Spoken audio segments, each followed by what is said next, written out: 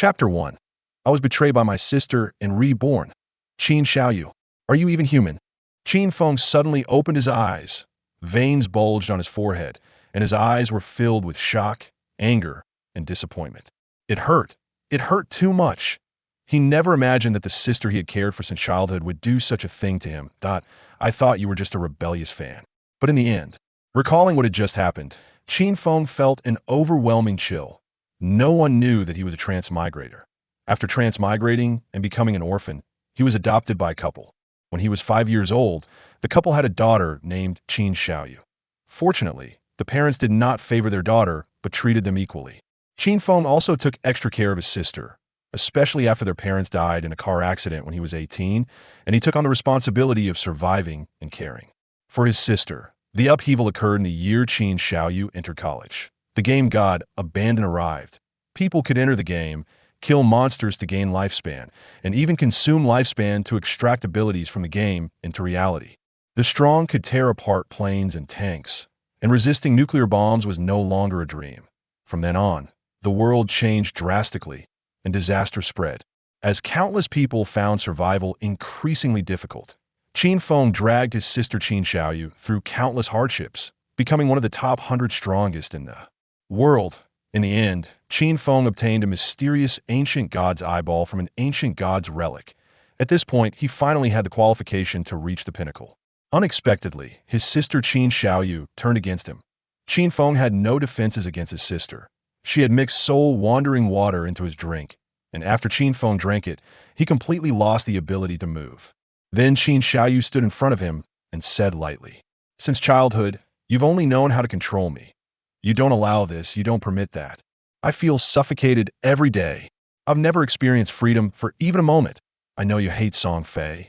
You never let me go to his meet and greet or his concert. How much have I missed because of you? But do you know? Brother Song Fei contacted me today that he has always known of my existence.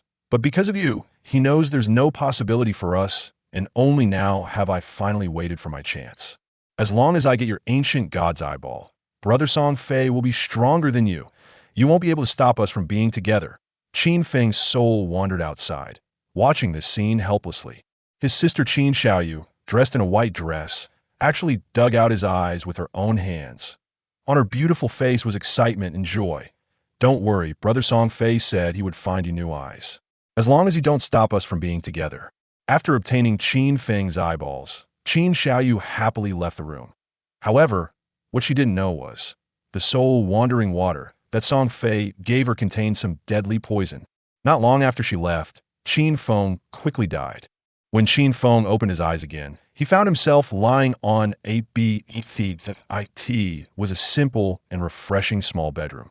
The curtains by the floor-to-ceiling window were gently blown by the breeze, and warm sunlight streamed through the gaps, falling on the blanket that I've returned. To 9 years ago, I've been reborn. Qin Feng sat up from the bed, feeling a bit dazed. Recalling the events of his last life, Qin Feng's expression turned cold. Song Fei. This person was a star in the Great Xia. Since he was just a trainee, Qin Xiaoyu had already followed him and, like many fans, was very enthusiastic and rebellious. Because of this, Qin Feng kept her in check. No late nights, no going to bars, no smoking. This what suffocates you. In the era of the God Abandon game, I didn't let you team up with strangers. For your safety, I took you leveling up from start to finish. And you think that made you feel unfree? Qin Feng still remembered that on the day the God Abandon game arrived, Qin Xiaoyu was arguing with him. Because Song Fei had a concert in a neighboring city, Qin Xiaoyu wanted to buy a ticket to go, but Qin Feng refused because she had a calculus exam that day. Not going to the exam to see a concert. How could Qin Feng agree? As a result, Qin Xiaoyu still snuck out with her friends. Qin Feng had planned to wait for her apology, but the next day, the God Abandon game arrived. Worried for Qin Xiaoyu's safety, Qin Feng sought her out to make amends. Under Qin Feng's protection, Qin Xiaoyu faced no setbacks or difficulties during this disaster era, and many envied her for having such a brother. But who would have thought that? In her heart, her brother Qin Feng, who had cared for her for over 10 years, was not as good as a pop idol. Brother Song Fei? Hee. Qin Xiaoyu, I didn't expect you to be so stupid. Even if you got the ancient god's eyeball, using it yourself is one thing, giving it to someone else. Do you really think that Song Fei knows you and likes you? Qin Feng smiled coldly. With the God Abandoned game arriving, the once popular star Song Fei, while doing decently, was ultimately just a second-rate expert, not even comparable to a finger of Qin Feng. In 9 years, Song Fei had never had any interaction with Qin Feng or Qin Xiaoyu. Yet as soon as Qin Feng obtained the ancient god's eyeball, the other party came knocking. It was obvious that the only purpose was the ancient god's eyeball, and Qin Xiaoyu naively believed it was for her sake, that in my last life, to protect you, I missed too much. I missed many people, many opportunities that I gave up many dangerous areas just because I didn't want to lead you into danger. If not for that, I might not just be in the top 100 globally, but could have gone further. Since you think that my care and protection are shackles, then so be it. This time that I'll act as if you don't exist as my sister. Without your burden, I will only be lighter. If it were anyone else who did such a thing to Qin Feng after being reborn, he would never let them go easily. But Qin Xiaoyu. After all, she was the biological daughter of his adoptive parents. In memory of his deceased parents, Qin Feng was willing to give her a way out, but the opportunity would only come once from now on. Let her fend for herself. As for that Song Fei, he naturally went on to Qin Feng's hit list. And when Qin Feng decided to shake off the burden of Qin Xiaoyu, he felt an instant sense of relief, as if a weight had been lifted. He had never felt this relaxed in all these years. Qin Feng was eager to see how high he could reach without the dead weight of Qin Xiaoyu at that moment. A mechanical, cold voice suddenly echoed in Qin Feng's mind, and a series of mysterious characters appeared before his eyes. Judgment Eye activating. You have obtained the Judgment Authority. The cold voice startled Qin Feng for a moment. Judgment Eye? Judgment Authority? Is this the ancient god's eyeball I obtained? The Judgment Eye is an ancient god relic. When I obtained it, it was already bound to me. Even if my eyes were dug out, it cannot be taken away. So, this thing came back with me in my rebirth. In his previous life, Qin Feng had never managed to activate this thing. He never expected that after his rebirth, this ancient god's eyeball would actually activate. Chapter 2. The Judgment Eye. The Authority of the Ancient God. What is the use of the Judgment Eye and the Judgment Authority? Qin Feng was somewhat confused. He closed his eyes. In the darkness, it seemed as if there was an eyeball that had existed since time immemorial, staring back at him. In front of Qin Feng, a line of explanatory text appeared.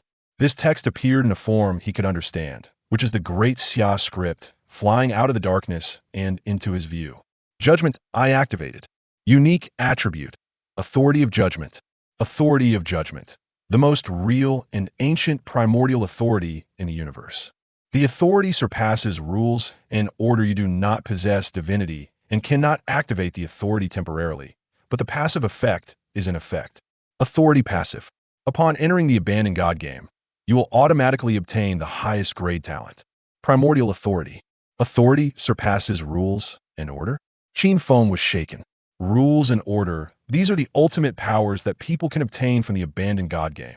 In his previous life, 7 years after the arrival of the Abandoned God game, a powerful individual escaped from the land of the Abandoned Gods and finally reached the land of order, which gave him a chance to grasp the power of order. In fact, for a full 9 years, as far as Qin Feng knew, no one on Blue Star had obtained any power of order.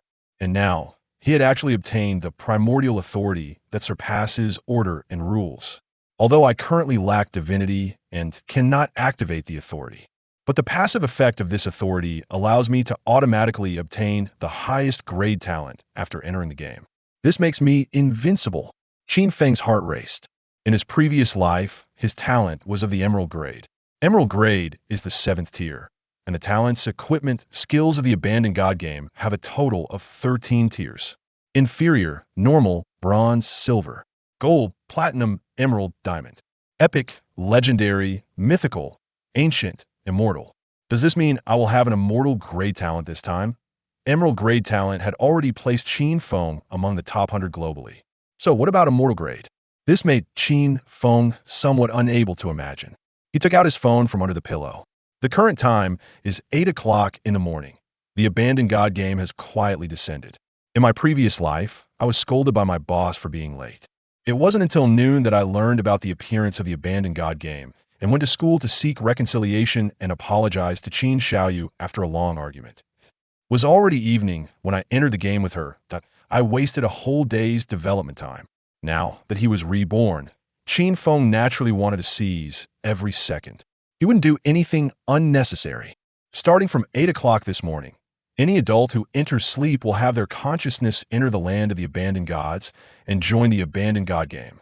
At the same time, our bodies in reality will become ethereal.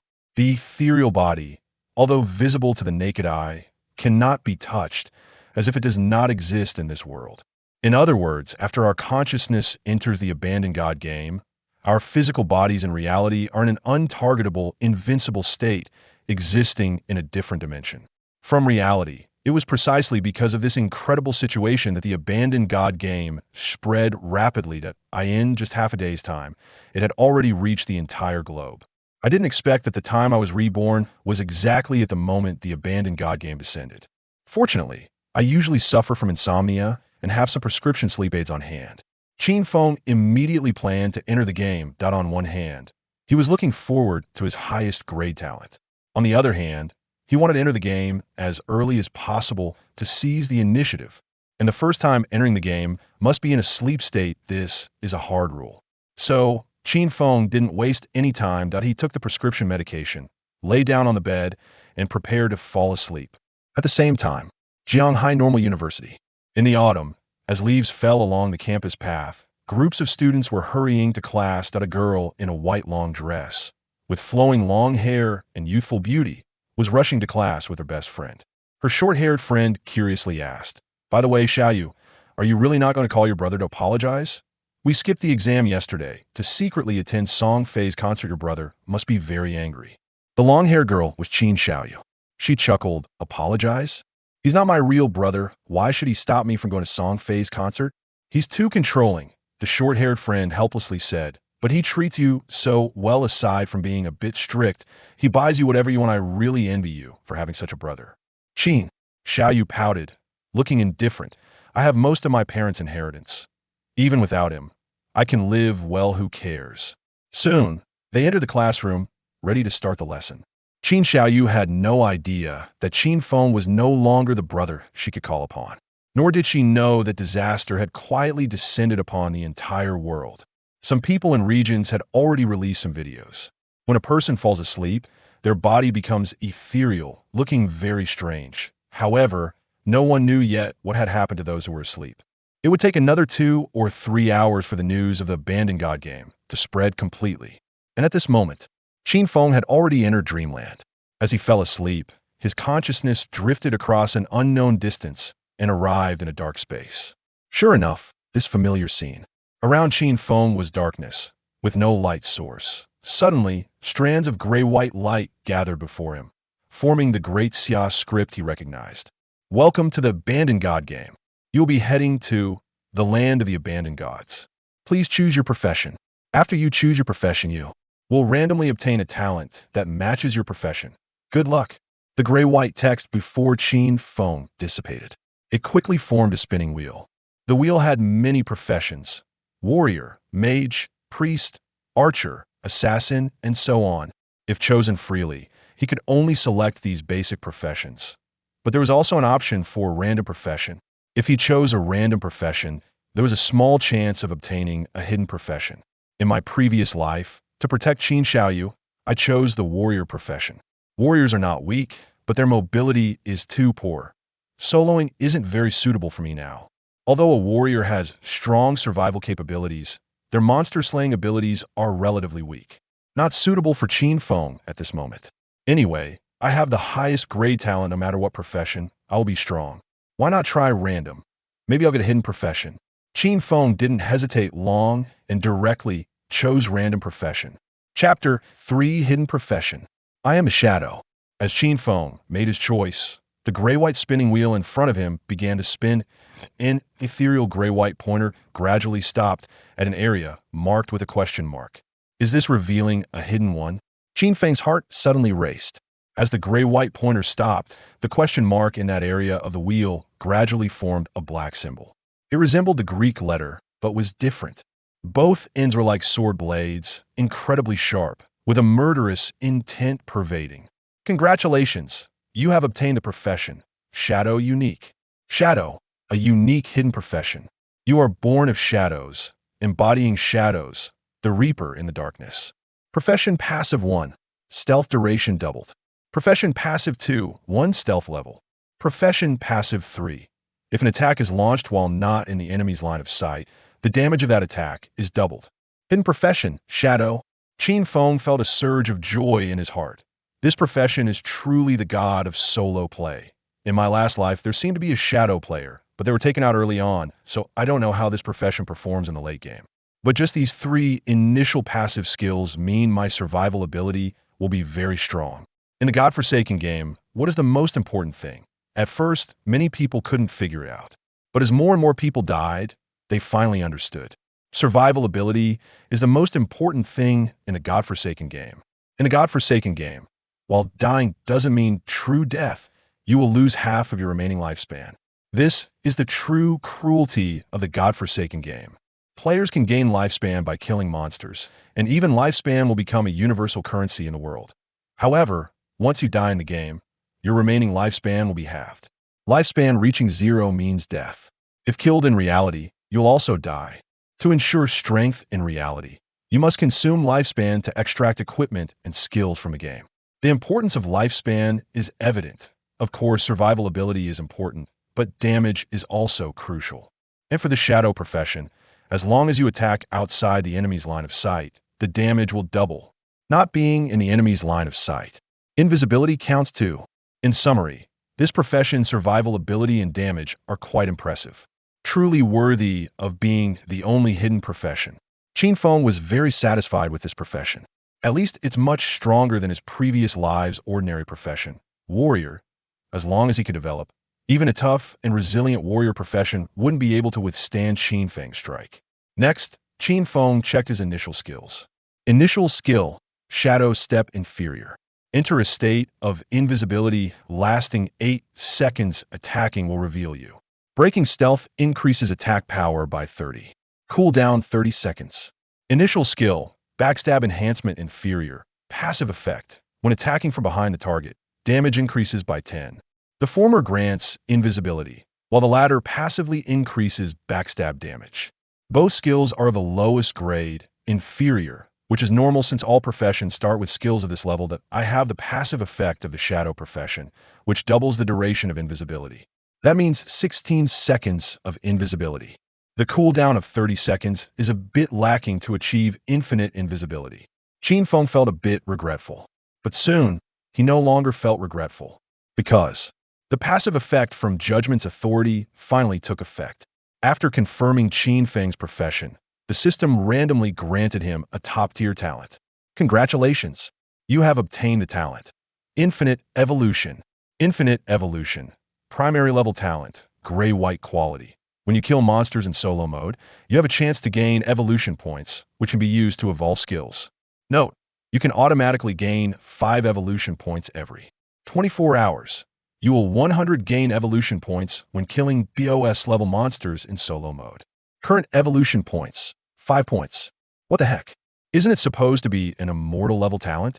Why is it a gray-white quality primary level talent? Qin Feng was a bit dumbfounded. Primary level, he had never heard that grade.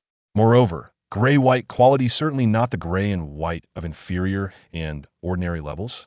It really didn't seem like a top-tier talent. Of course, whether a talent is strong or not ultimately depends on its effects. Infinite Evolution can evolve skills? If so, I'll try to evolve the Shadow Step skill first.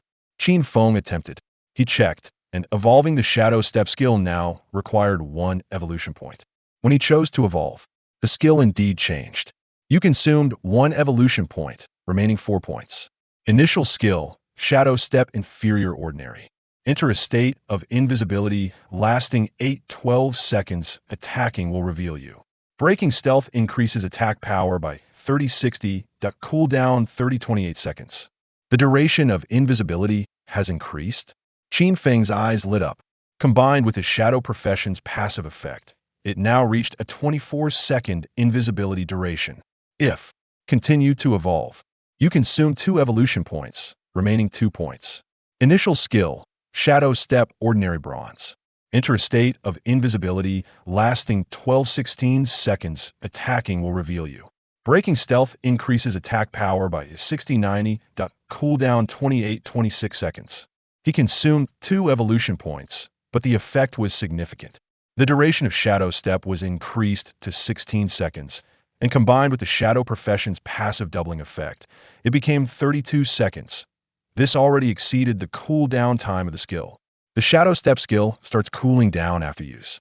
Now, with such a long invisibility duration, I can achieve infinite invisibility, and each Breaking Stealth attack will additionally add 90 attack power. Don't underestimate that extra 90 attack powered. In the early stages of the Godforsaken game, a mage, archer, or warrior profession would have an attack power of about 20 to 30 points. 90 attack power is equivalent to several times higher damage than others. Additionally, MY Shadow Profession's passive doubles damage when attacking while the opponent is unaware. This extra 90 attack actually equates to an additional 180 attack. Qin Feng couldn't help but click his tongue. His initial combat power was already equivalent to the power he had after a day of development in his previous life. This is the effect of the only hidden profession combined with the top-tier talent. Primary level talent. It seems indeed to be a top-tier talent, and this talent is named Infinite Evolution. Doesn't that mean I can keep evolving skills, and their effects will become increasingly overpowered? Qin Feng could only say. His crossover and rebirth buffs were indeed stacked high and hadn't disappointed him. Moreover, since evolution points can be obtained by monster farming, Qin Feng didn't need to save them. Use them as they come, converting them into combat power for maximum gain. Continue evolving. Chapter 4. The Land Abandoned by Gods, Shelltown.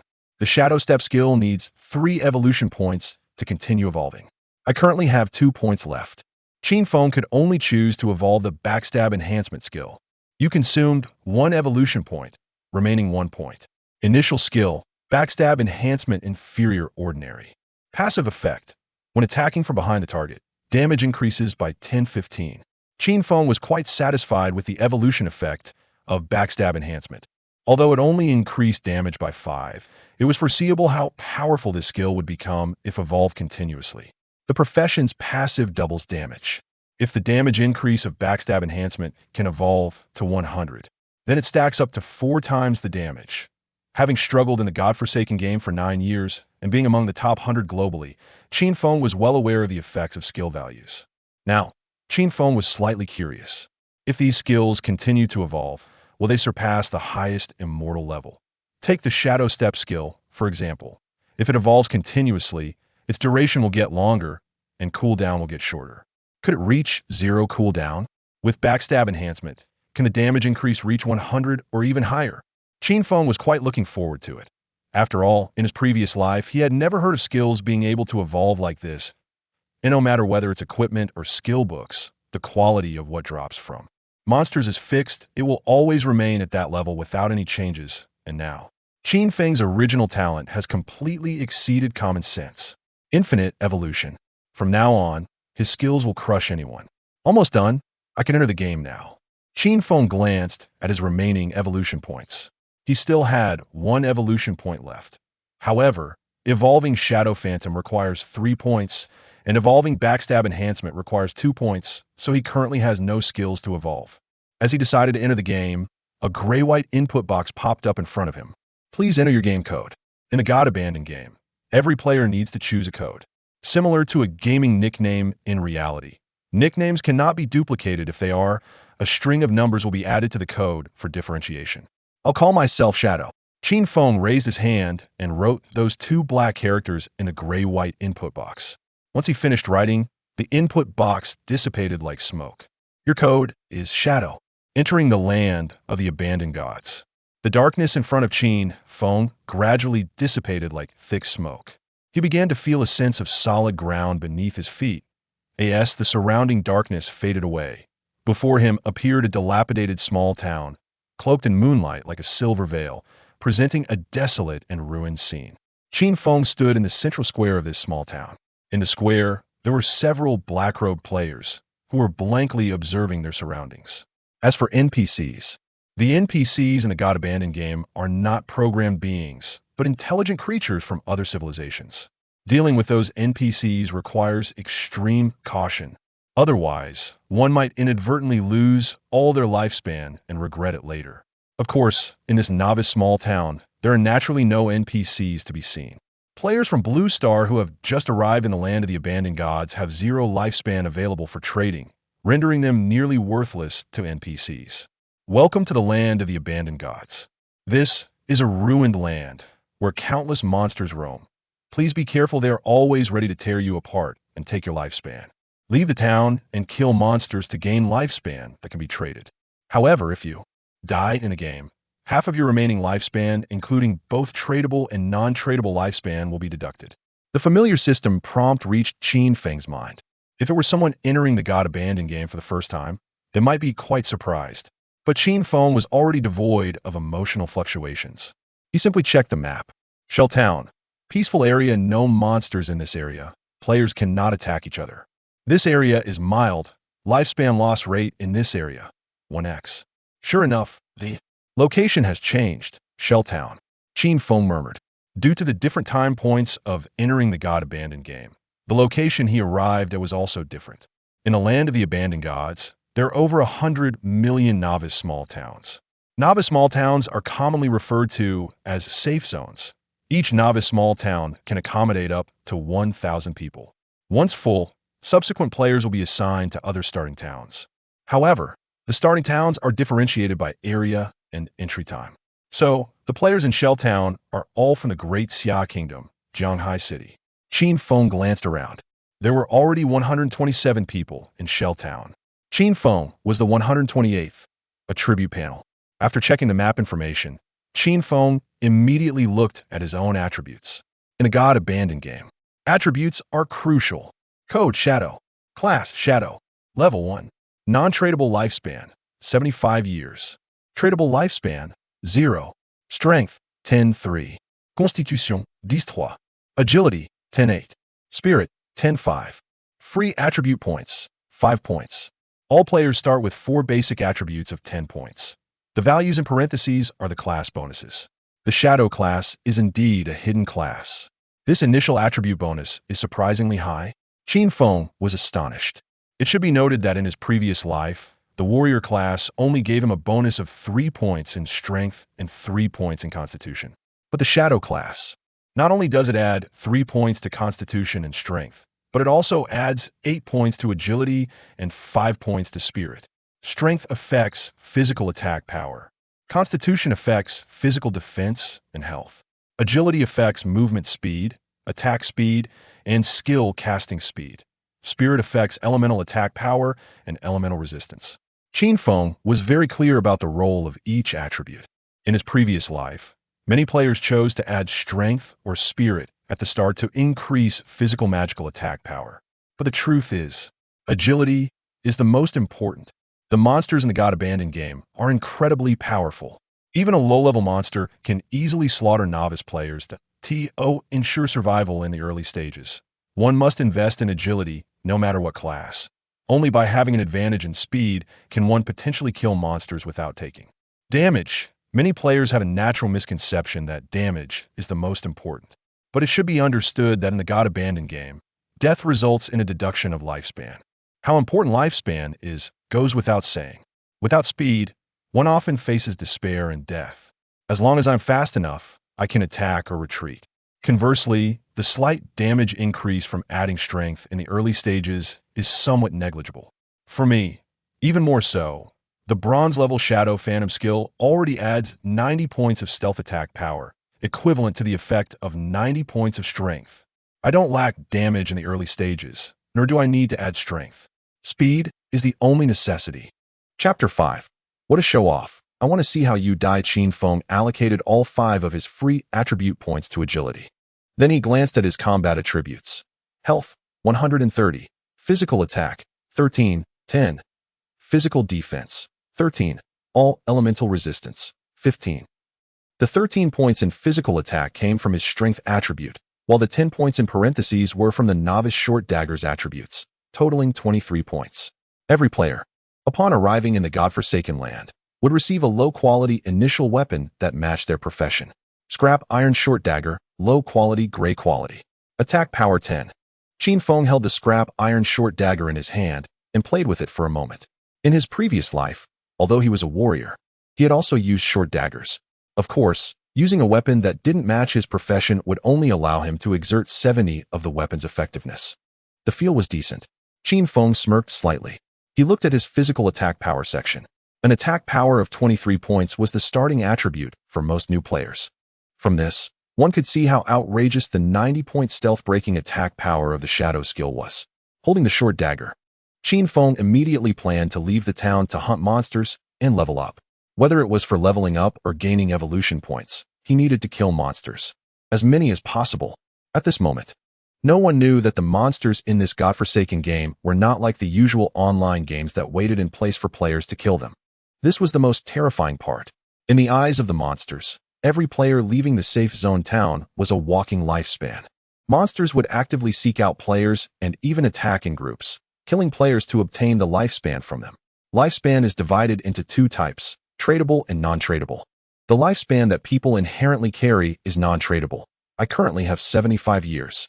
Non-tradable lifespan has only one purpose, to keep a person alive.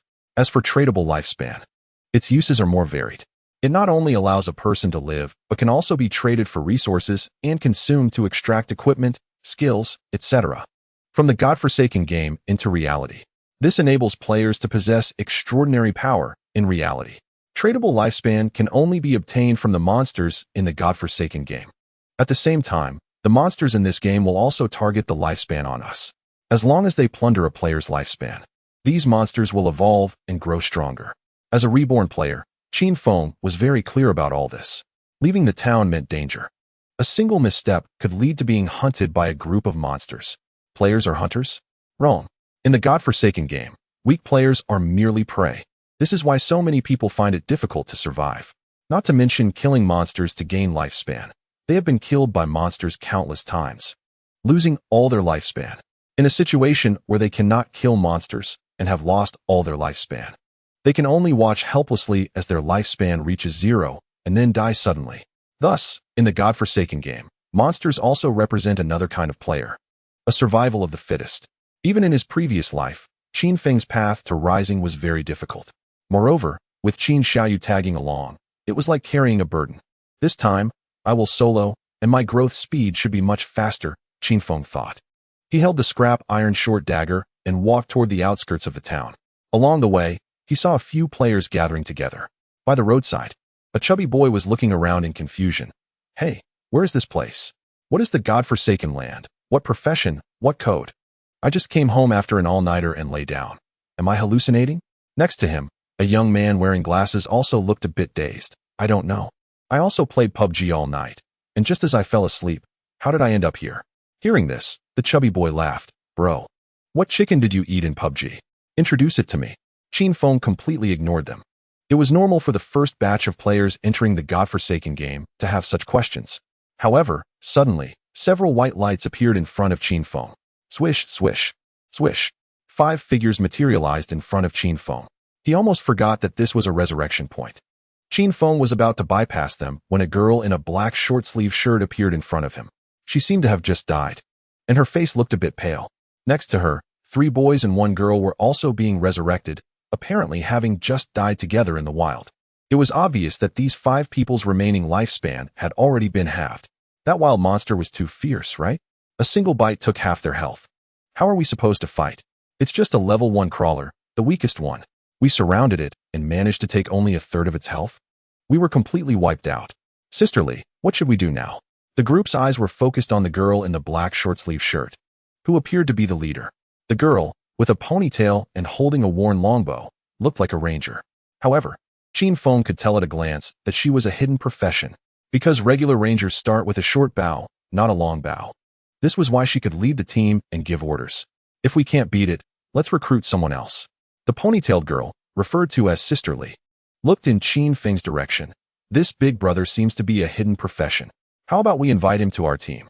The more people, the better. After all, the team limit is 6, and we still need 1 more person.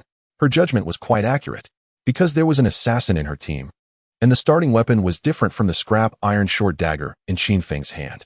So a soft-spoken long-haired girl proactively approached Qin Feng. Brother, will you join our team? The wild monsters outside are very strong, We can't handle them alone. Our team has already been wiped out once. We have experience. Upon hearing this, Qin Feng couldn't help but laugh. Experience? More like experience in dying. Qin Feng shook his head, ignoring the girl, and walked straight toward the town's exit. This attitude clearly indicated his rejection of their invitation to team up. This situation made Sister Li and the three boys behind her frown. They didn't expect that this man, who looked like an assassin, would be so disrespectful. The most important thing was that Qin Feng seemed to be leaving the town alone. This is hilarious. We said the outside is dangerous, and this guy is still going out alone? He wants to kill the monsters that even 5 of us can't handle? Don't be like that. This person is a hidden profession, and being an assassin type, he might not be able to beat them, but could escape. The group chatted and laughed without paying too much attention. Only Sister Li, taking advantage of Qin Feng's proximity, instinctively checked his information and learned his code name. Code name, Shadow? Quite the show-off. Sister Li sneered as she watched Qin Feng's retreating figure. Let us follow and see how he dies. Maybe we can find out the monster's patterns. She waved her hand and led her team to follow. It wasn't that she was interested in how others died. It was just that this unfamiliar place was too strange, and she wanted to observe others to gather more information. Qin Feng reached the town's boundary. This boundary was not very obvious, only marked by some broken, decayed wooden fences. Once crossed, it was no longer a safe zone. As he left, Qin Feng noticed that Sister Li was following him from a distance. Shadow. Qin Feng didn't hesitate at all and activated his skill. In an instant, his figure seemed to blend into the surrounding environment, disappearing from the sight of those few people. Chapter 6, Crawler? One-shot kill. Hey, where did the person go? The 5 people, including Sister Li, were stunned. They looked left and right, but found no trace of Qin Feng. The tall male assassin in the group was a bit confused. Is this an invisibility skill? The initial skill includes invisibility. What kind of profession is this? So awesome. He actively chose the assassin profession, which doesn't have an invisibility skill at the start. The 5 of them searched for a long time, but couldn't find Qin Feng. And they didn't dare to leave the safe zone, so they had no choice but to reluctantly return to Shell Town. Sister Li said in a deep voice, "It's too dangerous outside. We died once, and our remaining lifespan has been halved. Let's search the town first and see if there are any opportunities for improvement." The soft-haired girl's eyes lit up. Yes. Let's first look for treasure chests or something. The tall male assassin had a good attitude and smiled, saying, "Look at you all being so nervous." Although this game seems a bit strange, claiming it can affect our lifespan is absolute nonsense in my opinion. Since we've respawned, we should just go out and take down that crawler. Another male warrior said, "I think so too. We worked hard to bring its health down by nearly half. We can't let that little guy take advantage of it." Sister Li scoffed. "Our combined output barely took the crawler down to less than half health. He can only rely on invisibility to save himself, and he wants to kill the crawler? Dream on." Qin Feng, of course, had no idea about Sister Li and the others' choices. Even if he did, he wouldn't care, because there wouldn't be anything in the initial town to help improve strength. It was just a safe resting place for players. At this moment, Qin Feng activated his shadow skill and walked on the dark scorched earth. Once invisible, all sounds of footsteps, breathing, and heartbeat would be eliminated, except for his collision volume. Everything else was as if this person did not exist. The only way to see an invisible unit is through an anti-invisibility skill. Of course, as a shadow profession, Qin Feng had a built-in invisibility level of 1. In the early stages, no players or even wild monsters could discover his invisibility. Soon, Qin Feng left the town and walked over 100 meters to a sparse forest. From a distance, he saw the silhouette of a crawler resting in the woods. Crawler 1. Grade Normal, evolving. This thing just killed those 5 players and is digesting their lifespans? Qin Feng squinted. He had seen this kind of thing many times in his previous life. Monsters, after hunting lifespans from players, need time to evolve. The crawler in front of him was clearly greedy. Having hunted 5 players, it could already find a safe place to evolve, yet it remained here, obviously wanting to kill more. Since that's the case, spit out the lifespan for me. Qin Feng found a hidden corner. When the invisibility time ended, he activated Shadow again, seamlessly transitioning between the 2 invisibilities.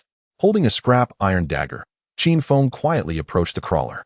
As he got closer, he could even smell the rotting odor coming from the crawler, which was quite unpleasant. The shadowy outline gradually became clearer. It turned out to be a faceless person with gray skin and long, thin limbs, crouching beside a tree, surrounded by a grayish-white mist. That grayish-white mist was the visualized state of lifespan, indicating that this crawler was consuming lifespan and trying to evolve. Lifespans that had not been digested by the monster would, after the monster's death, be converted into loot at a certain ratio. Without hesitation, Qin Feng maintained his invisibility and approached the crawler from behind, striking instantly. The scrap iron dagger emerged from the darkness, transforming into a glimmer of cold light, accurately landing on the crawler's nape. The nape was one of the crawler's weak points. Hitting a weak point would increase damage by 50, resulting in 15 times the damage. 372, weak point attack. With just one strike, grayish-white blood flowed from the crawler's nape, and it instantly went limp on the ground. This shadow profession is too strong. Qin Feng was shocked himself. However, he knew very well that this was not solely due to the shadow profession. The majority of his damage came from the evolved shadow skill. With an additional 90 attack power, his damage multiplied by 2 or 3 times. If it were just the initial low-quality shadow skill, the damage wouldn't even reach half of what it was now. You have killed the crawler, 1. You have gained 10 experience points. In addition, on the crawler's corpse, there was a grayish-white mist condensed into a fist-sized light orb, which was the visualized lifespan that could be collected. Qin Feng reached out and grasped the grayish-white mist. You have gained 3 days of lifespan, tradable. You have gained 54 years and 155 days of lifespan, non-tradable.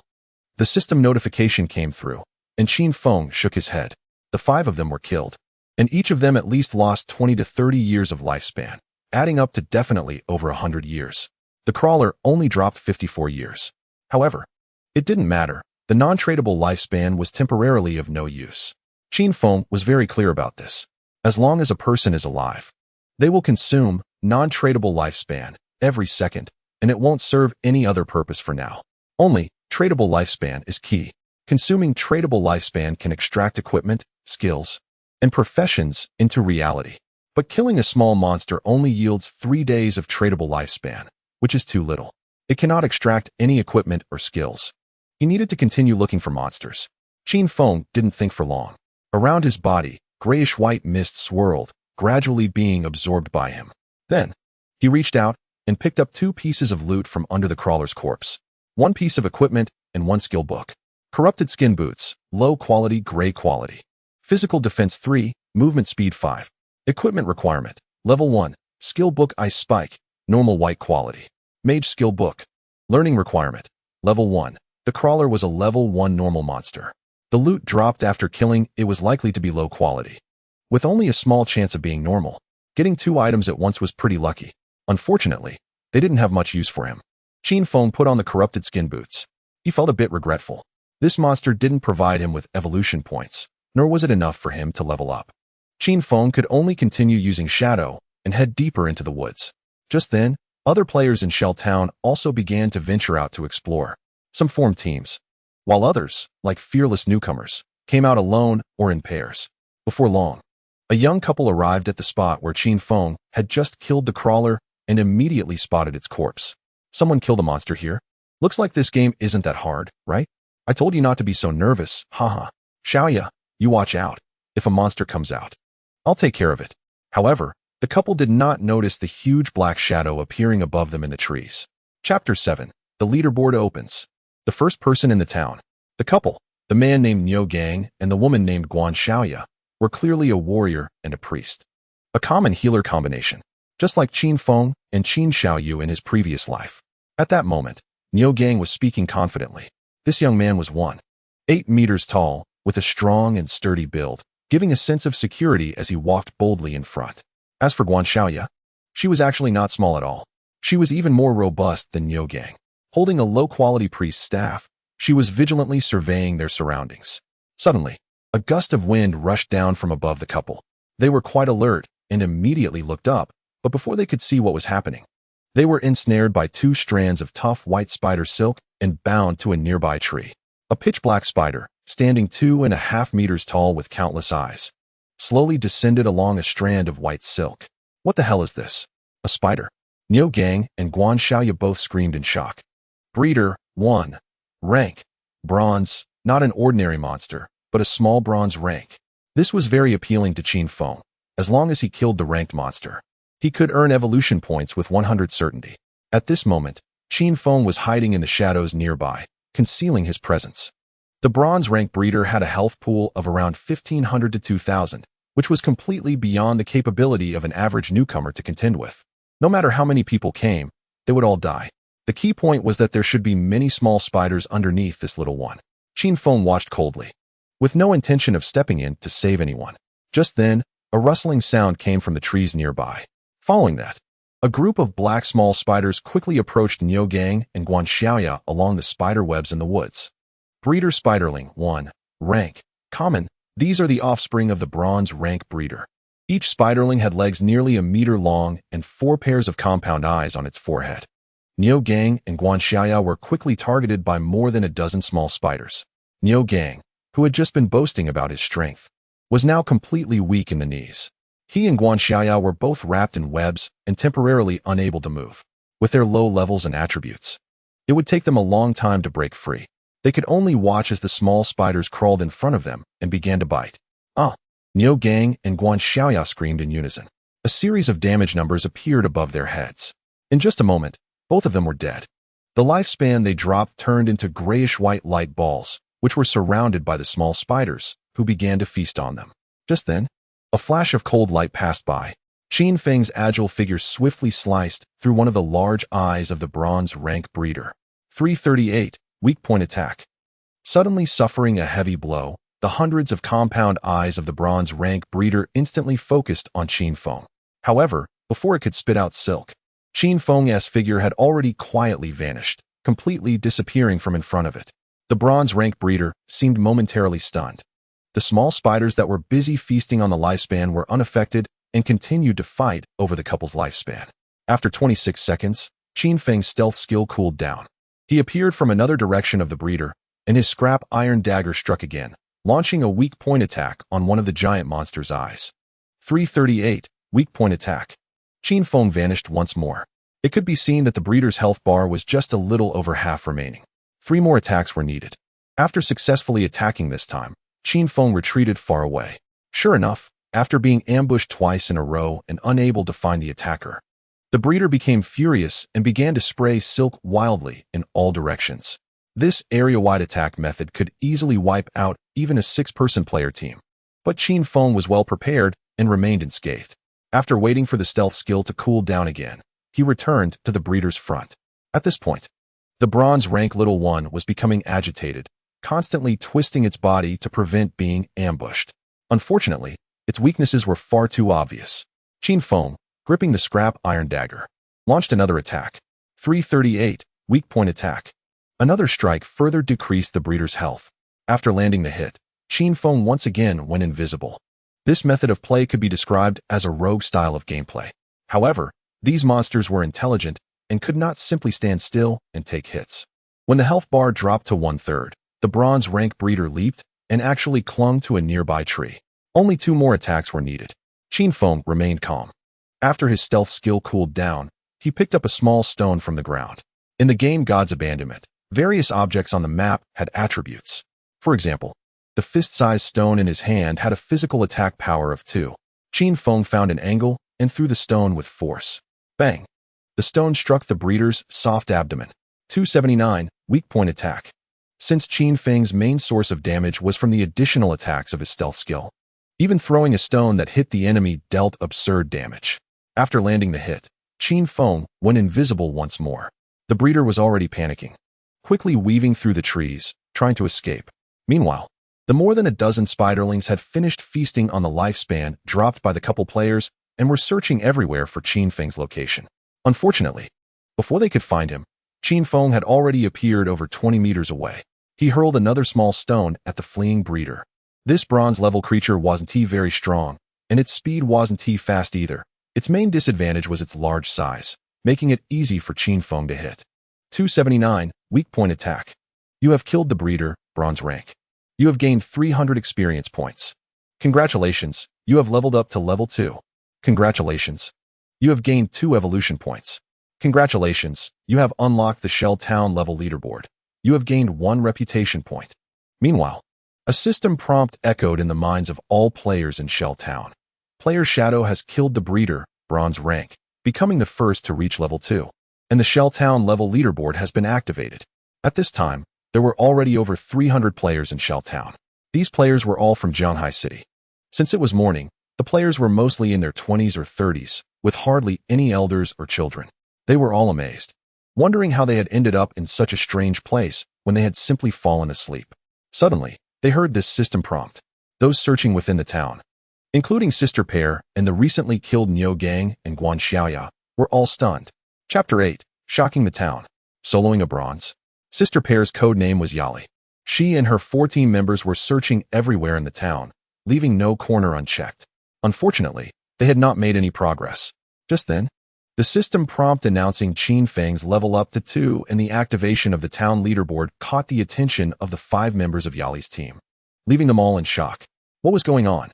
Sister Pear wondered if this shadow was the guy who had just gone out alone. How could he have reached level 2 so quickly? The key point was that he had killed a bronze rank creature, right? Our team can't even kill a common monster, and he can solo a bronze? What kind of joke is this? But the system prompt couldn't be wrong. Did he team up after going out? No. Look at the leaderboard. There's only his name on it. On the Shell Town level leaderboard, currently, there was only one name, Shadow, standing alone at the top. This made the 5 members of Yali's team unable to believe it. Sister Pear, holding her longbow, stood there in shock. She had experienced how strong the monsters outside were in this strange game. 5 of them had gone out together, only to be wiped out by a level 1 common monster. They hadn't even managed to take half of its health. But now the Shadow, whom she thought was going out to seek death, had actually soloed a bronze rank. This was unscientific. Sister Pear began to question her life choices. Niu Gang and Guan Xiaoya had just revived in the center of the town. The system notified them that their lifespan had been halved. Originally having 40 to 50 years left, they now had only a little over 20 years. This made their faces look somewhat grim. Guan Xiaoya's face was a bit pale. Niu Gang, do you think this lifespan deduction is real? Niu Gang shook his head vigorously. Impossible. How could such mystical things exist in this world? Guan Xiaoya's expression was complicated, but we clearly just fell asleep.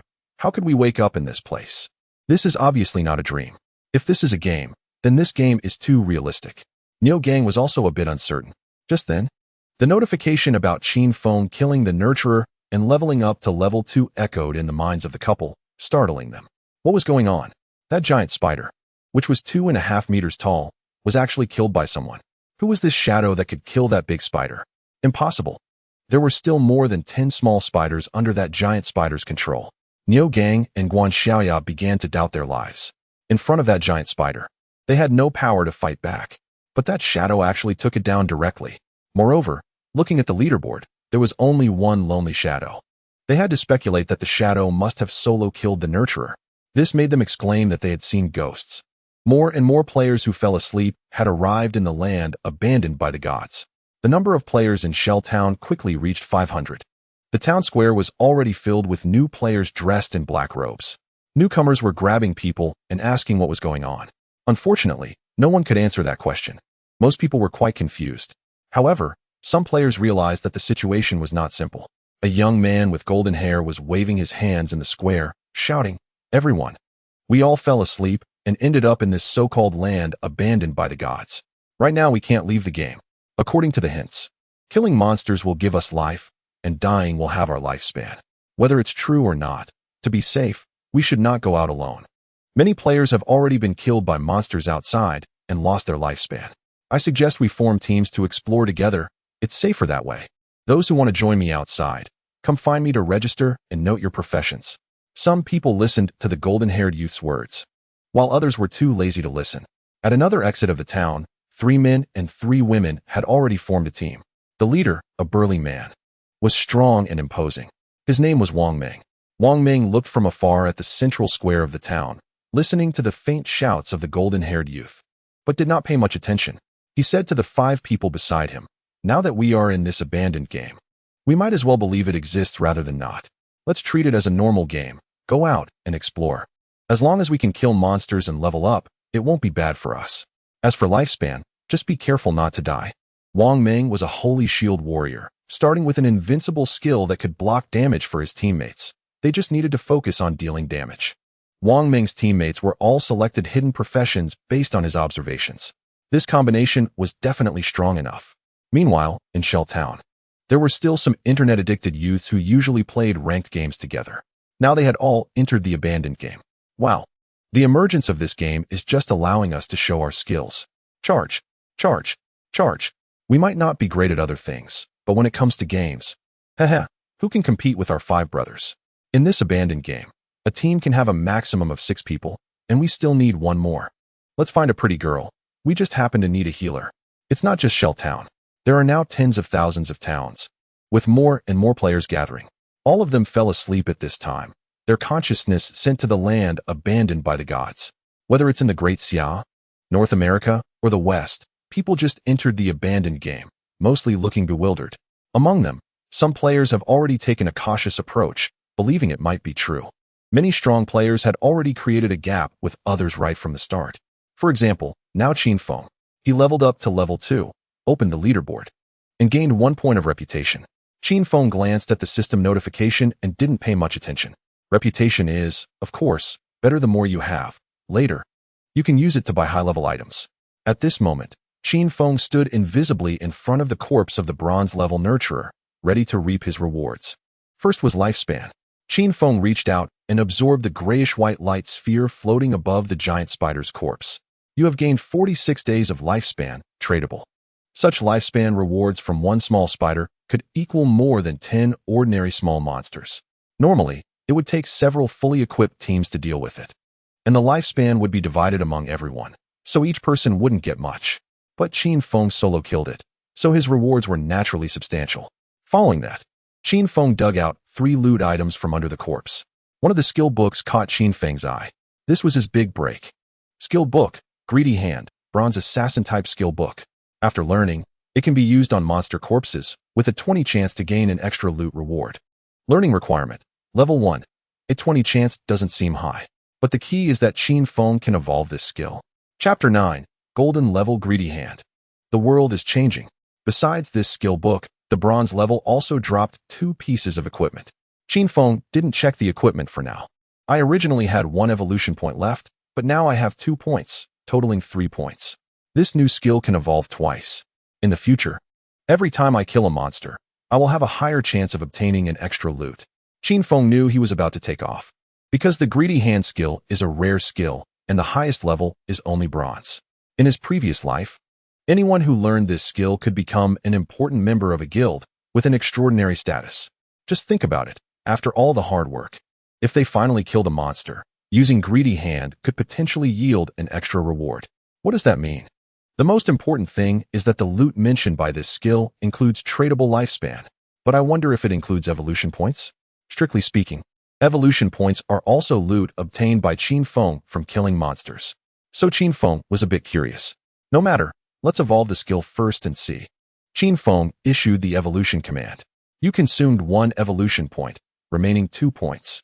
Greedy Hand, Bronze to Silver Assassin type skill, can be used on monster corpses, with a 20 to 40 chance to gain an extra loot reward. The probability has directly doubled. The evolution effect of this skill made Qin Feng's eyes light up. Continue. There are still 2 evolution points. Let's use them all. You consumed 2 evolution points, remaining 0 points. Greedy Hand, Silver to Gold Assassin type skill, can be used on monster corpses, with a 40 to 70 chance to gain an extra loot reward. From silver to gold, the skill effect significantly improved. It actually increased from a 40 chance to 70. If I evolve it 1 more time, wouldn't that be 100? Qin Feng's heart raced. In the abandoned game, this skill was only at the bronze level, but through the original primary talent, he could infinitely evolve it, actually enhancing its effect indefinitely. In the future, when I kill monsters, I can get double rewards 100 of the time, even more than double. Qin Feng did not hesitate. He remained in stealth mode, aimed at the corpse of the nurturer in front of him, and released the Greedy Hand skill. There were still a total of 12 small spiders around the corpse, but they had no idea that Qin Feng was nearby. As he released his skill, a golden hand stretched out from the ground, reaching towards the nurturer's corpse. Skill Greedy Hand Determination successful. You gained 2 evolution points.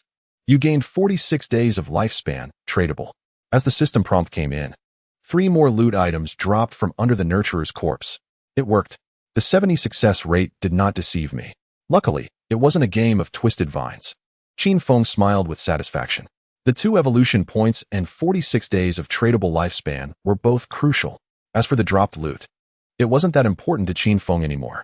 He had obtained 6 pieces of loot, but aside from the greedy hand skill book and an assassin weapon, the other 4 were not usable by him. The items for other classes would just be sold in the town later.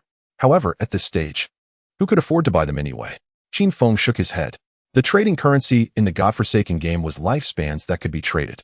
Since the game had just started, very few could afford the prices. He looked at the assassin weapon. Corrosive dagger, bronze attack power 35, agility 4. Equipment requirement. Level 1. There was nothing to think about. He directly swapped out the scrap iron short blade. Originally, when Qin Feng leveled up to level 2, he gained 2 points in all attributes, raising his attack power to 25. After equipping the corrosive dagger, Qin Feng's attack power surged to 50. It doubled. Of course, Qin Feng's damage did not double. The largest portion of his damage came from the extra hidden attack of the Shadow Step skill. The other 4 pieces of loot included 3 pieces of equipment and a skill book, but they were not bronze level. They were of ordinary quality. He began clearing the small monsters. Hopefully, he could get some evolution points. Next to the corpse of the caretaker, there were 12 baby spiders. And Qin Feng had no intention of letting them go. When he emerged from the shadows, he slashed through the abdomen of one spider, instantly killing it with a single blow. By the time the other baby spiders reacted, Qin Feng's figure had vanished again. With unlimited stealth ability, Qin Feng didn't need to consider survival at all in the early stages. Just as Qin Feng started grinding monsters, in the real world, Blue Star, Daxia, Jianghai Normal University, Qin Xiaoyu and her best friend Chu Yin were in class. Suddenly, an unusual situation in the classroom caught everyone's attention. A boy in the class was slumped over his desk, asleep.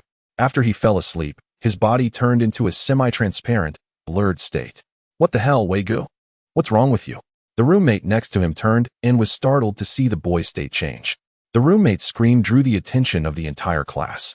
The Mediterranean middle-aged teacher, who was passionately lecturing, also stopped and looked at the boy with a puzzled expression. Many people gathered around, exclaiming in surprise. The roommate and the teacher quickly tried to reach out their hands, only to find they passed right through the boy's body. It was as if the boy didn't exist at all. Such a scene made all the students gasp in shock and tension. Xiaoyu, look at what's going on with Zhang Wei over there. The short-haired girl Chu Yin pulled Qin Xiaoyu to look at the seats a few rows ahead, her beautiful eyes showing some nervousness. Qin Xiaoyu frowned. She was wearing a white dress, looking pure and flawless, and due to her good looks, she had quite a few admirers at school. This was one of the reasons she held herself in high regard. After all, there were so many people fawning over her. At this moment, the area in front of her was already crowded. She had to stand up, moving gently and gracefully. Unfortunately, she wasn't tall enough. And only after tiptoeing could she finally see the boy slumped over at the seat ahead, his body in a semi-transparent, illusory state. Let me check online. Qin Xiaoyu returned to her seat, took out her phone, and quickly began searching. Soon, she found some chat records and images shared from other groups in some chat groups. Those images showed people sleeping, all in the same state as the boy slumped over. Online, countless speculations were spreading. But since no one had woken up from their sleep yet, no one knew what was happening. Chapter 10. I won't initiate contact with him. The classroom erupted into chaos. The Mediterranean middle-aged teacher shouted loudly, "Class, let's stop here for now. I need to communicate with the school leaders." After saying this, the teacher hurriedly left the classroom to make a phone call to understand the situation. The students in the classroom began to discuss among themselves, whispering. They all took out their phones to take pictures and upload them, chatting excitedly online. Qin Xiaoyu and Chu Yin did not participate in the discussion. They sat in their original seats, quickly scrolling through their phones. Soon, Qin Xiaoyu frowned slightly. It seems like this is a phenomenon happening all over the world. Especially in some countries where it's nighttime, many people are sleeping, and anyone who falls asleep ends up in this state. Chu Yin looked worried. What is going on? I need to contact my parents. Xiaoyu, why don't you ask your brother if he has encountered anything? Qin Xiaoyu shook her head, coldly saying, I won't take the initiative to contact him. Chu Yin sighed. But with something like this happening, is it really necessary to keep quarreling with family? Qin Xiaoyu chuckled. Family? He only knows how to control me. Does that count as family? Anyway, I can't be bothered to deal with him unless he apologizes to me first. If Qin Feng saw this scene, he would probably laugh. In her previous life, Qin Xiaoyu had the same attitude. She not only didn't take the initiative to contact Qin Feng, but even ignored his text messages and calls. It wasn't until the evening when Qin Feng came to the school personally to find her, seeking reconciliation and apologizing, that she was brought home like a prized possession to enter the godforsaken game with him. But this life was entirely different. She did not want to contact Qin Feng. Qin Feng certainly would not take the initiative to contact her. In Qin Feng's eyes, this sister he had taken care of for over a decade was already equivalent to non-existent. From the moment she personally dug out Qin Feng's eyes, he could no longer recognize her as his sister. The bizarre phenomenon continued to occur worldwide. Officials from various countries quickly released statements after research, stating that as long as people fell asleep, they would enter a semi-transparent, illusory state, with the cause currently unknown. They urged people to avoid sleeping as much as possible while waiting for experts to investigate. So far, no one who had fallen asleep had woken up. Therefore, those outside had no idea what was happening. Meanwhile, in the godforsaken land, in various small towns, many players who had entered the godforsaken game after falling asleep began to take action. They formed teams and started going out to hunt monsters. When first entering the godforsaken game, there was a prerequisite to log out, reaching level 3. Qin Feng was continuously killing in the dark forest. In the godforsaken game, leveling up was very difficult. In the early stages, solo play was almost impossible. If grouped, experience and tradable lifespans would be split, making leveling up slow. In Shell Town, it wasn't until 20 minutes after Qin Feng opened the leaderboard that someone else finally reached level 2. That was an elite hidden class team led by someone with the codename Wang Meng. 6 people simultaneously reached level 2, occupying ranks 2 to 7 on Shell Town's level leaderboard. As for the blonde youth leading dozens of players to hunt monsters, they soon discovered a terrifying fact. No monsters dared to approach them when they gathered together, no matter what kind of monster it was. Upon seeing this group of players from a distance, they all turned and fled. This resulted in the group having little to show for their efforts, with their only gain being that they became somewhat familiar with the terrain outside the town. Finally, Qin Feng had 3 evolution points. When he slashed down a level 1 crawler, he heard the system prompt, finally brightening his eyes. Just now, he had been killing the small spiders around the caretaker one by one. The 12 baby spiders had only given him 2 evolution points, with 1 point coming from the greedy hand skill. It was evident that without encountering something special, it was very difficult to obtain evolution points just by killing small monsters.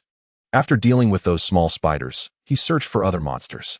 Maintaining his invisibility, Qin Feng moved like the wind through the dark woods. Soon, he took down 5 level 1 crawlers. At this point, the 5th crawler he killed finally awarded him 1 evolution point. He could evolve now. Qin Feng opened his attribute panel and continued to evolve Greedy Hand. You have consumed 3 evolution points, remaining 0 points. Greedy Hand, Golden Platinum Assassin class skill, can be used on monster corpses, with a 70,110 probability of obtaining an additional loot reward. The evolution effect exceeded all expectations. Qin Feng knew that in the abandoned god game, probabilities over 100 would still take effect. The 110 probability of Greedy Hand meant a 100 chance of an additional loot, with a 10 chance of obtaining a 3rd piece of loot. Excellent. After the evolution was complete, Qin Feng directed Greedy Hand at the crawler corpse before him. Skill Greedy Hand Judgment successful. You have obtained 1 evolution point. You have obtained 1 evolution point. You have gained 3 days of lifespan, tradable. You have gained 3 days of lifespan, tradable. Qin Feng's eyes lit up.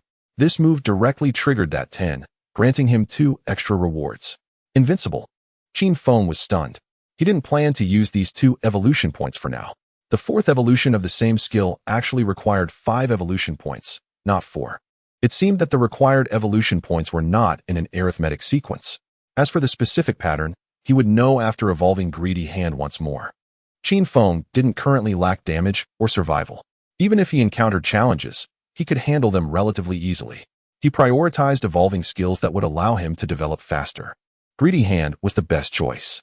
Qin Feng checked. I now have 146 days of tradable lifespan.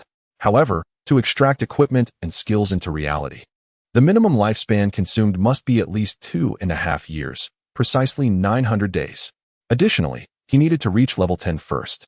Qin Feng maintained his invisibility and continued moving through the woods. Suddenly, he sensed a commotion ahead indicating a battle.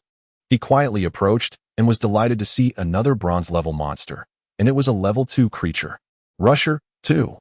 Grade, Bronze. It was a humanoid crawling creature with 6 legs, like a crawler, but with no eyes on its head, just a rotting mouth. Moving at an extremely fast speed, at least twice that of new players. It would be very unfortunate for a new player to encounter this one, as there was simply no chance to escape. Killing the rusher was far more difficult than killing a breeder. Chapter 11. Instant Kill Polluter. Wang Meng's shock. When Qin Feng saw the rusher, he instinctively glanced at his agility. Thanks to the Shadow class bonus and the agility bonus from the Bronze Grade Corrosive Dagger, Qin Feng's agility attribute had reached 34 points. In the Abandoned God game, doubling agility does not mean doubling movement speed. Instead, there is a related calculation formula. With an initial 10 points of agility, his normal movement speed is about 3 meters per second, and at full sprint, it can reach 95 meters per second. Now, with 34 points of agility, his normal movement speed is 583 meters per second, and at full sprint, it is 17 to 18 meters. Qin Feng's speed was nearly twice that of some new players. Even so, it was just barely comparable to the rusher's speed. That was enough. Being able to catch up to the rusher meant he didn't have to worry about it escaping. Qin Feng hid in the shadows and looked ahead. He noticed that the rusher was chasing a group of players. The leader of that group was a burly man, holding a low-quality shield, trying to block the rusher's attacks while retreating. This strong man was Wang Meng, the second-ranked player in Shell Town. Behind him were 5 players with hidden classes, all looking serious as they released skills to attack the rusher. Unfortunately, whether it was the archer or the mage, the two ranged professions, their attacks had a hard time hitting the rusher. The rusher darted around, using its decayed claws and sharp teeth, quickly reducing Wang Meng's health to half. It should be noted that the base tankiness of the Holy Shield Warrior is very high. Their health and defense are over 30 higher than those of other new players. The process of the entire group leveling up to level 2 was all thanks to Wang Meng taking the brunt of the danger. But now, facing the bronze level rusher, Wang Meng was clearly struggling. Meanwhile, the rusher still had at least 90 health left. At this moment, the young sharp-eyed archer in Wang Meng's group missed 2 more attacks. Looking very grim. No, its speed is too fast. It's difficult to hit with ranged attacks. Wang Meng remained calm. Just keep attacking.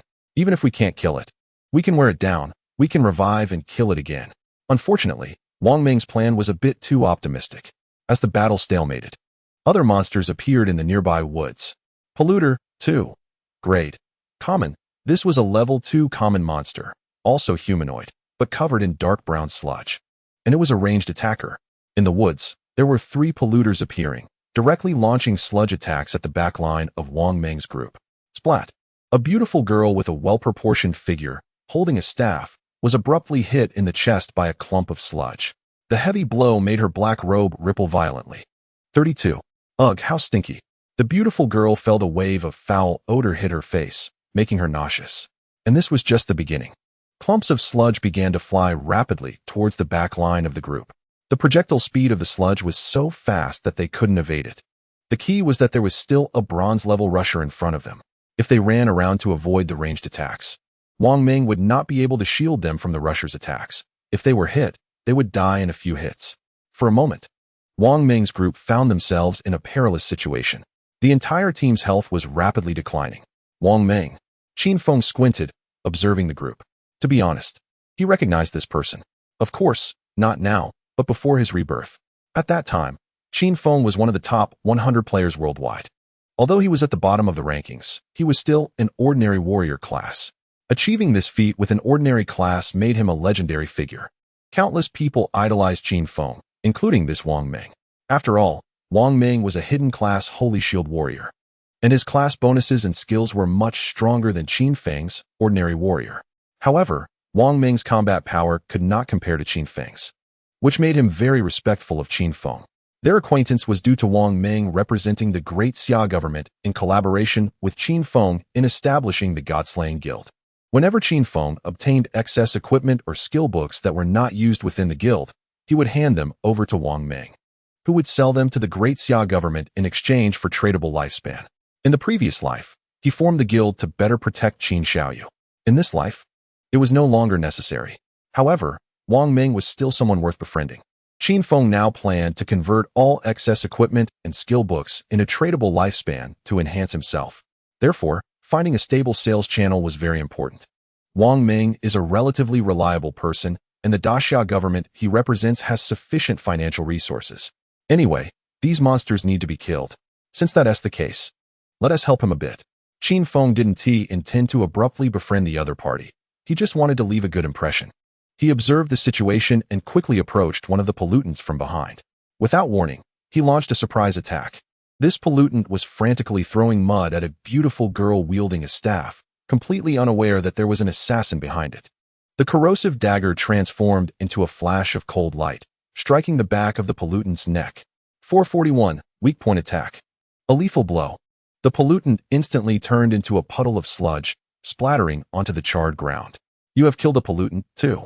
You have gained 20 experience points. You have gained 1 evolution point. You have gained 4 days of lifespan, tradable. The system prompt ringing in his mind surprised Qin Feng. This small monster could grant evolution points, which was quite lucky. He casually released the skill Greedy Hand. Skill Greedy Hand, check successful. You have gained 4 days of lifespan, tradable. Unfortunately, no evolution points. The probability of ordinary small monsters dropping evolution points was already low. The additional reward from Greedy Hand was an extra drop check, equivalent to Qin Feng killing another identical monster rather than copying a reward. Therefore, it was normal not to receive evolution points. Only by killing could there be stable evolution point gains. After taking down one pollutant, Qin Feng didn't rush.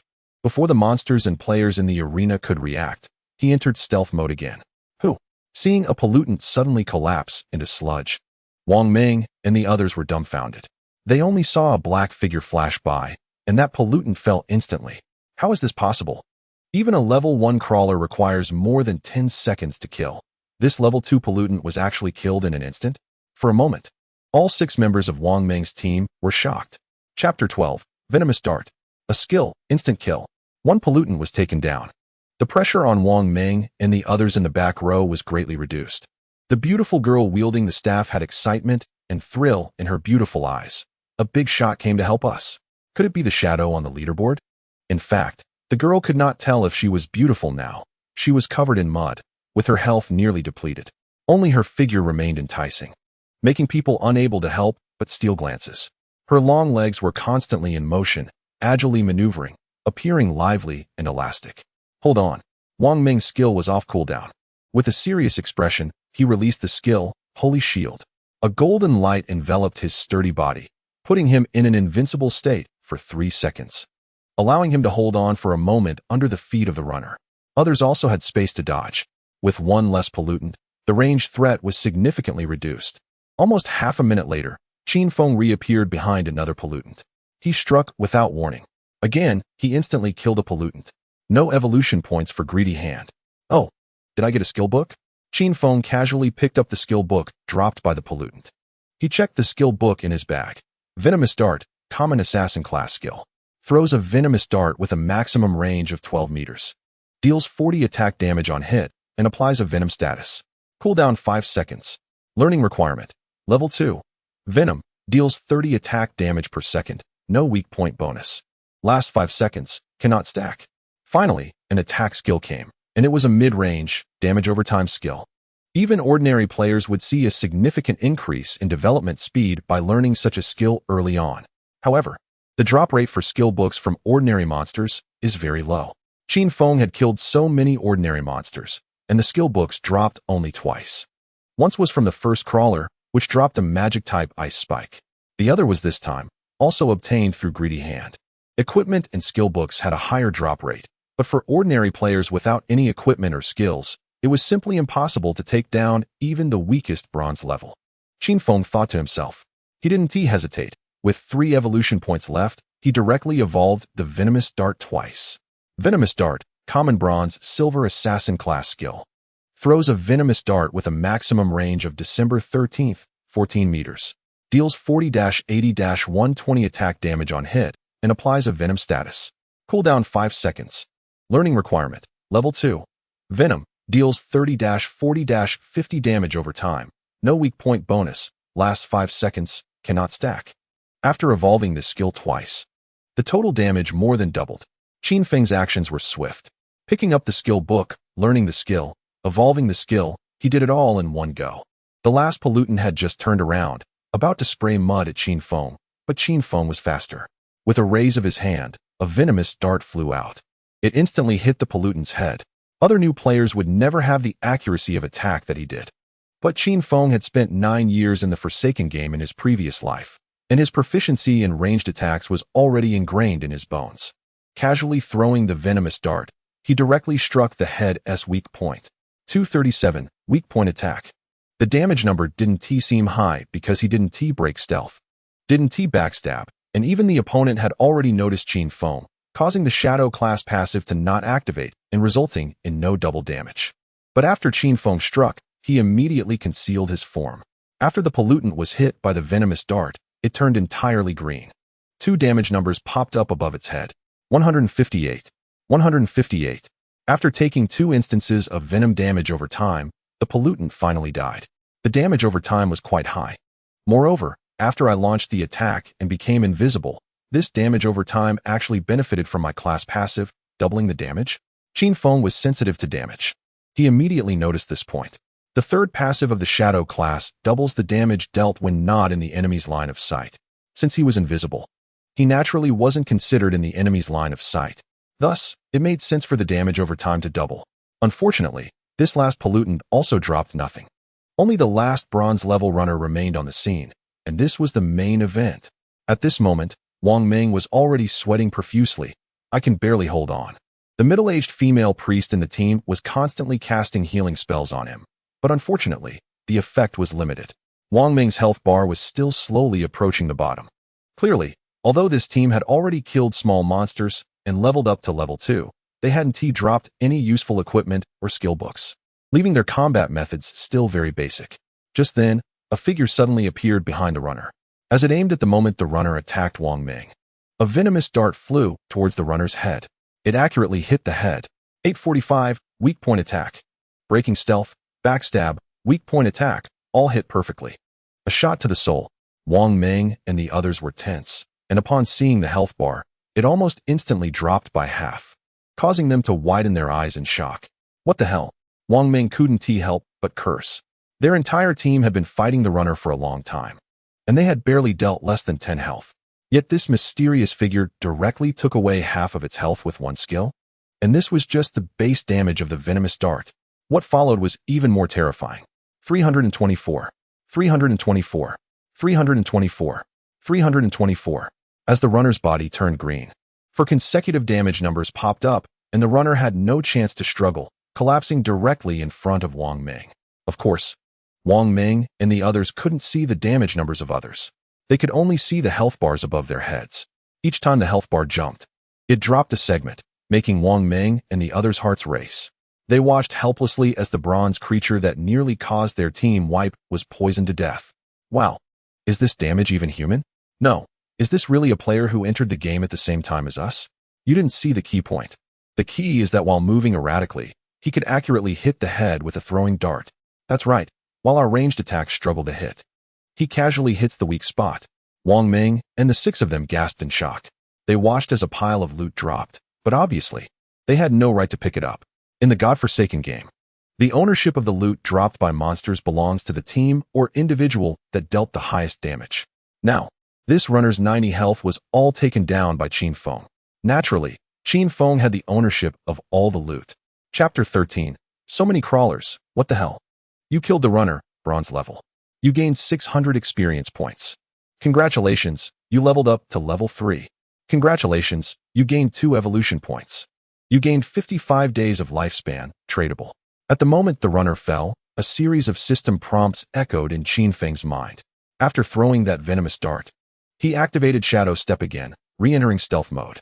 Now the cooldown for Shadow Step was 26 seconds, which was still a bit long, slightly affecting his monster farming efficiency. However, since he had evolution points, it was best to evolve Greedy Hand first. Qin Feng thought to himself. He quietly approached the runner's corpse and picked up a pile of loot. This scene appeared extremely bizarre to Wang Ming and the others. There was no shadow of a person. Did the loot next to the corpse suddenly disappear? Thanks, friend. Wang Ming knew that the big shot was nearby, and with a serious and sincere expression, he clasped his fists in thanks. Thank me? Qin Feng replied lightly, his voice seemingly coming from all directions. In the wild, don't trust others so easily. This made Wang Ming's expression turn serious. I understand. Thank you for the reminder, big brother. In the godforsaken game, only towns are safe zones.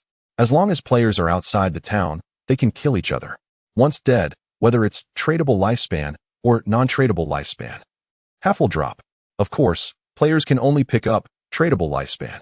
As for non-tradable lifespan, players cannot pick it up directly unless they use monsters to absorb it and then kill the monster to convert 50 out. It was clear that if Qin Feng wanted to harm Wang Ming, he could easily take them down, but there was no need, because they simply wouldn't drop anything. These guys were too poor. At this moment, Wang Ming also understood. If this big shot really had ideas about them, he wouldn't have reminded them. This made Wang Ming even more grateful. Then we'll take our leave, not to disturb the big brother in appraising the equipment. My name is Wang Ming. If you need any help in the future, just let me know. Wang Ming was very sensible, and after saying this, he planned to lead his team away. However, the beautiful girl behind him, covered in mud, suddenly waved her hand around. Big brother, I'm Black Plum Delizy. Can I add you as a friend? Hearing the code name the girl introduced herself with, Qin Feng almost laughed out loud. In fact, he knew this girl, of course, from his previous life. The reason she had this code name was that her real name was Lin Liu, her father's surname was Lin, and her mother's surname was Li, thus giving birth to Black Plum Delizy. This girl was indeed beautiful, with a lively and cute personality, and a figure that was quite attractive. As for her profession, it was the hidden class of seer, much stronger than an ordinary mage. In his previous life, Qin Feng had collaborated with her a few times. It seemed that her start was the same as in his previous life, directly teaming up with Wang Ming. Later, she became an official member of the Great Xia. Qin Feng shook his head secretly. He didn't need to befriend her right now. He simply said lightly, "Sorry, I'm not interested in Black Plum Delizy." The girl, unwilling to give up on adding Qin Feng as a friend, attempted to cling on. But the middle-aged female priest in the team helplessly dragged her away, turning to leave. Watching their retreating figures, Qin Feng felt a bit emotional. Wang Ming's profession as a holy shield warrior was still quite solid. Moreover, the middle-aged female priest in the team was also a hidden class, oracle priest, with an initial healing amount that was double that of an ordinary priest. Otherwise, this team wouldn't have lasted so long. My attack seems to be a one-shot kill. However, limited by the cooldown time of Shadow Step, it led to a long attack interval. From start to finish, it took nearly 2 minutes to deal with these 3 polluters. In 2 minutes, an ordinary team would have long been wiped out by the runner. Qin Feng shook his head, not thinking too much. This wave, he reaped a lot. After Wang Ming and the others left, Qin Feng released Greedy Hand on the runner's corpse. Congratulations, you gained 2 evolution points. You gained 55 days of lifespan, tradable. A bronze creature gave Qin Feng a total of 4 evolution points, plus 110 days of tradable lifespan, and 5 pieces of loot. The harvest was good. Among the drops, there were 3 pieces of equipment and 2 skill books. Only 1 piece of equipment was usable by Qin Feng. In the godforsaken game, there are too many professions, and it's common for other professions items to drop, which is normal. Runner's leather leggings, bronze assassin class equipment. Physical defense 9. All elemental resistance 5. Cooldown speed 15. Equipment requirement, level 2. The defense and elemental resistance of this equipment were not very useful to Qin Feng, but the cooldown speed of 15 was decent. He put it on directly. The cooldown time for Shadow Step was reduced from 26 seconds to 61 seconds, which was a good effect. In the godforsaken game, there is no cooldown reduction in regular attributes, only cooldown speed. In the later stages, cooldown speed attributes can generally be stacked to several 100%. For example, a cooldown speed of 400 means the cooldown is sped up 4 times, equivalent to 5 times the original. A skill that originally had a 20-second cooldown now only takes 4 seconds. In simple terms, final cooldown time, base cooldown time, 1 cooldown speed. Continuing to farm monsters, just 1 more evolution point, and he could evolve Greedy Hand to Emerald level. Qin Feng maintained his stealth and continued deeper into the dark forest. At the same time, Qin Feng's tradable lifespan had reached 268 days. He still had quite a few other profession equipment skill books. Once his backpack was full, he would return to the town first to convert the items into tradable lifespan. At that time, he could consider extracting the equipment skills back to reality. It's no exaggeration to say that Qin Feng's development speed was over 100 times faster than in his previous life. It may sound like his previous life's development speed was very slow, but that was unavoidable. As the number of players in the town increased, the monsters outside would also gather. New players wanting to hunt monsters would find the difficulty skyrocketing. Instead, many player teams were being hunted down by groups of monsters, constantly losing lifespan. For example, in the current Shell Town, Wang Ming, leading his hidden profession team, had already returned to an area closer to the town, where only level 1 monsters spawned, not level 2. To their shock, when they returned, they quickly saw a 6-player team being surrounded by more than 10 crawlers.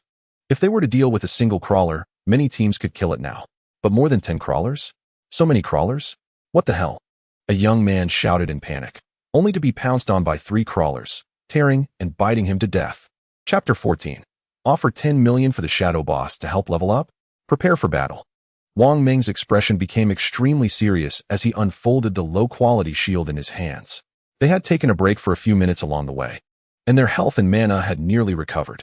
Originally, the beautiful girl Lin Liu, who held a staff, was still agonizing over not adding Qin Feng as a friend. It must be because I was covered in mud, and the boss found me disgusting, sob sob sob. The girl was almost in tears. But before she could be sad for long, the scene before her shocked her, and she immediately held up her staff, ready to engage in battle. More than 10 crawlers. In just a few seconds, they had killed an entire 6-person player team. Wang Ming was still preparing for battle with a serious expression. However, those more than 10 crawlers turned back to look at their team, seemingly sensing that they were different from ordinary teams. And all of them showed some caution before turning to leave. Of course, before leaving, they absorbed all the non-tradable lifespans dropped by those 6 players. Although it takes time for the monsters to digest lifespans, the absorption and storage process is quick. After finishing this, more than 10 crawlers turned and fled into the depths of the forest. They ran. Wang Ming and the others were stunned. These monsters completely did not play by the rules. Moreover, the speed of those crawlers was indeed quite fast, although not as fast as the runners. They were not something Wang Ming and the others could catch up to. If they wanted to run, we really couldn't chase them down. These monsters even know to bully the weak and fear the strong. Wang Ming, Lin Liu, and the 6 of them felt a bit incredulous. Once again, they had a deeper awe for this forsaken game. The monsters in this game are nothing like the usual MMORPGs, just waiting for players to kill them. Instead, they form teams to hunt players. They rob players of their lifespans. As for what the monsters would do with the lifespans they stole from players, Wang Ming and the others did not know for now, but just this alone was enough to chill one's heart. Let's go. Wang Ming led the team to continue forward. Soon, they saw another 6-person team, 3 of whom had already died, and the remaining 3 were fleeing for their lives. Unfortunately, their speed was too slow, and 5 crawlers were relentlessly pursuing them, continuously attacking them, and they were about to be taken down. Arcane Sphere. Triple shot. 2 ranged members of Wang Ming's team attacked the 5 crawlers from a distance. Each hit 1 crawler, reducing about 10% of their health. Surround them. Don't let them escape. Wang Ming charged forward with his shield, jumping down with a crash that stunned all 5 crawlers in place. Around Shell Town, such things were happening everywhere. Originally, the monsters that people thought should be killed and turned into experience points were actually teaming up, gathering together, and turning around to besiege the players. At the resurrection point in the town square, white light flickered continuously, almost without stopping. Every resurrected player looked very grim. They thought it would be easy to level up to level 3 and return to reality, but unexpectedly, the monsters already knew how to team up. How could they level up to 3 with their heads on the line? I have a question. If we can never level up to 3, wouldn't we be trapped here forever? Wouldn't we become vegetables in reality? No, we need to gather more people. A 6-person team isn't enough. Let us form 2 teams. 3 teams to go together. No, too many people will attract attention. Just a moment ago, a 40-person team attracted a Cursifier, which wiped out more than 30 of them in one skill. Countless people were terrified. Just then, they suddenly saw that on the level leaderboard of Shell Town, the first-rank Shadow had reached level 3. Damn, is this Shadow really that amazing?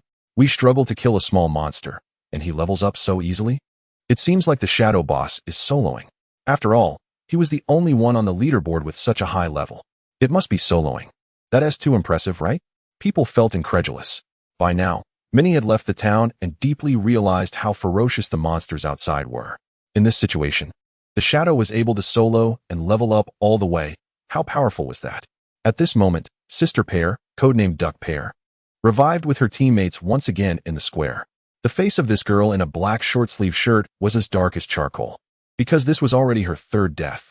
Her non-tradable lifespan, originally 80 years, was now down to just 10 years, which could be considered a heavy loss. Although she currently did not know whether this lifespan was real or not, it still brought her a heavy psychological burden. The soft-haired girl who revived with her now had trembling hands. What do we do now, Sister Pear? The soft-haired girl looked worriedly at her experience bar. Their team had killed 4 crawlers so far, and each person had less than 10 points of experience, far from the 100 points needed to level up to 2, let alone 3. Even killing these 4 crawlers was quite difficult, because when they were low on health, they would run away. It was still Sister Pear who had some means, after all. She had a hidden profession and used her longbow to take down the crawlers that were trying to escape with low health. Otherwise, they wouldn't even be able to kill these 4 crawlers. In short, they couldn't die anymore. The girl in the black short-sleeve shirt, Duck Pear, had a very grim expression and suddenly saw on the leaderboard that the shadow had leveled up to 3. This situation made her eyes light up. Everyone scatter and spread the news. Duck Pear said solemnly, I'll offer 10 million for the shadow to help me level up to 3. In any case, let's return to reality first. If he levels up that fast, helping me level up should be a piece of cake, right? Thus, this message quickly spread throughout Shell Town. A young lady was willing to spend 10 million to ask the top-ranked shadow boss for help in leveling up. Meanwhile, Qin Feng was just on his way back. After taking down the runners, he had killed a dozen crawlers in the dense forest, finally gaining 1 point of evolution points through Greedy Hands. He immediately evolved Greedy Hands. You have consumed 5 evolution points, remaining 0 points. Greedy Hands, Platinum Emerald Assassin type skill, can be used on monster corpses, with a 110,160 chance of obtaining an additional loot reward. The additional loot gain has a 20 chance to increase by 1 grade. Greedy Hands, evolved to Emerald level, actually gained a special effect. There's a 20 chance to increase additional loot by 1 grade. Invincible. Qin Feng's eyes lit up. This effect was simply delightful. If he continued to evolve, wouldn't it be a 100 chance to increase the grade? Killing bronze could yield silver gear. Killing silver could yield gold gear. Just right. Qin Feng had now memorized the location. That Cursifier, a dry Trent-type monster, seemed to have killed dozens of players and was hiding somewhere in the dense forest, digesting lifespans. Soon, the Cursifier would advance to silver level. Chapter 15, Selling Ice Spike. The high and mighty young lady. However, advancing takes some time. Anyway, no one can kill it right now. I'll just give it some time to advance. First, I need to go back and handle my stuff. Qin Feng glanced at his backpack. He was now level 3, 5, and his backpack, which only had 10 slots, was already full. All were equipment and skill books not belonging to his profession. For Qin Feng, these items were useless, and it would be best to exchange them for tradable lifespan. But for other players in Shell Town, these are good items that can significantly enhance their strength. For example, the Mage skill book Ice Spike. Once learned, this skill can slow down the target upon hit, and even has a chance to freeze the target. Of course, with high control resistance, it's hard to control them. However, it is definitely a weapon against small monsters. On the way back to Shell Town, Qin Feng saw many players being chased and killed by creepers, their faces showing no signs of emotion. This situation is common in the early stages of the game. It won't be long before people realize that to deal with this, they just need to increase their agility. With high agility and speed, they won't be chased down, no matter how many creepers come. Moreover, if creepers try to escape, they can also chase them down due to their speed. This is why Qin Feng wants to increase his agility. As Qin Feng approached the safe zone of Shell Town, he finally stopped being invisible. However, he brought up the system panel and activated the face concealment feature. In the game of Godforsaken, a player's appearance is the same as in reality and cannot be adjusted. He is still an ordinary person in reality and has not extracted any abilities yet. He cannot expose his identity. Qin Feng is very clear about this. Once his identity is exposed, with his current status as the #1 in Shell Town, trouble will definitely come knocking, even leading to life-threatening situations. He has seen enough of such things in his previous life. After activating the face concealment feature, a layer of impenetrable black veil appeared on his face. He wore the initial black robe, brown speed-enhancing leg guards, and rotten leather boots. Under the black veil, only his indifferent eyes were exposed. In Shell Town, these players, who all came from Jianghai City, wore worried expressions. They wanted to level up to level 3 and return to reality. But now, They couldn't even kill a single creeper. Once they encountered them, it was always in groups, making it impossible for them to fight back. So, they all crowded in Shell Town, constantly discussing ways to deal with it. When Qin Feng returned, his cold image immediately attracted the attention of nearby players. The leg guards, shoes, and the corrosive dagger in his hand were clearly equipment dropped by wild monsters outside. Especially the dagger and leg guards, which emitted a faint bronze glow. It was obvious they were bronze-level equipment. Who is this person? So pretentious? With 2 pieces of bronze equipment, how can they not show off? Hiss, could this be the number 1 on the leaderboard, the Shadow Boss? Wow. It really seems to be. Boss, someone is offering 10 million for you to help level up. Boss, I don't need you to carry me. I can give you 100,000. Just tell me how you soloed. Boo-hoo, boss, I've already died 4 times.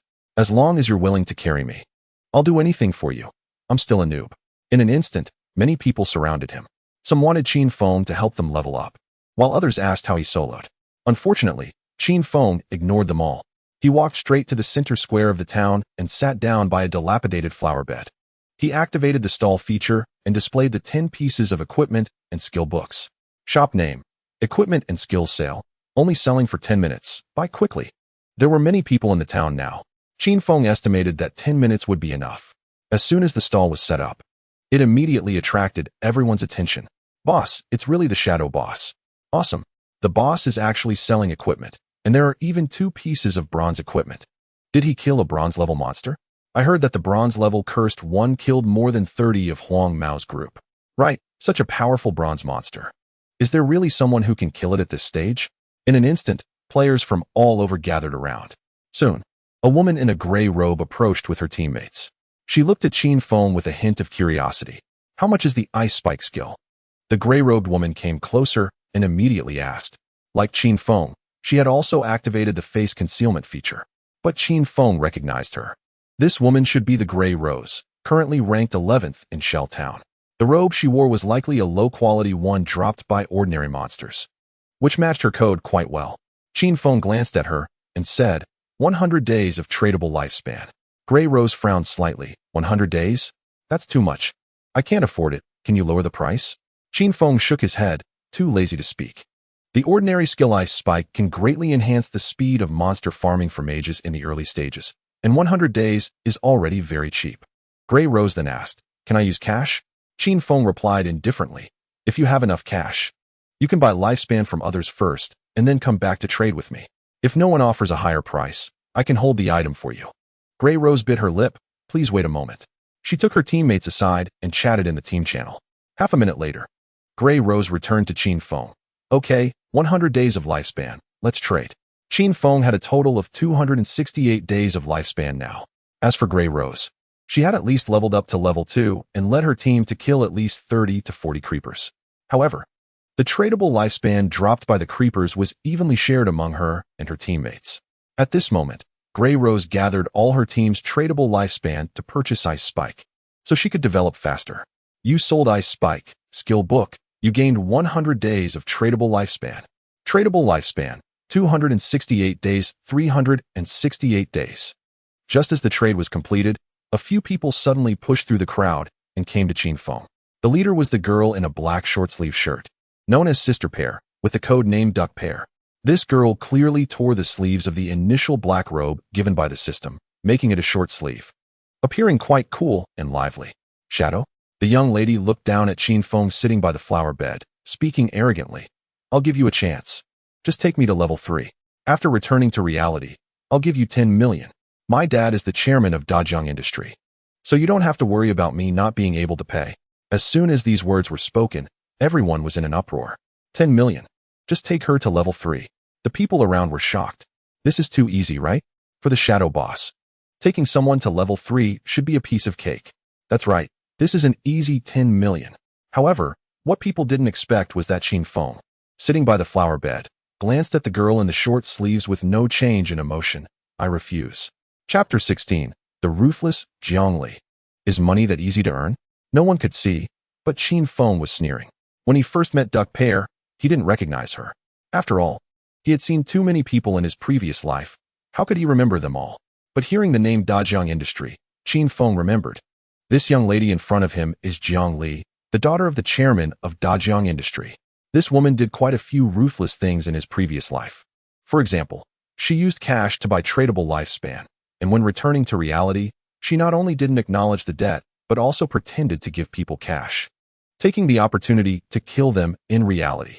At least 10 people fell victim to her schemes. At that time, society was already in chaos. Killing in reality had become common, and Zhang Li quickly rose to power with the tradable lifespan she acquired, along with being a hidden profession. Qin Feng remembered that it wasn't until the 4th or 5th year after the game of God-Forsaken descended that Zhang Li faced retribution. Of course, these matters had nothing to do with him. In his previous life, he was leveling up with Qin Xiaoyu and didn't have much interaction with Zhang Li. As for now, Qin Feng certainly wouldn't believe her words. 10 million? Currently, this money is useful, but it also depends on whether one can survive to spend it. At this moment, Qin Feng is strong in the God Abandonment game, stronger than anyone else, but in reality, he is just an ordinary person. Behind Zhang Li is the powerful Dajiang Industries, which has a bunch of thugs. Would Qin Feng dare to take cash? It can be said that taking it would mean death. Moreover, cash in this world will soon lose its value. The currency for transactions worldwide will soon be lifespan. Therefore, Qin Feng remained indifferent, too lazy to pay attention to Zhang Li in front of him. His attitude left Zhang Li stunned, seemingly not expecting that this person would completely ignore the temptation of 10 million. Zhang Li frowned. Shadow, although you are strong in this game, right now, no one knows what this game is about. If you follow me, I guarantee you will enjoy a life of luxury in the future. Cars, houses, women. You can have it all. Qin Feng waved his hand. If you're not buying anything, just move aside. Don't interfere with my business. You. Zhang Li was almost infuriated by him. Since childhood, she has been the beloved treasure of her family, and in the eyes of outsiders. She is the daughter of Dajiang Industries, doted on by the chairman. Who would dare bully her? It can be said that Zhang Li has never been treated this way before. A flash of fierce light crossed her eyes when she looked at Qin Feng, but it was quickly hidden. She smiled. All right, since you're unwilling, then forget it. She turned to leave, her expression darkening again. Qin Feng watched her leave, not caring at all. At this point in time, no one knew that lifespan could be used to extract equipment and skills into reality. No one knew that the God Abandonment game would lead to the collapse of reality's order. Only personal strength is the foundation of everything. As for Zhang Li, the background of Dajiang Industries that she was so proud of would soon become meaningless. After leaving the central square of Beak Town, Zhang Li was planning how to find out Qin Feng's true identity. At that moment, a young man with bare arms and a tattoo on his arm approached Zhang Li. Sisterly, my name is Mao Lijun. You can call me Old Mao. The young man said with a grin. I'm currently level 2 and know some tricks for leveling up. I can take you to level up. Is that 10 million still valid? Hearing this, Zhang Li raised her eyebrows. Tricks? What tricks? The young man, known as Old Mao, replied directly. I usually don't tell others. But since it's sisterly, to show my sincerity, I can tell you that to level up in this situation, you must put all 5 initial attribute points into agility. That way, our running speed will just be a bit faster than the crawlers. Do you understand? After hearing this, Zhang Li felt a moment of realization. But soon, this young lady frowned again, because she had already put her initial 5 points into strength, thinking that high damage was everything. Unexpectedly, she was overwhelmed by a swarm of crawlers. All right, take me to level up, Zhang Li said generously. However, you're not as strong as Shadow. I can give you 5 million. Do you accept? Take me to level 3, and I'll give you cash when we return to reality. Old Mao readily agreed. No problem. While saying this, he thought to himself, although Shadow is strong, he seems to have some issues. He is so stupid to refuse such a simple 10 million. Unfortunately, this guy didn't know what kind of person Zhang Li was. This 5 million was not so easy to get. On Qin Feng's side, he quickly sold all his items. Compared to skill books, equipment was much cheaper. He still had 2 pieces of bronze-level equipment, one for warriors and one for priests, with fairly average attributes. So he only sold them for 3 to 40 days of tradable lifespan. As for other low-quality equipment and skill books, the prices were even lower. After selling 10 pieces of equipment and skill books, Qin Feng had harvested nearly 300 days of tradable lifespan. Tradable lifespan, 546 days. A good harvest. At this time, the Cursed One should have advanced to silver level, right? Qin Feng packed up and left Beak Town. In stealth mode, he quickly headed towards the location of the Cursed One. Along the way, he saw a young man named Old Mao leading Zhang Li out. preparing to take her to level up. Qin Feng, seeing this, knew what would happen to old Mao. However, he certainly couldn't be bothered to remind him. For Qin Feng, as long as he wasn't provoked, he didn't care about other matters. After more than 10 minutes, Qin Feng delved deep into the dark forest. He arrived at the place where he had seen the Cursed One before, and sure enough, it had already advanced to silver level, surrounded by gray mist, and was still in the process of advancing. Advancing from silver to gold would take at least 7 to 8 hours. Not wanting to wait, Qin Feng decided to take action. There would be plenty of gold-level monsters later. There was no need to wait here. It was better to take it down and become stronger. This place was fraught with danger. In the forest, there were monsters everywhere. Only Qin Feng could rely on permanent invisibility to come here. He didn't hesitate, silently approaching the Cursed One, which looked like a withered tree ant, and launched a poison dart directly hitting its head. Silver-level monsters have 2 to 3 times the health of bronze-level monsters. It would take 2 or 3 poison darts.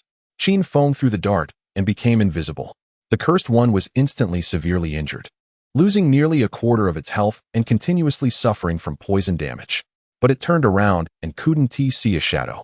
This made the Cursed One let out an angry sound, raising its withered, skinny arms, gray elemental energy swirling in its hands, gathering and then expanding.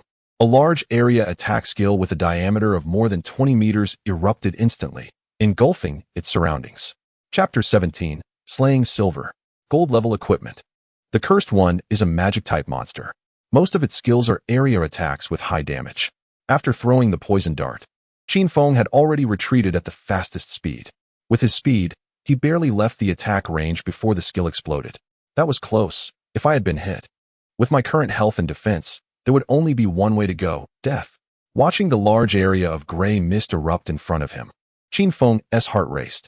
This Cursed One had killed more than 30 players and advanced to silver level in one go. The lifespan it had plundered was even enough for it to advance to gold level or even higher. Unfortunately, it encountered Qin Feng. After the opponent's gray mist explosion, Qin Feng did not approach. Instead, he distanced himself, waiting for his stealth skill to cool down. The Cursed One kept raising its hands, releasing the gray mist explosion skill into the surrounding air. These smaller skills had a smaller range, but they still posed a significant threat to Qin Feng. Once he was hit, it would be certain death for him.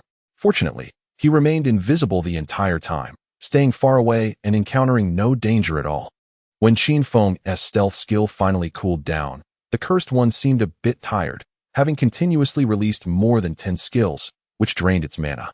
The Cursed One was extremely vigilant, looking around and starting to move deeper into the forest.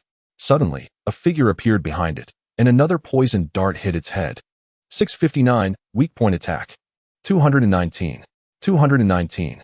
Qin Feng's figure flashed and disappeared. From about 10 meters away, the dart accurately hit its head.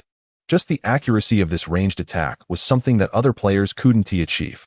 Qin Feng didn't dare to get too close. Otherwise, he wouldn't be able to escape the area attack range. It can be said that his apparent strength is strong now, but a significant part of it is also due to the rich experience he gained from 9 years of struggling in his previous life. After 2 poison darts, the health bar above the Cursed One's head gradually dropped to only 1/3 remaining. The Cursed One could not see where the enemy was.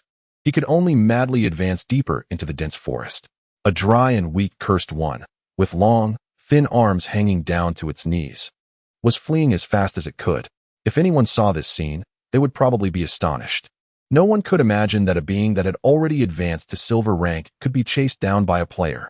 It should be noted that this was the same being that had wiped out dozens of players back when it was at bronze rank.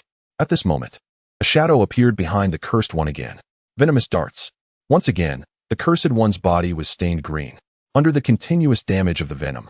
The Cursed One's health bar finally hit rock bottom, and it ultimately perished, its dry and weak body collapsing onto the decayed, damp forest floor. You have killed the Cursed One, silver rank. You have gained 1,800 experience points. Congratulations, you have leveled up to level 5. Congratulations. You have gained 4 evolution points. You have gained 124 days of lifespan, tradable. A large amount of experience points allowed Qin Feng to level up directly to level 5. Moreover, the silver rank granted him 4 evolution points. Greedy hand. Qin Feng directly looted the corpse. A golden hand reached out from the void, grabbing the Cursed One's dry corpse.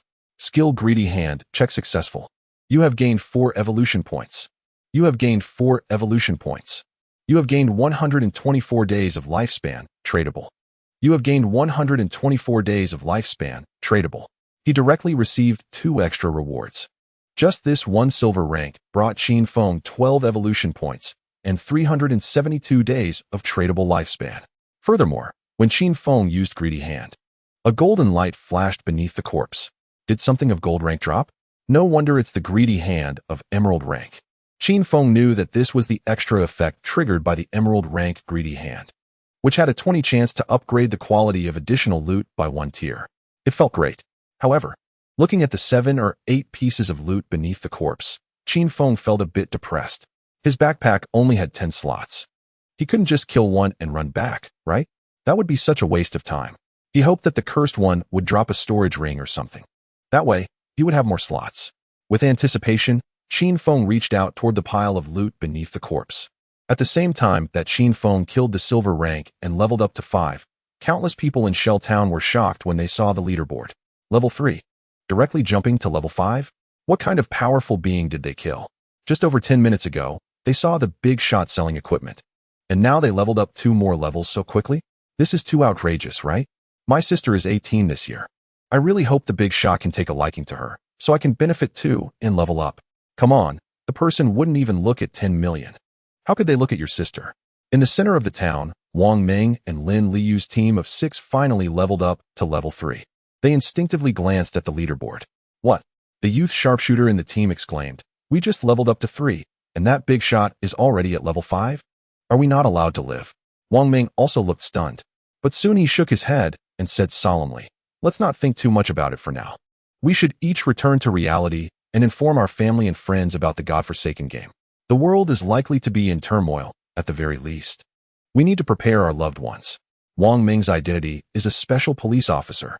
The reason he had fallen asleep in the morning was that he had been keeping watch over a criminal suspect all night and had just returned from his shift to rest, only to find himself in the godforsaken game. Hearing Wang Ming's words, Lin Liyu and others nodded solemnly. They each returned to reality. The body in the godforsaken game gradually became illusory until it disappeared. While countless people were in shock, Qin Feng was also enjoying his great harvest.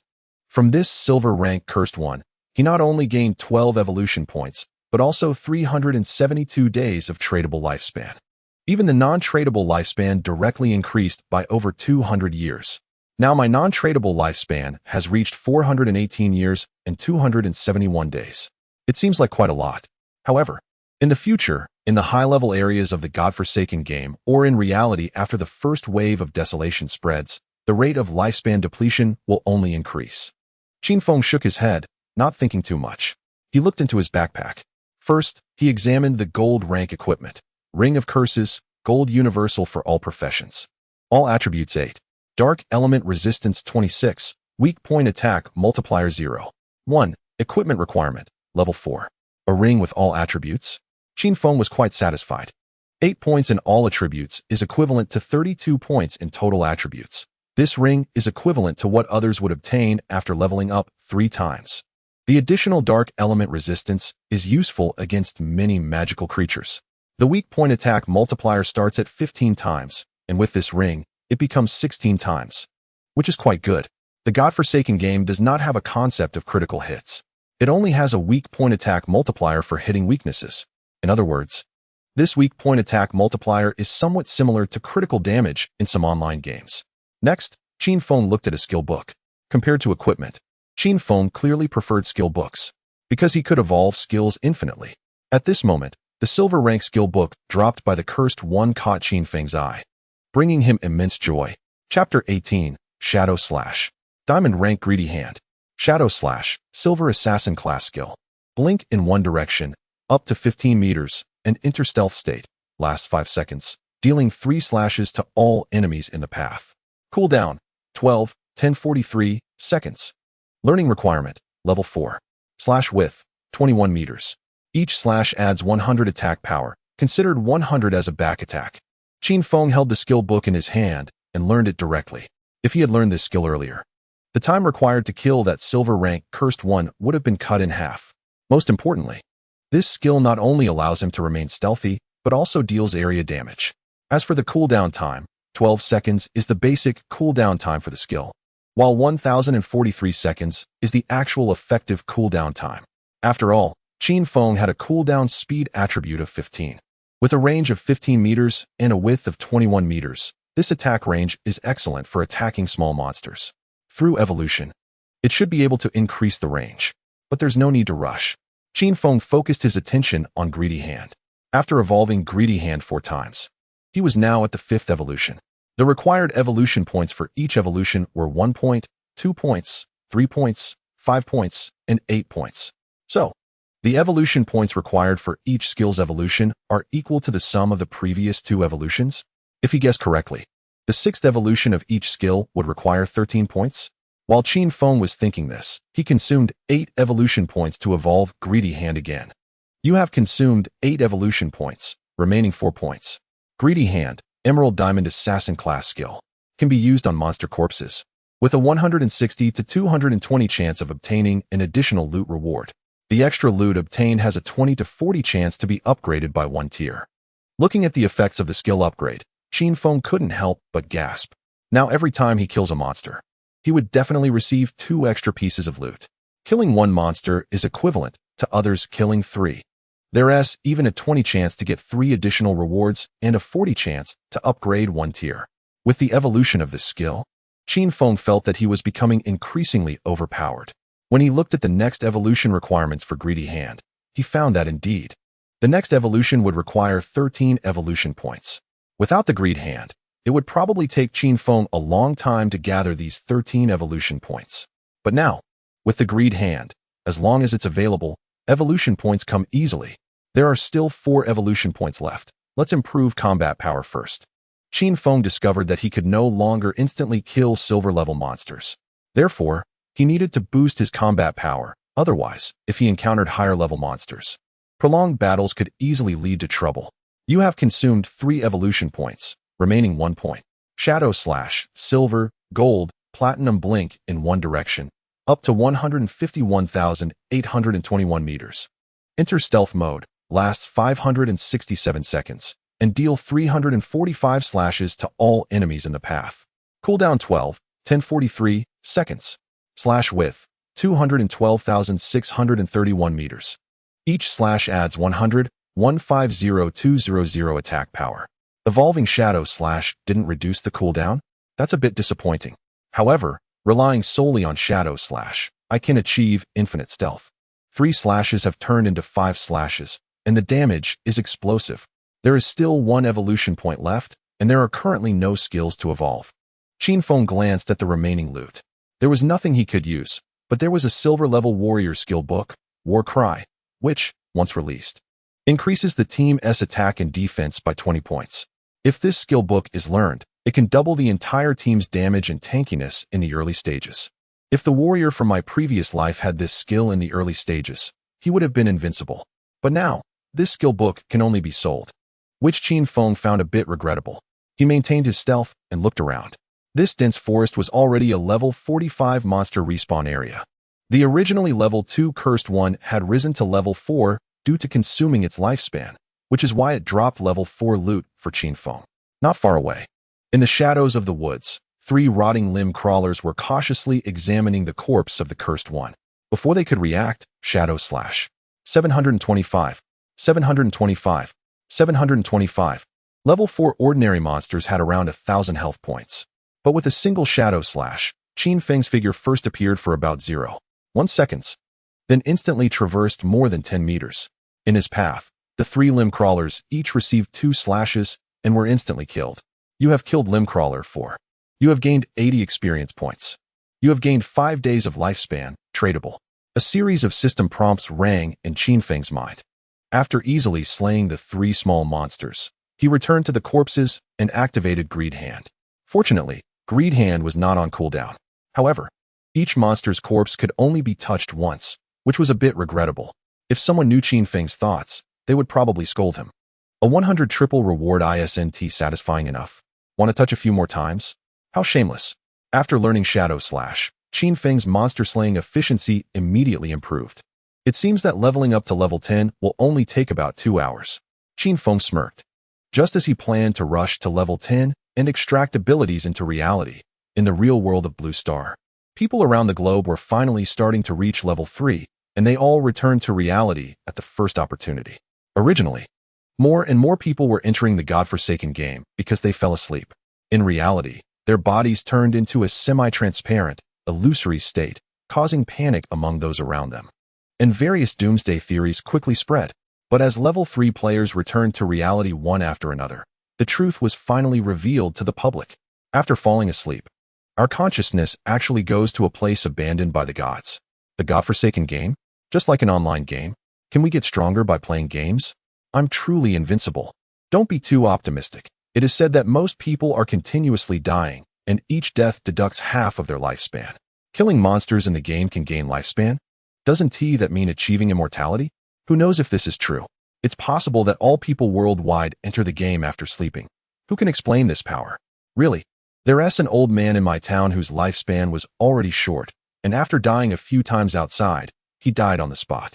All the players in the town received a death announcement, but whether that meant he died in reality is unknown. In various countries around the world, countless discussion threads have appeared on major online forums. The godforsaken game has suddenly become a hot topic on all global websites. In Jianghai City, Jianghai Normal University, Qin Xiaoyu and Chu Yan, who had already returned to their dormitory to rest, also learned about the godforsaken game. Chapter 19 Qin Xiaoyu. Those who have reached level 3 now are definitely big shots. In the dormitory, the 4 girls were enthusiastically discussing the godforsaken game. The short-haired girl Chu Yan, who is Qin Xiaoyu's best friend, was packing her things while saying, "It is said that people from the same area will appear in the same novice town if they fall asleep at the same time. I need to go back and bring my parents. They haven't played games, and I'm afraid they won't adapt." One girl helplessly said, "Don't get yourself involved. We can develop ourselves first, and then bring our parents later." Another girl with glasses nodded like a chick pecking at rice. "Yes, yes, yes. We can't even ensure our own normal development." Qin Xiaoyu glanced at her phone. In fact, she was waiting for an apology from Qin Feng. However, until now, Qin Feng hadn't contacted her at all. This made Qin Xiaoyu increasingly furious. Such a big deal, and he still hasn't come to apologize. How arrogant. But it's even more impossible for her to take the initiative to apologize to Qin Feng. Most importantly, Qin Xiaoyu felt that she didn't do anything wrong by skipping the exam to attend Song Fei's concert. In her opinion, how rare is Song Fei's concert? How can a mere exam compare? Exams can be rescheduled or retaken. Missing the concert means forever losing the chance to get close to her brother. Fortunately, this time Chu Yan accompanied me, making it the closest I've ever been to my brother. Just thinking about Song Fei made Qin Xiaoyu feel sweet. The opening of the concert, when Song Fei said, "I miss you all," still lingered in her mind. She wondered when her brother would enter the godforsaken game. With her brother's strength, he would definitely work hard and be strong in the game. It's funny to say. Now, the brother in Qin Xiaoyu's mind is mostly Song Fei, not Qin Feng. In her previous life, Qin Feng was unaware of this. Because of the emergence of the godforsaken game, Qin Feng personally came to the school, found Qin Xiaoyu, apologized, and made requests before they entered the game together. But in this life, do whatever you want. However, the situation now has changed because of Qin Feng's choice. In her previous life, although Qin Feng couldn't come to find Qin Xiaoyu immediately due to work, he still kept sending her messages to apologize and stabilize her feelings. But this time, Qin Feng didn't care about her at all. Apologize? Rubber eat? So, Qin Xiaoyu was likely to enter the godforsaken game early under these circumstances. But what does that have to do with Qin Feng? Suddenly, Chu Yan looked at her phone and exclaimed, "Sisters, look! Zhang Wei has actually reached level 3 and came out of the godforsaken game." Qin Xiaoyu was a bit surprised. So impressive? Those who have reached level 3 now are definitely big shots. As soon as she finished speaking, she picked up her phone and tagged Zhang Wei in the group chat. Zhang Wei was the boy who had fallen asleep on the desk during class. After appearing in the group chat, it immediately triggered a wave of flattery from the entire class. "Xiaoyu, big shot Zhang Wei. Do you have any strategies to teach us?" The praise from the whole class made Zhang Wei a bit elated. Especially Qin Xiaoyu's comment made him feel delighted, secretly thinking, "Isn't this the best opportunity to impress girls?" Usually, Qin Xiaoyu doesn't lower her standards. Zhang Wei wasn't Qin Xiaoyu's fan. But a girl delivered to your door, why not take it? So, Zhang Wei directly started a private chat with Qin Xiaoyu, boasting to her. Don't worry, Xiaoyu. As long as someone in the town reaches level 5, the teleportation array in the town will be activated. At that time, the starting towns can teleport to each other. You just find a small town and form a random team to level up, and I'll come find you later and take you to level up. He also told her a secret. In the game, allocate all your initial attribute points to agility. Otherwise, you won't be fast enough and will be bullied by monsters. Seeing Zhang Wei's message, Qin Xiaoyu was a bit puzzled. She asked, what if I'm a magic class? Should I also allocate points to agility? Zhang Wei replied seriously, yes. Agility is not completely useless for magic classes. It can speed up casting, which is especially important in the early stages. Qin Xiaoyu responded, got it. Looking at Qin Xiaoyu's cute avatar, Zhang Wei felt a bit elated and even fantasized about being with her. Little did he know that in Qin Xiaoyu's eyes, there was only her brother Song Fei. Other people were simply tools for her to level up. Qin Xiaoyu thought of Qin Feng and secretly sneered. Still not coming to apologize? You really are pushing your luck. Since that's the case, she decided to level up first. Once someone in Zhang Wei's town reached level 5, he could teleport to her. Qin Feng, by the time you enter the game, we might be at who knows how many levels. She believed that with a big shot leading her, her leveling speed would definitely be fast. Unbeknownst to her, Qin Feng had already reached level 5. If Zhang Wei was a big shot, then what was Qin Feng? The teleportation array in the starting town was bidirectional. So, just lighting up one town's teleportation array was useless. Someone from another town also had to reach level 5. This was why Qin Feng wasn't in a hurry to go back and activate the teleportation array. Moreover, he planned to quickly grind to level 10 and head to the main city. That was where the real game of God Abandoned began. However, the ability to teleport freely between towns made Qin Feng wonder, where was Song Fei? While easily grinding monsters in the dark forest, he squinted his eyes and thought. In his previous life, shortly after starting, Qin Xiaoyu wanted to find Song Fei, but was stopped by Qin Feng. Thanks to Qin Xiaoyu, there was a fan group of Song Fei that learned about the starting town where he was located. It seemed to be called Firefly Town. Alright. He decided to level up in Firefly Town and kill Song Fei whenever he saw him. A killing intent spread in Qin Feng's eyes. The hunting in the game was just a prelude, aimed at instilling fear to make them log off. The real hunting would come later. Qin Feng glanced at the leaderboard of Bakeshell Town. Currently, he was the only one who had reached level 6. Others were still at level 3, waiting for players from other towns to reach level 5 and activate the teleportation wouldn't be that quick. He continued to grind monsters. Instant Shadow Slash. 754. 754. 754. The fierce and terrifying monsters in the eyes of other players were instantly killed by Qin Feng, turning into experience points and dropping lifespan and loot. Meanwhile, in reality, in Zhanghai City, Wang Ming quickly drove back to the agency to report the situation. What? You say someone in Bakeshell Town has already reached level 5? And it's a solo grind? His code name is Shadow? Reaching level 5 now. Does that mean he's the first in the world? Inside the agency, over a dozen high-level officials were shocked after listening to Wang Ming's report. Chapter 20. Shocked. Could Shadow be a time traveler? At this moment, some big shots from the Zhanghai city government gathered together. Some of them played games regularly and were quite interested in this God Abandoned game. However, as officials of the Great Xia, the most important thing for them now was stability. Hearing Wang Ming's report, one official frowned and said, Wang Ming, according to what you said, Shadow was level 3 half an hour ago, so why hasn't he returned to reality? Does he not have family in reality? Or does he not need to notify them? Wang Ming shook his head. I don't know, maybe he really doesn't. At that moment, a clear and pleasant female voice chimed in. Could this Shadow be a time traveler? Aren't time travelers usually orphans who quickly rise to power? Everyone was stunned and turned to look. They saw a beautiful female police officer in an elegant uniform, looking somewhat naive. Her long, straight legs and full figure were quite eye-catching. When she noticed everyone looking at her, the beautiful female officer blushed. Am I wrong? A minister-level official sighed. And you? I told you to read fewer novels in such a serious occasion. Don't make such jokes. Oh. The female officer stuck out her tongue and fell silent. The officials continued discussing Shadow. From Wang Ming's description, Shadow's personality didn't seem bad. Indeed, although his temperament seemed a bit strange, saving Wang Ming and the others indicated he was not a problem. It seemed necessary to befriend this Shadow. After discussing for a moment, the officials quickly made a decision to have Wang Ming and you both responsible for befriending Shadow in the game. The first step was to understand Shadow's personality. The second was to try to find out Shadow's real identity. The third was to establish a collaboration with Shadow on behalf of the government. Regarding lifespan, messages had already come from above confirming the authenticity of lifespan data. Some older individuals had died after entering the God Abandoned game, and through subsequent data collection and comparison, it was confirmed that these deceased had died multiple times in the game, with their lifespans continuously halved. If the remaining lifespan was less than a day once they died, they would be forcibly deducted a day of lifespan and thus die. Therefore, this game was confirmed to be extraordinary, and countries around the world had begun to pay extreme attention to the God Abandoned game. Of course, now all the officials and people around the world only knew that this game could affect lifespan. What was truly important was that once someone reached level 10, they would receive a system prompt. They could extract everything from the game, including levels, attributes, equipment, skills, etc., into reality by consuming tradable lifespan.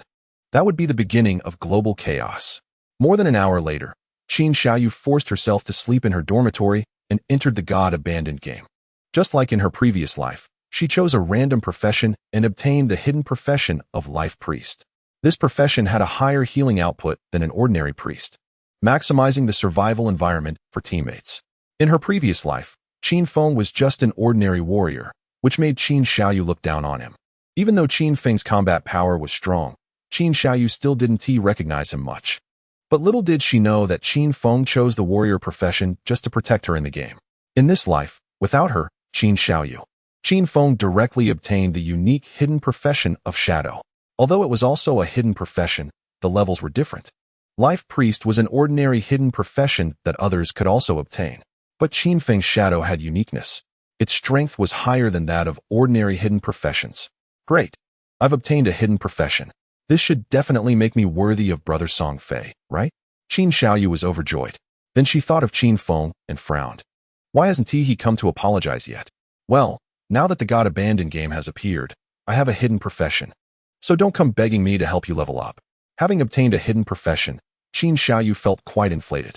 Moreover, Zhang Wei had already promised to come and take her, which made her even more confident. However, she clearly misjudged the difficulty of the God-forsaken game, which could absolutely torment her. In Shell Town, Qin Feng filled his backpack with loot and planned to go back to dispose of it. Fortunately, he found a storage backpack.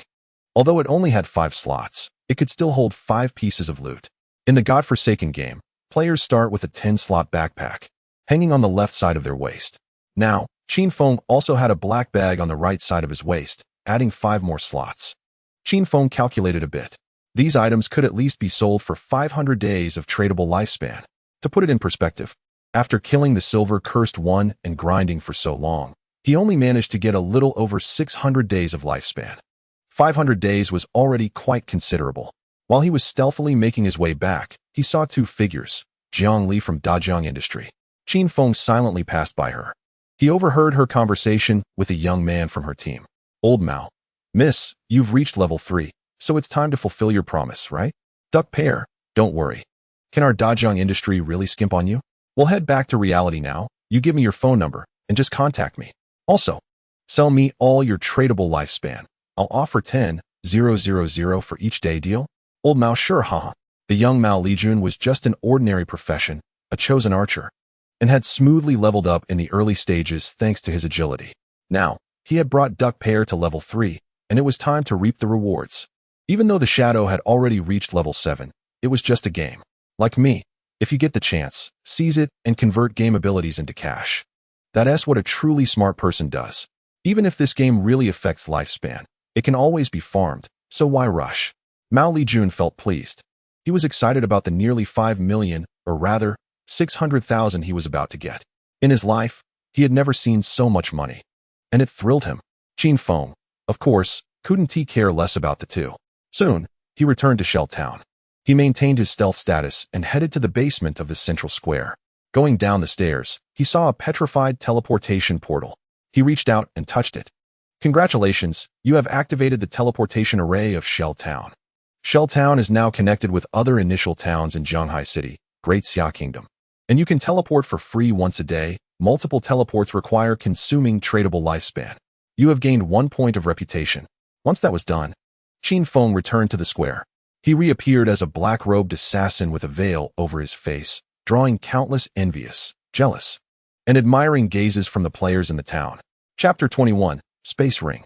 Golden Grade. In Shell Town, the shadow was an existence that everyone looked up to. While the vast majority of players couldn't even reach level 3, this shadow had already reached level 7. If it were just an ordinary online game, people would mostly just marvel at it. But now, this godforsaken game was an extraordinary game linked to lifespan. How could people not be envious and jealous? Under the envious gazes of countless people, Qin Feng returned to Shell Town, first activating the teleportation portal in the basement of the square, earning 1 point of reputation. Then he returned to the square and set up his stall again. Originally, there were quite a few others setting up stalls around the broken flower bed. But upon seeing Qin Feng appear, people hurriedly gathered around. The big shot has finally arrived. I've prepared 150 days of lifespan, just waiting for the big shot to sell something. The last time the big shot appeared, he sold a cone of ice spell, which allowed the gray rose to shoot straight to second place on the leaderboard. It was truly impressive. Of course, the big shot's items were not ordinary. Many people were eagerly gathering around. They all knew that Qin Feng sold items that had many tiers. At this stage, many players could farm ordinary monsters, but couldn't kill them. They could accumulate lifespan and farm small monsters for low-quality equipment and a small amount of ordinary gear. But they had no way to obtain high-tier equipment and skill books except by purchasing them from Qin Feng. After all, they couldn't defeat them if they encountered them. Anything useful that Qin Feng had for sale was absolutely in high demand. For example, the silver-level warrior skill book, War Cry, dropped by the Cursed One, was sold for 300 days of lifespan. This price was indeed not low. A skill book exchanged for nearly a year of lifespan. Many warriors also wanted to buy that War Cry, but they couldn't afford the price and could only watch enviously as a level 4 warrior bought the skill book. Is it worth it to buy a skill book for 300 days of lifespan? Without money, living longer is just torture. It's better to exchange lifespan for cash. So you are short-sighted. The one who bought this skill book can double their farming efficiency. A mere 300 days of lifespan is nothing. That's right. As long as your strength is strong enough, forget about 300 days. Even immortality isn't impossible. Besides this skill book, there were also some low-tier equipment and skill books. There were low-quality, ordinary, and bronze items. Some with better attributes had higher prices. For example, shoes that increased movement speed and skill books with control or acceleration effects could sell for 50 to 80 days of lifespan. The rest were priced lower, only 20 to 40 days. In addition to selling items, Qin Feng also indicated at his stall that he was looking to buy items like storage backpacks. Before long, a beautiful girl dressed in a black robe, with a slender figure and a staff hanging at her waist, walked gracefully in front of Qin Feng.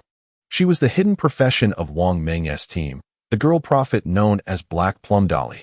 The prophet belonged to the mage class and could wear mage equipment. Due to the passive nature of the profession, the prophet was significantly stronger than an ordinary mage, primarily in terms of damage. Big shot, big shot. I have what you need. The beautiful girl approached Qin Feng. Her eyes sparkled as she extended her fair little hand, revealing a ring in front of him. Qin Feng took a glance. Space ring. Contains 12 slots of storage space. Does not occupy equipment slots for rings or backpacks. Seeing this item, Qin Feng was a bit surprised. If it were a storage backpack, each player could carry a maximum of 3, meaning 3 backpacks were the limit. However, the space ring was a special storage item that did not occupy backpack slots. This meant it was extra storage space. Although this item could drop from any monster, the drop rate was extremely low. In his previous life, a space ring could sell for at least 10 years of tradable lifespan, which is over 650 days. So Qin Feng asked, "How do you plan to sell it?" Black Plum Dolly mysteriously replied, "I don't want your lifespan. I just want to add you as a friend, and also, I want to invite you to join our team to kill one together." Qin Feng thought for a moment, and then sent a friend request to the girl. Player Black Plum Dolly has accepted your friend request. Player Black Plum Dolly has sent you a private message. Qin Feng opened the private message interface. After chatting with the girl for a while, he quickly learned the situation. It turned out that after Wang Meng logged off, he hadn't come back online yet. This beautiful girl was a bit bored and wandered around to farm monsters, only to find a golden level 1. She certainly couldn't handle it herself. Originally, she planned to wait for her teammates to come online before going together. But thinking it over, even if her whole team went, they would most likely still be unable to defeat it. The previous bronze-level sprinting monster had already left a deep impression on her. Just by chance, she met Qin Feng now. She intended to get acquainted with Qin Feng, and by the way, use that space ring to exchange for a chance to have Qin Feng help her out. Qin Feng thought for a moment and asked, "What is the name of that golden-level monster?" The Black Plum Big Plum shook her head. "I couldn't see clearly because I was too far away." However, the golden-level health bar was clearly on a ship in the swamp. It looked like a shabby ship. Qin Feng nodded, having an idea in his mind. He privately messaged the girl, "I can help you fight. If equipment and skill books that you can use drop, I can give them to you. Everything else belongs to me. How about it?" The pretty girl was a bit surprised. Huh? What about Captain Wang Ming and the others? Her plan was to let Qin Feng join her team, and whoever could use the drops would take them after the fight. But that would be too disadvantageous for Qin Feng. Qin Feng shook his head. "Your team has all kinds of professions. If nothing drops for my assassin, wouldn't I be working for nothing?" The Black Plum Big Plum thought for a moment and agreed. The golden level wouldn't be easy to deal with. So she compromised and continued, "Then let's do as you say. But I have one request. If Captain Wang Ming and the others' equipment drops, could you give us a slight discount?" Qin Feng nodded. "That's no problem." The pretty girl agreed. "Okay, then let's set off as soon as the captain and the others come online." Qin Feng saw that he had sold most of his items, shook his head, and said, "No need to wait. Just take me there. I can kill it by myself." When these words came out, the Black Plum Big Plum was stunned. Huh? The girl was taken aback. Killing a golden level by oneself? Isn't that a bit too arrogant? In the girl's eyes, although Qin Feng leveled up quickly, had high damage, and could move stealthily, the monsters in this Forsaken game were also very strong, especially the golden level. She had no idea what skills the opponent had. This big shot was actually so confident he could solo kill it. Wasn't that too much? Chapter 22 Tracking? Instant kill. Berserk Zone. In fact, Qin Feng's words were not said lightly. Hearing the girl's description, Qin Feng knew that the golden level was a rare special golden ghost ship. This type could appear at any level. If it appeared near the initial town, it would probably be level 5. Its health and attack were about the same as an ordinary golden level, but it had many more skills, making it extremely difficult to conquer. The key point was that it would drop a very useful special item. That special item would be something you couldn't buy even with thousands of years of lifespan in the later stages. To encounter a golden ghost ship this early in the initial town was quite lucky. Moreover, the level 5 golden ghost ship was the easiest to fight. If it were a higher level golden ghost ship, the skill range and damage would be extremely outrageous. A few minutes later, after selling the last 2 items, Qin Feng left Shell Town with the Black Plum Big Plum. He calculated that the total lifespan he had sold this time was 650 days, bringing his accumulated tradable lifespan to 2,174 days. However, it was still not enough. To extract the levels, attributes, professions, and equipment skills of the Forsaken game into reality, 6 or 7 years of lifespan was completely insufficient. He was not far from level 10. Before that, he needed to accumulate as much lifespan as possible. And this unexpectedly discovered golden ghost ship would be another turning point for Qin Feng. Once he killed it and obtained that special item, Qin Feng's development would accelerate even faster. Qin Feng left the town with the Black Plum Big Plum. This pretty girl's real name was Lin Liu, and in her big eyes, there was still a hint of shock. She found it hard to imagine how Qin Feng could solo kill a golden level. The golden level must have a wide-range attack, right? Even if he could turn invisible, it was impossible to do so without taking damage. With his assassin's build, if he got hit, he could very likely die instantly. Suddenly, Qin Feng returned to her side. "You're a bit slow," Qin Feng said lightly. "Someone is following us." The girl widened her beautiful eyes. Huh? What should we do? Having someone follow them was clearly not a good thing. If they were ambushed while fighting, it would be unpleasant. Qin Feng said, "Just keep walking. I'll be right back." Lin Liu didn't look back. She continued walking forward on the charred ground in her black robe. Meanwhile, Qin Feng quietly concealed his figure. A few seconds later, Qin Feng retreated to a grove dozens of meters away and immediately spotted 5 players following him. Shadow slash. His figure flickered through the dark grove. Blade light burst forth. 817, 821, 798.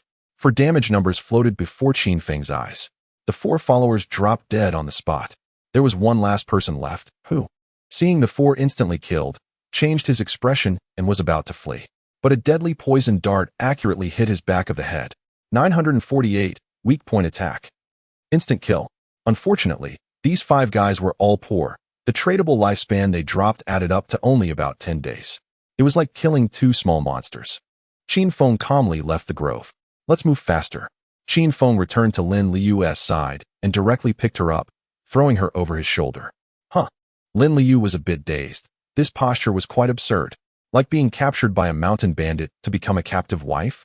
But soon, she was shocked by Qin Feng's speed. Currently, Qin Feng had a total of 72 agility. His normal speed reached 85 meters per second. And when he ran at full speed, he could reach 25 meters per second. This meant he could cover 100 meters in just 4 seconds. This had far exceeded the limits of what humans were once capable of. Once he reached level 10, these attributes could be consumed as tradable lifespan and extracted into reality, allowing me to have such attributes in reality. Qin Feng thought. It must be said that Lin Liu had a good figure. Her waist was slim, and her legs were long. Although this was a game, it was the same in reality. In the Forsaken game, players' height, weight, and appearance were no different from reality. This was also another reason why people quickly believed that the Forsaken game was a transcendent game. This technology was completely beyond the current level of technology on Blue Star. At this moment, although Qin Feng couldn't take Lin Liu with him invisibly, carrying her while moving at the fastest speed meant no one else could catch up. Even though I am strong now, without stealth detection means, I can only eliminate visible enemies. If someone follows me while invisible, I won't be able to detect them. He could only carry Lin Liu and move forward at the fastest speed, ensuring that no one could catch up. Following Lin Liu's hints, Qin Feng advanced through the dark grove. When encountering small monsters, he casually threw poison darts to kill them instantly. Lin Liu watched, somewhat amazed. Qin Feng's strength was too strong. After more than 10 minutes, the two finally arrived at a cliff. Standing on the edge of the cliff and looking ahead, they saw a small cliff about 10 meters high, below which was a swamp shrouded in gray mist. In the swamp, there was a ship. A shabby ship faintly shimmering with golden yellow light. Even from more than 100 meters away, they could vaguely see the health bar on the ship. That health bar was long, embedded with a golden border, which was the symbol of gold. It really was a golden ghost ship. When Qin Feng saw the appearance of that shabby ship, his heart began to race. He put Lin Liu down on the cliff. Wait here. Be careful not to be ambushed. I'll handle it. After saying this, without waiting for Lin Liu to respond, Qin Feng went off to find a small path and walked down the cliff. As soon as Qin Feng stepped into that swamp area, a system prompt echoed in his mind. Due to the influence of the ghost ship, this area has turned into a berserk zone. Lifespan lost speed in this area, 100 times. In this swamp, the current lifespan lost speed was 100 times. This meant that if one stayed in this berserk zone for about 15 minutes, they would consume a whole day's lifespan. Of course, this temporary rage zone has little impact. However, a month after the arrival of the Forsaken game, the first wave of desolation erupted, turning the entire Blue Star reality into a rage zone, and even more terrifying disaster zones, nightmare zones. At that time, the true calamity for humanity would arrive. At this moment, Qin Feng merely glanced at the system prompt and did not pay it much attention. He had already entered stealth mode and was walking on the swamp. Even in the swamp, players in stealth mode would not leave footprints or any traces. Qin Feng moved towards the center of the swamp. Soon, the gray mist dispersed like clouds, revealing a dilapidated ghost ship nearly 5 meters long in front of him. On the ghost ship, there was a nearly collapsing skeleton holding an oar. At the bow of the ship, there was a bell burning with golden ghost fire. Golden Ghost Ship, 5. Grade, Gold, Special. Existence Countdown, 45 minutes and 25 seconds. Chapter 23. Opportunity to take over? Total annihilation on the spot. Fortunately, there were 45 minutes left. Qin Feng breathed a sigh of relief. This special event has a time limit. It will only exist for a period of time in one place before disappearing. Now, with 45 minutes left, it was enough for Qin Feng to take down this golden ghost ship. Time to attack. Qin Feng checked that his Shadow Strike skill was ready and directly launched an assault on the golden ghost ship. Shadow Slash. 549. 549. 549. 5 consecutive damage numbers instantly appeared from the ghost ship. Qin Feng's figure flickered and disappeared, only to reappear as a toxic dart struck the golden bell on the ghost ship. 621. Weak point attack. 207. 207. The ghost ship's weakness was not the skeleton holding the oar, but the golden bell. After using his 2 skills, Qin Feng immediately went into stealth and retreated as quickly as possible. Immediately, the skeleton on the Golden Ghost ship let out a creaking sound, and ghost fire lit up in its hollow eye sockets. Water began to surge in the surrounding swamp. Dozens of powerful water columns erupted from around the ghost ship. Qin Feng was well aware that with his current frail body, if hit by these water columns, it would mean certain death. Fortunately, he was prepared. After the sneak attack, he retreated immediately. Even so, he was nearly caught by the water columns erupting all around him. The closer he got to the ghost ship, the denser the water columns became. Unless he was a warrior equipped with a full set of silver gear, no one could withstand a single strike from these water columns. Qin Feng remained calm and used his predictions and positioning to dodge the repeated eruptions of water columns from a distance. At the same time, after the water columns erupted, several rotting water ghosts crawled out of the swamp. There were a full 12 of these rotting water ghosts, each at the level of silver combat power. Moreover, there were no rewards for killing these rotting water ghosts. This was the most disgusting aspect of the Golden Ghost ship. If he didn't kill the water ghosts, these 12 silver-level minor monsters could wipe out any team. If he did kill the water ghosts, there would be no reward, and it would waste a lot of time. The most terrifying part was that the Golden Ghost ship summoned 12 rotting water ghosts every 3 minutes. If the Team's output wasn't enough, the number of rotting water ghosts would increase, leading to eventual annihilation. As for the health of the Golden Ghost ship, even with Qin Feng's current damage, those two skills only took away 1/10 of its health. This indicated that it had at least 40,000 to 50,000 health points. For players who generally dealt 20 to 30 points of damage with a skill, killing this Golden Ghost ship was nothing short of a pipe dream. Little Black, I'm going to die once in a bit. Qin Feng dodged the skills while opening a private chat with Lin Liu and instructed her, "You don't need to worry during this time. Just wait for me to return." Upon hearing this private message, Lin Liu was a bit dumbfounded. She replied, "Who is Little Black?" "Qin Feng. Aren't you Little Black?" Lin Liu was almost on the verge of a breakdown, but she had nothing to say since she had named herself Black Plum Big Lychee. At the same time, on the road from Shell Town to this swamp, several players were searching everywhere. Damn it, do they really think I, Iron Man, am easy to bully? A middle-aged man in heavy armor with a cross-shaped scar on his face was darkly searching for Qin Feng's whereabouts. This middle-aged man was known as Iron Man. Just now, the tracker that Qin Feng killed in seconds was one of his subordinates. Back when I was hacking legends and taking down one Sha Baku after another, this kid was still sucking his thumb. Iron Man was very interested in Qin Feng. He had always wanted to track him, but Qin Feng had been invisible since leaving the town, making it impossible for him to find him. Finally, he waited for an opportunity. Qin Feng went out with a girl. After all, they were young. Did he really not resist taking a girl out so quickly? Iron Man smiled. He figured that since Qin Feng could go invisible, the girl couldn't be invisible too, right? As long as he followed behind, he could uncover Qin Feng's secret. Unexpectedly, Qin Feng turned around and killed all his subordinates. Now, Iron Man was leading about 20 people, constantly spreading out in the direction Qin Feng had left, searching. During this time, several of his underlings were killed by monsters, but Iron Man didn't care. As long as he could discover Qin Feng's secret, it would all be worth it. Finally, his underling shouted, "Boss, we found that woman on a cliff.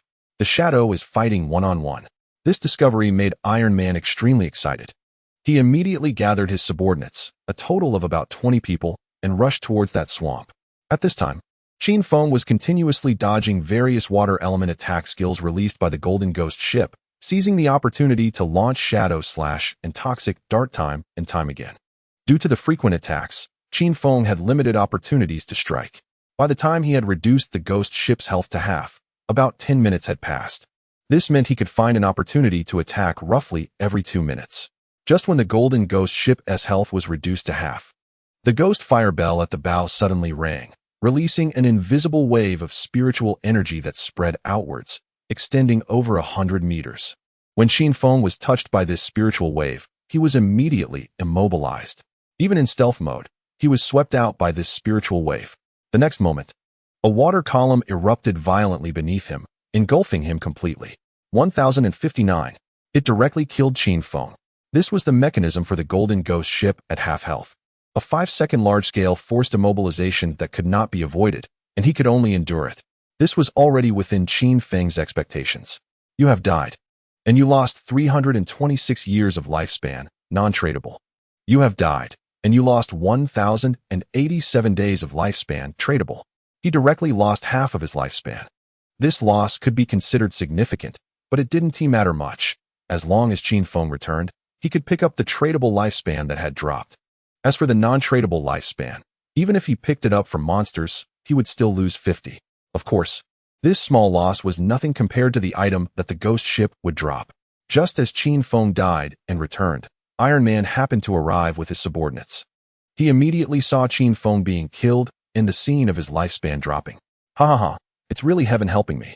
This fool really got cocky and dared to go one-on-one with a golden level? Brothers, let us go. We'll take over and pick up the lifespan that Shadow dropped. Look at that big gray-white light orb. It must be at least several hundred days of tradable lifespan, right? Iron Man led his underlings and charged directly towards the golden ghost ship. But just a moment later, in the swamp, there were at least 30 to 40 silver-level rotting water ghosts, combined with the water columns from the golden ghost ship, directly annihilating the 24 players on the spot.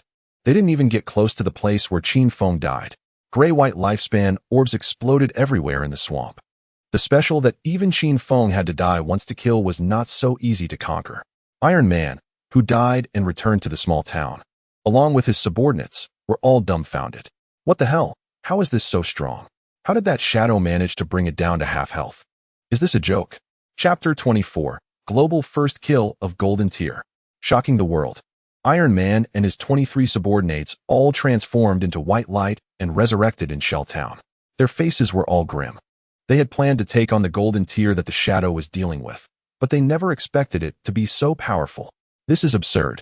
We just entered that swamp and were surrounded by silver monsters. Moreover, the water columns were spraying everywhere. There was no time to dodge. I could react, but my speed wasn't enough. That Shadow could dodge those water columns. How high must its agility be? It must be maxed out on agility, right? How could that be? If it was all agility, where would it get the damage to take down half health? That's right. We had just dealt damage for a while, and we only managed to take down 3 health points. How did it do half health all by itself? Iron Man's face was dark. They had suffered too much loss this time. According to Iron Man's theory, dying and losing a bit of non-tradable lifespan was not a problem. The key was to become strong enough before the non-tradable lifespan ran out. But now, this was purely giving away points. Let's go, continue on.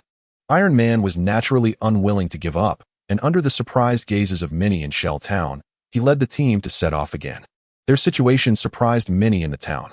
At this point, it was rare to see so many people being annihilated together. Thus, more people followed them, leaving the town and heading toward the swamp. However, Qin Feng was much faster than them. When Iron Man set off again, Qin Feng had already returned to the swamp. Shadow Slash, Venomous Darts, continuing with the same tactics as before to deal with the Golden Ghost ship. After losing half health, the Golden Ghost ship gained several new skills. Among them was a large area attack skill. When the skeleton oars on the Golden Ghost ship swung, waves of water spread outwards. With Qin Feng's current attributes, being hit by those waves meant certain death. However, for Qin Feng, this was easy to dodge. When the waves spread, he just needed to jump. The spread of the waves was irregular, sometimes fast, sometimes slow, requiring extremely high reflexes from players. If someone was a bit slow to react and got within 100 meters of the Golden Ghost ship, it would mean certain death. As for the other skills, most were single-target skills. Since Qin Feng had been invisible, those skills wouldn't be released. Qin Feng only needed to dodge the area attacks. Just when there was a quarter of health left, Iron Man finally arrived with his group again. They looked into the swamp, seeing the lifespan orbs everywhere, and immediately wanted to rush in to kill the Shadow and loot. However, just as they were about to leave the woods and step into the swamp, suddenly a bolt of lightning shot out from the woods, striking Iron Man and transmitting to several people around him. 39, 34, 36.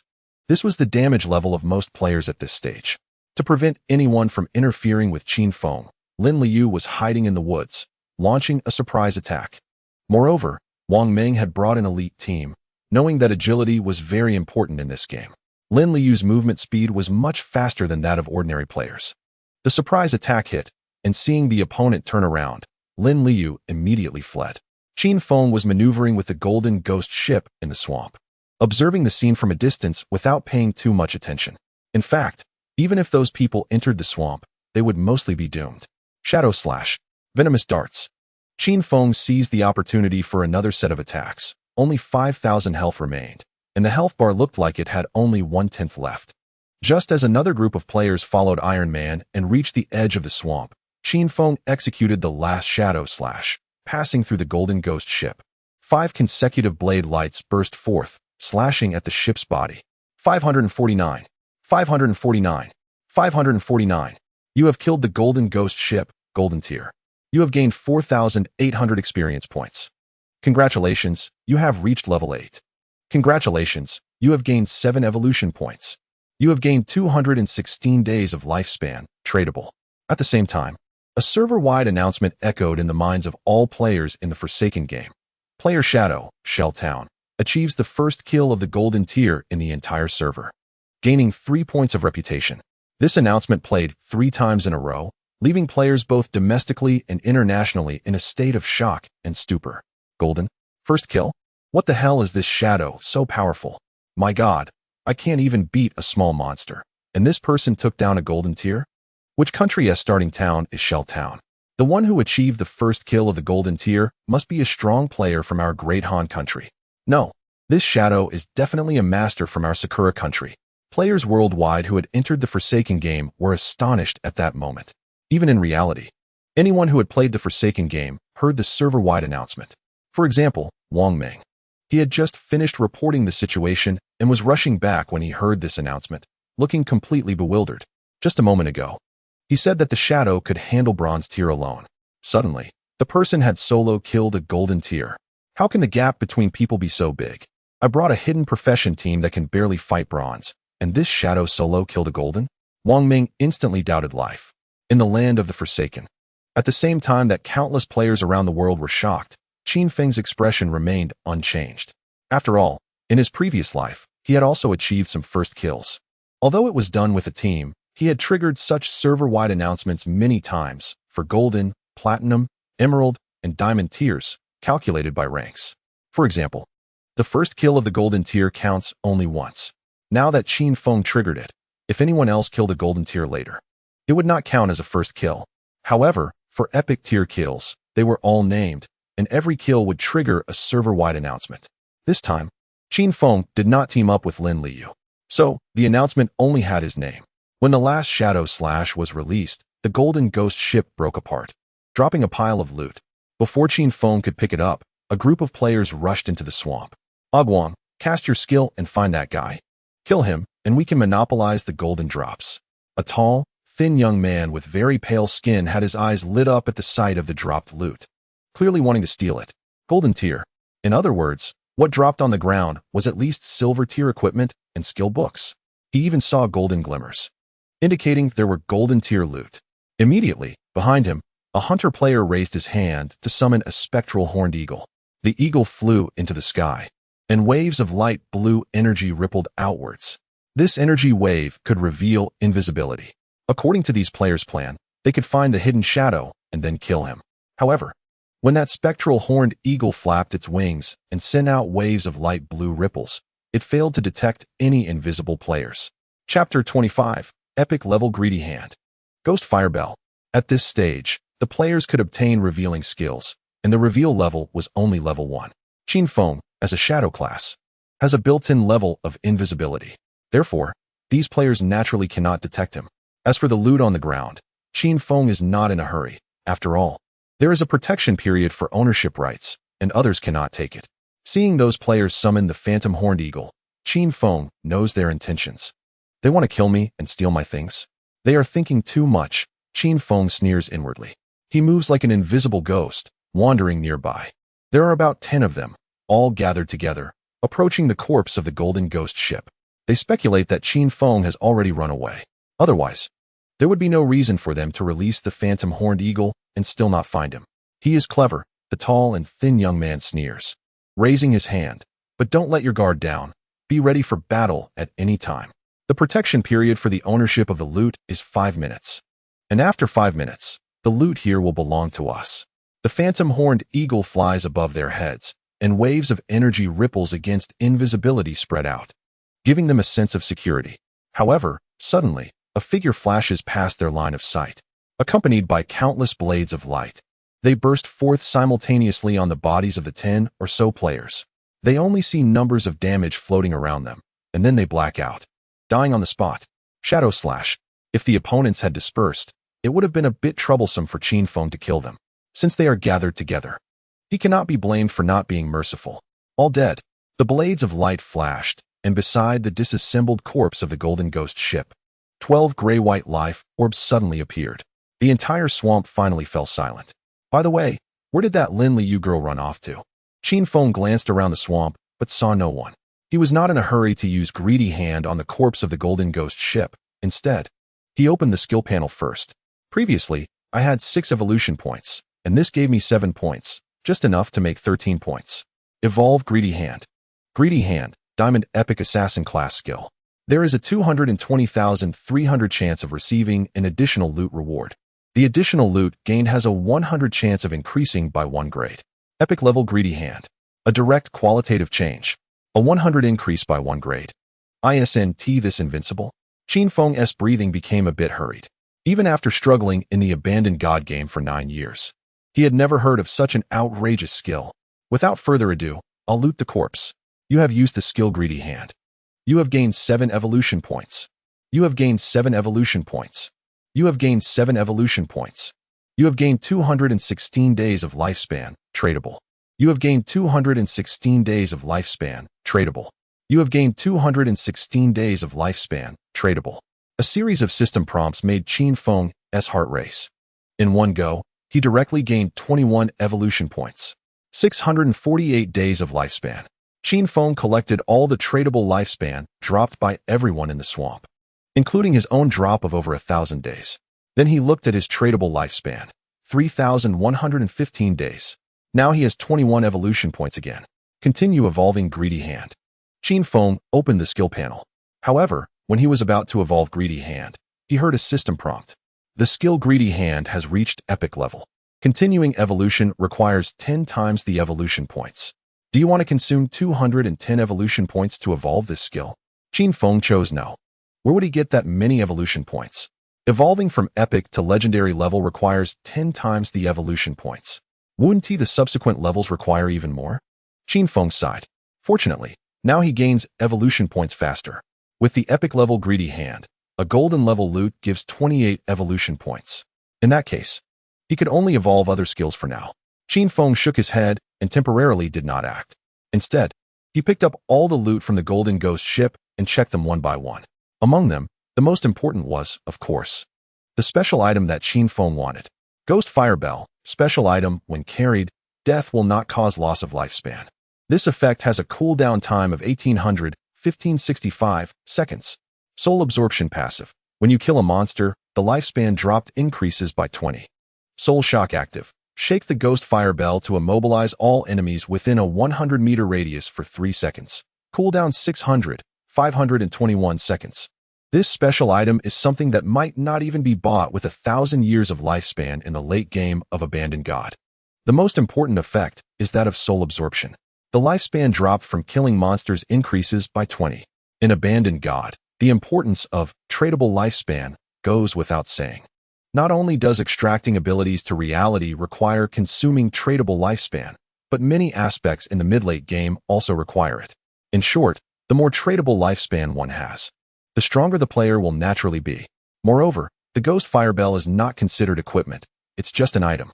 It doesn't occupy an equipment slot. Only one backpack space, making it very convenient to use. With the Ghost Fire Bell, there's a chance every half hour for the bearer to die without losing lifespan. This also increases Qin Feng's margin for error. After all, even though he can maintain invisibility, his body is still too fragile. Of course, the most exciting thing for Qin Feng is that even if he kills the Golden Ghost ship, it's not guaranteed to drop the Ghost Fire Bell. According to statistics, the drop rate for this item is around 30. And this time, due to the basic drop, plus 3 additional drops from Greedy Hand, I actually got 2 Ghost Fire Bells. In my previous life, no one had ever obtained 2 Ghost Fire Bells. So Qin Feng didn't know if the effects of this item could stack? He checked his detailed attributes. He found the entry for lifespan increase from killing enemies, and it clearly stated 40. Wow, incredible. Qin Feng was shocked. The effects of 2 Ghost Fire Bells can actually stack. From now on, the tradable lifespan he gains from killing monsters will increase by 40. Unfortunately, in Abandoned God, the effects of the same item share cooldowns. The passive effect of not losing lifespan upon death, as long as it is triggered once, will put both Ghost Fire Bells into cooldown together. The active effect of Soul Shock is the same. Using one will put both on cooldown. This is a basic setting in Abandoned God. After playing for 9 years, Qin Feng is naturally very clear about this. However, even if only the soul absorption effect can stack, it is already extremely powerful. Originally, Qin Feng's development speed was fast. Now it's even faster. Next, Qin Feng continued to check the loot. Thanks to the effect of Greedy Hand, he killed the Golden Ghost ship and received more than 10 pieces of loot. Among them, there were 11 pieces of golden equipment and skill books, 2 pieces of platinum level equipment, and 1 platinum level skill book. Chapter 26. Qin Xiaoyu is surprised. The Shadow God is from our city? Originally, the drops of golden level were basically 24 pieces of silver equipment, with a small probability of golden equipment dropping. But now, due to the effect of epic level Greedy Hand, any loot dropped will increase by 1 grade. This directly upgraded 3 of the golden loot to platinum level. And among these loots, there are 3 pieces usable by assassin class professions. Qin Feng checked them one by one. First, there's a platinum level assassin weapon. Ghost Ship Twin Blades, platinum assassin class weapon. Attack power 136, agility 22. Attack speed 24, 17 armor penetration. Equipment requirement, level 5. Unique effect. Your every normal attack deals damage twice. This effect doesn't have much significance. After all, I rely on skills for damage output. However, this weapon has a high base attack power and adds 22 points of agility. Attack speed will also increase skill casting speed and reduce skill after cast delay, so it's not completely useless. As for the armor penetration attribute, the benefits are significant. Just now, when he was dealing with the Golden Ghost ship, the damage dealt by his skills was noticeably much lower than against other monsters. This is because the defense of this golden level enemy is too high. The benefits of armor penetration are quite good. Qin Feng directly equipped this weapon. He then checked the next piece of equipment. Ghost Fire Leather Armor, Golden Physical Defense 25. Fire Element Resistance 50, Damage Block 14, Health 419. Equipment requirement, level 5, a decent piece of armor, especially with its damage block attribute. Once he wears this armor, most players at this stage will struggle to break through his defense. Moreover, he hasn't added any constitution while leveling up, so his health is only 350 points. This armor directly adds 419 points to him. After all, it is golden level equipment. The attributes of a single piece of equipment are even higher than a full set of others. Finally, he found a skill book. Ghost Shadow Blur, Golden Assassin Class Skill.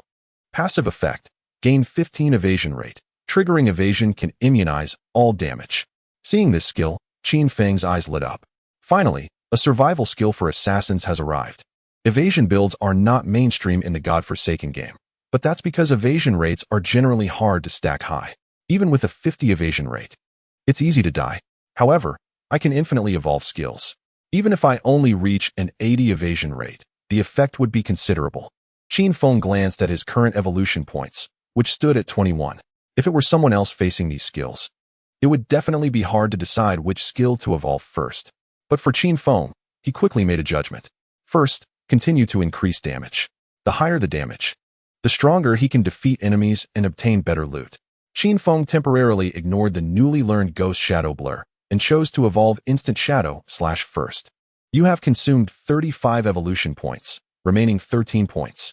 Instant Shadow / Platinum Emerald Diamond Blink in one direction, up to 212.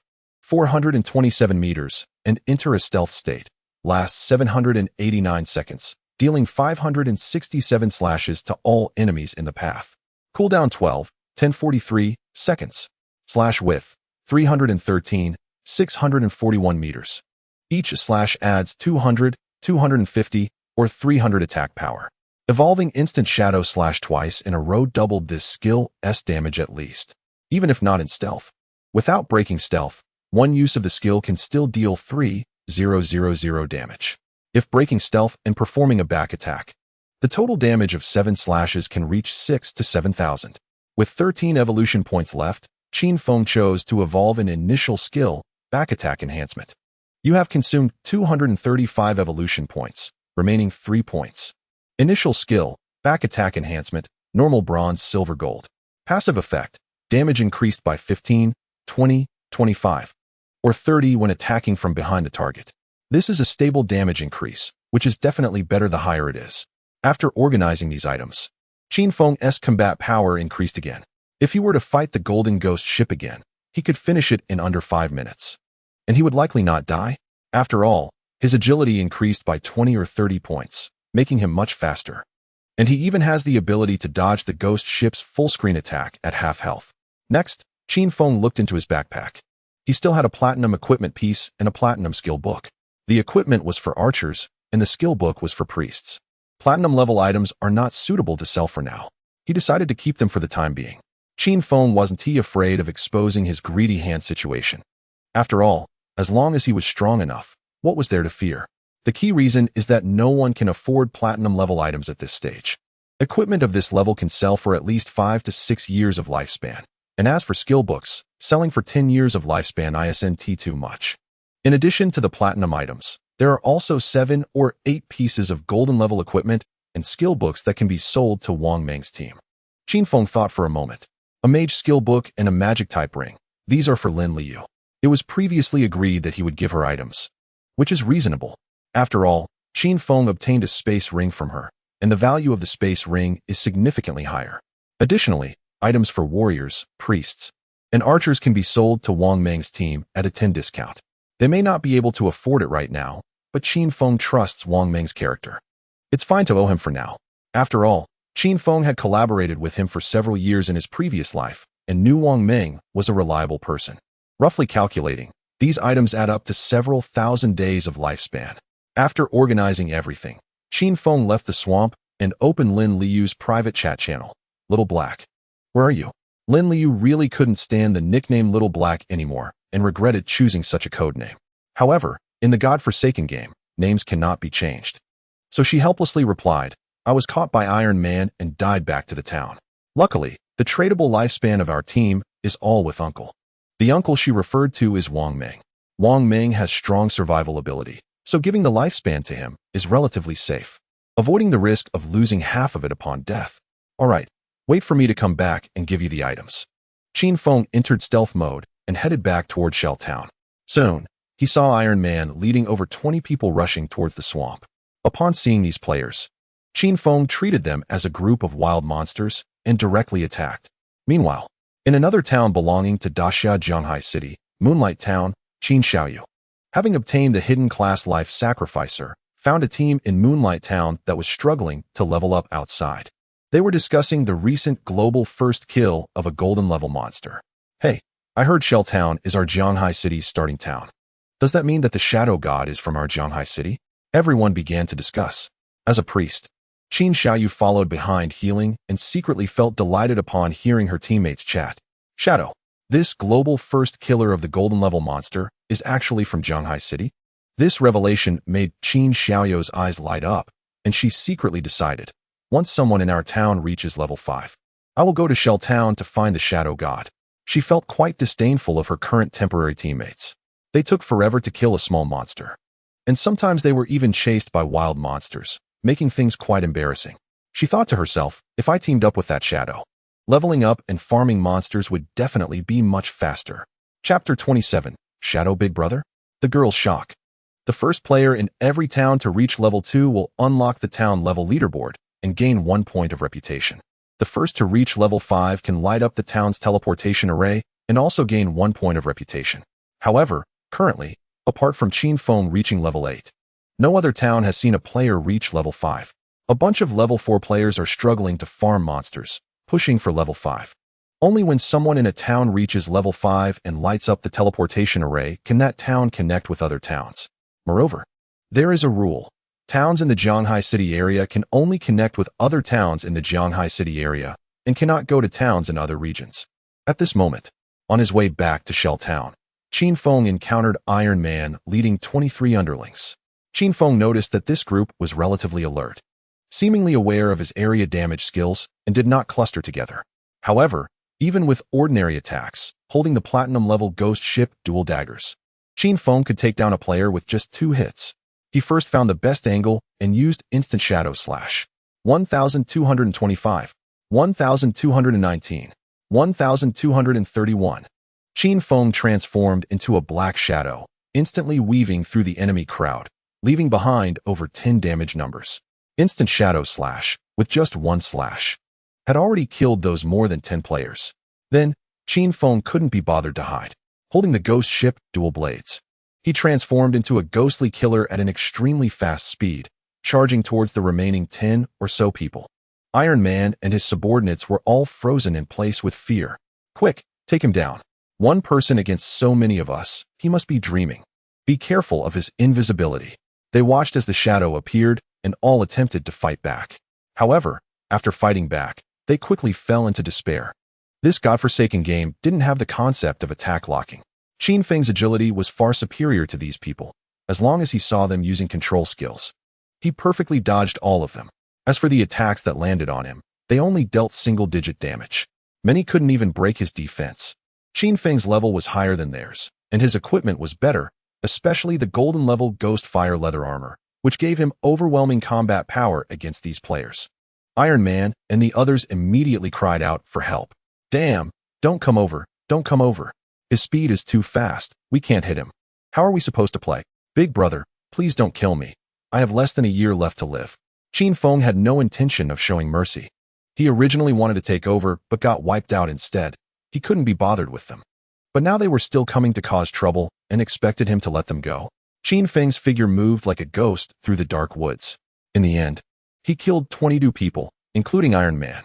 When people scattered to escape, 2 managed to get away, not because Qin Feng couldn't catch up, but because they fled in different directions, and those 2 were far enough away that Qin Feng didn't find it necessary to waste time chasing them. Unfortunately, the lifespans these people dropped added up to only over 30 days, so poor. Qin Feng shook his head.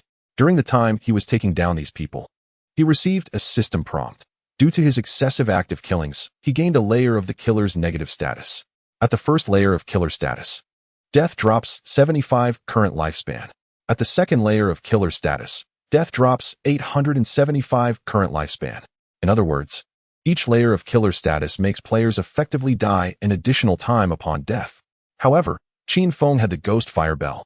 Even if he accidentally died once, he wouldn't drop any lifespan. So, Qin Feng didn't care about this killer's negative status at all. After all, this status wouldn't lower his attributes or affect his growth. As long as he didn't die consecutively twice, it had no impact on him at all. Soon, Qin Feng returned to Shell Town. The Ghost Fire leather armor he wore had dark red flame patterns on a black base, looking cool and exuding a murderous aura. As soon as he returned to the town, he attracted the attention of everyone around. It's the Shadow. Wow, that leather armor is too cool, right? Is it golden level leather armor? I'm so envious. He really soloed a golden. Haha, in my opinion, this guy must be using a card to solo it. LOL. You up there, go card one and let me see. Amidst the envious and jealous gazes of countless people, Qin Feng arrived at the central square of the town. Suddenly, a group of people approached him very respectfully. Among them was a tall, pale young man. It was him who had just come with his teammates, wanting to snatch the golden ghost ship's loot, only to be instantly killed by Qin Feng. Big brother Shadow, I'm really sorry. The tall young man lowered his posture and approached Qin Feng. Big brother, this is a skill book for assassins we just pooled our lifespans to buy. Please accept it. Let's pretend nothing happened, okay? This situation surprised Qin Feng a bit. He glanced at the skill book handed over. Stab, normal assassin skill book. Single target skill. Adds 20 attack upon hitting and causes 2 seconds of stun. Cooldown, 22 seconds. It was a control type skill book. If someone is offering something, why not take it? Qin Feng casually took the skill book and said indifferently, alright. After acquiring the skill book, he directly learned it. Then, he waved his hand to send them away, finally meeting the long-awaited girl, Lin Liu. However, Qin Feng didn't know that the tall young man, codenamed Idle Cloud, watched his departing figure with a hint of malice in his eyes. How strong is this godforsaken game? As long as I find you in reality, I can imprison you and make you a slave to collect lifespan for me. Once other towns light up the teleportation array, send a woman over and find a way to extract his information. Idle Cloud, whose real name is Dongfang Xian, is a well-known rich second generation in the Jianhai city circle. He sneered, I just heard this shadow's voice. It's unfamiliar. If he is not from the circle, it means he is a poor loser. Let a professional beauty approach him. I don't believe he won't fall for it. Qin Feng met Lin Liu. The girl was wearing a black robe, her pair of lively eyes darting around. Upon seeing Qin Feng appear, she couldn't help but feel a bit nervous. Here, Qin Feng casually threw out a golden level mage skill book and a piece of golden level mage equipment. Lin Liu was initially a bit anxious, not knowing if Qin Feng would tell her he didn't drop mage equipment. But when she reached out, she caught 2 golden level items. A fire type area damage skill, with an attack boost of 150 points. A magic type necklace that added 15 spirit and 3 points of mana regeneration per second. Lin Liu's mind buzzed. These 2 items were too amazing. Now, she was practically soaring. Chapter 28. The Faith Temple. Visitors to Shell Town. Originally, Lin Liu thought that if Qin Feng could give her a silver-level magic equipment or skill book, it would be great. But unexpectedly, 2 golden levels? This skill, this necklace, directly multiplied her damage by several times, and her mana recovery more than doubled. Originally, Lin Liu recovered 2 mana per second. Now, with that necklace, she recovered 5 mana per second. Her sustainability skyrocketed. It could be said that now her monster farming efficiency was even faster than the entire team before. Big brother, thank you so much. Lin Liu's beautiful eyes were filled with surprise, almost moved to tears. Qin Feng shook his head. No need to be polite. It's just as agreed. Give me the space ring. Moreover, this girl had been chased by Iron Man and his men wants to help Qin Feng. Although Qin Feng didn't really need her help, but it was clear that this girl had a good personality and was worth befriending. Hearing Qin Feng's words, Lin Liu came back to her senses and quickly handed over the 12-slot space ring. By the way, big brother. Lin Liu thought for a moment and said, just now when I was escaping in the woods, I found a cave. It seems to be an entrance to a ruin. Are you interested? Entrance to a ruin? Qin Feng was a bit surprised. Previously, it was said that Lin Liu was a lucky charm, and it seemed to be true. First, the golden ghost ship, then the ruin entrance. Qin Feng looked at the pretty girl in front of him, feeling that befriending her was indeed worthwhile. Of course, Qin Feng thought for a moment. If he hadn't given her any equipment just now, she might not have told him about the ruin entrance. Sincerity is mutual. It seemed that just these 2 golden level items had bought her loyalty. Qin Feng couldn't help but smile. He put the space ring on his left pinky finger. The storage space finally became 27 slots. Qin Feng breathed a sigh of relief. The bag slots in this godforsaken game were very tight, and the starting town didn't have a place to store supplies. With 27 slots, everything became convenient. Qin Feng said to Lin Liu, your captain hasn't logged on yet. Let's wait until he comes to sell the items to you. I'll go check out the ruin you mentioned. The girl nodded. Okay. Now Lin Liu was very excited. Taking out the rolled-up sheepskin map from his backpack, Lin Liu marked a location for Qin Feng. This is the entrance to the ruins, a stone slab on the ground. I originally wanted to move the slab and hide inside, but as soon as I went in and took a few steps, I heard ghostly wails from inside. And I got scared and ran out. Otherwise, I wouldn't have been caught by Iron Man and the others. Lin Liu described the entrance to Qin Feng as he spoke. All right, got it. Qin Feng remembered the location. In fact, every starting town and the surrounding terrain is the same. These novice towns are completely replicated terrains. However, ruins like this one, or the Golden Ghost ship, appear randomly. Some towns have them, while others do not. In any case, the town where Qin Feng was in his last life did not have them. Unexpectedly, this shell town actually has ruins and has spawned the Golden Ghost ship. Qin Feng said goodbye to Lin Liu first. He entered stealth mode and left Shell Town again. He originally wanted to find a place to grind to level 10. Since there are ruins, there is no need to grind elsewhere. Clearing the ruins will definitely get him to level 10. The ruins that can appear in starting towns mainly fall into 3 categories. One is Tomb, one is Cursed Ruins, and the other is Faith Temple. The tomb has nothing much to say. It's just a pile of monsters residing inside. And the difficulty of clearing it is very high, but in the end, there will basically be gold. The monsters in the Cursed Ruins are all cursed by ancient gods or evil gods. They may have once been human, some went mad, and others died and turned into monsters. The monsters in the Faith Temple are all followers of ancient gods and evil gods, and they can be killed or spared. But the map inside the temple is very complex. If the latter 2 are cleared smoothly, they can obtain some special items or skill books. For example, Qin Feng's Eye of the Ancient God also known as the Eye of Judgment, actually comes from a faith temple. No matter what kind of ruins Lin Liu is talking about, Qin Feng won't miss it. Because among these ruins, even the small monsters are at least bronze level, or even silver level. This means a massive amount of evolution points for Qin Feng. With my current epic level greedy hand, killing a bronze level small monster can yield 8 evolution points. If it's silver, it can yield 16 evolution points. Compared to killing high tier monsters, killing a large number of low tier ones will obviously yield more evolution points. Soon, Qin Feng, maintaining his stealth status, arrived at the location marked by Lin Liu on the map. In the grayish-black weeds, he indeed saw a stone slab. Qin Feng moved it aside, revealing a staircase leading down. Sure enough, as soon as the slab was moved, he heard ghostly cries coming from deep within the passage, full of sorrow. Of course, Qin Feng was not afraid. He entered the passage and covered the slab back over. The surroundings instantly turned into darkness, with only a faint yellow firelight ahead illuminating the stone walls on both sides of the passage. With the dim light, Qin Feng's expression changed slightly. The murals on the stone walls looked exactly like those in the Faith Temple from his last life. This is the Faith Temple. Moreover, it might be the Faith Temple of the Judgment Ancient God. Qin Feng possesses the Eye of Judgment, holding the authority of judgment. The appearance of this temple here made Qin Feng feel that it was quite extraordinary. Let us go in and take a look. Taking a deep breath, Qin Feng maintained his stealth state and walked down the passage. While Qin Feng was exploring this mysterious faith temple, players from various starting towns were leveling up like crazy. Of course, compared to the speed of gaining experience, they were definitely not as fast as Qin Feng, who was killing monsters in the ruins. However, other players, with their lower levels, required less experience to level up. Soon, someone reached level 5. They lit up their respective town's teleportation array. Each player has one free teleport opportunity per day to travel to other starting towns. Consequently, many players from other towns soon teleported to Shell Town.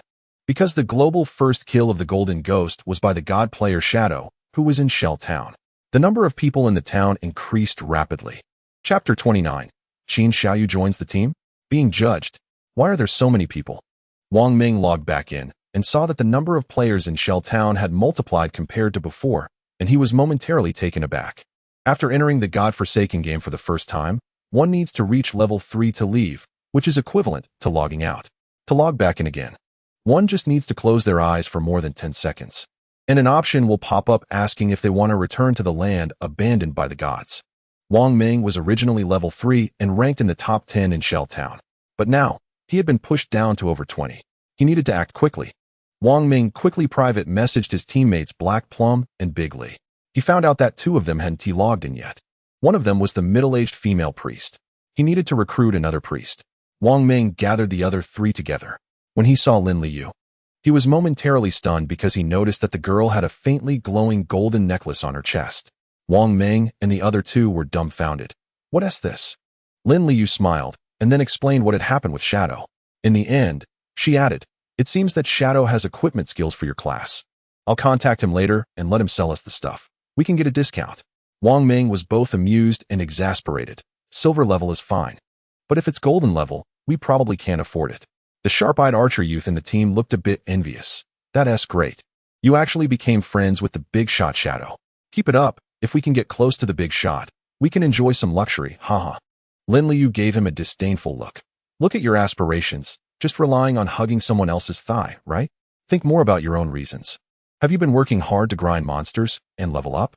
The sharp-eyed archer youth rolled his eyes and ignored her.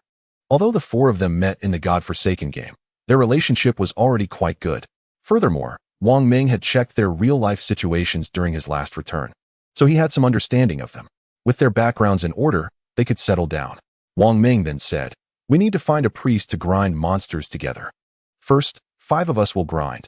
I have a colleague in the neighboring town, and she will teleport over to join our team when someone reaches level 5 in her town."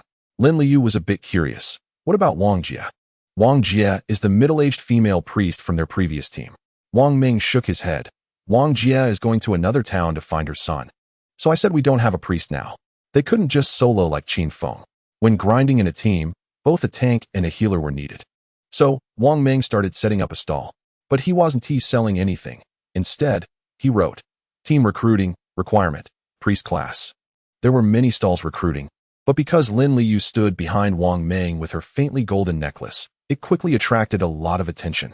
Golden-level equipment? Many people were somewhat skeptical. But just based on Lin Liu's looks, some young priests quickly came over to sign up. However, when they heard they had to provide their real identities and that it would be officially recorded afterward, they all began to back down. Just then, a long-haired girl approached. It was Qin Xiaoyu, who had already reached level 3 as a life priest. Qin Xiaoyu was very polite. I am a hidden profession life priest. Can I join your team? Wang Ming glanced at her, his expression unchanged. Life priest is a hidden profession that sounds pretty good.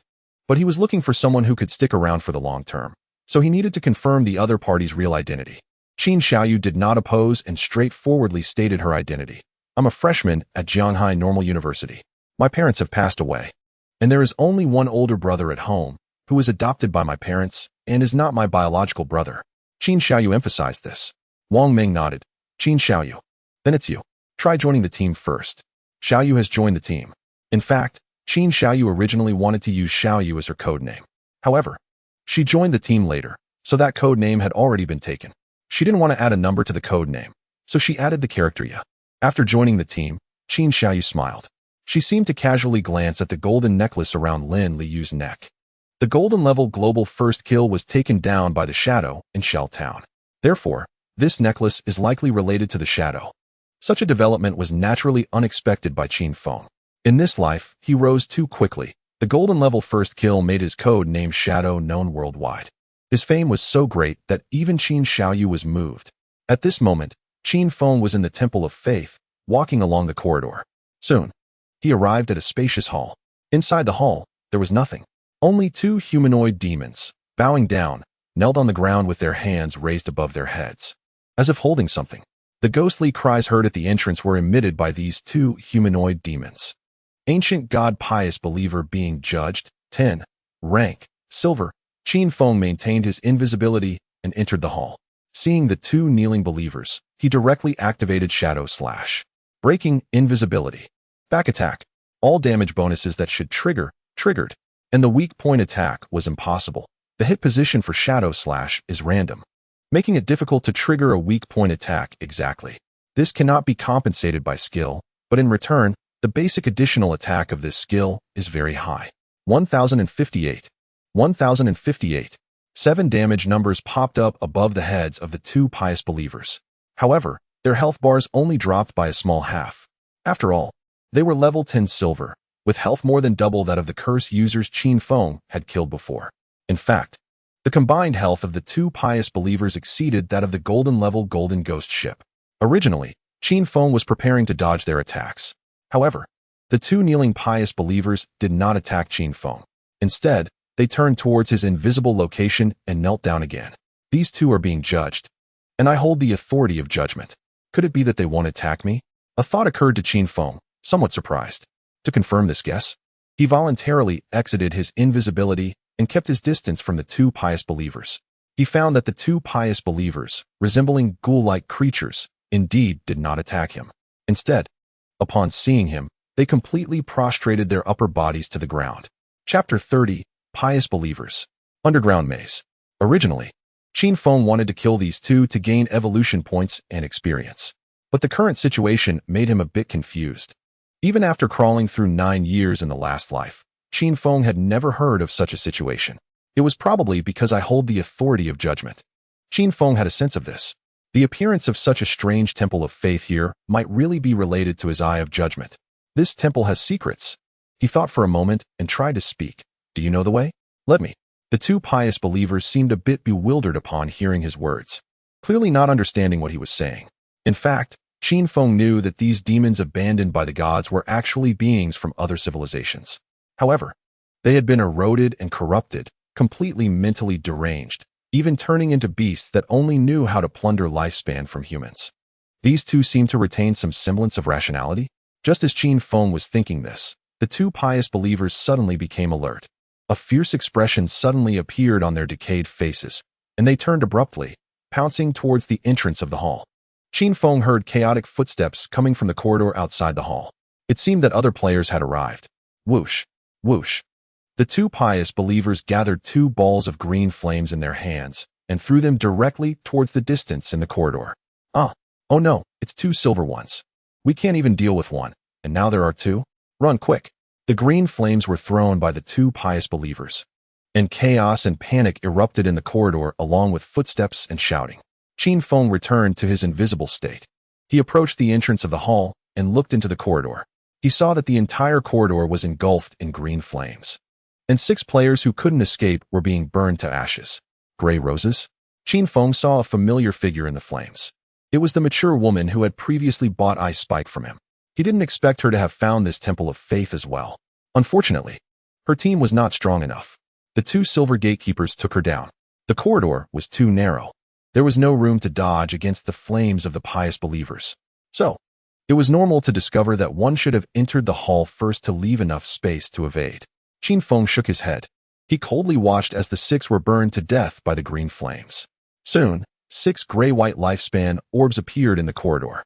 Qin Feng unceremoniously walked up to collect them, finding that this group surprisingly dropped over 100 days of tradable lifespan. To Qin Feng's surprise, the 2 pious believers showed no interest in these lifespans at all. After eliminating those 6, they returned to the hall and prostrated themselves again in the direction where Qin Feng had just disappeared. Qin Feng temporarily ignored them. He began searching around the hall, but found that there were no paths leading to other places. No way is this it. 2 silver-level small ones. Qin Feng was extremely puzzled. Continuing to explore yielded no results. Qin Feng simply decided to take action and killed the 2 pious believers. As he expected, no matter how he attacked, the 2 pious believers showed no intention of fighting back at all. They were just killed by Qin Feng. You have killed the ancient god pious believer being judged, silver level. You gained 4,000 experience points. Congratulations, you have leveled up to level 9. Congratulations. You gained 4 evolution points. You obtained 188 days of lifespan, tradable. After killing the 2 pious believers, Qin Feng reached level 9. He directly used Greedy Hand on their corpses. Soon, Qin Feng finished processing the 2 silver small ones. He received a total of 32 evolution points and 1,504 days of tradable lifespan. The epic Greedy Hand was so satisfying. Moreover, for pieces of golden level loot and about 10 silver level pieces dropped in total. Among them, there was a golden level necklace suitable for assassins. Believer's Pendant, Golden Assassin Accessory. Agility 15. Cooldown Speed 20. Equipment Requirement, Level 8. Unique Effect. Summons a silver level pious believer to fight for you. Cooldown 600 seconds. This necklace has good attributes. Mainly the 20 cooldown speed. After Qin Feng equipped it, the cooldown of his shadow skill was reduced from 226 seconds to 192 seconds. The cooldown of Toxic Dagger was reduced from 43 seconds to 37 seconds. The cooldown of Shadow Slash was reduced from 104 seconds to 88 seconds. Monster farming became more efficient, Qin Feng thought. As for the other loot, they were all level 8 to 10 equipment, and no one would buy them at this stage. I'll just leave them for now. Just as Qin Feng was about to leave, suddenly, the floor in the middle of the hall shifted. When the 2 pious believers were killed, it finally triggered a mechanism. Is this an elevator? Qin Feng glanced at it. In the middle of the hall, a circular stone disc protruded from the floor, something Qin Feng had seen many times in his previous life. He immediately stepped onto it. Shortly after, the circular stone disc emitted a rumbling sound and actually took him downwards. A circular pit appeared in the middle of the hall. After Qin Feng was sent down, 2 semicircular stone blocks immediately slid in from the sides, blocking the pit. Everything returned to its original state, as if the circular stone disc elevator had never appeared.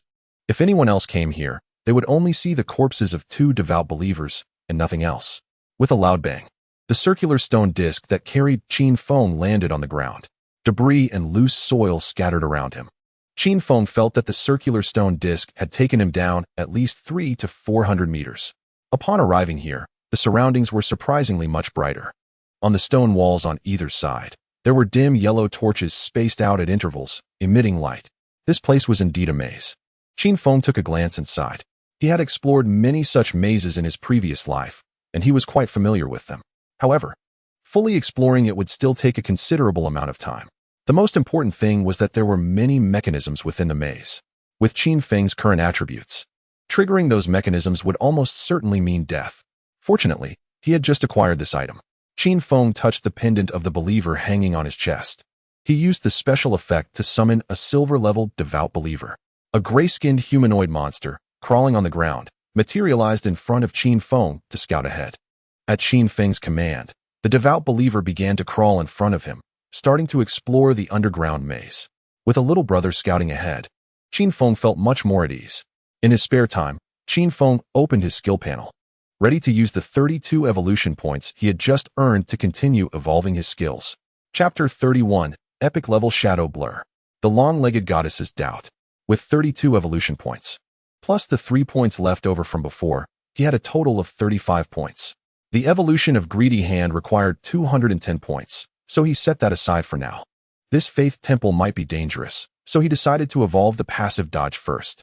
To increase his survival rate, Qin Feng chose to evolve Shadow Blur. You have consumed 1235 evolution points, remaining 24 points. Shadow Blur, Epic Level Gold Assassin Type Skill. Passive gain of 1575 evasion rate. Triggering evasion can immunize all damage. Once the skill reached the epic level, the evolution points needed for further evolution increased tenfold, originally requiring only 8 evolution points. It now required 80 points due to the upgrade from epic to legendary level. Qin Feng shook his head, temporarily putting this skill aside. A 75 evasion rate was already very high. Then he continued to evolve Instant Shadow Slash, upgrading this skill to the epic level. You have consumed 13 evolution points, remaining 11 points. Instant Shadow Slash, Diamond Epic Blink in one direction, up to 2,730 meters, and enter a state of invisibility, lasting 912 seconds. Dealing 79 slashes to all enemies in the path. Cooldown 88 seconds. Slash width, 415 meters. Each slash adds 300 to 500 attack power. From Diamond to Epic level, the additional attack power of Instant Shadow Slash increased by a full 200 points. The number of slashes also increased from 7 to 9. The total damage nearly doubled again. This was incredible. It should be noted that in his previous life, Qin Feng learned epic level skills only years later. In this life, he started with epic level skills. Although these skills had relatively low values due to their lower levels, they could evolve infinitely. However, since the evolution points required to upgrade from epic to legendary level increased tenfold, it was more cost-effective to evolve skills with higher initial ranks. Qin Feng calculated that if a skill was originally epic level, then evolving it to legendary level would be the first evolution, requiring a base of 1 evolution point. Multiplied by 10 would only be 10 points.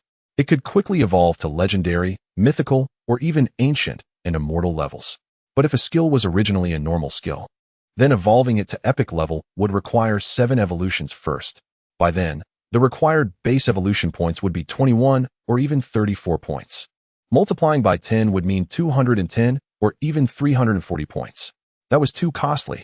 However, there was a benefit, regardless of the rank of the skill learned. He could evolve it to epic level at a very low cost.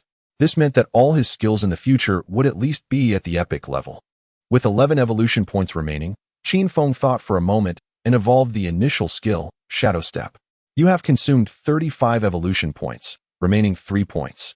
Initial skill, Shadow Step, Silver, Gold, Platinum. Enter a state of invisibility lasting 16 to 20 seconds. Critical strike attack power increased by 90-120-150. Cooldown 26-24-22 seconds. The base cooldown of the final skill was 22 seconds. However, due to Qin Feng's 35 cooldown speed attribute, the final effective cooldown was 16.3 seconds. This invisibility skill had a cooldown time that was still too long. Moreover, the critical strike attack power was a bit low. He would definitely need to replace it later. Having consumed all the evolution points, Qin Feng's attention returned to the maze before him. The crawling devout believer was moving forward at a relatively fast speed. As they turned a corner, suddenly, a large iron ball flew out from the side wall and smashed into the devout believer. 6,666. 99,999. The first segment of damage was from being hit by the iron ball. The second segment of damage was from being smashed against the wall, and the devout believer was flattened on the spot, a horrific sight. Qin Feng temporarily stopped advancing, waiting for the cooldown time to summon the devout believer again. This maze was intricate and fraught with danger. He could only let his summoned scout ahead like this. Qin Feng sighed, although it would waste a lot of time. This faith temple was clearly related to his judgment eye, and he had to explore it to the end. Otherwise, no one could know what secrets he might miss. While Qin Feng was exploring this temple, at the entrance, the long-legged goddess, Grey Rose, along with her teammates, 2 men and 3 women, cautiously returned. When they were ready to face the 2 silver-level creatures, they were astonished to find that the 2 silver-level beings were already dead. Grey Rose, with her black curly hair and wearing a gray robe that wrapped around her curvy figure, frowned when she saw the corpses of the 2 devout believers. They were actually killed by someone. At this stage, only a Shadow Overlord could eliminate 2 silver-level beings so quickly, right? The Shadow Overlord actually came here? Behind Grey Rose. Her teammates were shocked. Looking at the gray-white corpses of the 2 devout believers, they started to talk, collectively feeling a bit relieved. Although they were prepared, they were also afraid of not being able to win and dying again. Only Grey Rose, watching this scene, seemed a bit puzzled. Last time she came, it seemed she saw a figure communicating with the Silvers. Was that the Shadow? Did I miss or? Last time she came, Grey Rose had already stepped halfway into the hall. Her beautiful eyes caught sight of a shadow communicating with the 2 Silvers. But as soon as she heard the Silvers scream, she immediately retreated, ultimately being burned to death by the Silvers' green flames. Now that she thought back, was that Shadow the Shadow Overlord? Grey Rose had her doubts. I believe I wouldn't miss but why didn't these 2 Silvers attack the Shadow? Could it be that the Shadow had some means to confuse them? Only then could they kill so many? No matter how the Grey Roses are guessed, it is impossible to uncover the truth. As time passes, the number of players arriving at Shell Town continues to increase, and the town is now overcrowded. A small town can accommodate a maximum of 10,000 people. Shell Town has nearly reached its limit. This has resulted in the monsters around the town being completely insufficient to spawn. There are almost 10 times more players now. Those crawlers and polluters never expected that so many people would come to this town. They scattered and hid, but were still dug out and killed by the players. In this situation, even elite teams like Wang Ming's couldn't keep up with the monster spawning speed. After 3 full hours, they only managed to level up to level 5. Lin Liyu's golden level skills couldn't be utilized at all. Wang Ming frowned. It seems we need to teleport to another less populated town to increase our leveling speed. Lin Liyu said, no problem. But before we leave, we need to wait for Brother Shadow to trade with him. Wang Ming nodded. Yeah. Meanwhile, Qin Xiaoyu listened quietly to their conversation, her lips unable to control their upward curve. Chapter 32. Mysterious Woman. Assassin's divine skill, bestowed liberation. Deep within the Temple of Faith. After 3 hours, at my exploration speed, it should be about time. Based on my experience from my previous life, there shouldn't be much in the Temple of Faith. If it were someone else, they would likely die dozens or even hundreds of times before coming out. But Qin Feng is experienced and can summon silver-level devout followers to scout, making failure impossible. At this moment, Qin Feng arrived at a passage filled with starlight. The starry blue light adorned the entire passage like a starry avenue. The devout followers crawled in front, with Qin Feng following behind. They walked towards the end of the starlight passage. In front of him appeared an ancient bronze door. Open the door, Qin Feng commanded the devout follower. The devout follower crawled forward to push the door, but found it completely immovable. The bronze door didn't budge at all. Qin Feng confirmed that there was no danger around before stepping forward. As soon as he raised his hand to touch the bronze door, he felt a vibration from the door, and it began to open. As the door slowly opened, Qin Feng took a step back, ready for battle at any moment. But what appeared before him was a grand hall of starlight. In the center of the hall stood an altar. Beside the altar stood a woman in a white robe, her head covered by a white scarf, obscuring her features. The woman in white crossed her hands over her chest and slightly bowed towards the starry altar. When the bronze door opened, Qin Feng did not enter immediately, but glanced at the woman in white. He found that he could see no information about her at all. When Qin Feng appeared at the entrance of the hall, the woman in white slowly turned around, and the graceful figure beneath the white robe knelt on one knee towards Qin Feng.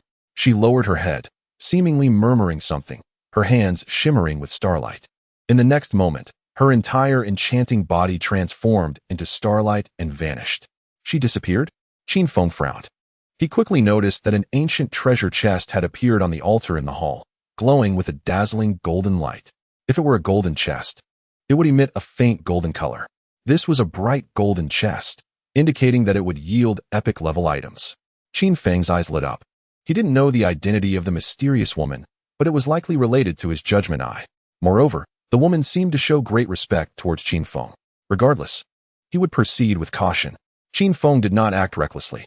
After seeing the treasure chest, he continued to command the silver-level summoned devout follower to approach the altar in the hall.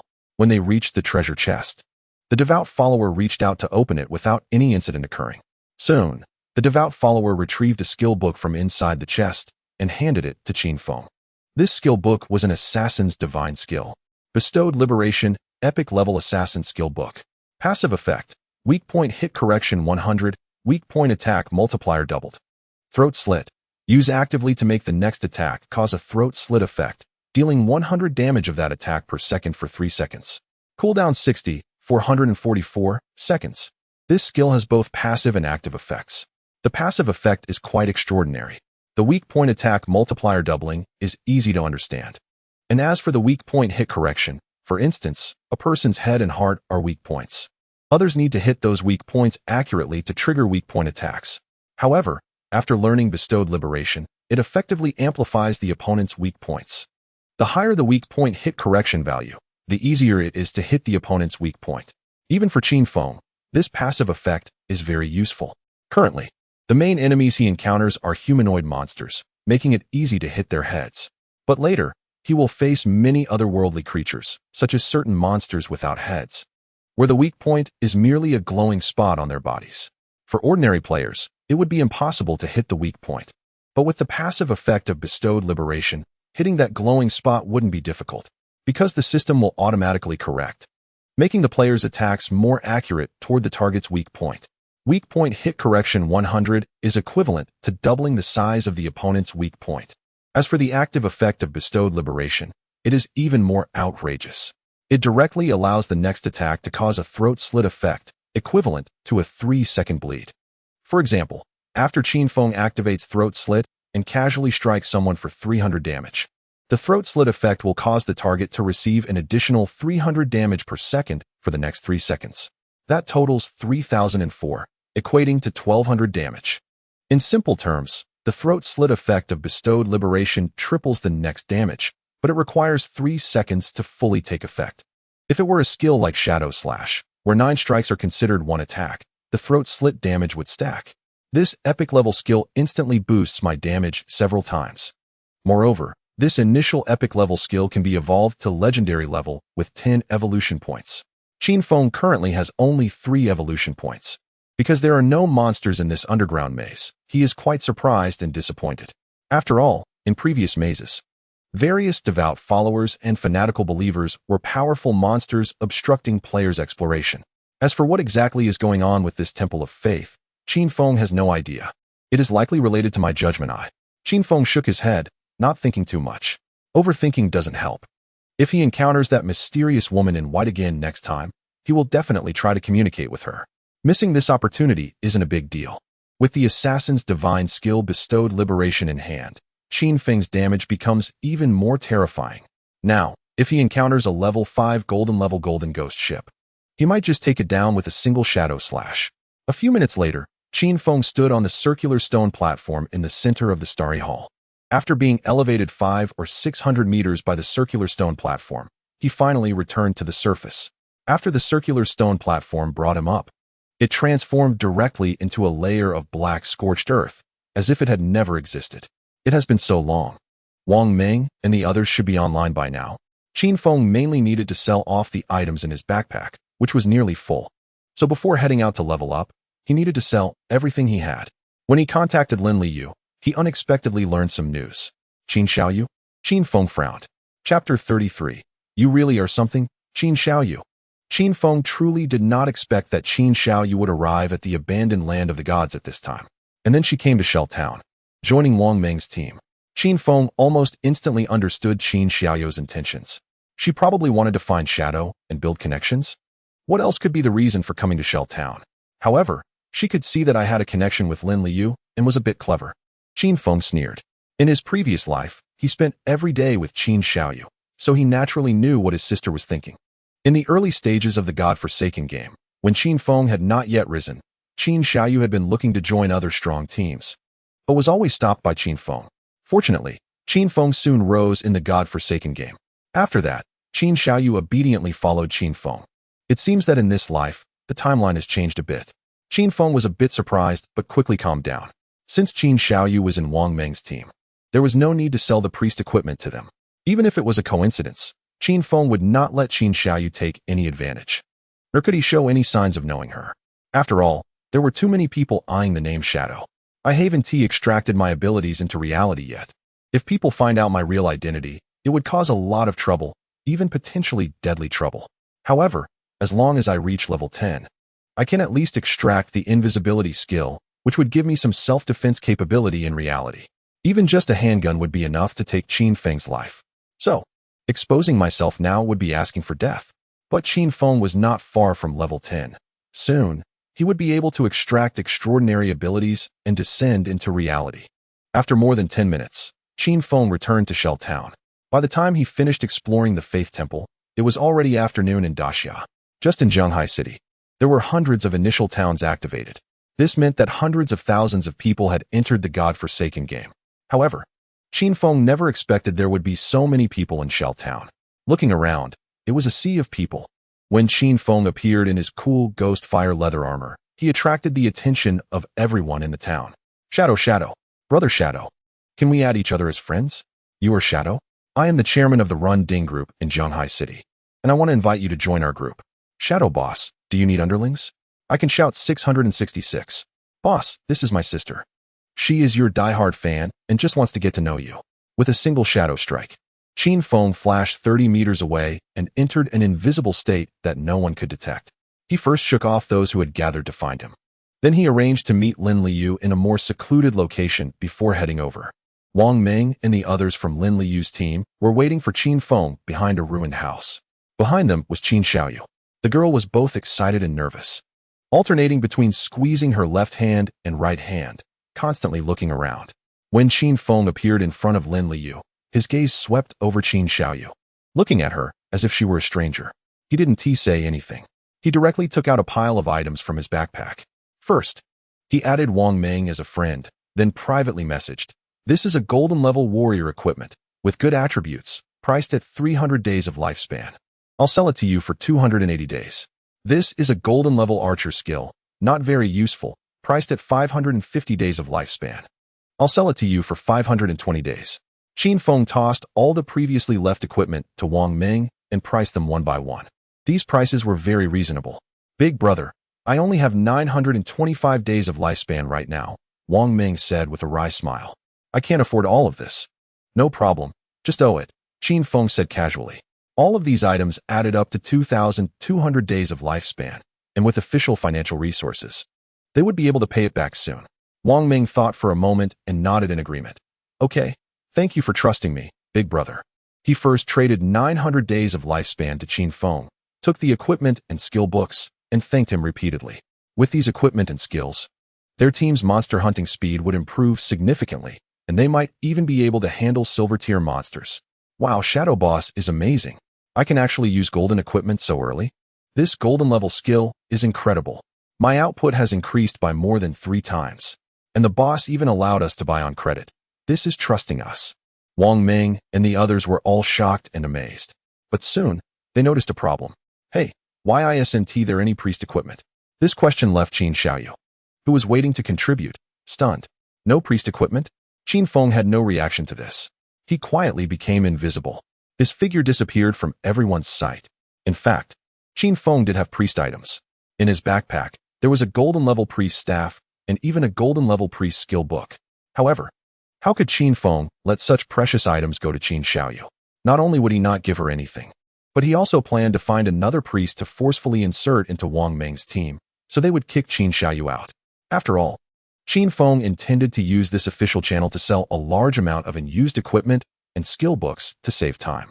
Keeping Qin Xiaoyu in this team would eventually affect his cooperation with the officials. However, at that moment, Qin Feng received a system prompt. Player Xiaoyu wants to add you as a friend. Verification message. Hello, big boss. I am the priest of Wang Meng's team. Qin Feng frowned. So polite to outsiders, but always impatient in front of me. You're something, Qin Xiaoyu. Qin Feng ignored her completely. He neither accepted nor rejected, because there were too many players in Qin Feng's friend request list. Treating Qin Xiaoyu just like a stranger, he simply ignored her. among a bunch of player names. It would be ridiculous to specifically refuse her friend request. How arrogant could she be?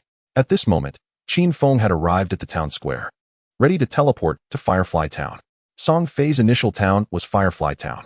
This guy was still in the neighboring city for a concert yesterday, but after the concert ended, he came to Zhanghai City and played with 2 girls all night. When the godforsaken game descended, Song Fei was directly placed in the initial town Firefly Town in the Zhanghai City area. Since the town teleportation was open, wouldn't it be good to kill Song Fei a few times first? Qin Feng smiled coldly. In his previous life, although it was Qin Xiaoyu who made him drink the soul-wandering water, the real culprit was still Song Fei.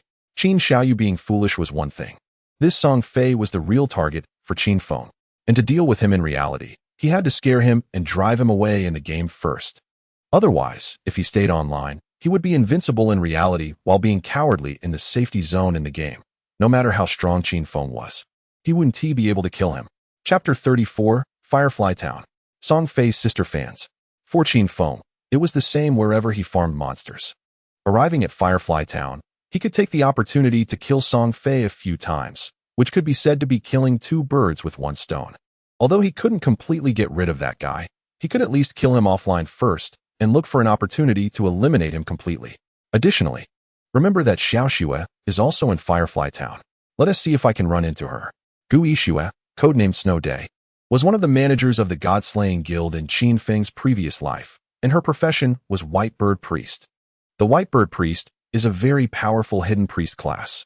It comes with a white bird that can assist in healing and providing buffs. Although Qin Xiaoyu was also a hidden class life sacrificer, this pampered young lady hardly knew how to fight. In his previous life, Qin Xiaoyu only stayed behind Qin Feng, responsible for healing him and providing buffs. She was always protected by Qin Feng in front of her. But Gu Yixue has once soloed epic-level powerful beings. She is Qin Feng's right-hand woman. If they encounter her, they should pull her into Wang Meng's team. If Gu Yixue joins, it will naturally push out Qin Xiaoyu, who is also a priest. Qin Feng doesn't want any variables during his development process. Qin Xiaoyu is that variable.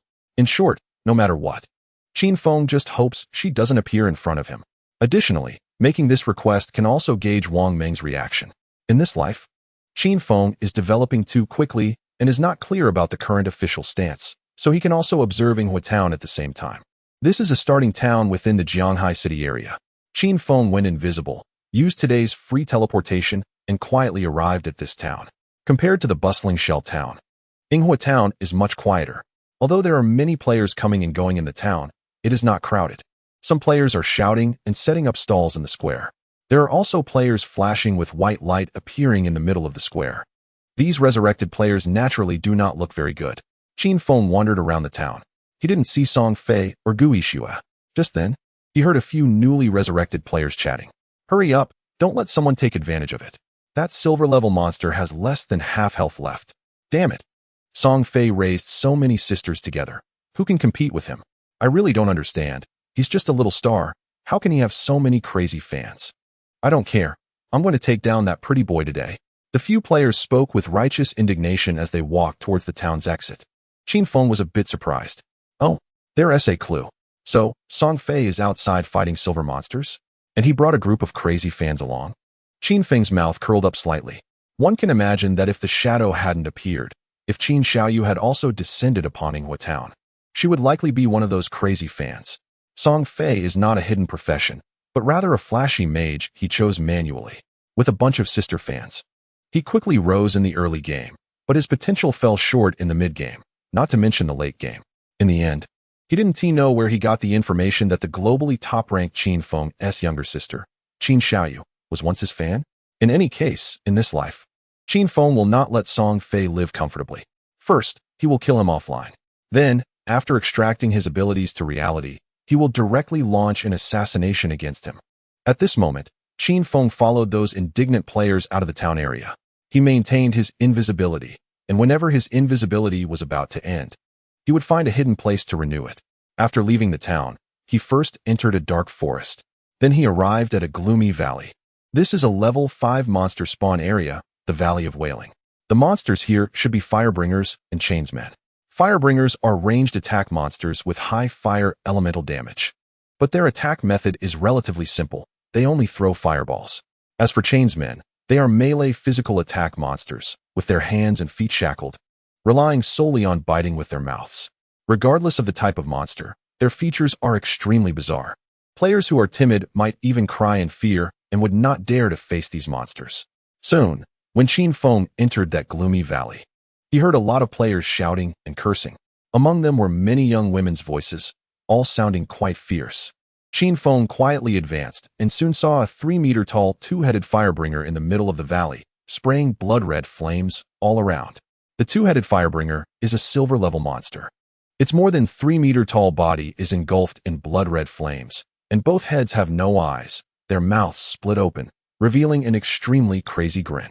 It has 4 arms, and the flames on its arms can attack 4 targets simultaneously. In the arena, many players were surrounding it and attacking. Even the players were attacking each other.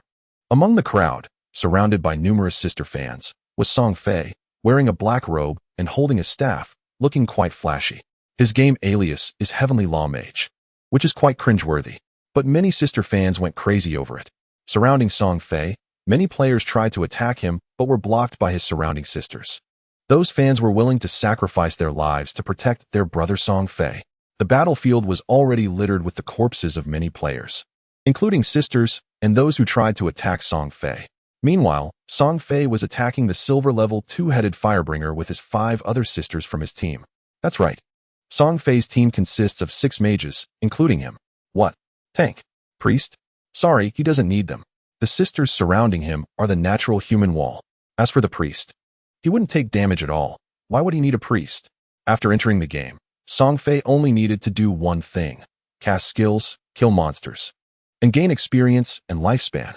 Although many sisters died blocking damage for him, what does that have to do with him? Chapter 35, Song Fei. I died. Song Fei was actually quite puzzled. He entered the game not too late. After all, he played with 2 sisters all night, and after having breakfast together in the morning, they fell asleep together. Moreover, in Yinghua Town, he had so many sisters helping him. He originally thought he would level up quickly, but he didn't expect that the Shadow from Shell Town would completely outpace him in leveling. And it even got the first kill on a gold-level monster. That guy must have killed a gold monster in a party, right? This silver-level monster is so hard to kill. How could anyone solo a gold monster? However, overall, Song Fei was still quite pleased. With dozens of sisters protecting him, he could be said to be thriving in the game. Although he was just an ordinary mage, he rapidly leveled up to level 6. In Yinghua Town, he was the one who lit up the teleportation array. As long as he takes down this silver monster, he can reach level 7. That Shadow from Shell Town is said to have been stuck at level 9 for a long time. Let me take this opportunity to surpass him and become the first person in the game.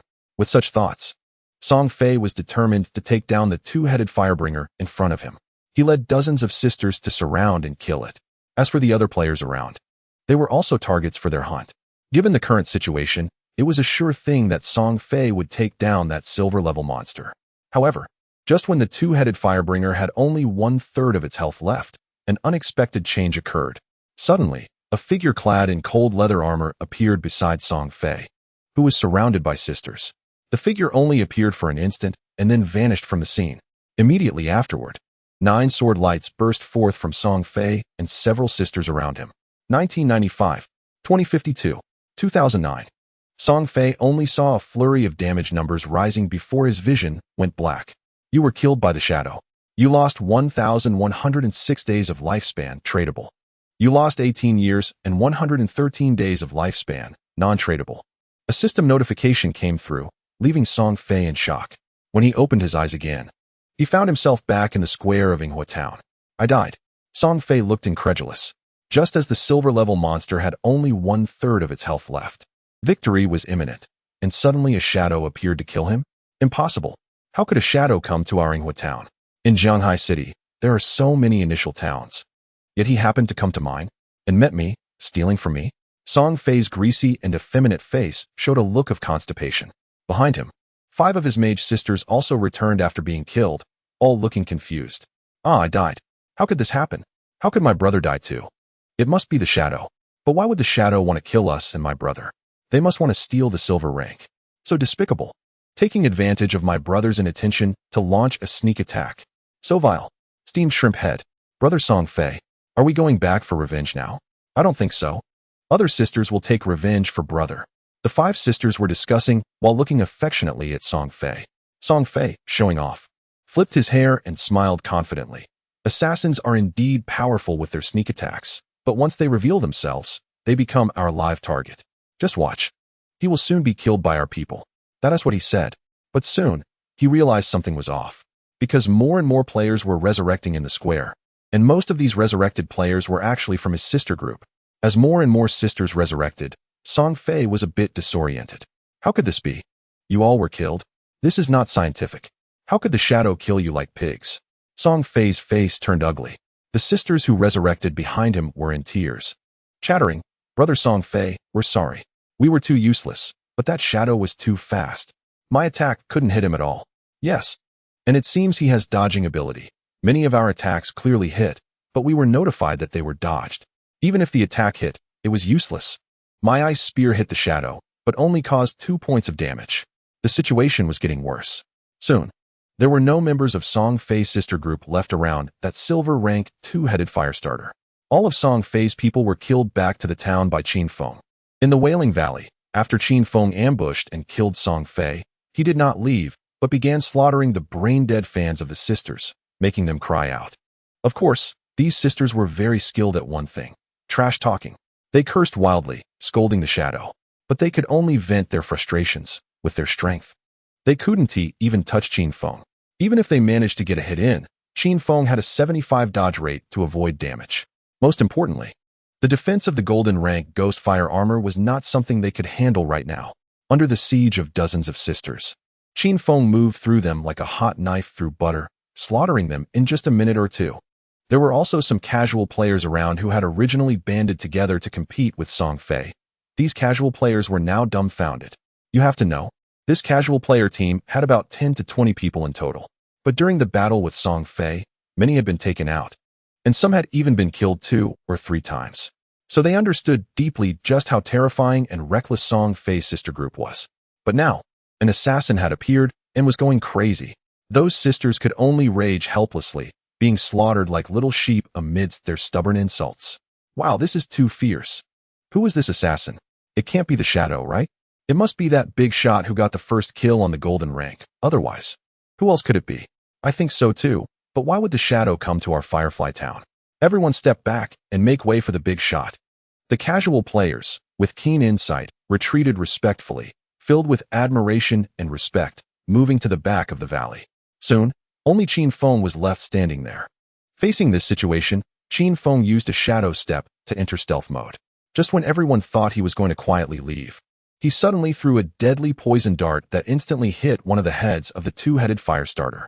The shocking scene stunned everyone around. That dart hit the head, and the health bar above it instantly emptied. Chapter 36. With anti-stealth and crowd control, what do I have to fear from assassins? In an instant, the more than 10 casual players who had retreated were dumbfounded. What the hell? A single dart, and it was a one-hit kill? It only had a third of its health left, so a one-hit kill is normal, right? Do you want to hear the nonsense you're saying? Even if a silver rank has a third of its health, it still has several thousand health points. A one-hit kill is normal, right? Is this the shadow big shot? I thought the big shot was relying on a card to farm the golden rank, but it seems that's not the case. This damage is simply insane. Our skills deal dozens of damage, while theirs deal thousands. Are we playing the same game? Are we using the stats from League of Legends here? Everyone was shocked, staring blankly at the 2-headed firestarter as its health bar emptied and it collapsed. The body of the 2-headed firestarter burned with crimson flames, leaving charred marks on the ground of the valley. Qin Feng appeared next to the corpse, playing with his platinum rank ghost ship dual daggers, looking at the more than 10 casual players as if they were prey. Go, quickly go. Damn it, the big shot doesn't want to kill us, right? Don't look anymore, it's life-threatening. Go, go, go.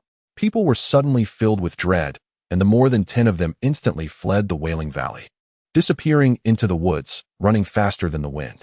There was no choice. In this godforsaken game, death meant losing life. They didn't dare gamble.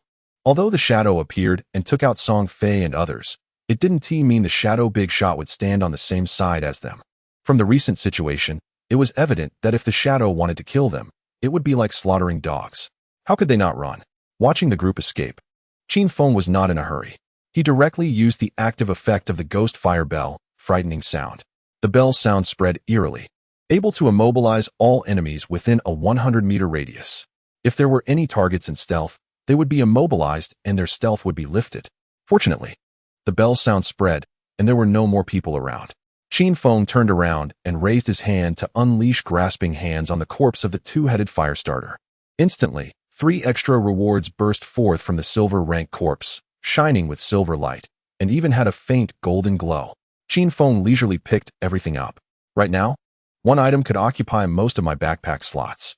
I still need to reach level 10 and leave the initial town to free up space. Qin Feng shook his head. The experience needed to level up from 9 to 10 was still considerable. After killing this silver rank, he had not reached level 10 yet, still lacking a third of the experience. If only grasping hands could grant extra experience too, Qin Feng couldn't help but think. But if that were the case, the effect of grasping hands would be too exaggerated. Of course, the most crucial gain this time was the 16 evolution points. Qin Feng opened the skill interface and evolved the Gift of Liberation once. You have consumed 10 evolution points, remaining 9 points. Gift of Liberation, Epic Legendary Passive Effect. Weak point attack correction 100 to 200, weak point attack multiplier doubled. Active use. Causes your next attack to inflict a throat-cutting effect, dealing 100 to 150 damage per second for 3 seconds. Cooldown 30, 222 seconds, 25, 185 seconds. The weak point hit correction increased by another 100, reaching 200. This means that the weak points of all enemies before me are enlarged by 2 times. If it can be enlarged further, my Shadow Slash could also benefit from weak point damage. Qin Feng took a deep breath. Although the multiplier for weak point attacks hadn't increased, the damage for throat slitting had significantly improved, and the cooldown was reduced from 30 seconds to 25 seconds. Originally, it dealt an additional 3 times damage, but now it became an additional 45 times damage. He could really take down a gold-level opponent in 1 hit. Qin Feng couldn't help but exclaim. This truly was an assassin's divine skill. This ability directly elevated his damage to another level. The initial epic level skill was just exhilarating. With 10 evolution points, he could evolve it to legendary level. However, from legendary to mythical level, it actually required 100 times the evolution points. Initially, the second evolution of the skill required 2 evolution points, but to evolve from legendary to mythical, it directly needed 200 points. Qin Feng clicked his tongue. He had to admit, these evolution points were indeed never enough. Following this pattern, the epic level Greedy Hand would require 210 evolution points to evolve, and by the time it reached legendary, it would need 3,400 points. Qin Feng felt a heavy sense of responsibility, but fortunately, with Greedy Hand in place, once he left the starting town, a few hundred evolution points wouldn't be too hard to farm. Qin Feng looked at his remaining 9 evolution points. He then spent 8 points to evolve his Backstab enhancement. You have consumed 8 evolution points, remaining 1 point. Initial skill, Backstab enhancement, gold platinum. Passive effect, damage increased by 30 to 40 when attacking from behind the target. After finishing this, Qin Feng collected all the white life orbs in the area. He gained over 1,400 days of tradable life. Plus, he still had several decades of non-tradable life on him. After sorting everything out, he returned home. After cleaning up the battlefield, Qin Feng entered stealth mode again and left the Weeping Valley. Just at that moment, Song Fei, who had been killed back at the town square, naturally couldn't swallow this anger. Soon, one of his subordinates' younger sisters, a hunter who had learned a skill called Eagle Eye, came to him with great anticipation. Brother Song Fei, my Eagle Eye skill can detect stealth. Another sister, wielding a staff, volunteered. Brother Song Fei, I've learned an area control skill, Ice Wind Snow. Even that shadow can't escape. Song Fei laughed heartily. All right, let us go take down the shadow. With anti-stealth skills and area control skills, what did he have to fear from an assassin? With so many of them, they could first detect him and then control him. Each of them throwing a skill could take him down. Several sisters nearby began to complain. That shadow relies on being an assassin to play sneak attacks, not adhering to the rules. Daring to attack brother. He must pay the price. Exactly. Once we control the shadow, brother can take him down and let him know the consequences of provoking us. These sisters, calling him brother one after another, would probably make Qin Feng want to vomit if he heard them. For a moment, Song Fei, along with his many sisters, marched toward the Weeping Valley again. Chapter 37, Death Notice. Song Fei questions life. Song Fei led his sister troop, a grand and imposing group. Many players around saw this spectacle and distanced themselves from them. Wow, what does this little star want to do again? Hey, you don't know? This guy just got killed from outside. It's exhilarating. What? With so many sisters protecting him, how could he be killed? The opponent is a shadow. What do you think? Damn, shadows are awesome. But that shadow really dares to provoke this group. I see these girls aren't thinking straight. Many players were shocked after hearing this. Someone shook their head and sighed upon seeing the lineup in Song Fei's team. That shadow is done for. I see there's a hunter in Song Fei's team who can counter stealth. Exactly. I tried to stealth and ambush earlier, but was spotted by that girl hunter's eagle eye. If the shadow's stealth is ineffective, he's just a fragile little assassin. And I remember their mage has quite a few control skills. That shadow is in for it. Many players looked regretful, but they still followed from a distance, wanting to see how this drama would end. Song Fei, with his sister troop, was now brimming with confidence. Although there were many players following behind, he didn't care. Very good. Song Fei sneered inwardly. With so many witnesses, once I take down that shadow, people will know that being a lone wolf is useless, especially for an assassin. A fragile little assassin. How can he compare to my noble mage? Song Fei was quite satisfied with his profession. Although he was just an ordinary mage, he felt that ordinary mages were stronger than any hidden profession. For example, the shadow. He didn't know that the shadow's profession was indeed the shadow, but it was certainly an Assassin series hidden profession. What of a hidden profession? Soon it would become my stepping stone. You get the first kill on gold. I'll get the first kill on you. That's the food chain. The little sister with the eagle eye skill now stood beside Song Fei, feeling extremely honored. She proudly looked around. Just when Song Fei was killed earlier, her eagle eye skill had just ended, and she ran out of mana to use it. This made her feel very guilty. My mana should have been used to maintain the eagle eye state. Brother Song Fei died once because of me, boo-hoo. The sister felt very guilty, but also proud to be able to help Song Fei, now standing beside him, almost wanting to lean against him. However, this sister wasn't very attractive. Song Fei also wasn't very interested in her, treating her merely as a tool. After all, the tradable life she earned was all given to him unconditionally. How great was that? Just as they were heading toward the Weeping Valley, Qin Feng, maintaining his stealth state, happened to see this group of people. So aggressive. Are they looking for revenge on me? Qin Feng smiled. He remained in stealth mode. And due to the one level of stealth from the shadow profession, at this stage, no one could see through his stealth. At this moment, Qin Feng had already approached the proud-faced Song Fei. He didn't attack directly, but instead reached out and patted Song Fei's shoulder twice. Who? Song Fei was startled and turned around, but saw no one. Because Qin Feng's action of patting someone's shoulder didn't count as an attack. It wouldn't break his stealth. When Song Fei turned around and saw no one, a ghostly voice came to his ear. Just to inform you, you're going to die. As soon as this voice came out, Song Fei immediately realized it was the shadow. Protect me. Song Fei was scared out of his wits. But before the others around could react, Qin Feng's figure flashed through the scene. And then the light of the instant shadow slash burst forth on Song Fei and the nearby sisters. 2218, 2275, 2197. As soon as Qin Feng made his move, he instantly killed Song Fei again. Although Song Fei had timely cast a magic shield on himself, that magic shield could only withstand 300 to 500 points of damage, and was instantly shattered by Qin Feng's instant shadow slash. Not only that, but Song Fei also keenly noticed that compared to last time beside the silver level, Qin Feng's damage had actually increased again. What the hell? Song Fei opened his eyes again and found himself back at the town square. He was a bit dazed, his face turning green as if he was constipated. After dying twice in a row, the approximately 2,000 days of tradable life he had accumulated was reduced to only 500 days. And these were all earned by his sisters. They all dropped out, surely benefiting the shadow. How could this be possible? Did you not use Eagle Eye? Didn't you see him approaching?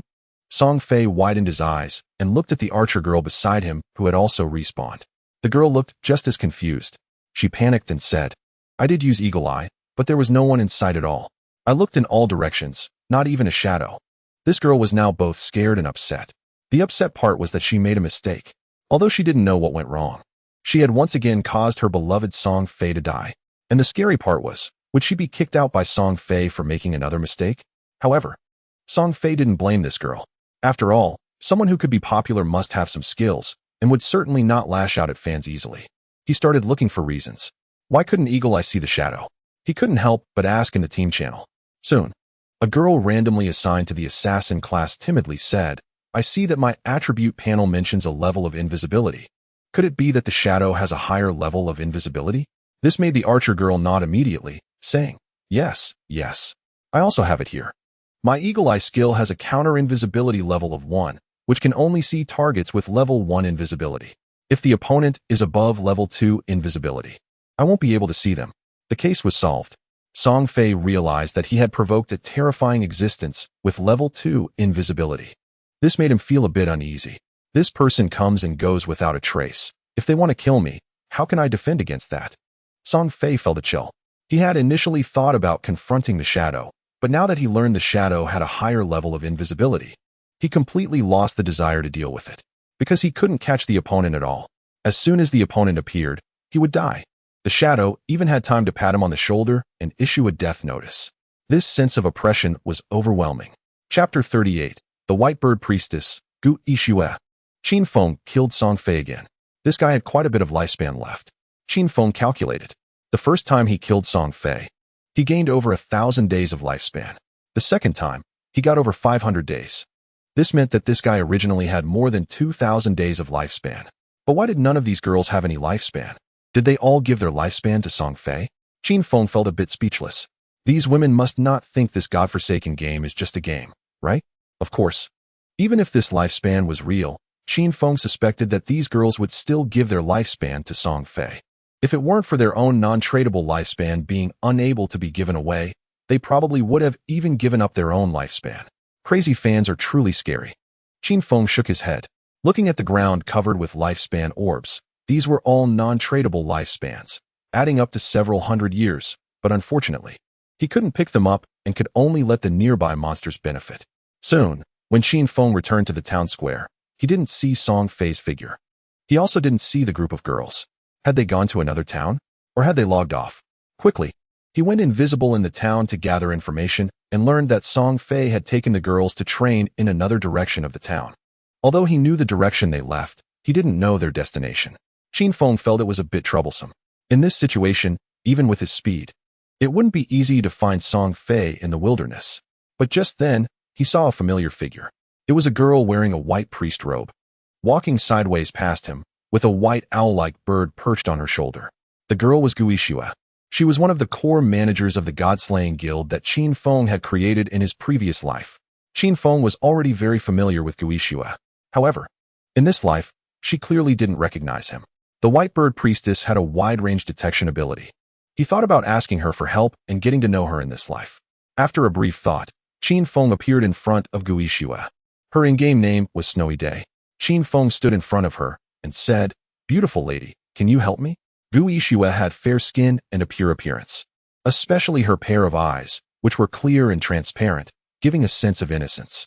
As for her figure, it was covered by the white priest robe, so it was hard to see clearly. Ah, you are the shadow? When Gu Yixue saw the man in front of her clearly, her mouth opened slightly in surprise. Then Qin Feng remembered that he seemed to have become quite famous in this life. The title Shadow was now known by countless players around the world.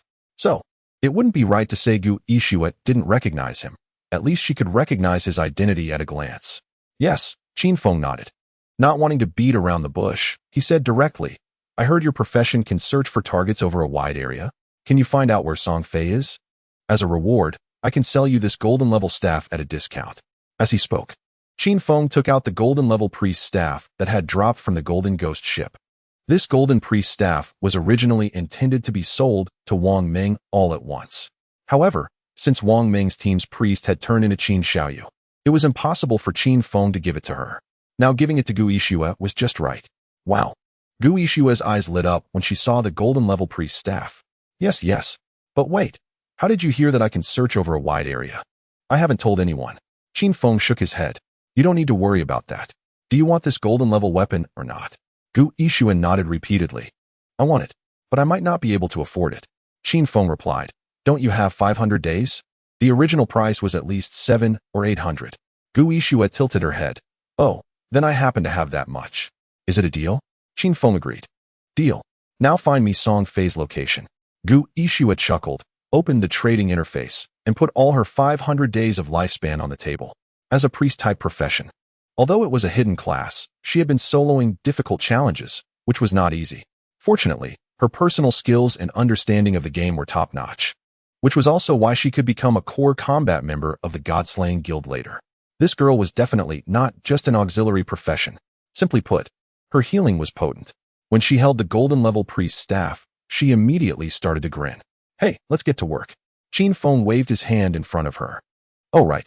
The young girl seemed to wake up from a dream, showing no embarrassment at all, and chuckled. Aren't you afraid I'll take the stuff and run without helping you? Qin Feng smiled. What's wrong? Are you a fan of Song Fei? Gu Ishua narrowed her eyes. Do you know I'm not a fan of Song Fei? You can't be a friend of mine in real life, right? But your voice doesn't sound like it. Qin Feng shrugged nonchalantly. Guess? Gu Ishua shook her head, too lazy to guess. Go ahead.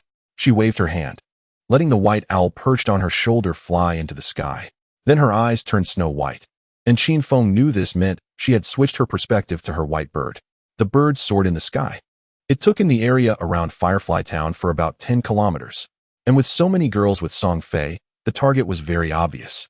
Soon, Gu Ishua got the coordinates of the other party and relayed them to Qin Feng. After giving the coordinates, Gu Ishua continued, I can't guarantee they won't move. So they might change locations by the time you get there. Qin Feng thought for a moment and said, let us add each other as friends. You keep an eye on them and let me know their latest location at any time. Gu Ishua exclaimed, You're asking me to keep an eye on them? How long do I need to watch? If it's too long, She clearly seemed a bit scared. What if he asked her to keep an eye on them for a day and night? It's just for a little while. Qin Feng was too lazy to explain to her, so he sent a friend request and turned to leave towards the place where Song Fei and the others were. Instantly entering stealth mode, Gu Ishua finally felt relieved. Just for a while, it didn't matter.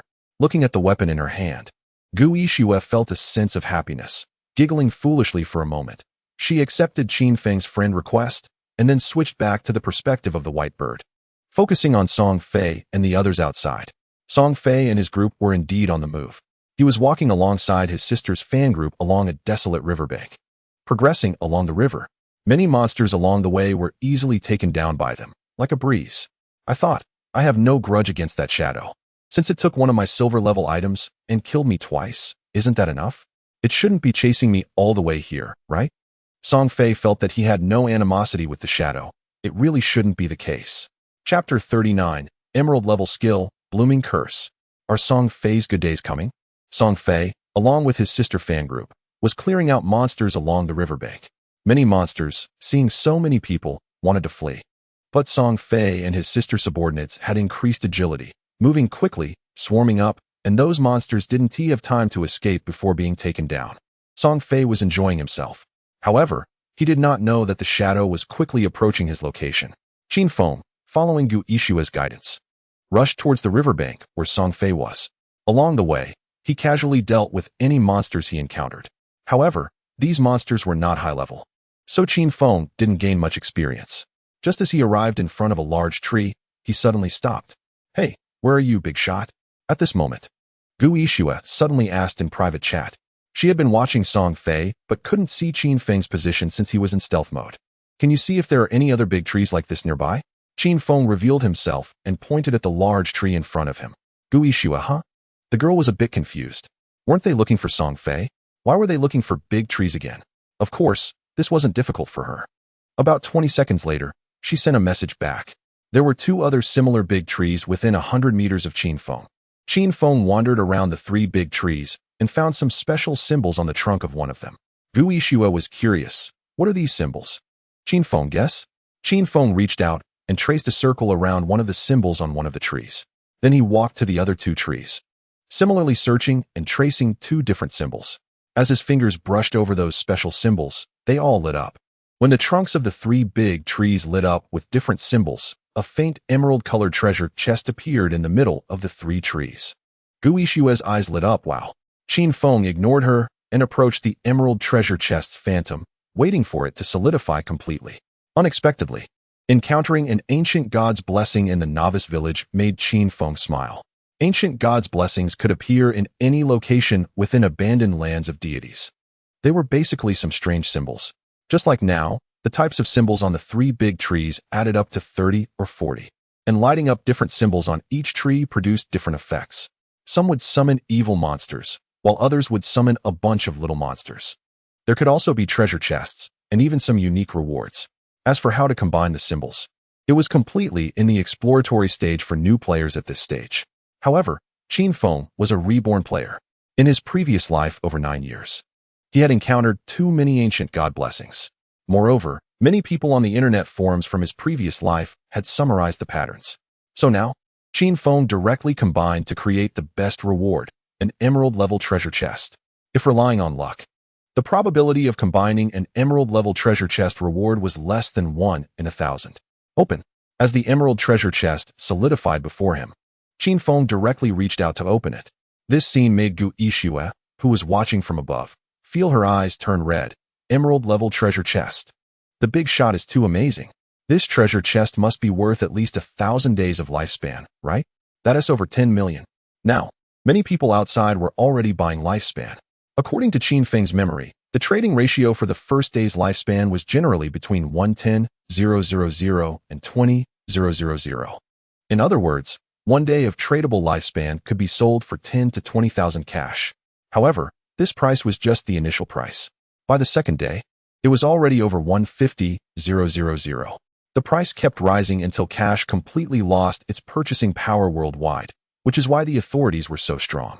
In the early stages of the Divine Abandonment game, various countries' authorities purchased a large amount of tradable lifespan.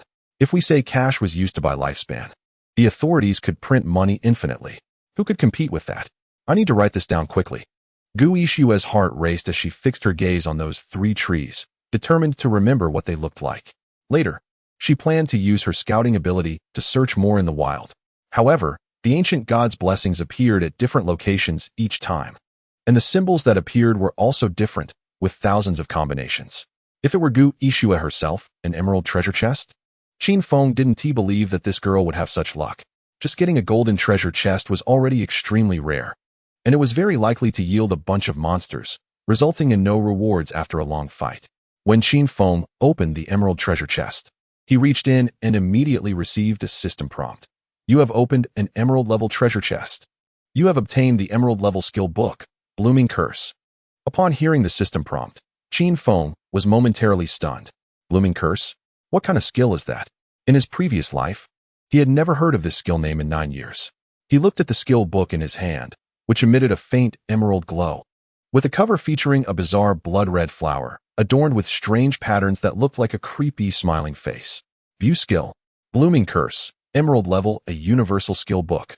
Using it on a player's corpse within 15 seconds of death will cause cursed flowers to grow on the enemy's corpse. The cursed flowers will continuously drain the target's tradable lifespan until the target's tradable lifespan reaches 0. No cooldown time. After reading the skill introduction, Qin Feng gasped. This skill is too insane. It can be used on a player's corpse after killing them. It continuously drains the target's tradable lifespan. Of course, Qin Feng knew that the cursed flowers that grew on the corpse would definitely have health points. This meant the flowers could be destroyed by others.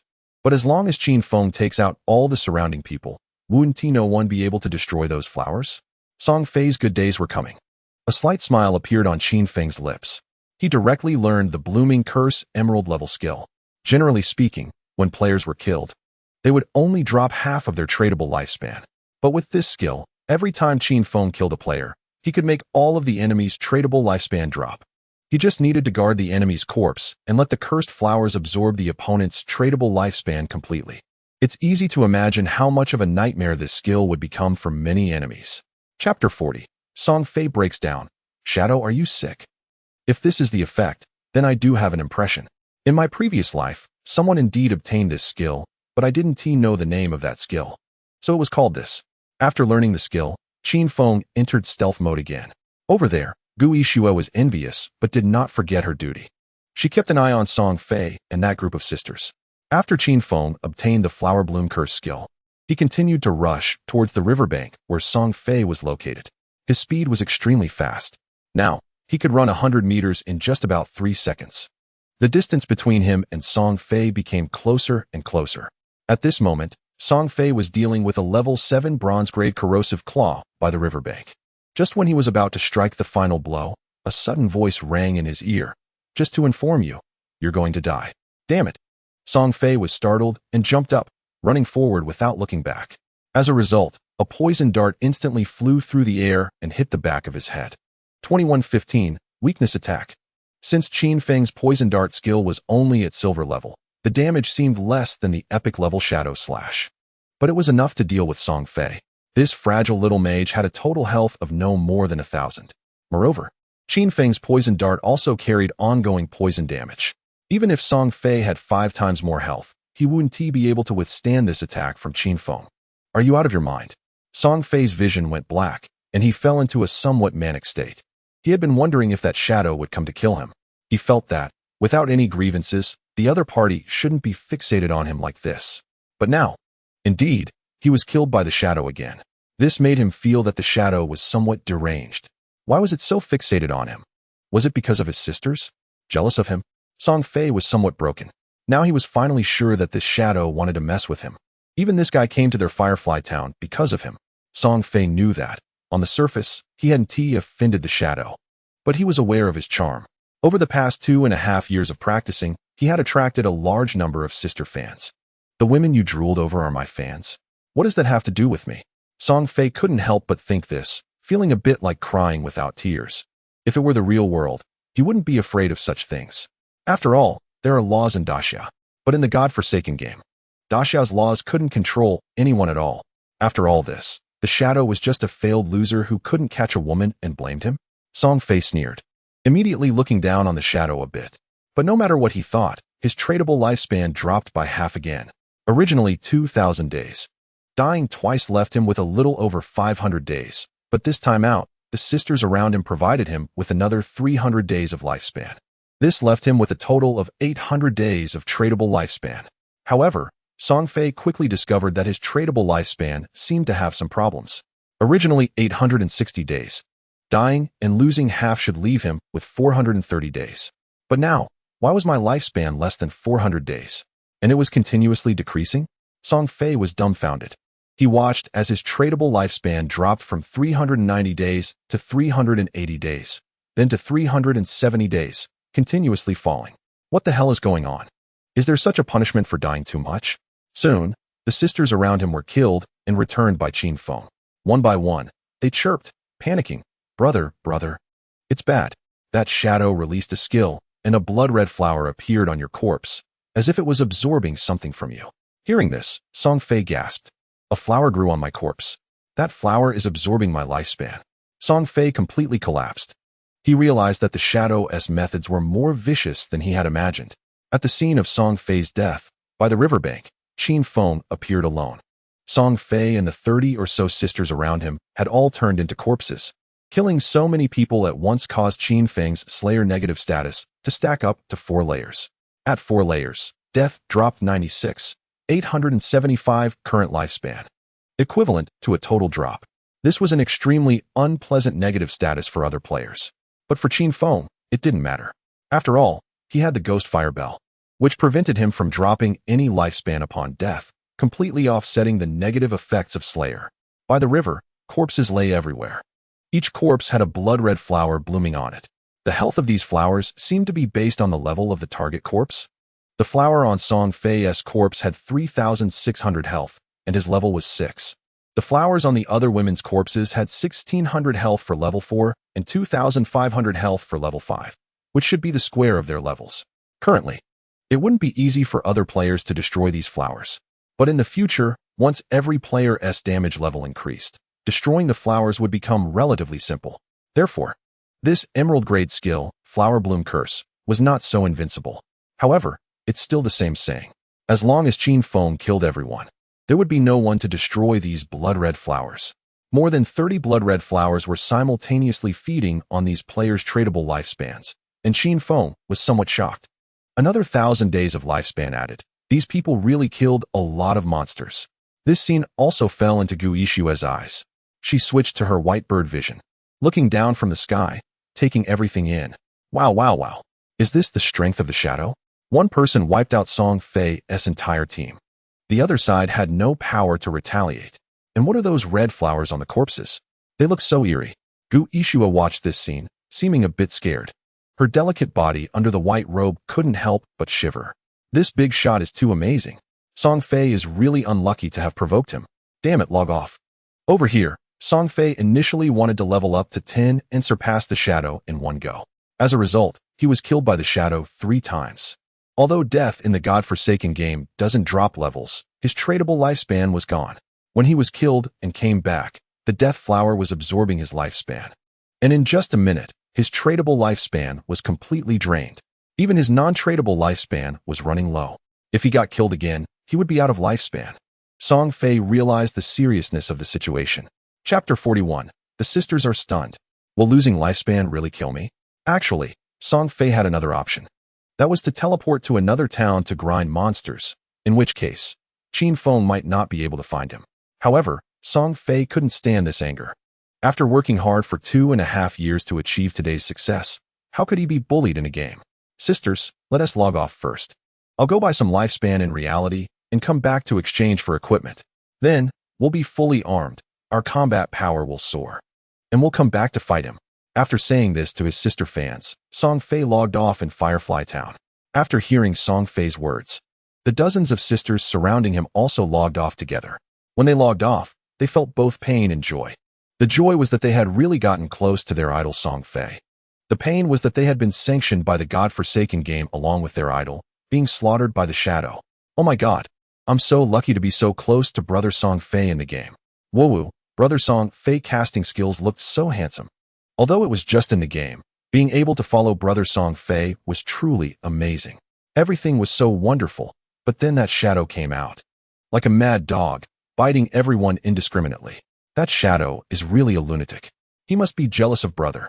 It's okay. It seems like cash can buy life. Let's raise funds and buy more to give to our brother. At this moment, most of these crazy fans of Song Fei still don't understand what life in the game abandoned by God truly means. After all, they had been together with Song Fei since entering the game and were unaware of the official announcements from various countries regarding the reality of life. Because of this, they freely gave their lives to Song Fei, even when they were killed repeatedly without any complaints. It wasn't until they returned to reality that they finally learned about the official news that Abandoned by God is indeed a real, extraordinary game. Whether it's the tradable life or non-tradable life, it all is real. Once life reaches 0, the player will die in reality. Upon receiving this news, these girls were struck like a bolt from the blue. How is that possible? Isn't this just a game? We were killed by that Shadow 3 times. And our tradable life is 0. The non-tradable life is only a few years left. I originally had over 70 years of life. And now there's only a little over a year left. No way. How could dying 3 times cause such a drop? I killed quite a few other players. And with the status of a killer, dying once equals losing 2 lives. Oh my god. I only have 2 years of life left, and this life is actually real? I don't believe it. Many of these girls immediately felt regret. They thought this was just a game. So, in the game, they gave everything to Song Fei, helped him, and even sacrificed themselves to block arrows for him. However, the reality is that Abandoned by God is true. When life reaches 0, death follows. Even when blocking monsters for Song Fei, many fans were attacked by monsters and died. Some even killed many other players for Song Fei, only to have their non-tradable life reduced to just a year or 2 after being killed 3 times by Qin Feng. Doesn't this mean we only have a year or 2 left to live? These girls were instantly dumbfounded. Most of them felt regret. Of course, there were also quite a few who had already become infatuated, feeling that as long as they could get close to Song Fei, even if they could only live for a year or 2, it was worth it. Meanwhile, Song Fei began to buy life in large quantities. Buy. Now the price for tradable life is over 10,000 a day. Buy it for me. I currently have just over 100 million assets. Damn it. The other money has all been taken by the agency. Forget it. Over 100 million is enough. I'll buy a few thousand days of tradable life. Fill up my equipment and skill books, and I won't believe that Shadow can still kill me. After Song Fei chose to go offline, Qin Feng indeed could not kill him in the game anymore. But he didn't know that when he returned to reality, he would be in real danger. Qin Feng returned to the square of Firefly Town and found Gu Ishua waiting for him. If Song Fei goes online, notify me.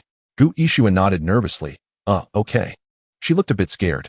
Ever since she witnessed the Shadow slaughtering Song Fei and that group of girls, she developed a slight psychological shadow towards that shadow. The scene of corpses everywhere, with red flowers blooming on the bodies, made her scalp tingle. This is a golden level skill for the priest class. Do you want it? Qin Feng took out a skill book. This skill book is an output skill for priests, the Sword of Holy Judgment. Although it's a single target output, it has decent damage and is one of the few output skills for priests. As soon as this skill book appeared, Gu Yixue's beautiful eyes lit up.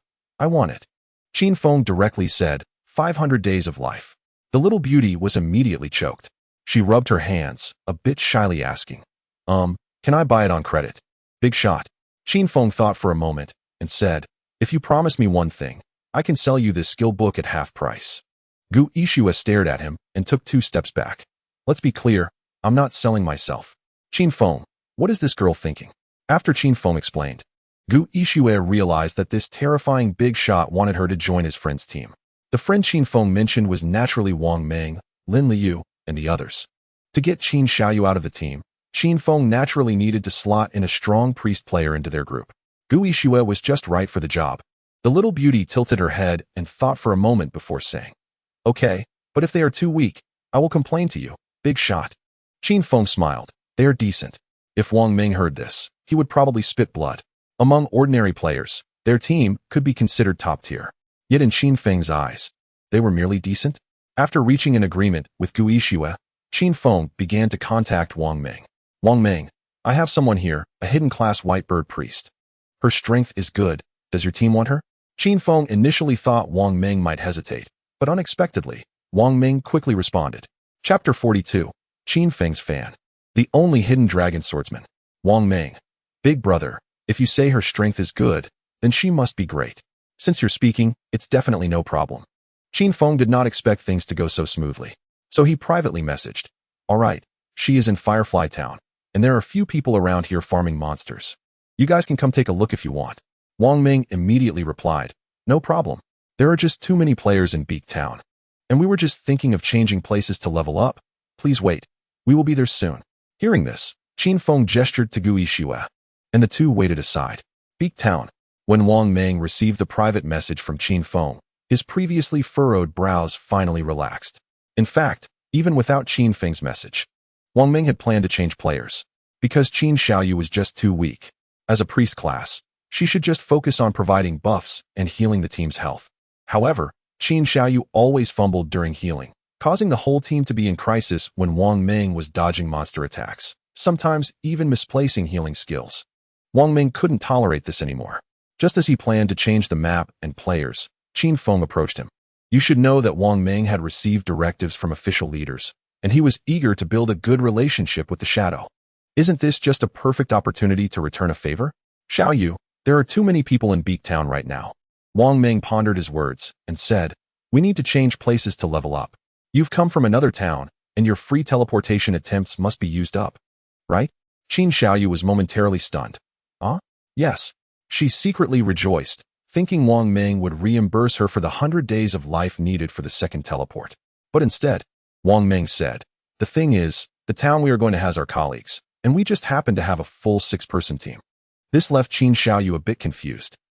Okay, I understand. Qin Xiaoyu felt a bit uncomfortable. This was clearly a dismissal. She felt a bit regretful because since she entered the game, she had joined many teams, but none were as strong as Wang Meng's team. In Wang Meng's team, she only needed to coast along and could gain experience in life. Wang Meng politely added, anyway, you have me as a friend, so if you need anything, just let me know. Okay, thank you, Brother Wang. Qin Xiaoyu breathed a sigh of relief. With Wang Meng's words, her mind started to race again. What she was thinking now was to use Wang Meng to get to know the Shadow. Little did she know, Wang Meng's words were merely polite. He and Qin Xiaoyu are not related, so who would care about her after this separation? Helping out with small tasks might be possible, but Wang Meng wouldn't have the time for anything that requires more than a moment. In fact, Wang Meng has already shown considerable patience by enduring the discomfort of spending so much time with Qin Xiaoyu. After persuading Qin Xiaoyu to leave, Wang Meng had a private chat with Qin Feng to confirm the location of the small town. With the remaining 3 teammates, they teleported over to Firefly Town. Qin Feng, along with Gu Yixue, quickly awaited Wang Meng and his 3 teammates. Besides Lin Liu, There was also a sharp-eyed young archer and a middle-aged man with the hidden profession of Cardmaster. The Cardmaster, being a hidden profession, belongs to the magic damage output category but cannot wield a staff or learn conventional magic skills, which makes it quite special. As soon as Wang Meng saw Qin Feng, he initiated a trade, giving Qin Feng 800 days of lifespan. Wang Meng smiled wryly, saying, "I still owe you 500 days of lifespan. Our captain and we'll bring it to you later. It's really hard to earn lifespan in this game." Captain. Qin Feng was a bit puzzled but didn't think much of it. He nodded and accepted the 800 days of lifespan, then pulled Gu Yixue closer. "This is Gu Yixue." He called Wang Meng. "You two can get to know each other." At that moment, a stunning female figure dashed out from the underground teleportation room of the square. She wore silvery light armor that hugged her streamlined body, with a long sword hanging at her waist, long hair flowing, and her legs long and slender. Her figure very full. She looked somewhat excited, full of anticipation. It was none other than the beautiful police officer in Yu, who seemed a bit naive during their previous meeting with Wang Meng. She was responsible for contacting the shadows along with Wang Meng. As she ran over, it felt like a wave of energy was surging. Qin Feng was slightly surprised at just a glance. It really was in Yu? The only hidden profession, Dragon Swordsman, who was among the top 20 players globally in the previous life, and also one of the pillars of the Daxiao official force. But I remember that in the last life, this woman was not in the same team as Wang Meng, right? Qin Feng was momentarily stunned. But that beautiful and graceful figure had already arrived in front of him. "Shadow Boss, wow, it's really you. What an honor to meet you. I'm in Yu. I admire you so much." And Yu said, reaching out her hand with a face full of admiration. Qin Feng couldn't help but feel emotional. This was the first time he had encountered a powerful player from the previous life ranked above him. Recalling the Dragon Swordsman and Yu from the previous life, who was known as the nightmare of many foreign hostile forces. Even in a one-on-one duel, Qin Feng wouldn't be her match, as he was just an ordinary warrior profession in the last life, while in Yu's profession was the uniquely hidden Dragon Swordsman, on par with Qin Feng's current shadow. Looking at Yu's admiring expression, Qin Feng felt a bit uncomfortable. However, considering that Yu was only a level 5 little Karami now, he felt relieved. In this life, Qin Feng's development speed was extraordinarily advanced. Not only did he have a unique hidden profession, but he also possessed an unheard of original primary talent. Even someone of Yu's caliber was far behind him. "Hello." Qin Feng maintained his composure, extending his hand to shake hers. "Shadow Boss, your development speed is too fast." And Yu giggled, her beautiful face and eyes filled with respect.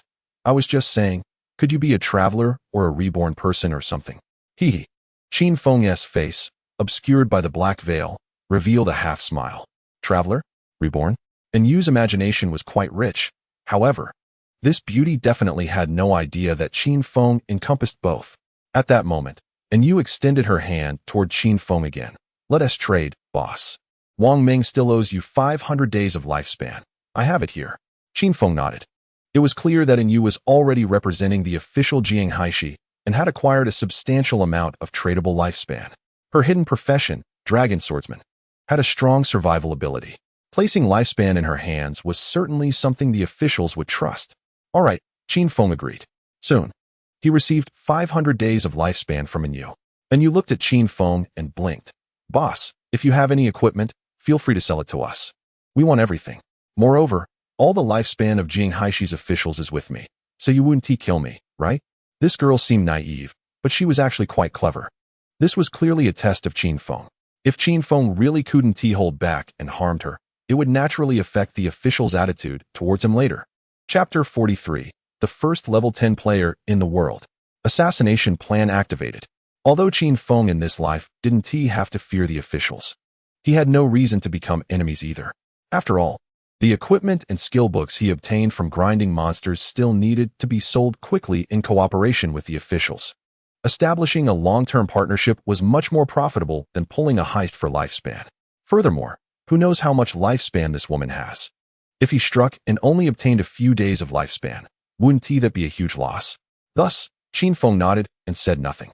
After tossing Gu Yixue into the opposing team, he turned to leave and level up. He checked his experience points. He was a third of the way to level 10.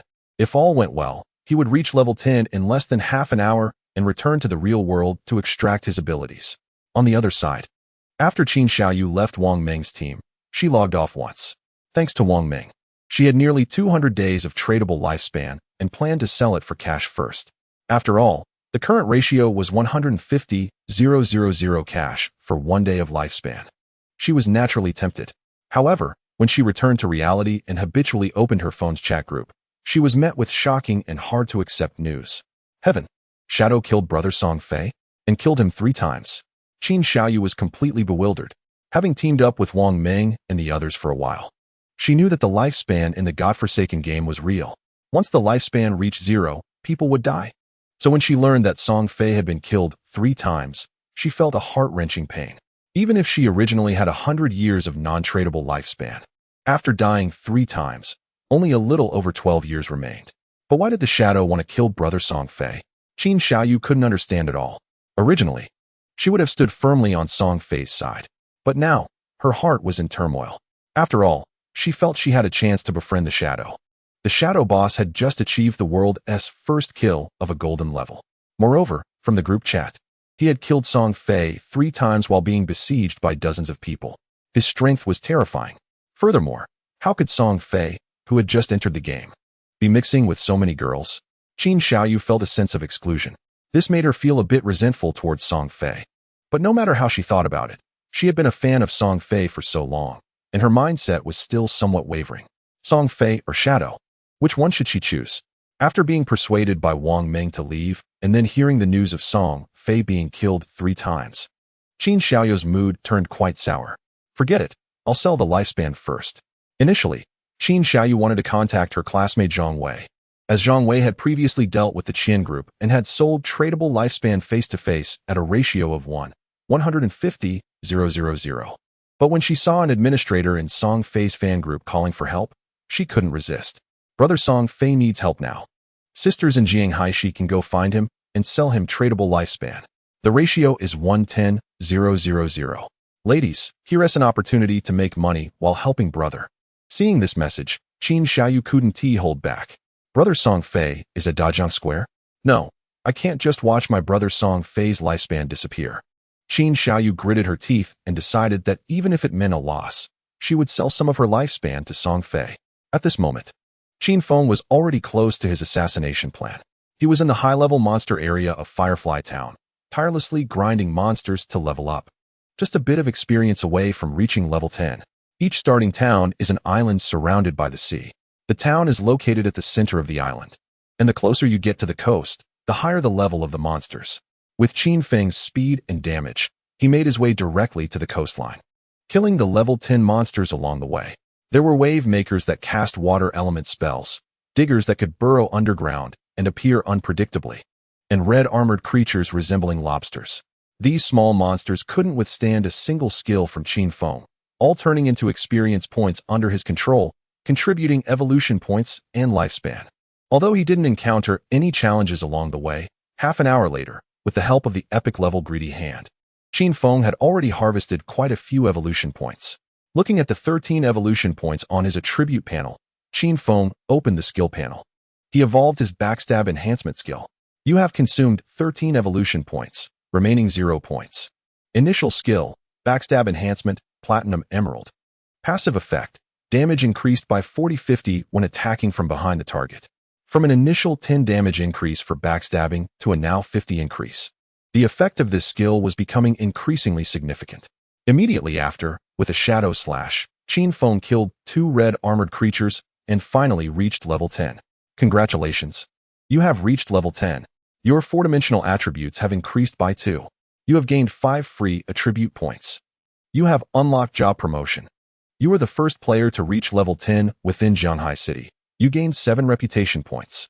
You are the first player to reach level 10 within the Great Xia Kingdom. You gained 14 reputation points. You are the first player globally to reach level 10. You gain 21 reputation points. When there are 7 level 10 players within Jianghai City, the teleportation function to the abandoned continent of the gods will be unlocked. The first level 10 player in the world. Even though Qin Feng spent 3 hours exploring the temple, he was still the first in the world. After all, he soloed, killed monsters instantly, and his grinding efficiency was countless times faster than others. At this stage, even top teams like Wang Ming's would need at least half a minute to take down a small monster, and the experience would still be divided among the team members. In terms of leveling efficiency, how could they compare to Qin Feng? Besides Qin Feng, the highest level globally was only level 8.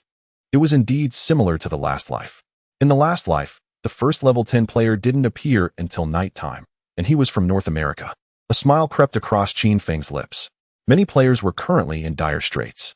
Many teams couldn't even kill a small monster and were getting wiped out in droves. There weren't many players who could level up steadily, let alone grind monsters efficiently.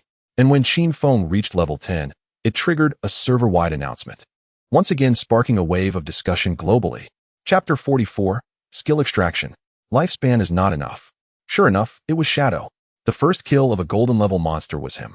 And he was also the first player globally to reach level 10. The Shadow Big Shot is too powerful, and I just heard that he killed a little star several times. Song Fei, right?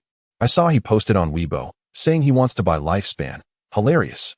This idiot wouldn't want to take revenge on the Shadow Big Shot, would he? Song Fei barely reached level 6 with dozens of sisters escorting him. And he wants to compare with Shadow? In the Great Xia Kingdom, players were discussing fervently on forums and in every town. No one was optimistic about Song Fei and the conflict between Shadow and him. As for foreign players, they were left with a deeper impression of the codename Shadow. What the heck? This Shadow is actually from the Great Xia? Our top player in Sakura country is only level 7 now. I can't accept this. Damn, my Smith. The only hidden profession is only level 8 now. What is up with this Shadow? With 15 billion people in our country, is there no one who can catch up to Shadow? I heard this Great Xia player has been soloing, so he levels up quickly. Impossible. The small monsters in this game are so hard to kill. How could anyone solo and level up so fast? Countless people around the world were shocked. Many wanted to know who this Shadow really was. Even the Great Xia officials were secretly investigating. But for now, no one knew Shadow's real identity. Firefly Town. After reaching level 10, Qin Feng glanced at his attribute panel. Codename, Shadow. Profession, Shadow. Unique hidden. Level, 10 non-tradable lifespan.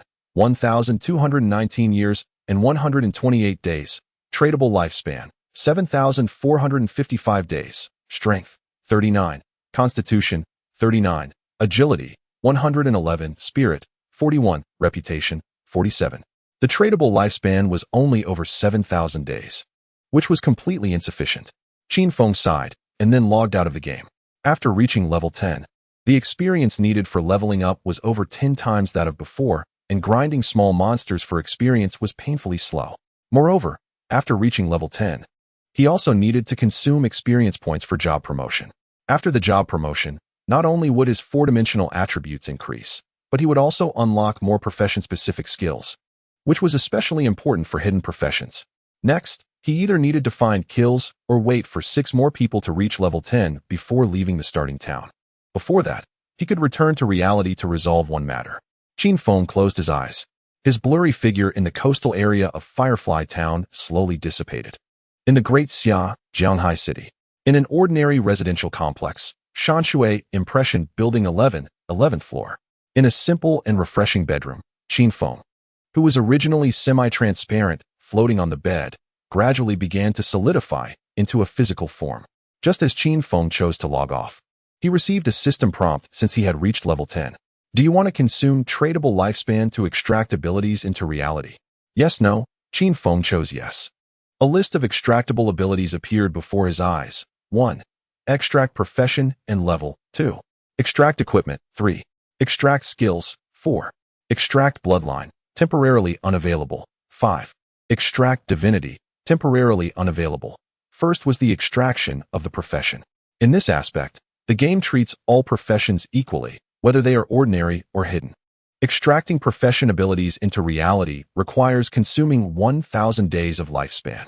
Qin Feng did not hesitate and directly extracted his unique hidden profession, Shadow, into reality. You have consumed 1,000 days of lifespan, tradable. You have extracted Shadow, unique hidden profession. You have acquired Shadow, unique hidden profession, and the profession passive effect is now active. Your Strength 3, Constitution 3, Agility 8, Spirit 5. Next was the level extraction. Extracting the level primarily brings attribute enhancements in reality, but the free attribute points cannot be redistributed. The way it was allocated in the game will remain fixed upon extraction. Before level 10, The cost to extract levels was fixed at 1,000 days of lifespan per level. Therefore, let's extract level 2 into reality. You have consumed 10,002 days of lifespan, tradable. You have extracted level 2. Your level in reality has increased to level 3. Your strength 4, constitution 4, agility 14, spirit 4. This leaves him with 4,455 days of lifespan remaining. Next is the skill extraction that surprises Qin Feng the most. My talent allows me to evolve skills. Originally, the higher the grade of the skill, the more lifespan it would consume to extract it, even exponentially increasing. Unexpectedly, the lifespan consumed for extracting skills is based on the initial grade of the skill. For example, Shadow Stealth. This skill has already been evolved to platinum level by Qin Feng, which, according to the algorithm, would require thousands of days of lifespan to extract. But now, it only requires the basic 900 days. Moreover, the extracted skill is synchronized with the game at the platinum level. As the skill continues to evolve in the game, the corresponding skill in reality will also evolve without consuming additional lifespan for extraction. Comfortable. Qin Feng quickly chose 2 skills to extract. You consumed 900 days of lifespan, tradable, and extracted the skill Shadow Stealth, platinum level. You consumed 2,262 days of lifespan, tradable, and extracted the skill Deadly Poison Dart, silver level. After extracting these 2 skills, Qin Feng was left with only 1,292 days of lifespan. The consumed lifespan is considerable, but the gains are terrifying. Originally, Qin Feng was just an ordinary person in reality. But now, his attributes have nearly doubled compared to an average person, especially his speed, which has exceeded human limits. In reality, Qin Feng now has 32 points in agility and can run 100 meters in just a little over 5 seconds. Unfortunately, the tradable lifespan is not enough. But it doesn't matter. With these attributes, it is enough to kill Song Fei. Qin Feng squinted his eyes. For someone who has experienced 9 years of the apocalypse, Qin Feng is already accustomed to slaughter. He would not give Song Fei any chance to rise. Extracting the platinum level Shadow Stealth at the price of a low-quality skill is truly a bargain.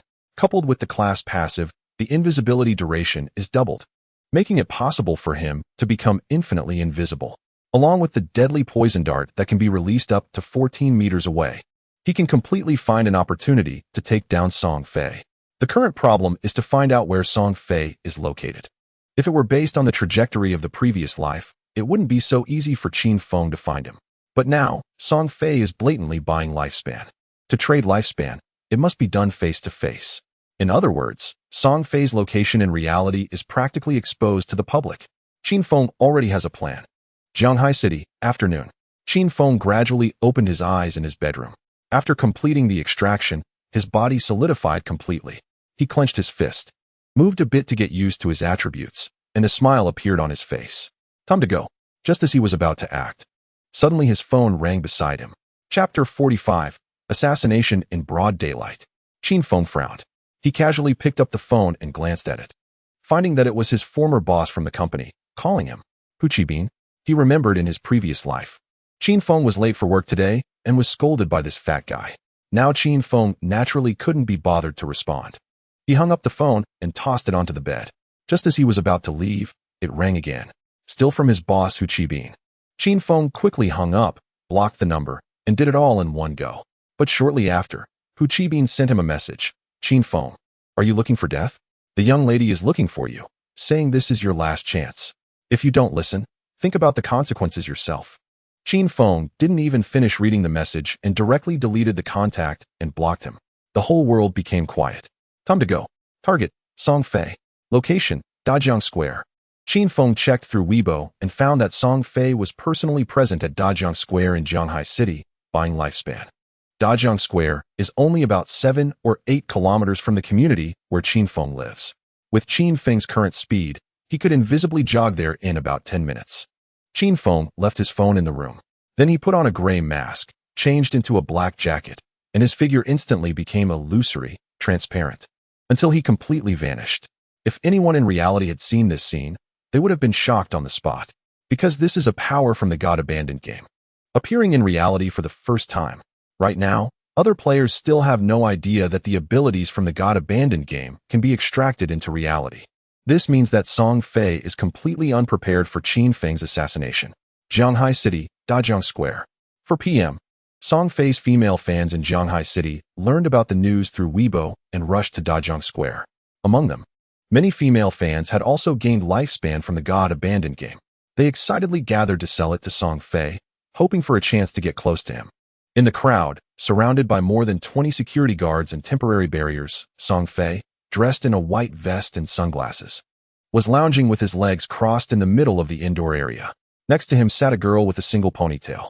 The girl wore a pink short-sleeve shirt, a black skirt, and black stockings, looking youthful and beautiful. She was none other than Jiang Li, the daughter of the chairman of Dajiang Industrial. Jiang Li had always been a fan of Song Fei, just not as fanatical as the other female fans. Upon learning that Song Fei was buying lifespan, she took the initiative to contact him and offered Dajiang Square as the venue.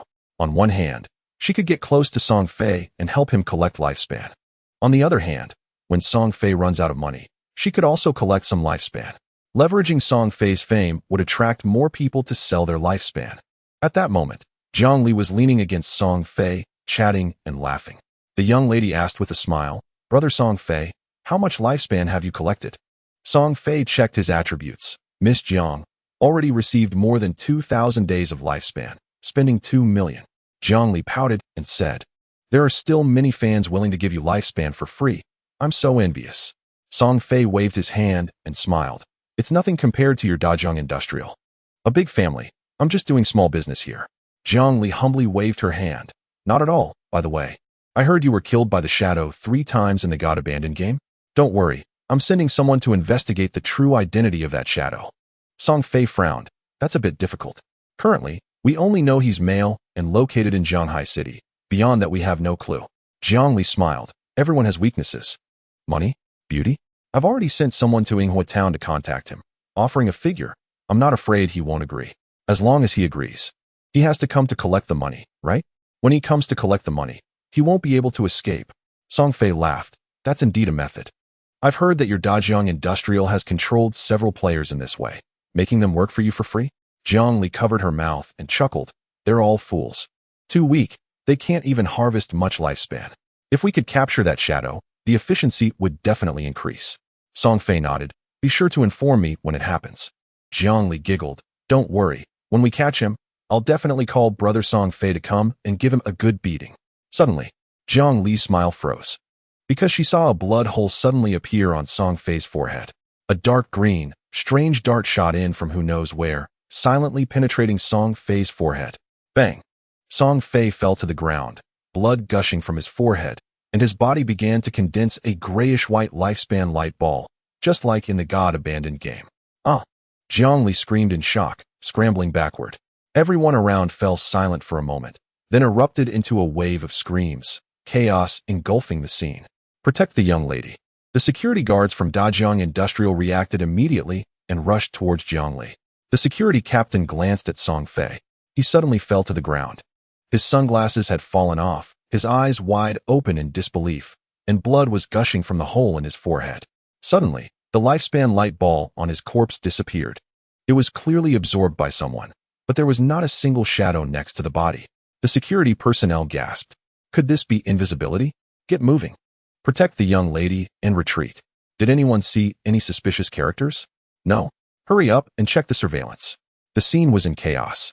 Jiang Li, under the protection of more than 20 security guards, quickly retreated through the fire escape and soon arrived outside the Dajiang Plaza. Just as she was about to get into a black sedan, a dart suddenly shot from above, piercing through her skull. Precise and lethal. Bang! The daughter of the chairman of Dajiang Industries fell right outside her own property. Unexpectedly, it was a buy one get one free. Qin Feng, who remained invisible, was somewhat surprised. He heard Jiang Li and Song Fei chatting. Jiang Li had her sights set on him. How could he let her go? After all, she wasn't a good person. So it was convenient to deal with her as well. Unfortunately, she had exploded with hundreds of days of lifespan, and there were security guards beside her body, making it impossible to get it. In reality, death would also result in half of the tradable lifespan being dropped. Taking advantage of his invisibility and the chaos at the scene, Qin Feng absorbed the 1,046 days of tradable lifespan that exploded from Song Fei. This guy never imagined that the lifespan he had just paid for would end up benefiting Qin Feng. If only there were a blooming curse to extract the other half as well. Qin Feng shook his head, feeling a bit regretful. The emerald-level blooming curse skill could extract tens of thousands of days of lifespan in reality, but he couldn't extract it now, so he had to give up. After handling everything, Qin Feng quietly left, leaving behind a scene of chaos. This assassination in broad daylight quickly spread throughout the country and even the world. Chapter 46. Collapse of Worldview. To avoid being dragged down by Qin Feng, Jianghai City, Dajiang Plaza. The scene was filled with Song Fei's female fans and the public selling lifespan, all plunged into terror and chaos. Some people took photos with their phones. Some screamed in fear, and some fled in all directions. Among the crowd, Qin Xiaoyu and Chu Yin were completely stunned by the scene. Originally, Qin Xiaoyu wanted to sell her lifespan to Song Fei, but unexpectedly, she witnessed the moment Song Fei was suddenly taken down. At that moment, Qin Xiaoyu's worldview collapsed. Xiaoyu, let's go, hurry. Chu Yin reacted quickly, anxiously pulling Qin Xiaoyu to leave amidst the chaos. The entire Dajiang Plaza was in disarray, and the footage was quickly spread through many live streams and recordings. A few minutes later, official police arrived. Some sealed off the scene, some went to check the surveillance, and others began analyzing the dark green dart left at the scene. This dart had an unknown material and origin, which was very strange. Rather than being a product of our reality, it was more like something from the abandoned God game. The style indeed resembled it. But how could something from the abandoned God game appear in reality? The surveillance department couldn't find any results. The attack came from a blind spot, and they couldn't see who it was. Have you questioned the witnesses at the scene? Yes, there were people nearby, but they all said they didn't see anyone. Look at the surveillance replay. There was a lifespan light ball on Song Fei's corpse that appeared and then suddenly disappeared. Could it be that someone was invisible nearby and absorbed the light ball? How could a person be invisible? Wait, the assassins in the abandoned God game can be invisible. The official police in Jianghai City were all dumbfounded. However, after investigating, they came to the most likely conclusion. The person who targeted Song Fei and Jiang Li was very likely in an invisible state. Could it be that the abilities from the abandoned God game can be released in reality? That's a joke. I can be invisible in the game. So why not in reality? Is there some condition that needs to be met? Due to the numerous witnesses at the scene, the Jianghai City officials couldn't hide the news, especially since chaos was spreading worldwide. The news of Song Fei's death quickly spread. All over the world, various countries' officials, after viewing some videos, immediately made the same speculation. The abilities from the abandoned God game could very likely be used in reality. For this, Qin Feng didn't care. After all, it would soon be evening, and others would reach level 10. This secret would no longer be a secret by then. Just as the news of Song Fei's death was causing a stir, and the Jianghai City officials were on high alert, with countless citizens feeling anxious. Qin Feng had returned to the Shanshui impression community. He changed into a plain outfit of sports pants and a t-shirt, grabbed his phone, and went to a noodle shop across the street, ordering a bowl of noodles. In the abandoned God game, while players are invincible in reality, they still consume energy. When hungry, they still need to eat. This was the part Qin Feng found troublesome. Because of this, players couldn't stay in the game forever, no matter what. They had to return to reality to eat and replenish energy and water, or else no matter how much lifespan they had, they would starve to death. While eating noodles, Qin Feng overheard some diners chatting about the abandoned God game and Song Fei's death. They couldn't imagine that the person who took down Song Fei was right in front of them. After finishing this meal, he would go back to continue farming lifespan. Reaching level 10 in the abandoned God game was just the beginning. Just then, in a moving taxi, Qin Xiaoyu and Chu Yin were somewhat absent-minded. The scene of Song Fei suddenly bleeding from his forehead kept replaying in their minds. They found it hard to imagine that just yesterday they had attended Song Fei's concert, and today they witnessed his demise. Chu Yin quickly scrolled through her phone, her body trembling uncontrollably. A dart? Invisibility? How does it resemble the abilities of the abandoned God game so much? Xiaoyu, do you think it could be the shadow who killed Song Fei? Qin Xiaoyu didn't answer. Song Fei's death made her world lose its color in an instant. By the time they arrived at school and she got out of the taxi, her expression had turned blank. Song Fei was dead. In this world, only strength mattered. Shadow. I want to get close to him, to be near him. No one can stop me. Zhang Wei, take me to the Qian group first. Sell the 200 days of lifespan. I want to buy another apartment and move out to avoid being dragged down by Qin Feng. Also, Zhang Wei, do you have an assassin skill book? Give it to me. I want to gift it to the shadow. Song Fei was dead. Now, Qin Xiaoyu no longer had to struggle with whom to choose. But the key was this about choosing anyone at all? About half an hour later, Qin Feng finished his meal, returned home, and took a shower. Just as he was about to lie down and re-enter the abandoned god game, his phone kept buzzing with messages. Qin Feng took a look. It was from one of his female colleagues, Yang Xiaoya. Xiaoya. Qin Feng, fatty who is furious, saying you blocked his phone, and if you don't come back, you'll be fired, and you won't get this month's salary. This girl had a nice personality, but was a bit weak and often bullied. In his previous life, she was also a member of Qin Feng's Slaying God Guild. Qin Feng thought for a moment and replied, "Don't worry about him. You don't need to go to work. Go develop in the abandoned god game first." Yang Xiaoya was surprised to see Qin Feng's reply and weakly typed back, "Oh, Qin Feng, have you been in the abandoned god game? I heard it's really hard. Many people's lifespans are almost gone." Qin Feng replied, "No matter what profession you are, just increase agility at the start." Xiaoya, "Okay." Xiaoya, "I heard that the lifespan produced by games is very expensive now." Qin Feng, "How's your development? How much have you earned?" Qin Feng casually replied, "Not much, it's almost all spent." Xiaoya, "Wow, did you buy a car and a house? No wonder you blacklisted Hupangzi, hehe." This girl thinks Qin Feng earned money and spent it all. The truth is, Qin Feng couldn't be bothered to exchange lifespan for money. Instead, he directly consumed lifespan to extract abilities into reality. Moreover, Yang Xiaoya was unaware that Hu Qibin was furious not because Qin Feng didn't go to work, but because Qin Feng refused to accept the company's lady's unspoken rules. Chapter 47, Severing Ties? Such a good thing? Qian Group, Qian Shishir. Qin Feng sneered. The media company he worked for was a subsidiary of Qian Group, and Qian Shishir was the daughter of the chairman of Qian Group. One day, Qian Shishir saw Qin Feng and hinted that she wanted to spend the night with him. If it were someone else, they might be overjoyed. Although Qian Shishir wasn't very pretty and had a flat figure, she could definitely be considered a rich beauty. However, Qin Feng had seen the spade tattoo on Qian Shishir's calf. To this, Qin Feng could only say, traditional, beauty, virtue. Qin Feng had no interest in this woman and even felt disgusted.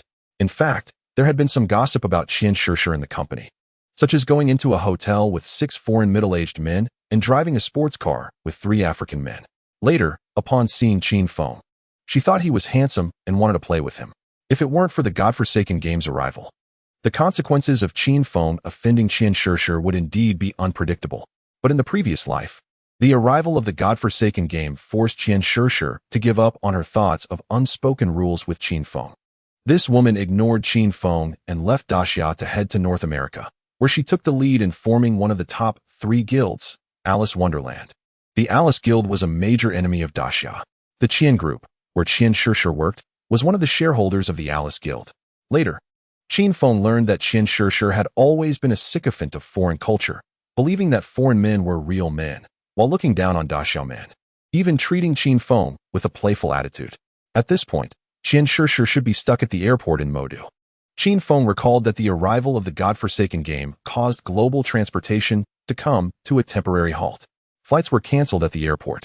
It wasn't until a few days later that Qian Shishir boarded a plane to North America. If it were in Shanghai, he could deal with her today. However, it wouldn't take long. Once he extracted higher attributes, he could go to Modu and take her out before she left, preventing future troubles.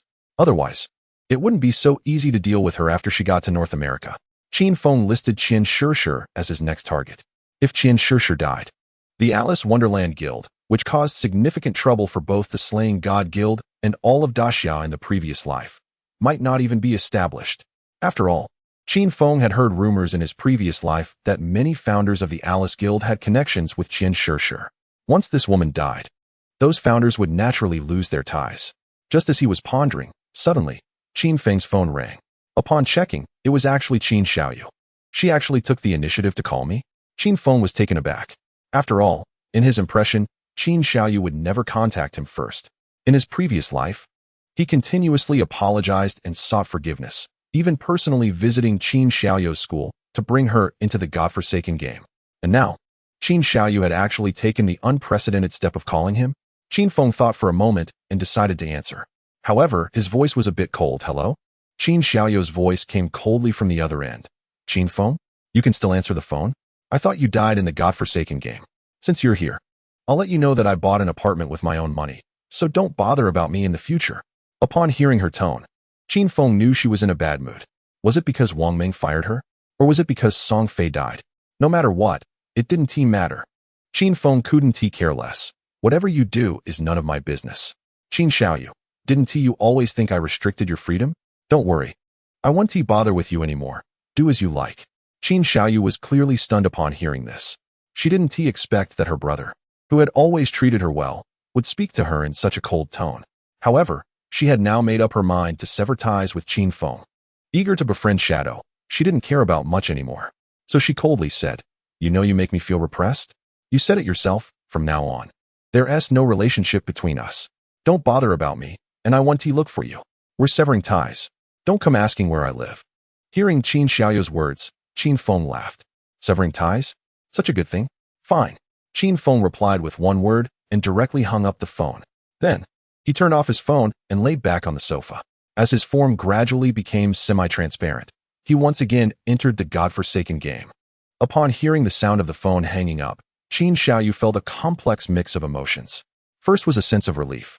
She had always felt too constrained and unfree under Qin Feng's control, and now she was finally liberated. With her own abilities, she and Chu Yin had bought a 3-bedroom apartment and moved in directly. Although the paperwork hadn't been completed, it was only a matter of time. From now on, she could live away from Qin Feng. No one would hold her back anymore. She could do whatever she wanted. The feeling of freedom was wonderful. Next, she just needed to find a way to get to know Shadow and build a good relationship with him. Qin Xiaoyu looked at her phone. The news of Song Fei's death had spread worldwide. Many speculated that he was likely assassinated by Shadow. However, it was unclear why Shadow could use the abilities of the godforsaken game in reality. Chu Yin, beside her, looked at her with some concern. "Is it really okay to sever ties with your brother? Why not just apologize to him? He seems really angry this time." Qin Xiaoyu shook her head. "Apologize to him? No way.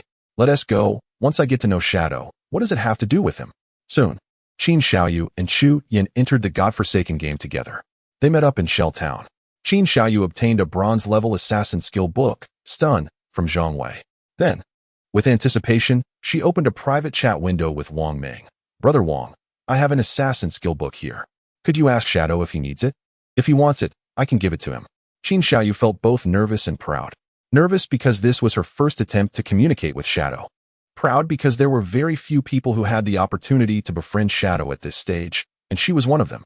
As long as she could get along well with Shadow, in the new era brought by the godforsaken game, Qin Xiaoyu would definitely surpass countless others. However, right after she messaged Wang Ming, he quickly replied, "The boss said he doesn't need it. You can keep it to sell." Qin Xiaoyu was dumbfounded. She never expected that Shadow would refuse the skill book with control effects. Such a straightforward rejection. Chapter 48, Golden Limbs. Shocking speed. Qin Xiaoyu never anticipated that this would be the outcome. What is going on? I offer him a skill book, and he doesn't want it? Qin Xiaoyu was bewildered. She found it hard to comprehend. Is there really someone who would refuse something given for free? Beside her, Chu Yin noticed that she was lost in thought and couldn't help but ask, "Xiaoyu, what's going on?" Qin Xiaoyu explained the situation, leaving Chu Yin and Zhang Wei stunned. Zhang Wei exclaimed, "Damn, why not take a free skill book? Is this person out of their mind?" Chu Yin thought for a moment and comforted her, saying, "Xiaoyu, maybe he has already learned that skill? Let's kill some more monsters and see if we can get other skill books." Qin Xiaoyu sighed. "I guess that's all we can do."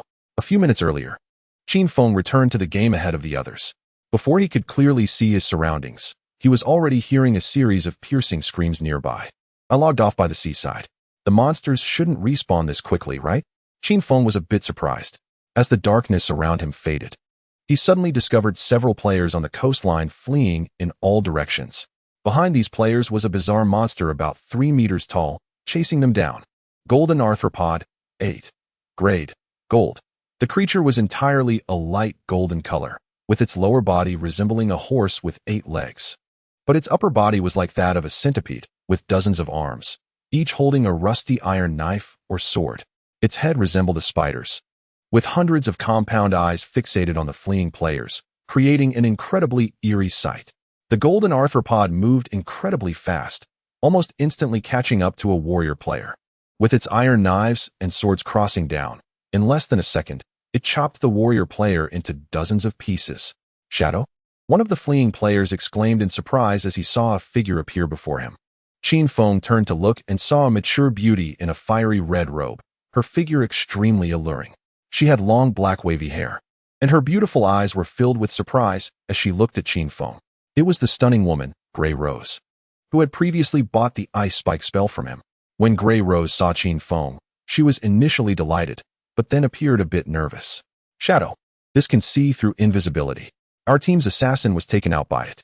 If you want to fight, you have to be careful. Qin Feng remained silent. Being gold grade, he certainly wanted to fight, as it meant 28 evolution points for him. If he remembered correctly, this golden arthropod had a level 2 ability to see through invisibility. Qin Feng narrowed his eyes, but that didn't mean he didn't need to use stealth. After all, he could deal more damage while invisible. Shadow step. Qin Feng's figure swiftly disappeared. Grey Rose, witnessing this scene, felt a surge of tension. Her team had already been scattered by the golden arthropod. They couldn't fight back, and she couldn't tell if Qin Feng wanted to fight or flee, so she could only run for her life. Qin Feng maintained his stealth status, passing by Grey Rose. As they crossed paths, concern was evident in her beautiful eyes. However, Qin Feng paid no attention and headed straight for the golden arthropod. Shadow slash. His figure flickered into view and then vanished again, passing through the golden arthropod. 1013. 3042, weak point attack. 1013. Indeed, the level 2 invisibility was seen through. My shadow class effect did not activate. The damage doubles when attacking outside the target's line of sight. This effect could not take effect if the opponent could see through invisibility, which resulted in a significant decrease in Qin Feng's damage. However, at the same time, due to the effect of the legendary skill Liberation of Grace, the head and heart weak points of the golden arthropod were magnified by 200. In Qin Feng's shadow slash, out of 9 strikes, 3 were judged to have hit the target's weak point, causing triple weak point damage. Truly a legendary skill. I have to thank Lin Liu for that. Otherwise, I wouldn't have found that Shrine of Faith. With 1 shadow slash, Qin Feng directly dealt 13,000 damage to the golden arthropod. Its health bar dropped by about 1/6. Immediately after, Qin Feng turned around and threw a poison dart, aiming for its head. The golden arthropod attempted to dodge, but unfortunately, Qin Feng's agility was too high, and the dart hit precisely. 1785, weak point attack. 223. 223. The poison dart was only at the silver level now, and the damage output couldn't keep up. Of course, the most crucial factor was that in front of the golden arthropod, Qin Feng lost half of his class damage bonus. Now, facing it, he couldn't even benefit from the 50 backstab damage. He still needed to advance his class to achieve a higher level of invisibility, Qin Feng thought silently. Once he had thrown both skills, the 8 legs of the golden arthropod charged toward him at incredible speed. It was running at least 30 meters per second. In an instant, dozens of iron knives and swords were raining down on Qin Feng like a storm. Watch out! From a distance, Grey Rose shouted instinctively, her expression filled with worry. But soon, not just her, but all the surrounding teammates who had been scattered widened their eyes in disbelief. They witnessed an unbelievable scene. Under the onslaught, Qin Feng actually sidestepped, took a step back, and rolled, executing a series of actions seamlessly. In a short time, he dodged dozens of attacks. What speed! It wasn't just the speed. His reaction was incredibly quick, and he was too familiar with the attack patterns. Yes, in terms of speed, he was about the same.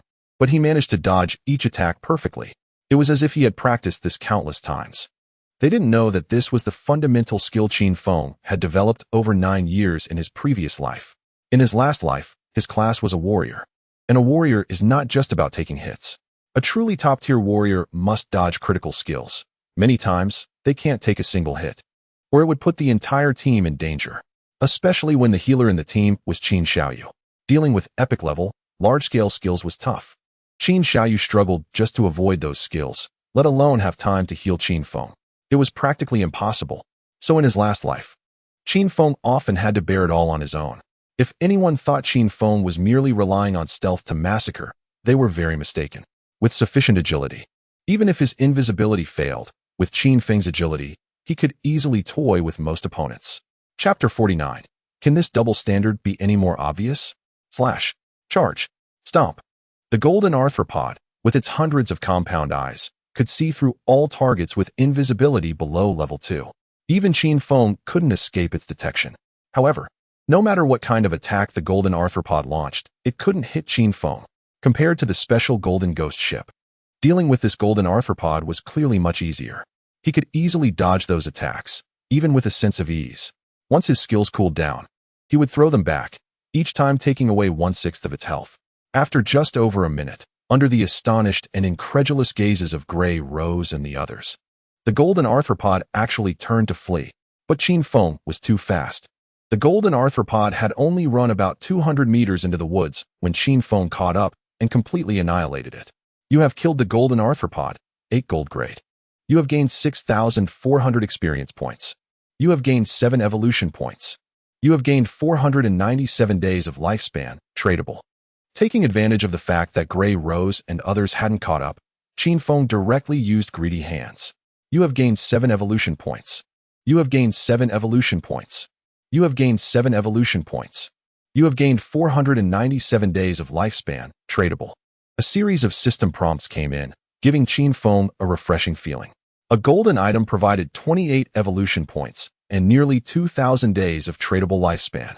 The effects of Greedy Hand and the stacking effect of the Ghost Fire Bell allowed Qin Feng's development speed to far exceed that of ordinary players. As for experience, leveling from 9 to 10 required 10,000 experience points.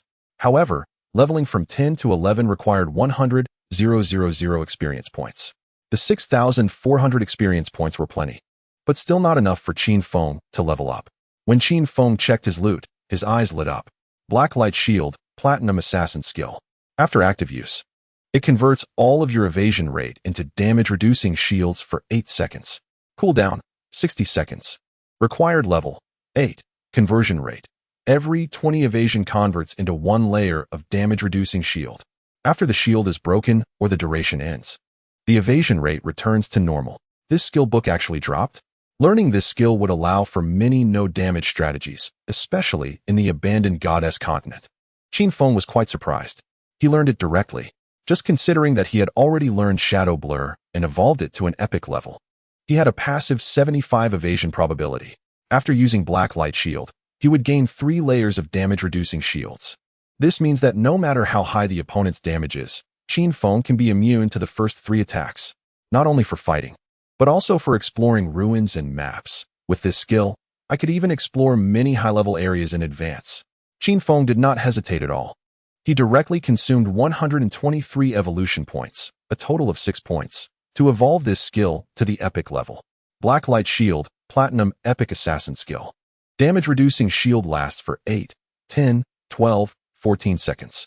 Conversion rate. Every 20, 15, 12, 10 evasion converts into 1 layer of damage-reducing shield. The Epic Black Light Shield, after use, can convert Qin Feng's 75 evasion into 7 layers of damage-reducing shields. Continuing to evolve Black Light Shield requires 50 evolution points, which is enough for now. Qin Feng still had 22 evolution points left. He spent a total of 16 evolution points, evolving Poison Darts 3 times. Poison Darts, Silver Emerald maximum range 14-17 meters. Deals an additional 120 to 240 points of damage upon hitting. Poison, deals 50 to 80 continuous damage per second, no weakness bonus. Lasts for 5 seconds, cannot stack. Evolving Poison Darts 3 times at least doubled the damage of this skill. Since this skill only has a 5-second base cooldown, it can continuously output damage, not weaker than Shadow Slash. With 6 evolution points left, he could only hold off for now. Besides skills, the golden arthropod also dropped 2 usable pieces of equipment for Qin Feng. Light Ring, Platinum Assassin Accessory. Agility 20. Movement Speed 20, Attack Speed 20, Cooldown Speed 20. Equipment Requirement. Level 8. Thick red leather gloves, Golden Assassin Armor. Physical Defense 18, All Element Resistance 15. Constitution 12, Health 588. Equipment Requirement. Level 6. After equipping the 2 items, Qin Feng's cooldown speed reached 55. The Shadow Slash, which originally had a 12-second cooldown, now only needed 7 seconds. Additionally, Qin Feng's Constitution, Defense, and Health were all higher. 51 points of Constitution, 106 points of Physical Defense, and 17 points of Health. With these attributes, even the earlier 5-level Golden Ghost ship's Half-Blood Fullscreen skill couldn't kill him. Moreover, He had a passive 75 evasion rate. Qin Feng put away his backpack. Half of the few remaining slots in his backpack were filled. It was only then that Gray Rose, along with her remaining 3 teammates, caught up. When she saw the corpse of the golden arthropod lying in front of Qin Feng, she felt an indescribable shock. The big shot really took it down solo. In Gray Rose's beautiful eyes, admiration and expectation were revealed. So, big shot. Do you have any equipment or skills I can use? I'll buy some. The mage had a golden skill book, Frost Bounce. Qin Feng glanced at his backpack and took out a skill book with an ice blue cover, showing it to her. A group skill, releases ice balls. Can bounce up to 10 times. 800 days flat price. The loot dropped at level 8 requires a level between 6 to 8 to use. This Frost Bounce skill book is a level 7 skill book. The higher the level of the skill equipment, the higher the values naturally. The level 7 Frost Bounce, being a golden skill, has over 40 more damage than the level 5 Frost Bounce. Of course, the same skill cannot be learned twice. You can only use a higher level to overwrite a lower level. 800 days, that's too expensive. Gray Rose smiled bitterly. But looking at the attributes of the skill book Qin Feng took out, she was reluctant to give up, after all. This Frost Bounce skill would greatly speed up her leveling. When facing large groups of small monsters, this skill would explode in damage. In the end, Gray Rose thought for half a minute and went to find her teammates again, borrowing their lifespan. 800 days deal. You have lost Frost Bounce, golden skill book. You have gained 800 days of lifespan, tradable. The system prompt came in, and Qin Feng turned to leave. He planned to return to the town, post a message, and buy information on silver and golden level items. Silver level gives 30 days, golden level gives 100 days. This way, Qin Feng would have a continuous source to kill and maximize his development speed.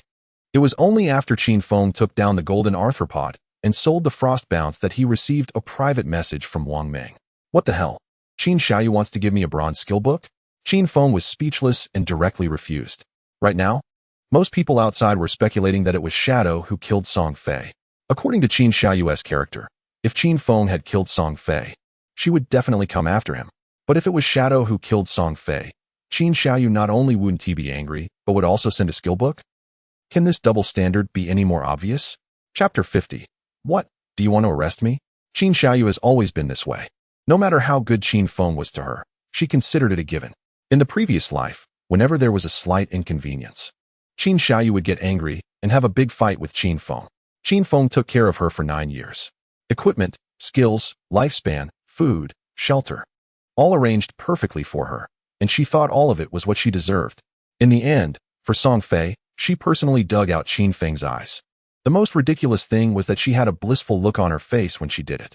The small favors of others, you can remember for a lifetime. No matter how well I treat you, you won't take it to heart. Qin Feng sneered coldly. Although Song Fei was already dead, he could never accept Qin Xiaoyu again. After all, that was her character. Without Song Fei, there would still be Lin Fei, Li Fei, Zhang Fei. Qin Feng could not stumble twice over the same person. Not dealing with her the same way he dealt with Song Fei was already considering the deceased parents. If you knew that I was Shadow, that I killed Song Fei, you would probably curse me for 3 days and nights without feeling relieved. But for Shadow, you could actually send a skill book? Qin Feng shook his head, dismissing the thought of her.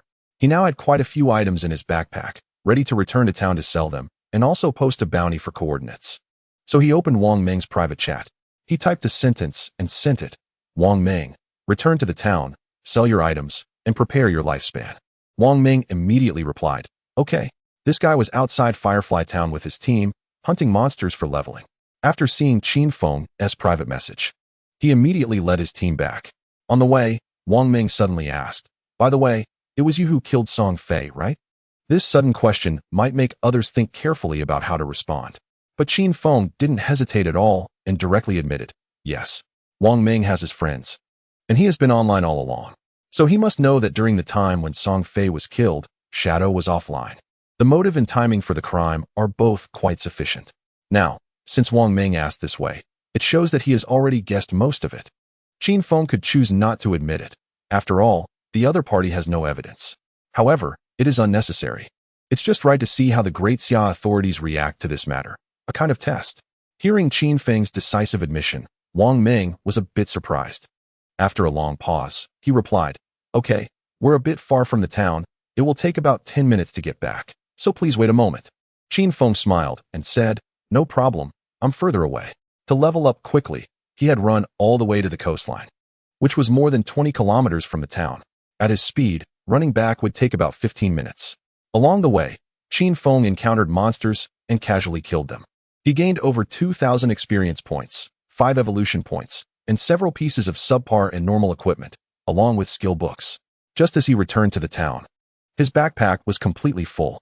Subsequently, Qin Feng arranged a meeting place with Wang Meng and the others. They met in the basement of the abandoned church in Firefly Town. The big boss is here. Wang Meng and the others had been waiting for about 2 minutes.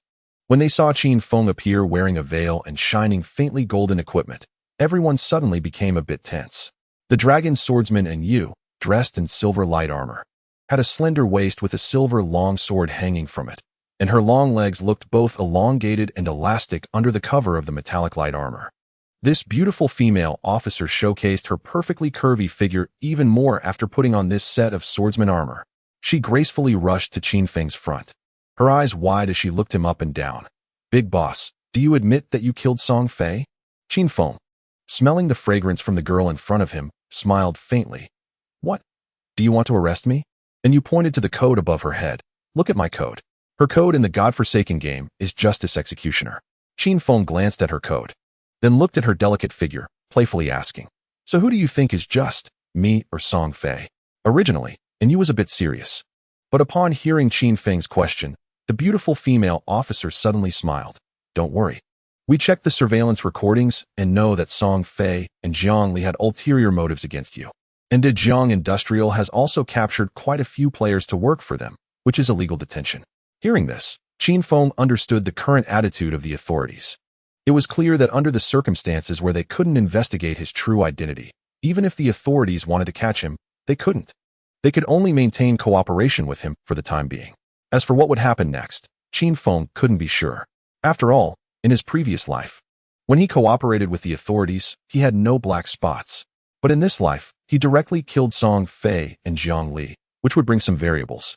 The authorities couldn't possibly encourage you to kill indiscriminately in reality, could they? He thought to see how much change his rebirth could bring to this era of the godforsaken game. Next came the transaction. Qin Feng displayed all the golden and platinum level equipment in his backpack. Due to Wang Meng and in Yu's official backgrounds, they would want equipment and skill books of any profession. Selling the items to them was much more convenient and quicker for Qin Feng. Most importantly, the lifespan from the officials was sufficient. Platinum level equipment, platinum level skill books. When Wang Meng and Yu and others saw the items Qin Feng brought out, they were immediately shocked.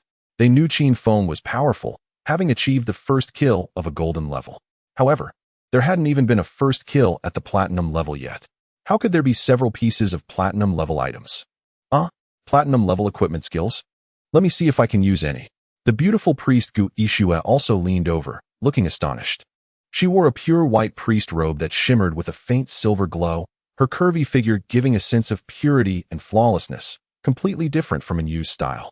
It was obvious that during this time, Wang Meng and the team had indeed taken down silver-level enemies. Otherwise, they wouldn't have so much silver-level equipment. But compared to Qin Feng's stock, their equipment was completely trash. For a moment, Wang Meng and the others were all dumbfounded. Where on earth did these platinum-level equipment and skill books come from? Chapter 51. I'm an assassin, and you want me to save people? Facing the confusion of Wang Meng and the others, Qin Feng casually said, just got lucky and found some treasure chests. He looked at the curious Gu Ishua. Xiaoxua knows. I even opened an emerald-level skill book myself. Gu Ishua nodded like a chick pecking rice. I saw the big boss open the emerald treasure chest with my own eyes. But these several platinum-level items, you call that just luck? This little beauty was enviously crying. At this moment, a beautiful magic class character wearing a black robe, the seer Lin Liu, was leaning against a crumbling stone pillar.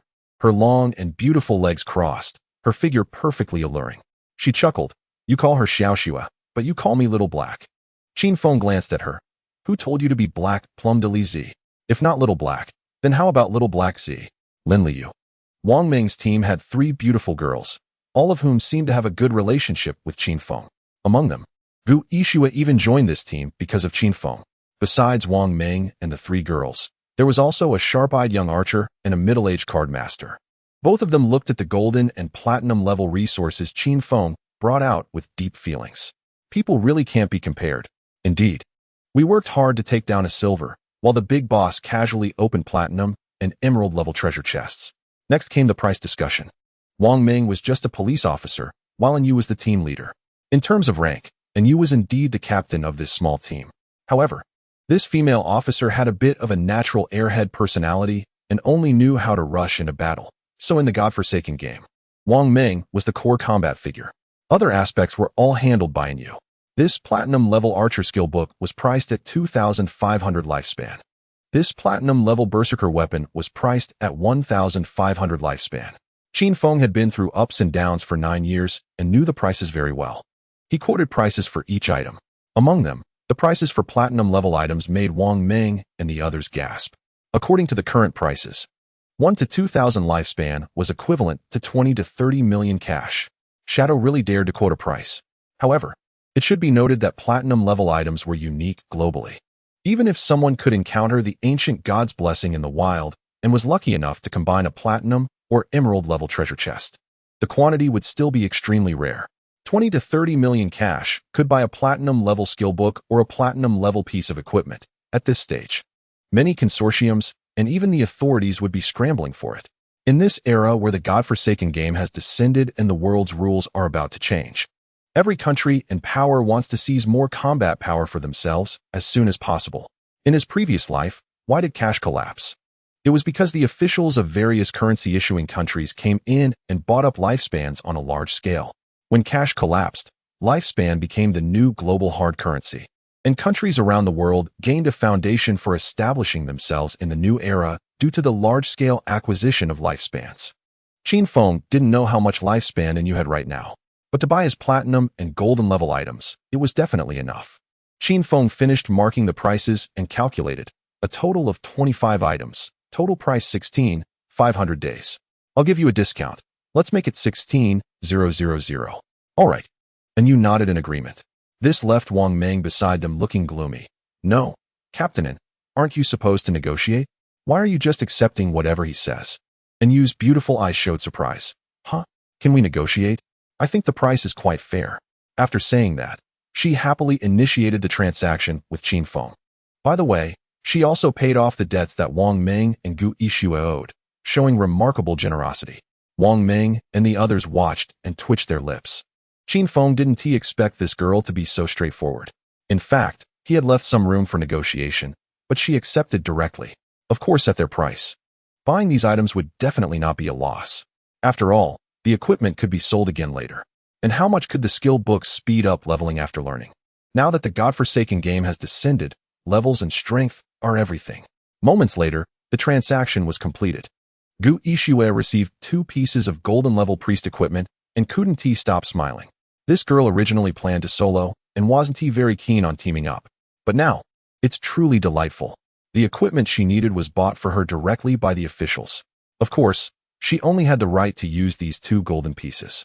When the equipment was changed, it had to be returned to the officials, but this was still enough to be satisfying. As for Qin Feng, getting 160,000 days of lifespan was also a big harvest.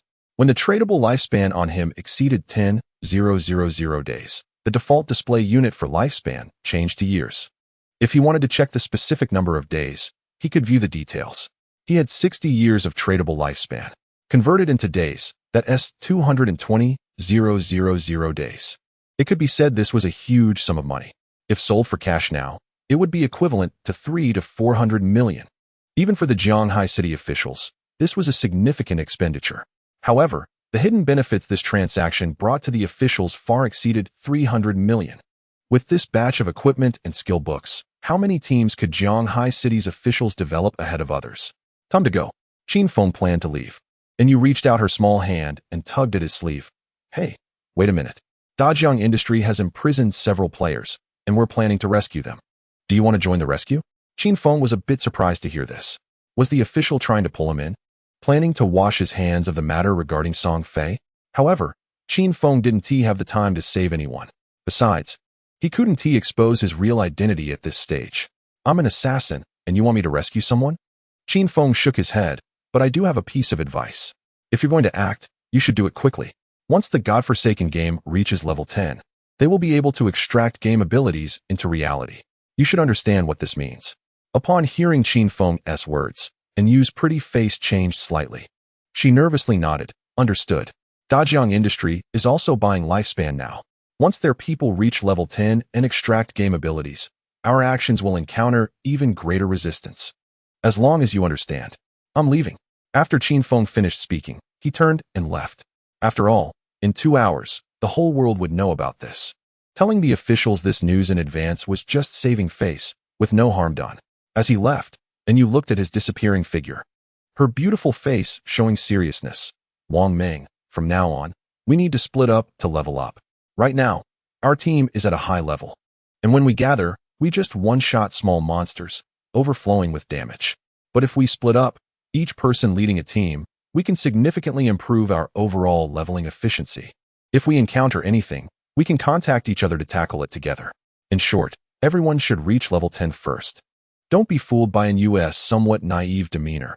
She was quite capable in business.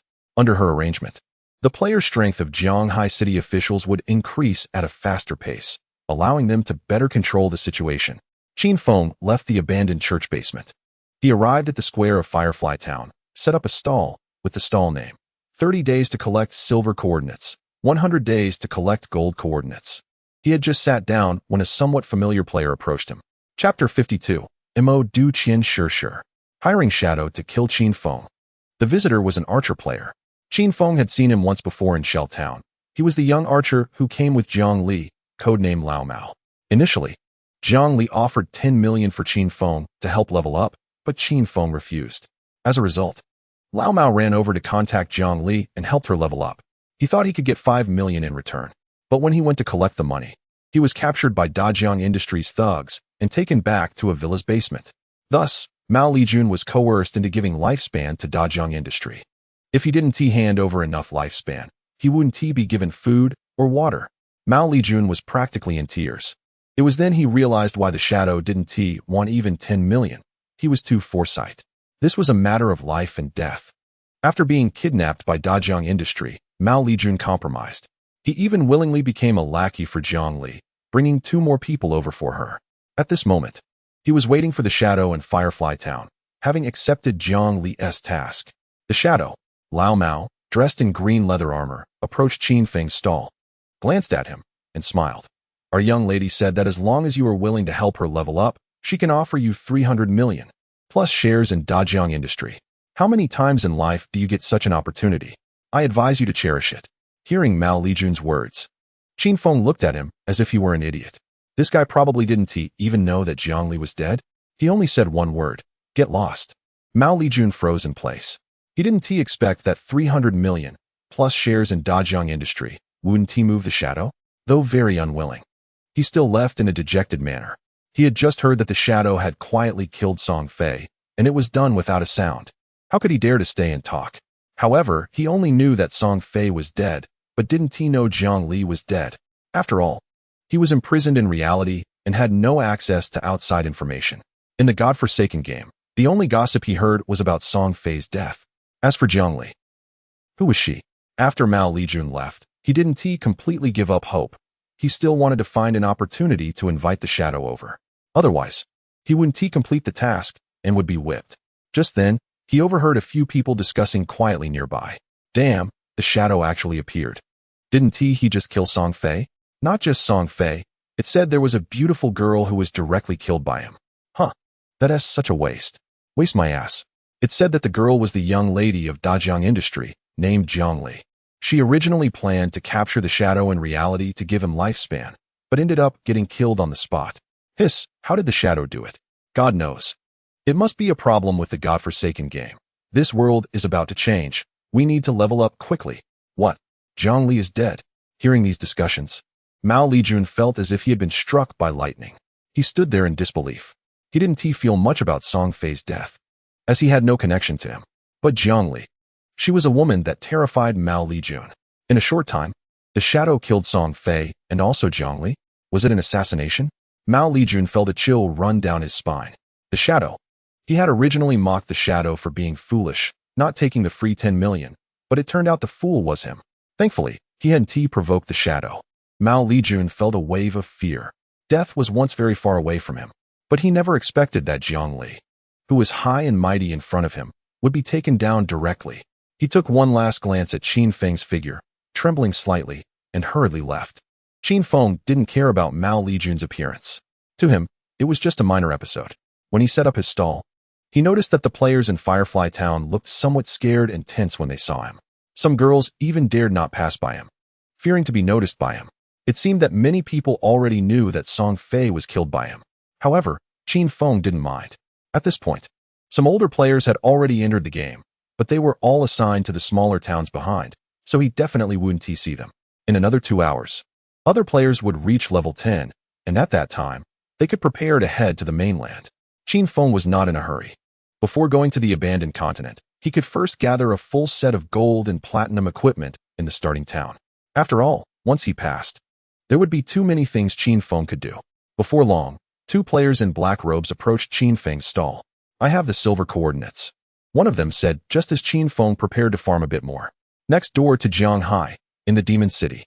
The total population of Jianghai is over 8 million, while the population of Demon City has reached 35 million.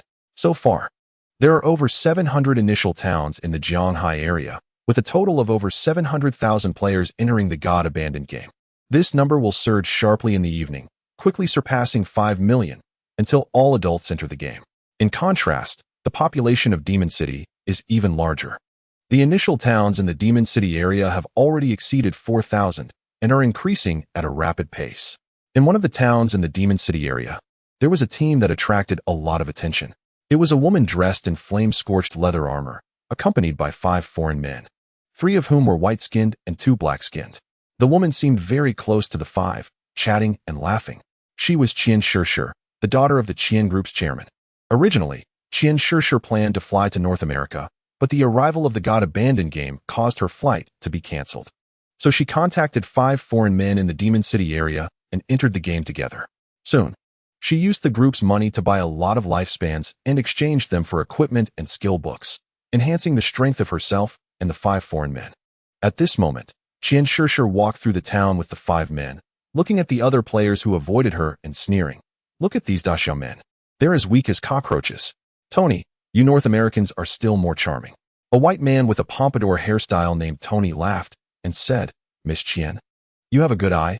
We are naturally much stronger than these Daxiao men.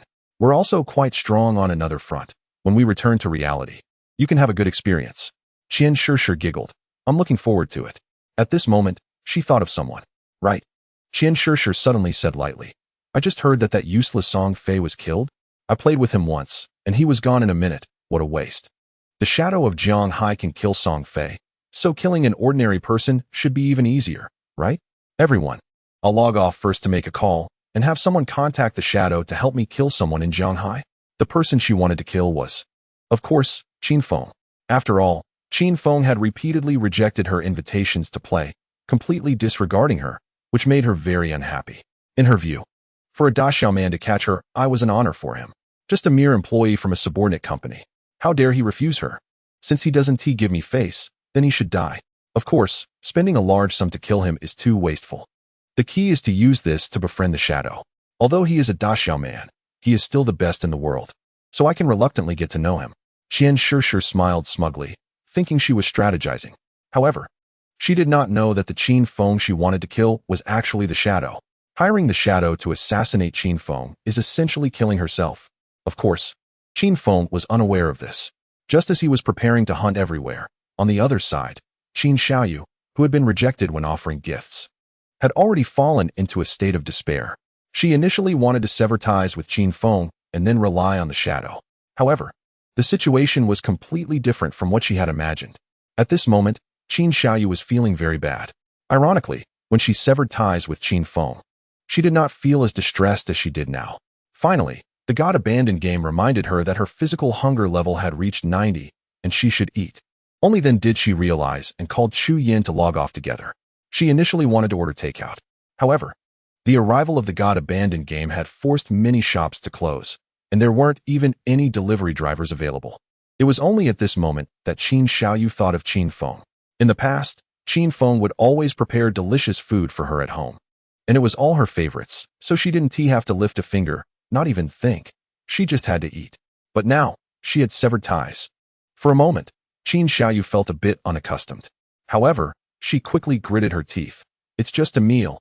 Compared to freedom, it's nothing. At this moment, Qin Feng had already thrown Qin Xiaoyu out of his mind. In just over an hour, he had received 4 silver coordinates and went one after another to kill those 4 silver players.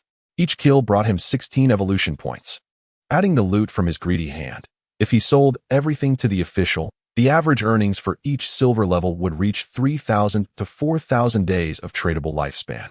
An hour later, Qin Feng returned to Firefly Town fully loaded. He contacted the liaison arranged by the official and sold all the silver and gold level equipment and skill books in his backpack to him. Looking at his inventory, tradable lifespan, 105 years. This is nearly 40,000 days of tradable lifespan. He could extract quite a few items now, but there was no rush. Qin Feng checked his equipment. He now wore at least gold-level gear all over. His weapon was a platinum-level ghost ship twin daggers. His armor was a gold-level ghost fire leather armor. His wrist guards were gold-level heavy red leather gloves. He had a necklace of the believer's pendant, gold, and 2 rings, the cursed ring, gold, and the light ring, platinum. After defeating those 4 silver players, Qin Feng also replaced his originally bronze leg guards and poor-quality shoes. Momentary leather leggings, gold assassin-type armor. Physical defense 15, all-element resistance 12, cooldown speed 35. Equipment requirement, level 8, stealth boots, gold assassin-type armor. Stealth time 20. Stealth movement speed 30, break stealth attack 35. Equipment requirement, level 9. With these 2 pieces of equipment, Qin Feng's stealth ability was further enhanced. The cooldown speed increased from 55 to 75. The momentary slash, which originally had a cooldown of 12 seconds, now only needed 6 to 8 seconds, significantly increasing his output ability. His experience points had reached 28,000. Once he reaches 50,000 experience, he can advance his profession for the first time. Before heading to the mainland, he must advance once to raise his stealth level to level 3. Qin Feng planned in his heart. The starting town does not have platinum level equipment, but after heading to the mainland, Qin Feng would definitely go for the platinum first kill. And platinum level equipment requires at least level 2 anti-stealth, so if he doesn't raise his stealth level by 1, it will be somewhat troublesome for Qin Feng to deal with platinum level players. After all, platinum level is designed for team strategies. Usually, it's only when there are 30 or 40 people that they would consider dealing with something. Just then, when Qin Feng returned to the town square, a young man with sly eyes ran up to him. Are you the Shadow? I have an assassination order here. Will you take it? Don't worry. The reward won't be less for you, the young man said in a low voice, looking sneaky. Qin Feng glanced at him and turned to leave. The young man with the triangular eyes hurriedly called out, Wait, don't go. It's just to kill an ordinary person named Qin Feng. I'll give you the address. You killed Song Fei, so this should be easy for you. Upon hearing this, Qin Feng stopped. Kill Qin Feng. Goodness. He looked at the other person and asked, Did this person offend you? You're offering so much money to kill him? The triangular-eyed young man looked around furtively and whispered, That's none of your business. The reward won't be less for you. Just complete it, and I'll give you 3,000 days of life. 3,000 days, that's nearly 50 million in today's market. The offer was quite high. Clearly, it wasn't because Qin Feng was hard to kill, but because of the Shadow's global top identity. Interesting. Who wants to kill me? Or rather, who is hiring the Shadow to kill me? Qin Feng almost wanted to laugh, but the situation clearly indicated that someone wanted to harm him. The triangular-eyed young man was someone Qin Feng was sure he had never seen before, so he must just be a runner. The real person who wanted to kill Qin Feng was someone else. At this moment, there weren't many people who had a grudge against him and could offer such a high price. If it was due to the identity of the Shadow, then there were quite a few offended people. However, regarding Qin Feng's real identity, it shouldn't have attracted attention so soon. So this was a grudge before the arrival of the abandoned god game. Is it Qian Shishir? Qin Feng quickly thought of her. The daughter of the chairman of the Qian group, the woman who was partying with foreigners every day. After thinking it over, Qin Feng concluded that this woman had both the motive and the financial resources to hire someone to kill him. Goodness, I haven't even gone looking for you. And you've come looking for me first? Qin Feng found it absurd. He clearly understood this woman's thoughts. This order was just a way to get acquainted with the Shadow. And as for getting rid of Qin Feng, that was just a side matter. Otherwise, if she really wanted to kill him, with Qian Shishi's abilities, she had many means to do so even before the arrival of the abandoned god game. There was no need to wait until now and spend 50 million. After thinking these things through, Qin Feng looked at the triangular-eyed young man and said, "All right, I'll take this order, but I want half of the deposit first. Also, when I take action, I decide." The triangular-eyed young man was overjoyed upon hearing this. "You agreed? But I need to consult with my superiors about the half deposit." Soon, the triangular-eyed young man initiated a trade invitation. As expected, he put up 1,500 days of life. For Qin Feng, this amount of life was nothing. But why not take it? The trade was completed quickly. Qin Feng revealed a playful smile, secretly thinking, "I've taken the deposit. But the one I want to kill isn't Qin Feng, but you, Qian Shishi. Despicable? Shameless?" Qin Feng didn't care about that. For him, he only needed to do two things. First, become stronger. Second, send all enemies to hell. Chapter 54, The Plague Surrounder. I'm laying it all out. After receiving the 1,500 days of life, the triangular-eyed young man sent Qin Feng his address. The impression of mountains and waters was indeed where I live. Qin Feng left quietly. Qian Shishi was already his next target. It seemed he needed to take care of this woman sooner rather than later. After all, in reality, the only threat to Qin Feng was this woman. Next, he continued to set up his stall and acquire coordinates. It was around 6 o'clock in the evening now. Many players in various places had already reached level 9, just one step away from level 10. Once there were 7 level 10 players in the Jianhai city area, Qin Feng would leave the starting town at the first opportunity and head to the mainland. Compared to the daytime, the atmosphere in the town was noticeably different now. Since Firefly Town was established relatively early, local players had higher levels, and many fixed small groups had formed. A female player dressed in silver armor, with long legs, stepped up to Qin Feng and said, "Big brother, I have a golden coordinate. Will you take it?" The female player's voice was quite pleasant, with a bit of a seductive tone. Qin Feng looked up and saw a pretty female player, likely a warrior class. She was tall, good-looking, with a typical oval face, especially her eyes that seemed to sparkle. Of course, what stood out the most was her code name, Milk White Snow. I must say, she was quite a talent. Qin Feng replied nonchalantly, 100 days, payment upon meeting. The female player pointed to the north of the town. "All right, follow me, I'll take you there." "It's a bit far." Qin Feng stood up. "First, what's your name?" After thinking for a moment, the other party said, "How about calling me the Plague Surrounder?" Qin Feng nodded. "All right." The Plague Surrounder was indeed golden level and quite difficult to deal with. Especially for a lone wolf like Qin Feng, it was even more challenging, because it had a poisonous aura that would continuously drain health per second as long as one stayed within a certain range. Qin Feng didn't have any recovery abilities for now. To deal with this, he had to eliminate it as quickly as possible. Of course, Qin Feng was confident in this. Hearing Qin Feng's agreement, the long-legged girl hesitated and asked, "Can you handle it alone? Do you need a healer?" There's area poison damage. Qin Feng shook his head. "No need, just lead the way." If a healer was needed, Qin Feng could just call Gu Yixue over. The healing support ability of the White Bird Priest was definitely far superior to that of an ordinary priest. However, as long as the damage was high enough to take it down in one hit, why would he need a priest? With the Plague Surrounder's damage, it wasn't enough to pose a significant threat to Qin Feng, as long as he avoided its single-target skills. Soon, Milk White Snow led the way in front. Qin Feng followed behind. He had to admit, this woman walked with a certain charm. One word, enchanting. They walked along the river outside the town and soon arrived at a cave entrance. Milk White Snow pointed inside the cave. "It's in there. My team has cleared out all the small monsters, but I can't handle it alone." She continued walking ahead. Inside the cave, there were stones embedded in the walls that emitted a faint light, allowing one to barely see the path inside.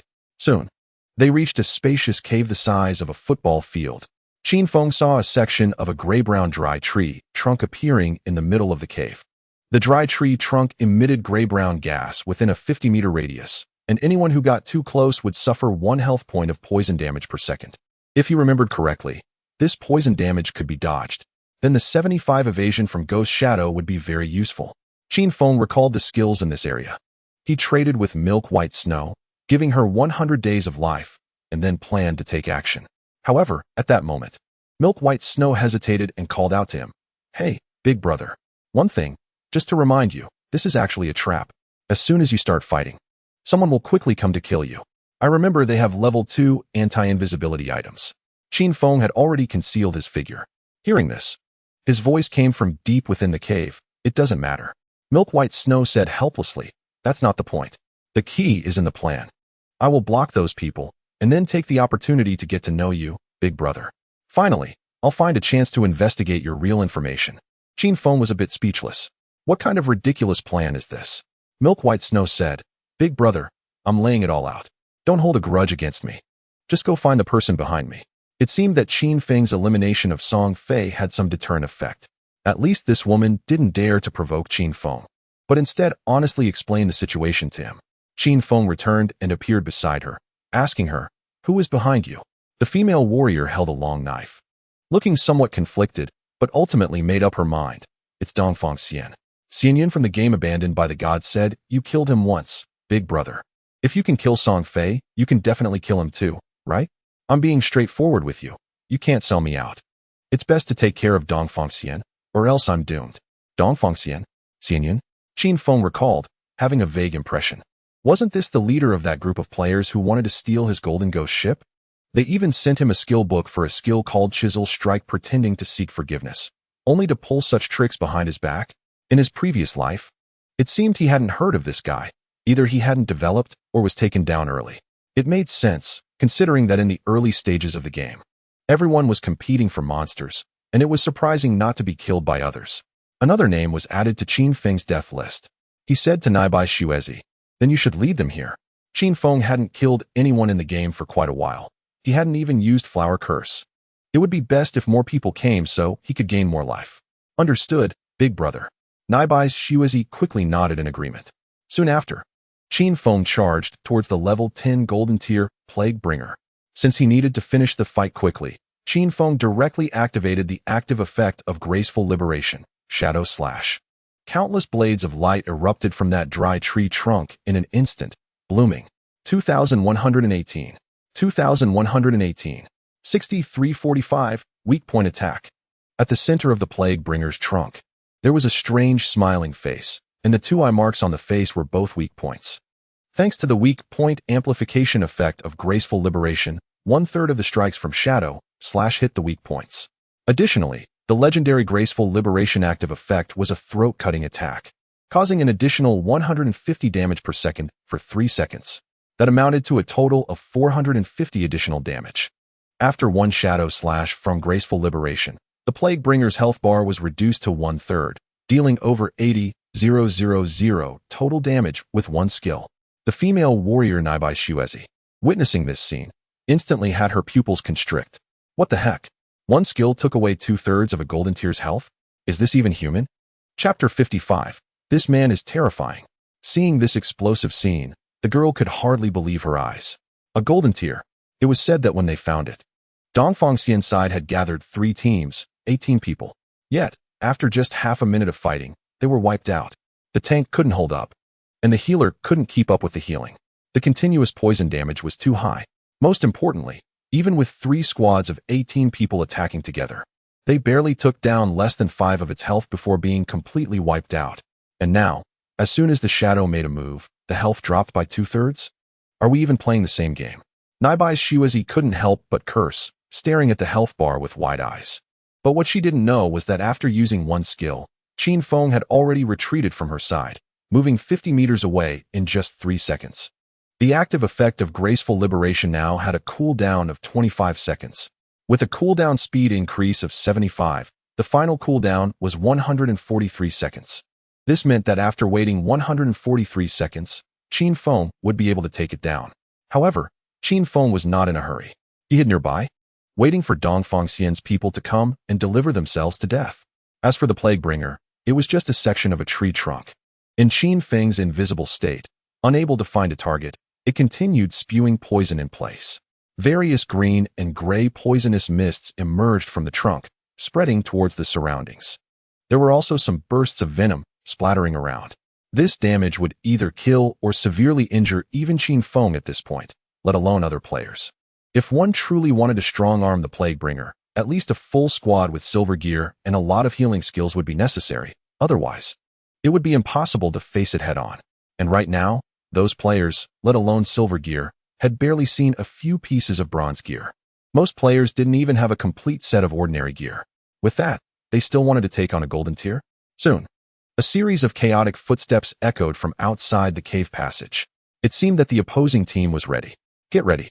Enter the cave. Kill anyone who obstructs us. No mercy.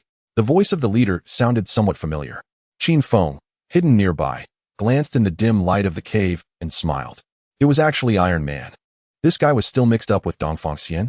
It seemed he wasn't satisfied after being killed by me a few times. However, their plan was to have Naibai Xuezi help me block this group, allowing them to approach me. Qin Feng was still a bit puzzled. Was Naibai Xuezi really that strong? Iron Man brought more than 10 people in. Could she really hold them off? Qin Feng would soon find out. He saw the woman pull out a large shield, blocking Iron Man and the others. Wow, a golden tier shield? The defense was impressive, no wonder. Qin Feng was somewhat shocked. At this stage, this woman couldn't possibly kill a golden tier. She must have stumbled upon an ancient god's blessing in the wild and opened a golden tier treasure chest. When Iron Man and his crew charged over, they found Naibai Xuezi standing in front of them. Attacking her, all their strikes were blocked by her golden tier shield. Each hit could only take away a maximum of 5 hit points, and most of their attacks couldn't even break through her defense. Now at level 7, as a warrior, her health was over 2,000. It would take Iron Man and the others at least 1 to 2 minutes to kill her. The main reason was that the passage was too narrow, and not many could attack her simultaneously. Qin Feng didn't bother thinking too much. When Iron Man and his crew appeared, he directly positioned himself behind Naibai Xuezi. In his invisible state, he unleashed a Shadow Slash. Now, Qin Feng's Shadow Slash had only a cooldown of just over 6 seconds, and by the time Iron Man and his crew arrived, it had already cooled down. Then, countless blades of light flickered in the passage.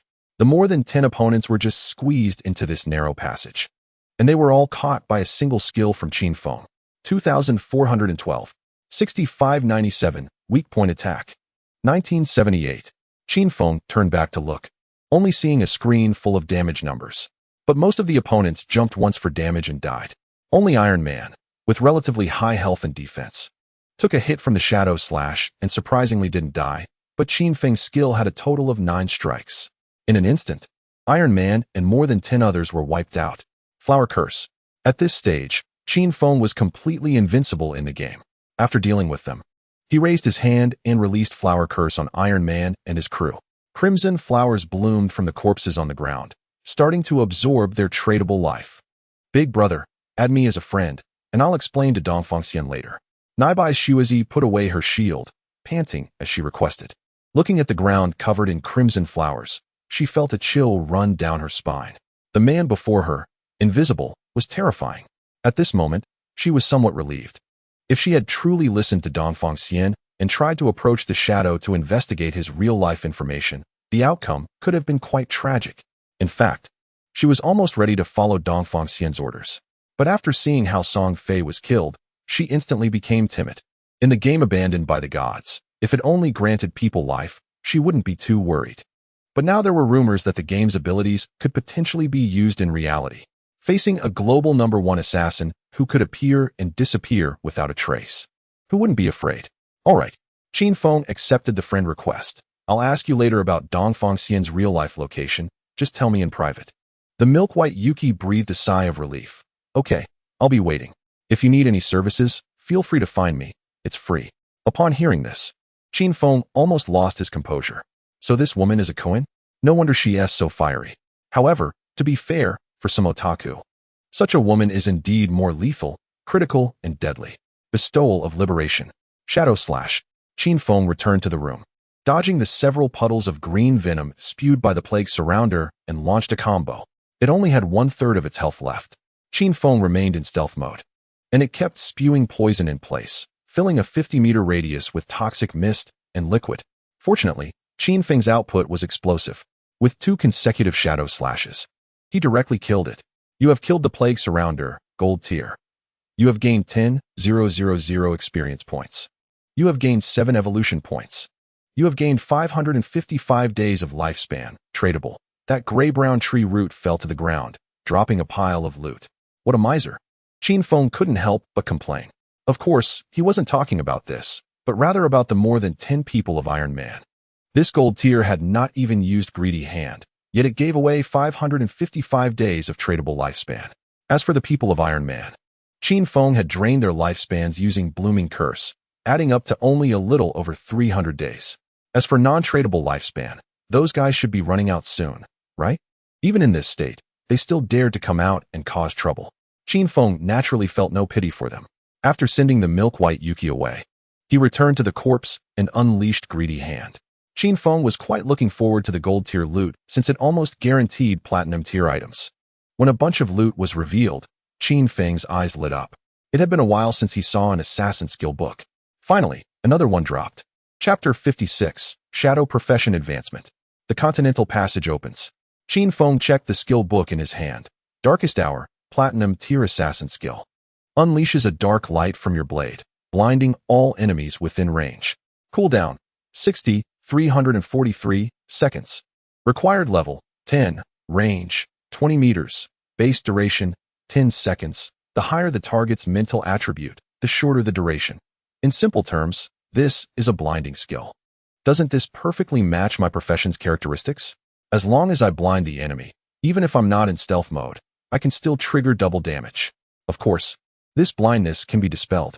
If so, I need to be cautious of whether the opponent has a healer, paladin, or priest-type support profession with group dispel skills. It's still quite useful for attacking. Even if their mental attributes are high, against opponents of the same level, a duration of 3 to 5 seconds is still manageable. There's just one point to note. For the same negative effects, there is resistance. If the first blindness lasts 5 seconds, the second may only last 3 seconds. And the third, even shorter. Learn. Qin Feng learned the Darkest Hour skill. Besides that, he also found a higher-level Platinum Tier Assassin weapon from the Plague Surrounder's corpse. Plague Blade, Platinum Assassin Weapon. Attack Power, 216. Agility, 42. Weak Point Attack Multiplier, 0, 3. Equipment Requirement, Level 10. Unique Effect. Any attack you make will be imbued with toxins that explode after 3 seconds, dealing 50 damage from that attack. The effect of this unique ability essentially increases any damage by 50. However, it takes 3 seconds to calculate. In comparison, Qin Feng's previous Ghost Ship Twin Daggers had a unique effect of dealing double damage with each normal attack. Currently, I'm not playing a normal attack build. He immediately switched to the Plague Blade. Qin Feng equipped the weapon. As for the Platinum Tier Ghost Ship Twin Daggers, they were considered artifact-level weapons for other assassins. At this stage, having a Platinum Tier weapon would at least double, if not triple, the output of other assassins. Selling it for 3,000 days would be no problem. Qin Feng glanced at the remaining loot. Nothing else was usable by assassins, so he collected it all. Next were the evolution points. With the previous 4 silver tier kills, plus this gold tier Plague Surrounder, and occasionally killing some small monsters along the way, Qin Feng's evolution points had accumulated to 98 points. The damage is currently sufficient, and there's no rush to evolve Darkest Hour. He can save up and continue to evolve the epic Greedy Hand to legendary level. Qin Feng checked his skill list. Shadow Step, Platinum requires 13 points to evolve. Backstab Enhancement, Emerald requires 21 points to evolve. Greedy Hand, Epic requires 210 points to evolve. Venomous Darts, Emerald requires 13 points to evolve. Shadow Slash, Epic requires 210 points to evolve. Ghostly Blur, Epic requires 80 points to evolve. Bestowal of Liberation, Legendary requires 200 points to evolve. Additionally, there are 3 skills, Blooming Curse, Chisel, and Darkest Hour that have not been evolved yet. Keep grinding monsters. Each starting town has a limited number of them. Qin Feng also stopped collecting coordinates. The Firefly town has already been mostly cleared, and it will take a long time to respawn. With just over 10,000 experience left, he decided to grind small monsters directly. Qin Feng switched to the Plague Blade, which had higher agility and speed, and within 10 minutes, he reached the coastline. He continued to grind level 10 monsters. Each small monster provided 100 experience points. So killing over 100 would be enough to reach 50,000 experience, enough for his first profession advancement. Unfortunately, the monsters in this Forsaken game do not respawn as quickly as in ordinary online games. Otherwise, he could level up in no time. Finding monsters on the map is not easy. For example, the lobster-shaped crimson armored beast is hard to spot with the naked eye, as they are mostly buried in the sand. Since Qin Feng was alone, he was seen as an easy target by these monsters. As long as he passed nearby, The monsters would sneak up on him. Once they got close, there was no escape. They were instantly killed by Qin Feng's blade. Thus, it continued until 8:30 p.m. Qin Feng finally accumulated 50,000 experience. To level up to level 11, he needed 100,000 experience, so there was no rush. In comparison, this 50,000 experience would bring a more significant improvement for his first profession advancement. Your shadow profession has advanced. Current, 0 tier, 1 tier. Profession attribute bonus, Strength 39, Constitution 39, Agility 824, Spirit 515. Passive Profession 1, Stealth duration doubled. New, can use stealth skills while in stealth mode. Passive Profession 2, Level 12 Stealth.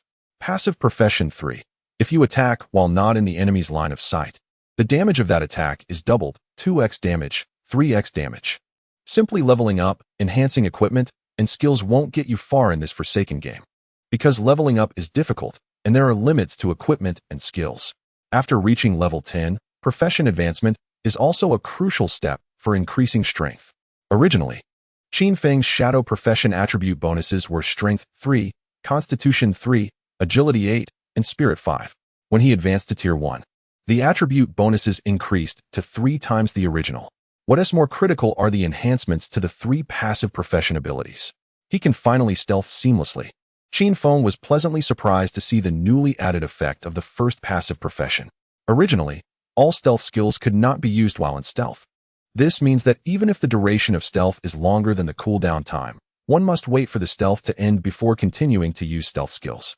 However, now Qin Feng can release stealth skills while in stealth. In other words, as long as he does not attack, he can be permanently invisible.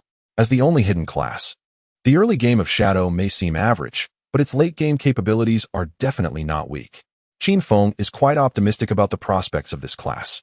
After advancing his class, he indeed gained 1 level of stealth, and not only that, the damage dealt from attacks outside of visibility increased from 2 times to 3 times. The damage is higher now. He is just about to head to the mainland to find a platinum level first kill. Qin Feng glanced at the time. It was 8:30 p.m., and at this point, quite a few players had already reached level 10. However, to Qin Feng's surprise, the first players to reach level 10, besides him, were not the North American players from his previous life, but players from Jianghai City. Moreover, there were several players reaching level 10 at once. Of course, these level 10 players were familiar faces. Great. It seems that selling so many equipment and skill books has also benefited me. The faster the players from Jianghai City level up, the sooner I can head to the mainland. Qin Feng smiled. Just as he completed his class advancement, the system also sent a notification. The number of level 10 players in the Jianghai City area reached 7, and the passage to the abandoned continent of the gods finally opened. Any player who reaches level 10 can return to the town and be teleported unidirectionally to the abandoned continent of the gods. Chapter 57, Arriving at the Continent. Jianghai City Ruins. While Qin Feng was on his way back to the town, the entire world had changed dramatically in this short time. Within the Jianghai City area, including Qin Feng, exactly 7 players reached level 10. It appeared that Qin Feng was level 10 like them, but he had an additional 50,000 experience points for class advancement. This 50,000 experience is something many players might not be able to grind in 1 or 2 days. Therefore, Qin Feng's development was actually several times ahead of other players. At the same time, players from other regions around the globe had also reached level 10. In North America, in the Los Angeles area, a former shooting game professional player was the first to reach level 10 and announced a shocking news. The equipment, skills, and levels in the abandoned game of the gods could actually consume tradable lifespan to be extracted into reality. And shortly after, a blonde singer from the Western countries also reached level 10 and announced the same news. In addition, similar news came from India, Sakura Country, Great Cold Country, Kangaroo Country, and Bear Country, igniting the entire globe. What the heck? The ability to extract from the abandoned game of the gods into reality? What a good thing. Once I reach level 10, I'll immediately activate the zero-cost purchase. So, that little star named Song Fei from Daxiao was indeed killed by Shadow. That's right. Shadow must have extracted the stealth skill first when he reached level 10. Terrifying. If he wants to kill someone, isn't it just a matter of doing it? Quickly extract the counter-stealth skill. Without counter-stealth abilities, this world will become a realm for assassins. How could everyone have counter-stealth? Must band together. Wait. Why did Shadow kill Song Fei? It said it was because of a conflict over a game. In an instant, billions of people around the world fell into a state of panic. Governments around the world initiated emergency actions. Most importantly, they needed official police and military forces to enter the abandoned game of the gods and level up as quickly as possible. With the tradable lifespan they acquired in large quantities early on, the governments still had a certain degree of control and would not lose control in the short term. At this moment of global panic, a piece of news came out from Daxia. Shanghai City's Dajiang Industry was legally punished for illegal detention, running a casino, organ trafficking, etc. At the same time, Song Fei had multiple relationships with underage female fans and even incited fans to consume. And the reason Shadow had to kill Song Fei and Jiang Li was reportedly due to an official commission, etc. On his way back to the town, Qin Feng chatted briefly with Nai Bai Xuezi and learned about this matter, feeling somewhat speechless. The officials really know how to whitewash me. Is it to facilitate future cooperation with me? Qin Feng mourned for Song Fei and Jiang Li. However, it should be noted that the charges the officials placed on Song Fei and Dajiang Industry might not be unfounded. They likely did these things, just that it hadn't been exposed before. In summary, both have become part of the past. Whether it's Song Fei or the powerful Dajiang Industry from the previous life, they have turned into history at the very beginning of this life. The officials even took the initiative to whitewash Qin Feng. Dongfang Xian is currently level 7 and still doesn't he plan to log off? Fine. Contact me after he logs off and let me know his location. After finishing his conversation with Nai Bai Xuezi, Qin Feng closed the private chat window. He maintained his stealth status and returned to the town, arriving at the teleportation room underground in the square. Now he could stealth even more smoothly. He didn't need to find any specific spot like before. He just had to wait for the cooldown of the shadow skill to finish and use it directly to refresh the duration of his stealth, easily achieving permanent invisibility. When he arrived at the teleportation room, he saw many players coming and going, but he didn't see any other level 10 players. In Shanghai City, there were 7 players who had reached level 10, Gray Rose, Gu Yixue, Lin Liu, and the sharp-eyed sharpshooter from Wang Meng's team, the Card Master. As for Wang Meng and In Yu, these 2 official personnel were delayed due to various matters, but they probably wouldn't take too long to reach level 10. Once they do, they will have to rush back from their leveling point. Their speed would definitely be slower than mine. Qin Feng didn't plan to wait for these people. Instead, he went directly to the teleportation array and chose to head to the abandoned continent of the gods. He still had many items unsold, but that was fine. Once he got to the mainland, he could find a shelter to store his items, which would be much more convenient. Now, a special teleportation array appeared in this teleportation room. In addition to the teleportation array between towns, there was also a mainland teleportation array that only level 10 players could use. Many players were queuing at the town teleportation array. Naturally, the mainland teleportation array was deserted. Qin Feng stepped forward and activated it directly. Do you want to go to the abandoned continent of the gods? Yes. Qin Feng selected yes. With a burst of white light illuminating around him, the light of the teleportation array activated, immediately attracting the attention of everyone nearby. Wow. The mainland teleportation array has been activated, but I didn't see anyone. Who was teleported? Obviously, it was the big boss Shadow. Wait, I now have a level 2 counter-stealth level. Why can't I see him? Fool, this means the boss's stealth level exceeds 2. Amidst the envious and jealous gazes of the players, the mainland teleportation array activated, directly teleporting the invisible Qin Feng away. It's worth noting that the vast majority of players are currently around level 3 to 5, with only a few reaching level 6 to 8. As for the players who could reach level 10, there were only a little over 100 globally. In the eyes of ordinary players, let alone level 10, even levels 6 and 7 are considered big shots. The abandoned continent of the gods. This is a vast and ruined world. In the ruins of a city in the east, a white teleportation light flashed, and an invisible presence arrived here. This is a city ruin spanning hundreds of kilometers. Indeed, just like in the previous life, it is the familiar Shanghai City ruins. Qin Feng maintained his stealth status, appearing in the center of this city ruin. He looked around, seeing familiar scenes, and felt a bit sentimental. The site was filled with the remnants of dilapidated buildings, and wandering monsters could be vaguely seen among the ruins. In the center of the ruins stood a massive statue over 10 meters tall, depicting a stone figure without eyes. In fact, this was an epic-level creature, but it had not yet reached the activation conditions. Players from every city, upon arriving in the abandoned land of the gods, would appear in the ruins of their respective cities. Furthermore, the geographical locations of these city ruins were highly consistent with the real-world locations of the cities. Regarding what the abandoned land of the gods truly was, there had been countless speculations from many people over the 9 years of the last life. But no explanation could be confirmed. The ruins of Jianghai City. This was the place that would accommodate millions of players in the next 9 years, serving as a base for millions of players from Jianghai City. In the game of the Forsaken Gods, there were no warehouses, and they were rarely seen. To store items and develop guilds, a base was needed, which was a shelter. The best shelter in the ruins of Jianghai City was my guild's shelter. Qin Feng did not stand still. He quickly ran towards the northwest direction of the city ruins. In this life, he planned to monopolize the best located and largest shelter. Just as he left, several white lights lit up next to the eyeless stone statue in the center of the ruins.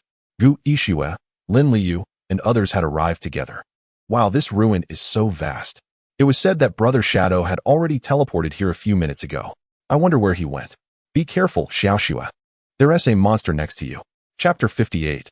I knew he was strong, but I didn't expect it to be this exaggerated. Due to their lack of understanding of the abandoned land of the gods, Gu Yixue, Lin Liu, Wang Meng, and the others had agreed to teleport together. Sure enough, as soon as their 6-person team teleported to the center of the ruins, 2 stone-like monsters appeared behind them, charging towards them. Earthshaker, 11. Grade. Ordinary. Although they were just 2 small monsters, Wang Meng and the others did not dare to be careless. Raise your shields. Wang Meng, clad in golden armor and holding a silver-level shield, stepped in front of the 2 Earthshakers. The others lined up behind him. The white owl on Gu Yixue's shoulder flew out, releasing a white light that landed on Wang Meng, granting him an additional layer of defense. Boom, boom. The 2 humanoid stone Earthshakers charged forward. As they approached Wang Meng, they stomped the ground, directly sending Wang Meng flying. At the same time, 2 heavy punches struck Wang Meng. 512. 498. 2 astonishing damage numbers popped up from Wang Meng, causing Gu Yixue to frown. She slightly raised her hand, and her golden staff released a beam of light, starting to heal Wang Meng. Meanwhile, a fire-type area attack skill with an additional 150 points of damage was unleashed from Lin Liu's hands, and a fireball rained down from the sky, hitting both Earthshakers. 428. 428. Lin Liu's damage was considered top-notch among the players at the moment. After all, half of her equipment came from Qin Feng's golden or even platinum-level gear. However, compared to Qin Feng, there was still a significant gap. With one skill, she only dealt about 1/10 of the monster's health. These monsters are vulnerable. I'll control them. The card master in their team said in a deep voice, Xiaogu, let your owl fly up and scout the surrounding terrain to ensure there are no other monsters nearby. Gu Yixue nodded, and the white owl quickly flew up. A minute later, they struggled to take down the 2 small monsters. Gu Yixue's scouting left their faces a bit pale. So this place has no safe zones at all. There are monsters everywhere. And our previous battle has already attracted the attention of some monsters. In an instant, Wang Meng and the others realized that the game of the Forsaken Gods was completely unlike ordinary online games. This was a survival game. Compared to Wang Meng and the others, Qin Feng found it much easier. His level 3 invisibility allowed him to glide effortlessly among the monsters. The monsters within the ruins of Jianghai City were still not too strong, with their anti-invisibility levels at most only level 2. First, he needed to establish a foothold in the ruins, find a shelter, and then explore the ruins to eliminate some monsters. Of course, Qin Feng did not waste his skills. As he passed by some monster groups, he unleashed a Shadow Slash.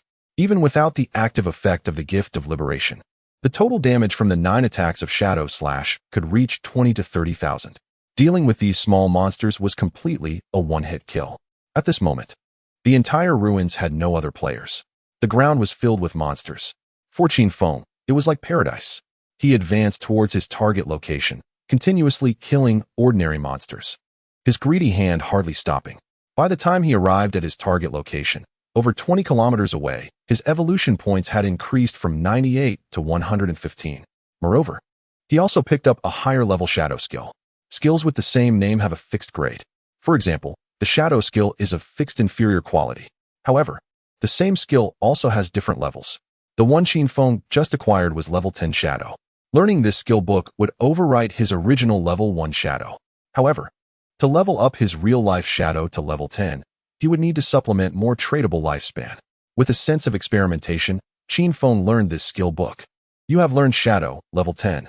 Your Shadow, level 1, has been overwritten. Shadow, Platinum. Required level 110, enters a stealth state for 2,436 seconds. Break stealth attack 150 to 300. Cooldown 22, 126 seconds.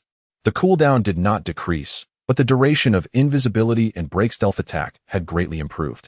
Fortunately, although it was an inferior skill book, his Shadow had already evolved to Platinum level, so after the overwrite, this skill remained at Platinum level.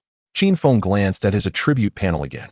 He now had 110 years of lifespan, which is just over 40,000 days. When he dealt with Dongfang Xian, he would extract his abilities all at once. Qin Feng closed the attribute panel. He hid his form and looked at the residential ruins that appeared before him. No one knew that beneath this ruins was a palace covering over 200 acres. This underground palace was about the same size as the Jianghai Normal University in reality, with more than 1,000 rooms available for resting and dozens of hall areas. If he could occupy this underground palace, it would be able to hold as much equipment and wealth as possible.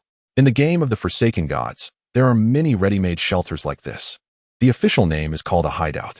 Of course, players can also find ways to build their own, but the materials needed are particularly numerous. Building a hideout of over 1,000 acres is even more challenging. However, to occupy a larger hideout, one needs to defeat stronger guardians. He still remembered that in the last life, after establishing the God-Slaying Guild, he gathered 3 teams of 18 people and leveled up to level 15 before taking down this palace. Without hesitation, Qin Feng directly found a staircase in the ruins and walked down along it. His target was a level 15 Platinum Guardian.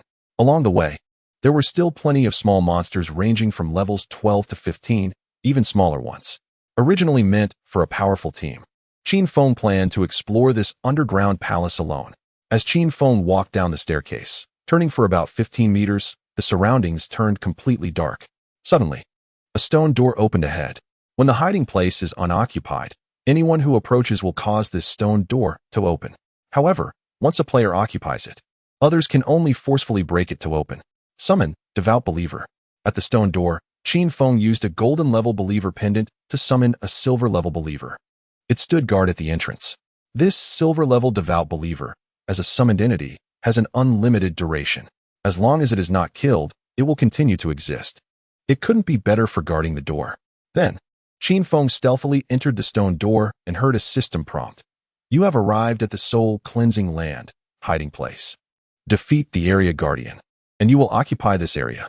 What appeared before Qin Feng's eyes was a spacious hall. Inside the hall, more than a dozen level 12 ordinary monsters were wandering about. Spirit of Surge, Spirit of Overload, Spirit of Annihilation. These were consciousness forms formed by the gathering of elemental energy. In the darkest hour, Qin Feng directly released a skill, and the plague blade in his hand emitted a black flash, blinding all the surrounding monsters. First, with a shadow slash, he took down 7 or 8 in a straight line. Then, taking advantage of the fact that these monsters were all blind and attacking randomly, Qin Feng accurately dodged their attacks, swinging the plague blade in his hand to launch normal attacks against these monsters. Under the bonuses of Profession, Weakness, and Backstab, even a normal attack from Qin Feng could deal nearly 3,000 damage, instantly killing these level 12 monsters. If it were other players, even elite player teams like Wang Ming's, encountering so many elemental monsters in a confined space would be extremely dangerous. However, Qin Feng perfectly dealt with a total of 15 elemental monsters in an instant. The spoils, life orbs, were scattered all over the hall. Based on the number of monsters in this hiding place, once I clear out the monsters here, my evolution points should be enough for one more evolution of the Greedy Hand. Qin Feng was quite looking forward to this. The skill's transformation from epic to legendary would bring about a qualitative change. He couldn't help but wonder what effects the Greedy Hand would evolve into at the legendary level. Just as Qin Feng was preparing to clear through this underground palace, outside, Wang Ming and the others were already being chased by monsters all over the city ruins. Come on, this way. It seems there aren't as many monsters here. Let's hide and keep quiet. Wait, why are there so many monster corpses in this yard? Led by Gu Yishue's White Owl, the 6 quickly arrived at the area Qin Feng had just passed through. because the monsters in this area had just been wiped out by Qin Feng. Looking down from the sky, this area was very clean. When Wang Meng and the others ran over together, they were greeted by the sight of countless monster corpses in the ruins. Instantly, the six were shocked. These monsters that could chase them away had been slaughtered like chicks in front of the shadow. Originally, they knew the shadow was strong, but they never expected it to be this exaggerated. There are no monsters nearby for now. Let's take it slow, Gu Yixue said, letting everyone breathe a sigh of relief. And you looked at the corpses of monsters scattered everywhere and couldn't help but sigh, as expected of the shadow boss. I thought we were strong enough. But it turns out we can only hide under the boss's wings, shivering. Hearing her words, the other five had strange expressions. Wang Ming coughed. Captain and Ahem. Watch your wording. And you widened her beautiful eyes. Huh? Is my description not accurate? Chapter 59 Platinum Level, Soul Cleansing Mage Faisal. Relying on the area cleared by Qin Feng for a breather, Wang Ming and the others finally caught their breath. This is too exaggerated. How can there be so many monsters in this god-abandoned continent? Fortunately, the boss cleared this area, otherwise we might have died trying to get back. I think we should wait until all our team members reach level 10 before we venture out together. I'm a bit curious, if we die here, where will we respawn? The group chatted for a while, having developed a sense of awe for this city ruin. Just moments ago, dozens of monsters had surged towards them. If they hadn't run fast, they would have been corpses by now. Originally, the six had split up to level up several official players. Now that they had come to the continent, they had gathered to scout the way together. They didn't expect this place to be so dangerous. At this moment, Gu Yixue switched her perspective back to her white owl. The owl flew up high, carefully surveying the surrounding area, causing Gu Yixue to take another sharp breath. These monsters are indeed all dead. So fierce. Wait, there are a few corpses ahead that still have a gray glow underneath. Could there be loot that the boss didn't pick up? Gu Yixue exclaimed in surprise. And you speculated. Maybe it's because the backpack slots are full? The shadow is alone. And with such high monster-killing efficiency, he must have a lot of stuff he can't carry. Gu Yixue nodded. There are a few gray items he didn't pick up. Should we go over? Wang Ming said. Hold on, let me contact the shadow. Qin Feng was busy clearing out monsters in the soul-cleansing land. Just as he was clearing the fourth room, he received a private message from Wang Ming. Big brother, we saw some items outside that you didn't pick up. We can collect them and pay you according to their value. How does that sound? Qin Feng quickly replied, sure, with a space ring and later a 7-slot storage backpack. He had a total of 34 slots of storage space. But for Qin Feng, who had the greedy hand, even 34 slots weren't enough. Along the way, there were 5 pieces of gray-white low-quality equipment he hadn't picked up. In fact, anyone who had reached level 10 and come to the god-abandoned continent wouldn't lack low-quality equipment. As for low-quality skill books, Qin Feng picked them all up. Some skill books were still useful. Since Wang Ming wanted those 5 pieces of low-quality equipment and would pay for them, he decided to give them to him. I'll contact you again in an hour. I have a batch of equipment to sell. After saying this, Qin Feng closed the private chat window and continued to clear the soul-cleansing land. His backpack was already full, and along the way, the loot dropped by the monsters was everywhere, but he didn't care. After all, as long as he took down that platinum-level monster, the entire underground palace would belong to him. As for before that, if someone came to the palace entrance, Qin Feng would receive a warning. After all, there was a silver-level devout believer guarding the door. Even if a stealthy player approached, they would have to open the stone door to enter the soul-cleansing land, and they would be discovered by the devout believer. While Qin Feng continued to clear monsters, Wang Ming and the others logged off first. They needed to report the situation of the god-abandoned continent, not just to the Jianghai city officials, but also to the higher-ups of the Great Xia Nation. Half an hour later, not just Jianghai city, but many other cities around the world also opened the passage to the god-abandoned continent. However, the players who were transported to the continent were not bringing back good news, but rather one piece of bad news after another. The players from Modu arrived at the continent, and it's a city ruin. The players from Chaoshan did too. But it's not the same city ruin. It seems that each city's players have different landing points on the continent. Damn it, that city ruin is full of monsters. I've already died twice. I can't take it anymore. I have to log off. We need more people to start exploring. Otherwise, it's just monsters bullying us. I'm a bit curious about how the world's #1 shadow is doing. He is still level 10, so it must not be going smoothly for him either. At this moment, Qin Feng had already cleared all the small monsters in the underground palace of the soul-cleansing land. He had cleared over 40 halls and more than 1,000 small rooms. Just the small monsters alone numbered over 400, 4 bronze-level creatures and 2 silver-level ones, totaling more than 80,000 experience points. Not only provided Qin Feng with a significant boost in experience, but also skyrocketed his evolution points to 205. Such a large amount of experience is something that ordinary players would take days and nights to farm. After all, regular players wouldn't dare to provoke a large number of magical creatures and can only slowly hunt down lone ones, which is far less efficient. Just 5 more points, and he could evolve the Greedy Hand. Perfect, he just needs to take down that platinum-level guardian. Qin Feng heard the sound of elements gathering, akin to electric currents, coming from the center of the entire underground palace. This place was where Qin Feng had spent 9 years in his previous life.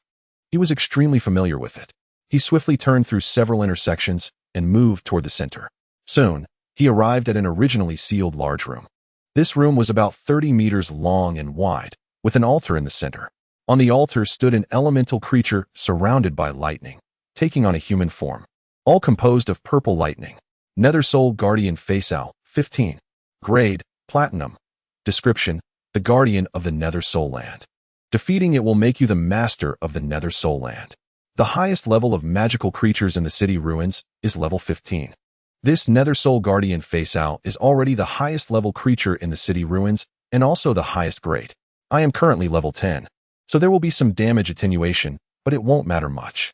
If I remember correctly, it has a total of 750,000 health points, divided into 3 phases. The most important thing is that it has level 2 stealth detection ability. So before Qin Feng came to find this creature, he needed to raise his stealth level to level 3. In his previous life, the single target lightning damage was so high that even in full golden equipment, he could barely withstand it. But now, he didn't need to withstand its single target skills at all. Qin Feng twirled the plague blade in his hand and entered the room like a ghost in an instant. Gift of Liberation. Shadow Slash. 3,576. 3,549. 9669. Weak point attack. As Qin Feng released this skill, he transformed into an afterimage, passing through the creature and then re-entering stealth. The Nether Soul Guardian Faceowl, surrounded by lightning, had its blue eyes swirling with electricity. Before it could react, 9 damage numbers popped up above its head. Moreover, its entire form was tinged with green. The next second, 5,364, 5,323, 14,503. 9 more higher damage numbers appeared above its head. This was the active effect of Gift of Liberation, causing throat-cutting damage that would last for 3 seconds. Chapter 60. Another first kill. Qin Xiaoyu cried. Why is this game so difficult? The Nether Soul Guardian Faceowl's lightning body was continuously illuminated by the glint of blades, and damage numbers kept popping up above its head. It wanted to retaliate, but couldn't find the attacker. The single-target high-damage lightning attack it was about to release could not be executed due to the lack of a target. Instead, it raised its arms made of lightning and unleashed a wide-range attack skill. Hundreds of bolts of lightning gathered from the ceiling and struck down towards the ground. These lightning bolts took less than 0.3 seconds to condense and strike down. Once hit, with Qin Feng's current defense and lightning resistance, he would undoubtedly die. Moreover, when facing these lightning attacks, Qin Feng's 75 evasion was not effective, because any skill or attack from platinum-level creatures and above has a hit correction. The hit correction for the Nether Soul Guardian is definitely above 100. This means that the hit rate against anyone is at least doubled. For example, with Qin Feng's 75 evasion, ordinary monsters would have a hit rate of only 25 against him. But against the Nether Soul Guardian, the hit rate would reach 50 or even higher. After all, in his previous life, Qin Feng had only fought this creature once, and he wasn't very familiar with its specific attributes, just rough estimates. Fortunately, Qin Feng's agility attribute had reached 182 points after his job upgrade and switching to the Plague Blade. His full-speed running speed exceeded 40 meters per second. As long as he carefully observed and dodged before the lightning fully condensed, he could avoid being hit. This technique is nearly impossible for all players at this stage. Even if they had double the agility, they couldn't perfectly dodge this wave of lightning attacks without any mistakes. But for Qin Feng, 9 years of combat experience had long since ingrained the habit of dodging skills. There were even more outrageous things later on. The pressure of this attack was nothing at all. In his previous life, We barely survived this skill relying on luck and the priest's shields. But this time, I won't give any chances. 2 seconds. 3 seconds. By the 3rd second of the battle, the throat-cutting damage, along with the Plague Blade special effects, directly drained the first phase's 250,000 health points. When the Nether Soul Guardian's health dropped by 1/3, a layer of lightning shield appeared around it, and 3 lightning orbs appeared in the surrounding sky, continuously circling. 3 chains of lightning connected those lightning orbs to the Nether Soul Guardian. Bloodlock. I must first take down those 3 lightning orbs. In his previous life, this phase led to a total wipe of the team led by Qin Feng. After one wipe, Qin Xiaoyu threw a fit, saying she didn't want to continue. So Qin Feng didn't take her. As a result, after not bringing her, they cleared it in one go. Although they had gained experience, Qin Xiaoyu herself wasn't very useful. Dodging skills was already a matter of life and death for her. Healers? Did she have hands? Vile Poison Dart. Qin Feng waited for the shadow to cool down, casually threw a vile poison dart, and accurately hit the circling lightning orb in midair. After throwing the dart, Qin Feng continued to stay in stealth. While Qin Feng was hidden, the Nether Soul Guardian continuously unleashed area attacks. But for Qin Feng, dodging those lightning attacks was almost a reflex ingrained in his bones, presenting no difficulty at all. Darts flew out one after another. Shadow slashes erupted repeatedly. Soon, the 3 rapidly flying lightning orbs were destroyed. Down to the second phase, Gift of Liberation. Shadow Slash. The blade light, like a shadow, erupted around the lightning-wrapped body, and more damage numbers exploded. 3 seconds later, directly down to the 3rd phase, lightning circles spread out from the center, continuously expanding outward. This skill had previously forced all members to equip a set of lightning resistance gear and rely on 4 priest shields to barely hold on. But this time, Qin Feng directly performed a shadow slash, flashing to the ceiling of the hall, grabbing a beam with one hand. He perfectly avoided all lightning circles. I have to say, the difficulty was still very high, but Qin Feng had already prepared corresponding countermeasures before starting the battle. Just 5 minutes after the battle began, with a furious release of lightning attacks, Qin Feng activated the Black Light Shield, converting all his evasion into a 7-layer damage reduction shield. And then a Gift of Liberation followed by a Shadow Slash, passing through him and instantly slicing through the last third of its health bar. The lightning attacks that fell upon him were perfectly blocked by the Black Light Shield. 3 seconds later, the lightning body of the Nether Soul Guardian faceout transformed into scattered electric orbs on the ground. And a system prompt echoed in the minds of all players worldwide. Player Shadow, Jianghai City, achieves the global first kill of a platinum-level creature, gaining 10 points of prestige. When this system prompt spread, all players around the world were instantly shocked. Just moments ago, many players were discussing Shadow, thinking that his development wasn't going smoothly. But now, he just got the platinum-level first kill? What the hell? Platinum-level first kill? Another solo kill? Damn, that's outrageous. I just arrived on the mainland and am still stuck in the city ruins. Yet this person soloed a platinum level? We surrounded a gold-level spender and have been wiped out 3 times already. The Shadow Boss directly soloed a platinum? What level of talent is needed to play like this? Damn, is it another Shadow from Daxia? Who knows their true identity? I suggest we just drop a nuclear egg on Jianghaishi and Daxia. Good suggestion, but don't suggest next time. Do you really think Daxia is easy to mess with? Haha. You drop one, I drop one. Let's all go down together. Just as the system prompt for Qin Feng's first kill of a platinum level echoed out. In Shell Town, Qin Xiaoyu was just struck down by a silver level wielding a giant axe, cut in half. You have died. You lost 14 years of lifespan, non-tradable. You have died. You lost 2 days of lifespan, tradable. When Qin Xiaoyu revived in Shell Town, she was dazed. Dead again? A teammate's curse came through the team channel. Stupid healer. With such a big axe, can't you dodge? Qin Xiaoyu was already unhappy, and hearing the teammates' insults made her even more displeased. Who are you calling stupid? If you don't aggro properly, is it my fault for not dodging skills? I'll dodge you. The teammate was furious. How the hell am I supposed to aggro this area attack skill? Player level 8 Crazy Wind has left the team. Soon, only 3 people remained in the team: Qin Xiaoyu, Chu Yan, and Zhang Wei. They had just encountered a silver while leveling and had been killed for the 2nd time. Zhang Wei couldn't take it anymore and said, "The system says I'm hungry. I'm logging off to eat." The remaining Chu Yan and Qin Xiaoyu found themselves in the same team, and not long after, they were also killed and revived in the town square. The short-haired girl, Chu Yen, was an archer.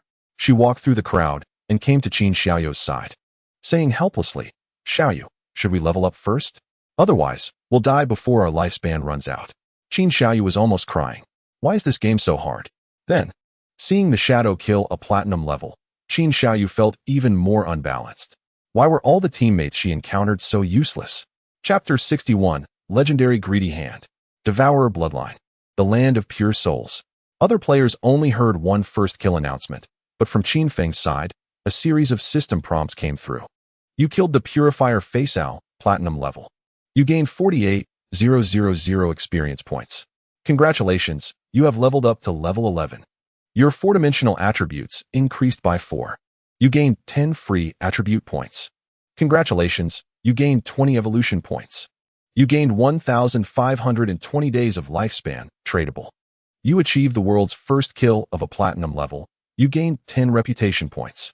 Congratulations, you have become the master of the Land of Pure Souls. A series of system prompts made Qin Feng breathe a sigh of relief. After about an hour, it was finally completed. From now on, Qin Feng had a stronghold on this abandoned continent of the gods. And most importantly, this hideout could also extract items to reality. As the master of the Land of Pure Souls, Qin Feng could extract it to reality and activate the magical defense barrier within. With the defense barrier in place, even planes and tanks couldn't break through the Land of Pure Souls. As for the nuclear egg, others might not know, but Qin Feng was very clear. When the godforsaken game descended, large-scale destructive weapons in reality had already begun to be corrupted, especially the most powerful nuclear eggs, which had basically become unusable on the first day. Planes and tanks could barely be used for a month or two. Of course, extracting the Land of Pure Souls to reality required over 1,300 days of tradable lifespan. In his previous life, Qin Feng had already extracted it, using it as the base for the God-slaying guild in reality. Familiar with the Land of Pure Souls, Qin Feng didn't pay much attention to it. Instead, he began to check his gains this time. First, he leveled up to level 11. After level 10, each level up gave 4 points in all attributes and 10 free attribute points. He continued to allocate them to agility. Qin Feng planned to keep adding agility until level 20. With infinite invisibility, many things in the godforsaken game could actually be done without taking damage, as long as his speed and reaction were fast enough. So agility was still the most important thing for Qin Feng in the early stages. Gold level only gave 7 evolution points. Unexpectedly, Platinum directly gave 20 evolution points. Combined with the Greedy Hand, Qin Feng looked at his current evolution points, totaling 225 points. Enough to evolve the Greedy Hand once. Before releasing the Greedy Hand on the Purifier, Qin Feng first evolved the skill. You consumed 210 evolution points, remaining 15 points. Greedy Hand, Epic Legend Assassin skill, has a 300 to 500 probability of receiving an additional loot reward. The additional loot obtained has a 100 probability of increasing by 1 grade. New passive effect. You gain a 100-slot greedy space to store items. The effect of the evolution made Qin Feng's eyes light up. The additional loot increased from 3 to 5. Plus, he received a 100-slot storage space. The latter was something Qin Feng hadn't expected, and this effect would make it much more convenient for him when farming monsters in the future. After the Greedy Hand was upgraded, Qin Feng then released the skill on the corpse of the Purifier. Instantly, 5 additional loot items exploded from the shattered lightning corpse, with the most basic ones being platinum level and several emerald level items mixed in. Among them was an emerald level assassin leather armor and an emerald level assassin necklace, with equipment requirements of level 13 and 15, respectively. There was also an emerald level assassin skill book, which required level 14 to learn. For now, he couldn't equip them, so he would keep them at home. These level 13 to 15 loot items, Qin Feng didn't plan to deal with for the time being. He would wait and see later. After all, now the entire 1,200 acres of the Land of Pure Souls Palace belonged to him, and he could place items in there without worrying about them being taken or lost. The followers came in and gathered all the loot in the palace together. Qin Feng had just cleared the elemental monsters in the palace, dropping quite a few items. Whether it was equipment or skill books, he hadn't picked them up or even looked at them. Now it was just right for the devout followers to come in and organize those items together. At the same time, Qin Feng already had the next step in his development plan. After arriving on the mainland, he could look for some bloodline monsters to obtain the first bloodline. This is also an important component of player strength in the Godforsaken game. In the game, there are various different bloodline monsters, and players can obtain different bloodlines after defeating them. Each bloodline has different effects. In this life, the bloodline that suits me best should be the Devourer bloodline. After obtaining this bloodline, you will gain the ability to devour your own skills. The higher the grade of the devoured skill, the more powerful the attributes and effects provided by the bloodline. In this life, I can infinitely evolve skills. Many low-level skills and low-tier skills are completely useless to me. But if I evolve them to the epic level and then devour them with the Devourer bloodline, my bloodline attributes will reach a terrifying level. It's important to note that in the Godforsaken game, every epic level skill is extremely precious. Normally, who would be willing to use the Devourer bloodline to devour an epic level skill? The devoured skill becomes unusable and cannot be learned again. But Qin Feng is different in this life. Many useless skills or skills with overlapping effects, even if evolved to epic level, are still not as good as the initial epic level skills. There are countless assassin skills. Among the active attack skills, Qin Feng couldn't possibly use them all. It was enough to keep the most useful ones. Once he obtained the bloodline of the Devourer, he could buy skill books in large quantities and boost his abilities significantly. Qin Feng thought. At this moment, his private chat lit up. Milk White Snow, congratulations, big guy, on your first kill of a platinum level. I have good news too. Dongfang Xian is hungry and has finally logged off. It said he is eating at a restaurant in Jiangnan, along with many members of his family. Their family has acquired a lot of lifespan and is preparing to bring it into the game to convert into combat power. The voice message from this girl was still as seductive as ever. Qin Feng smiled upon hearing this. Not bad. It seems that Dongfang Xian's family brought a lot of lifespan with them. This time, back in reality, he could extract the lifespan from those people along with the Flower Bloom curse, not wasting a single day. First, thanks to the big guys for reading. Secondly, let's set a rule for extra chapters. For every 3,000 gifts, there will be an additional chapter. Gifts don't need to cost money, just free power generation. You only need to watch ads, up to 3 times per person per day. The author relies on this to make a living. Thank you. Thank you. I appreciate it. Everyone. Chapter 62. Captain, don't do this. Of course, Dongfang Xian and his family Esmeal wouldn't tea and so quickly. Qin Feng wasn't in a hurry. Before returning to reality, he would first handle a batch of loot and spend the evolution points he just obtained from the greedy hand. At that time, he would be able to extract more abilities into reality. From the Soul Purger, Qin Feng obtained a total of 100 evolution points, including what he had left. He still had 115 points.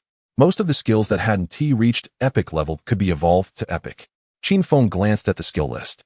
No need to say much, he evolved them one by one. He consumed 42 evolution points to evolve Shadow Stealth 3 times to epic level. Stealth duration, 36 seconds to 60 seconds. Break stealth attack, 300 to 500. Cooldown, 22 seconds to 85 seconds. Then, he consumed 34 evolution points to evolve Backstab to epic level, increasing the damage from 50 to 75. He still had 39 evolution points left. Qin Feng considered it and decided not to evolve the currently emerald level Poison Dagger. Instead, he first consumed 3 evolution points to evolve the Flower Bloom curse twice, from emerald to diamond, then to epic. The Flower Bloom curse could now be used on the corpses of players who died within 60 seconds and added a new effect. Could destroy the body? Qin Feng was stunned. This effect seemed useless in the game, but outside the game, it seemed to have a bit of use. He didn't think too much about it. He then evolved Dark Moment 3 times. You consumed 123 evolution points, remaining 30 points. Dark Moment, Platinum, Emerald, Diamond. Epic erupts with dark light, blinding all enemies within range. Cooldown, 60, 343 seconds. Range, 20, 30, 40, 50 meters. Base duration, 10, 12, 14, 16 seconds. The higher the target's mental attributes, the shorter the duration. With 30 evolution points left, he could just evolve the Flower Bloom curse from epic to legendary. Should he evolve it? Qin Feng thought for a moment. This skill was obtained from an emerald treasure chest blessed by an ancient god. In his previous life, he hadn't even heard of its name, only vaguely heard of its effects, which shows its rarity. At least, there were no skill books for it on the market. Since it was a rare skill, it was better to evolve it further. Every legendary skill has its uniqueness. Perhaps there would be some useful special effects. Qin Feng ultimately decided to evolve it. You consumed 30 evolution points, remaining 0 points. Flower Bloom Curse, epic, legendary universal skill. Can be used on the corpses of players who died within 60 to 300 seconds, continuously absorbing tradable lifespan. New, simultaneously absorbs 50 of the target's remaining non-tradable lifespan. New, can absorb scattered non-tradable lifespan orbs. Wow, Qin Feng couldn't help but curse. This thing is ridiculous.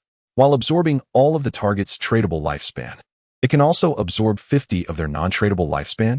Even scattered non-tradable lifespan can be absorbed, although non-tradable lifespan cannot be used to extract skills into reality. When going to high-level areas in the future, where lifespan consumption speeds up by hundreds or thousands of times, non-tradable lifespan will be prioritized for consumption.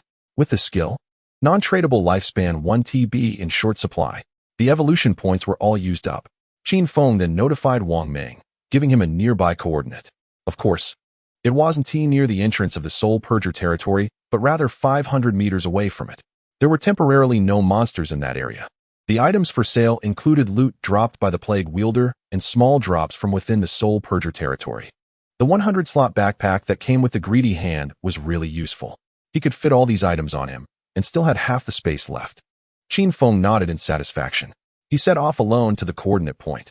Soon, in the bedroom of a ruined house, Wang Ming and Yu and their 6 companions met the still-veiled Qin Feng. As usual, I'll set the price. If you don't accept, you can refuse. Qin Feng began to list the items. First were the silver, gold, and platinum items. This batch of items had a total value of 180,000 tradable lifespan. And Yu was as straightforward as before. I'll take them all. After all, Qin Feng's prices were very fair. After receiving the items, the Dragon Sword girl smiled so widely that her eyes turned into crescent moons. Now, our development speed in Jianghai City will be fast again. In fact, many official factions like the Air Force of Magic City and the 46th Artillery Corps are asking us for equipment. However, now we can't trade between different cities. And there are no trading channels. Brother Shadow, thank you. And you looked at Qin Feng, her beautiful eyes gleaming with joy. No problem, helping each other out. By the way, do you want some inferior, ordinary, and bronze items? Qin Feng asked while continuing to pull out the pile of items. Watching him take out more items.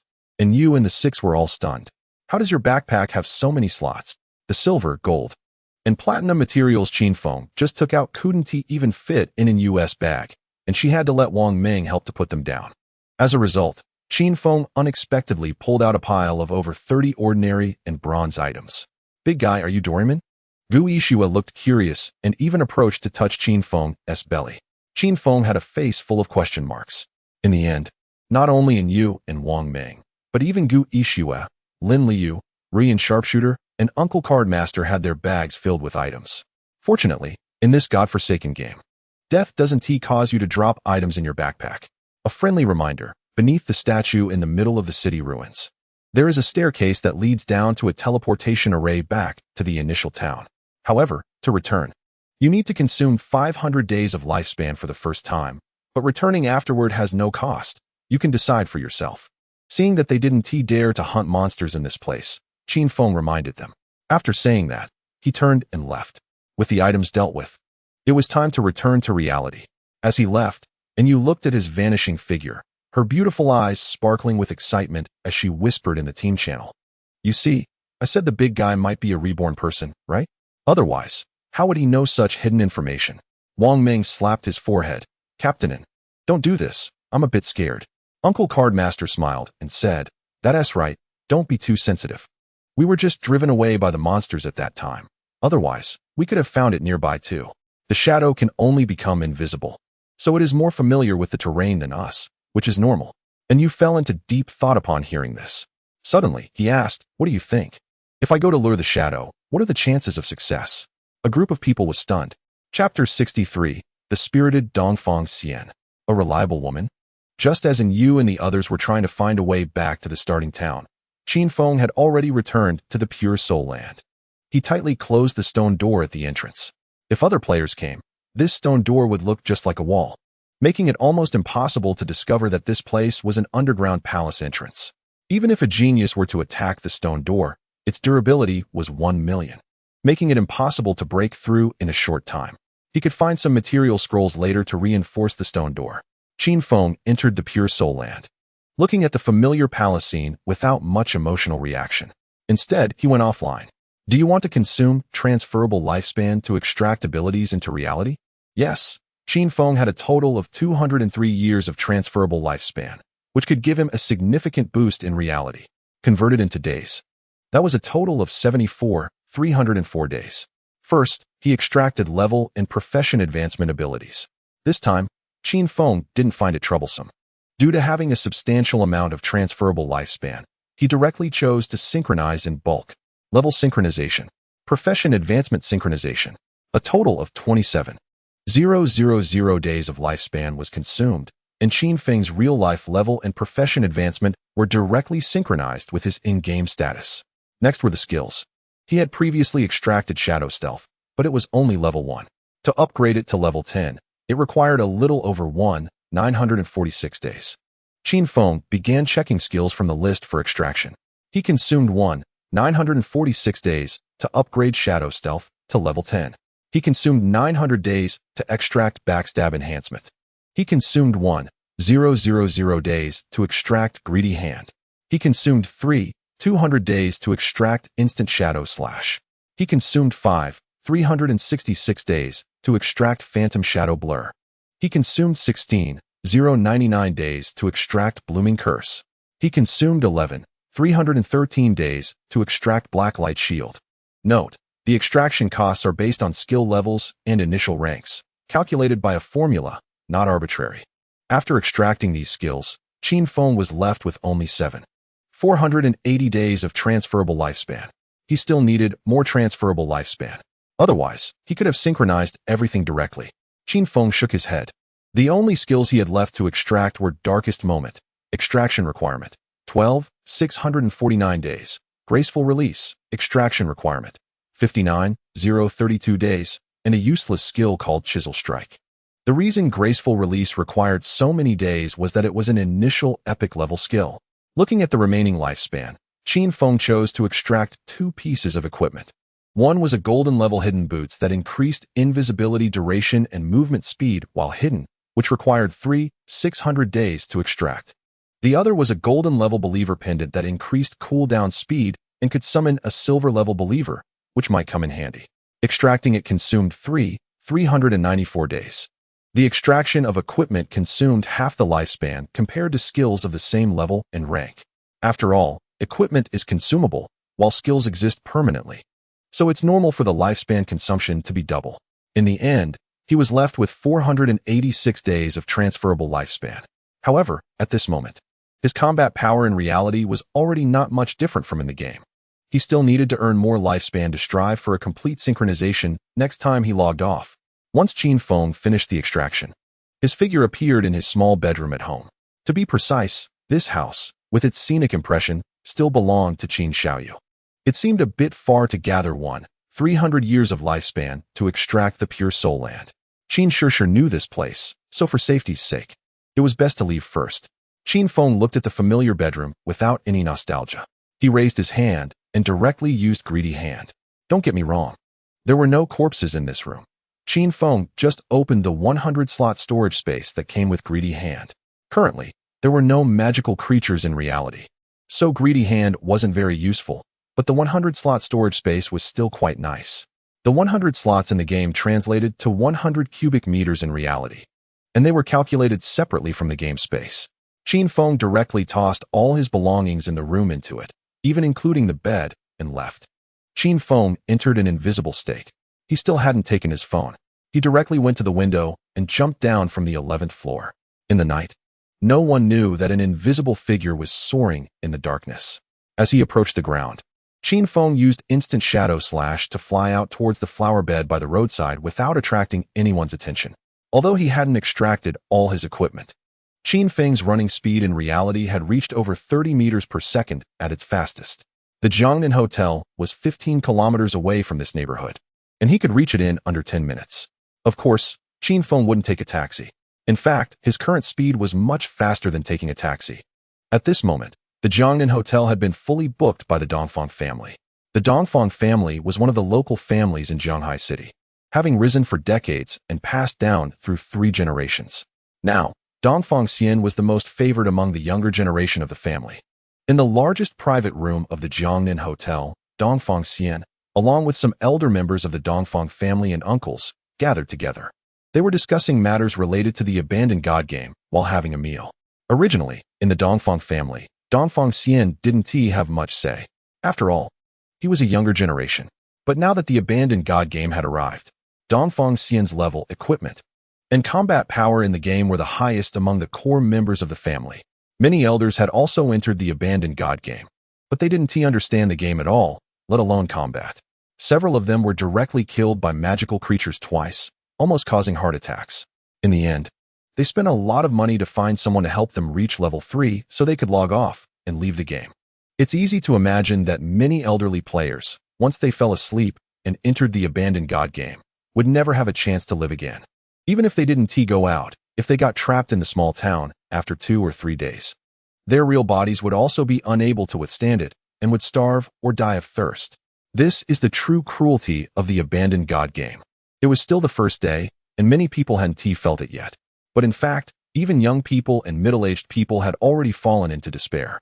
For instance, a guy like Iron Man, who was as good as dead, had only a few days of lifespan left and had already become a lifespan beggar in Shell Town. At this moment, Dongfang Xian felt a bit proud at the dining table. The arrival of the abandoned god game was the era for young people like him. Moreover, their Dongfang family had assets worth hundreds of billions in Shanghai City, covering various industries. Now, they had transformed most of their liquid assets into transferable lifespan. Dongfang Xian had 250,000 days of transferable lifespan on him, making him quite spirited. My plan is to let the family members go in, buy equipment and skill books, and level up to level 10 as quickly as possible to gain a competitive advantage so that we can secure a place in the future. There was also another matter. Regarding the Shadow, I have already sent a reliable woman to approach the Shadow, and she has added him as a friend. Once we get the chance to find out the Shadow's real identity, we can take action. If we can control the Shadow in reality and make him work for our Dongfang family will truly rise. Just as Dongfang Xian was eloquently expressing his views, 2 black-suited security guards stationed outside the private room suddenly burst forth with blades, blood spraying as they fell to the ground. Chapter 64. Release the dogs. Bloody hunt. Bang. Bang. 2 bodies, gruesomely slaughtered by the blades, lay horrifically at the entrance of the largest private room in the Jiangnan Hotel. The soundproofing of this private room is quite good. The people inside are completely unaware of the unusual happenings outside the door. After using a swift shadow strike to eliminate 2 individuals, Qin Feng stood invisibly at the door of the room. His agility attribute is very high. He did hear Dongfang Xian's eloquent speech from inside. A reliable woman? Qin Feng couldn't help but laugh.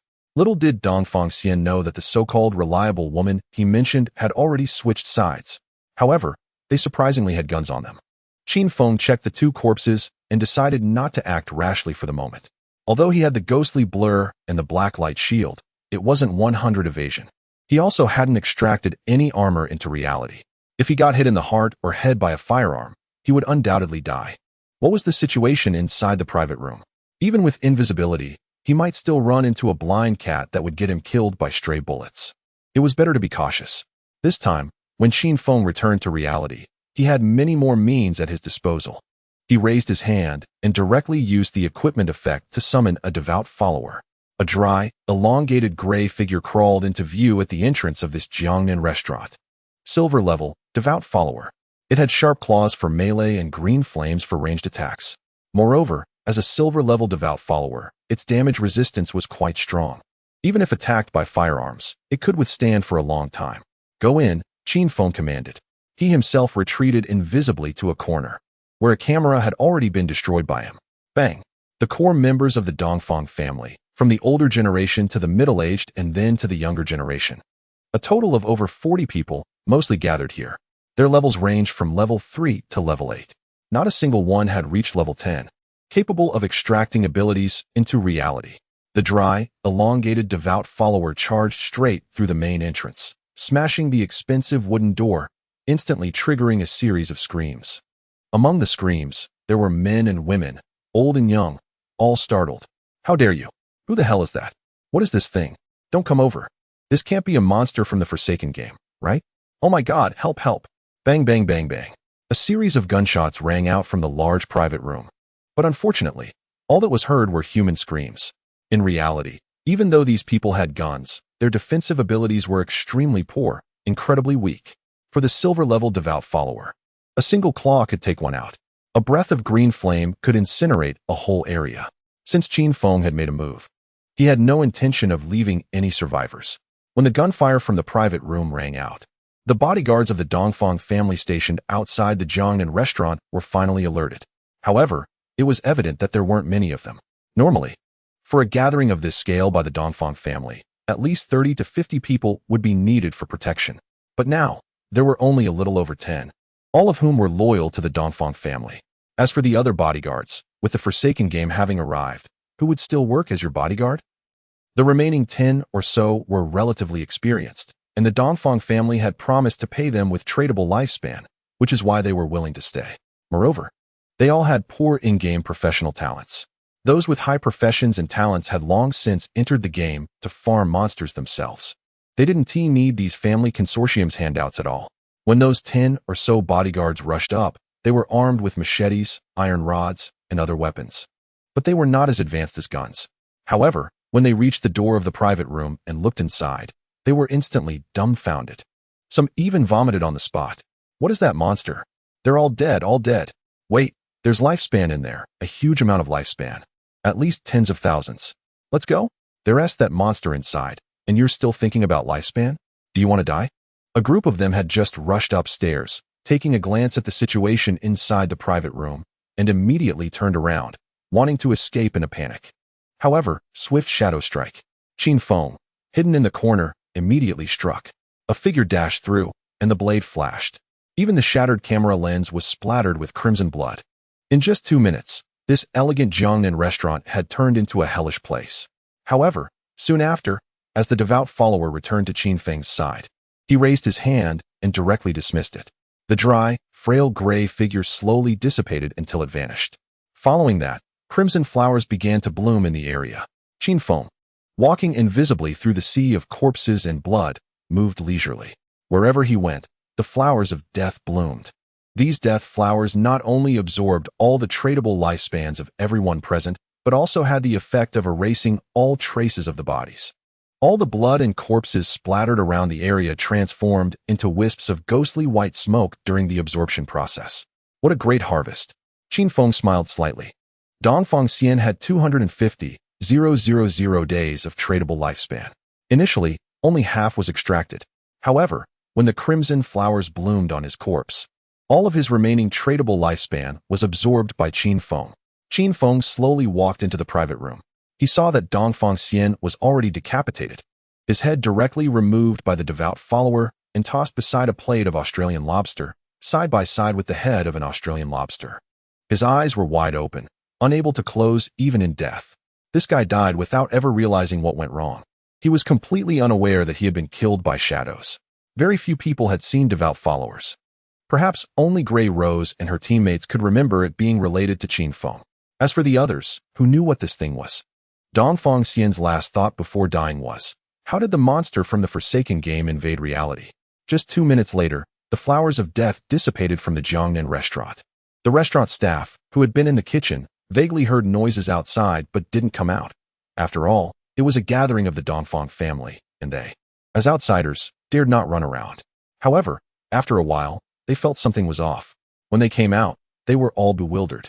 They saw that the tables, chairs, and vases in the private room were all shattered and in disarray.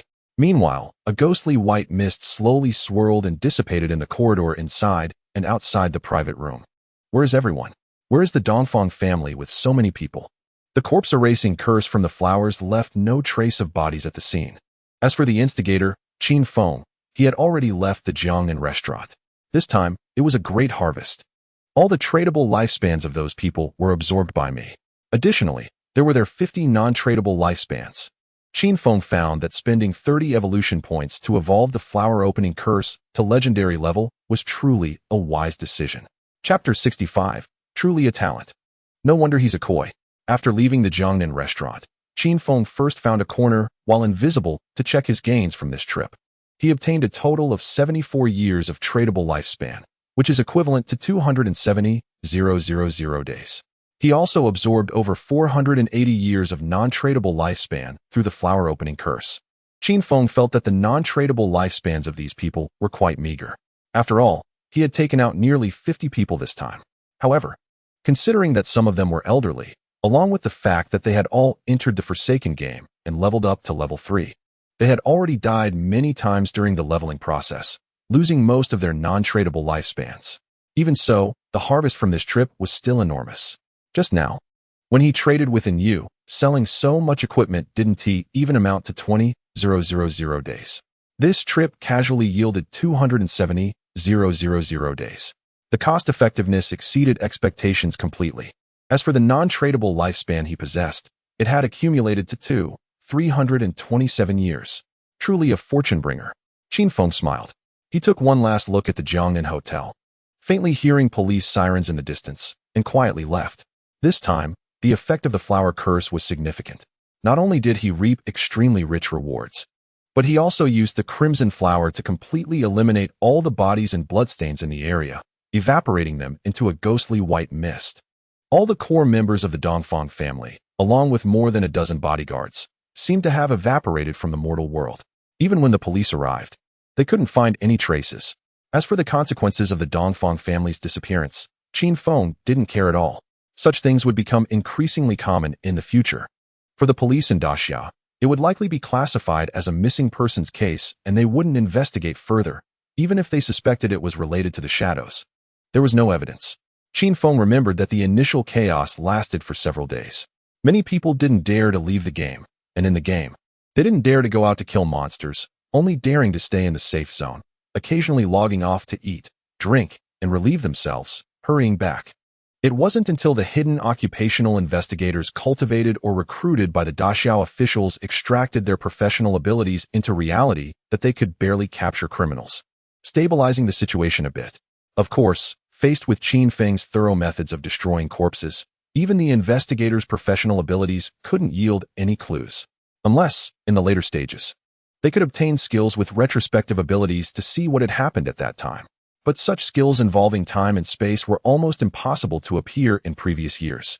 The next target was Qian Shishir. The headquarters of the Qian Group had moved to North America long before the arrival of the game got abandoned. And the board was also in North America. Currently, the only one who could be dealt with was Qian Shishir. Taking her out was sufficient. However, the nearly 300 kilometers from Jianghai City to Modu would take 2 or 3 hours on foot, which was a waste of time.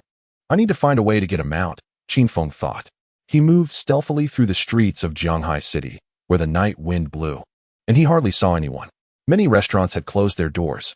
There wasn't even a single delivery rider on the road. Qin Feng didn't look for a big hotel. Instead, he casually found a guest house and checked in. Because the economic system of big hotels was operating slowly now, it was more convenient to trade at a guest house. Of course, Qin Feng didn't bring a phone, so he could only pay with lifespan. He directly gave 1 hour of lifespan. It seemed little, but it made the guest house owner ecstatic. Sir, please come in. 1 hour of lifespan, with a current value of 130,000, was equivalent to 250 yuan. At this time, the authorities had started printing money, and the value of cash would increasingly collapse until a new economic system based on lifespan was established. Qin Feng settled into the guest house, casually ate a bowl of instant noodles, and freshened up before re-entering the game. He wasn't in a hurry about food. Soon there would be special sources of food. So for now, casual eating would suffice. After he closed his eyes for 10 seconds, his body sitting on the sofa gradually faded and became translucent. Welcome back to God Abandoned. A prompt echoed in Qin Feng's mind. He opened his eyes to find himself in his own soul purification land palace. In the dim underground palace, the faint sound of dripping water created a chilling and damp atmosphere. His plan was to take advantage of the many demons still in the ruins and clear out the Jianghai City ruins first, as it would be the fastest way to level up. Moreover, there were some silver and gold-grade drops in the ruins that were also pretty good, which could be sold for some lifespan. However, when he logged in, a sudden private message disrupted his plan. And you, big shot, big shot. Xiao He just found an entrance to a tomb in the city ruins. But there's a gold-level vengeful spirit at the entrance, and we can't defeat it. We noted the coordinates. Do you want to give it a try? Qin Feng was astonished. Xiaohei? That's the name that Big Plum called her. So we all started calling her Xiaohei, huh? And you laughed as she spoke. It turned out to be Lin Liu. It was her again. Qin Feng was puzzled. How did she find it? And you sighed. Didn't you ask us to return to the initial town? On our way back, we took a slight detour to avoid small monsters, and while walking, we suddenly realized someone was missing. After searching for a long time, we found that Xiaohei had stepped into a pit and fallen. Since it was a special area of the tomb, we couldn't use team chat. We followed the pit inside and saw a level 12 gold monster chasing us with a big axe. Luckily, we ran fast. Now we are back in Shell Town. If you want to go to the tomb, I can give you the coordinates. Qin Feng couldn't help but sigh.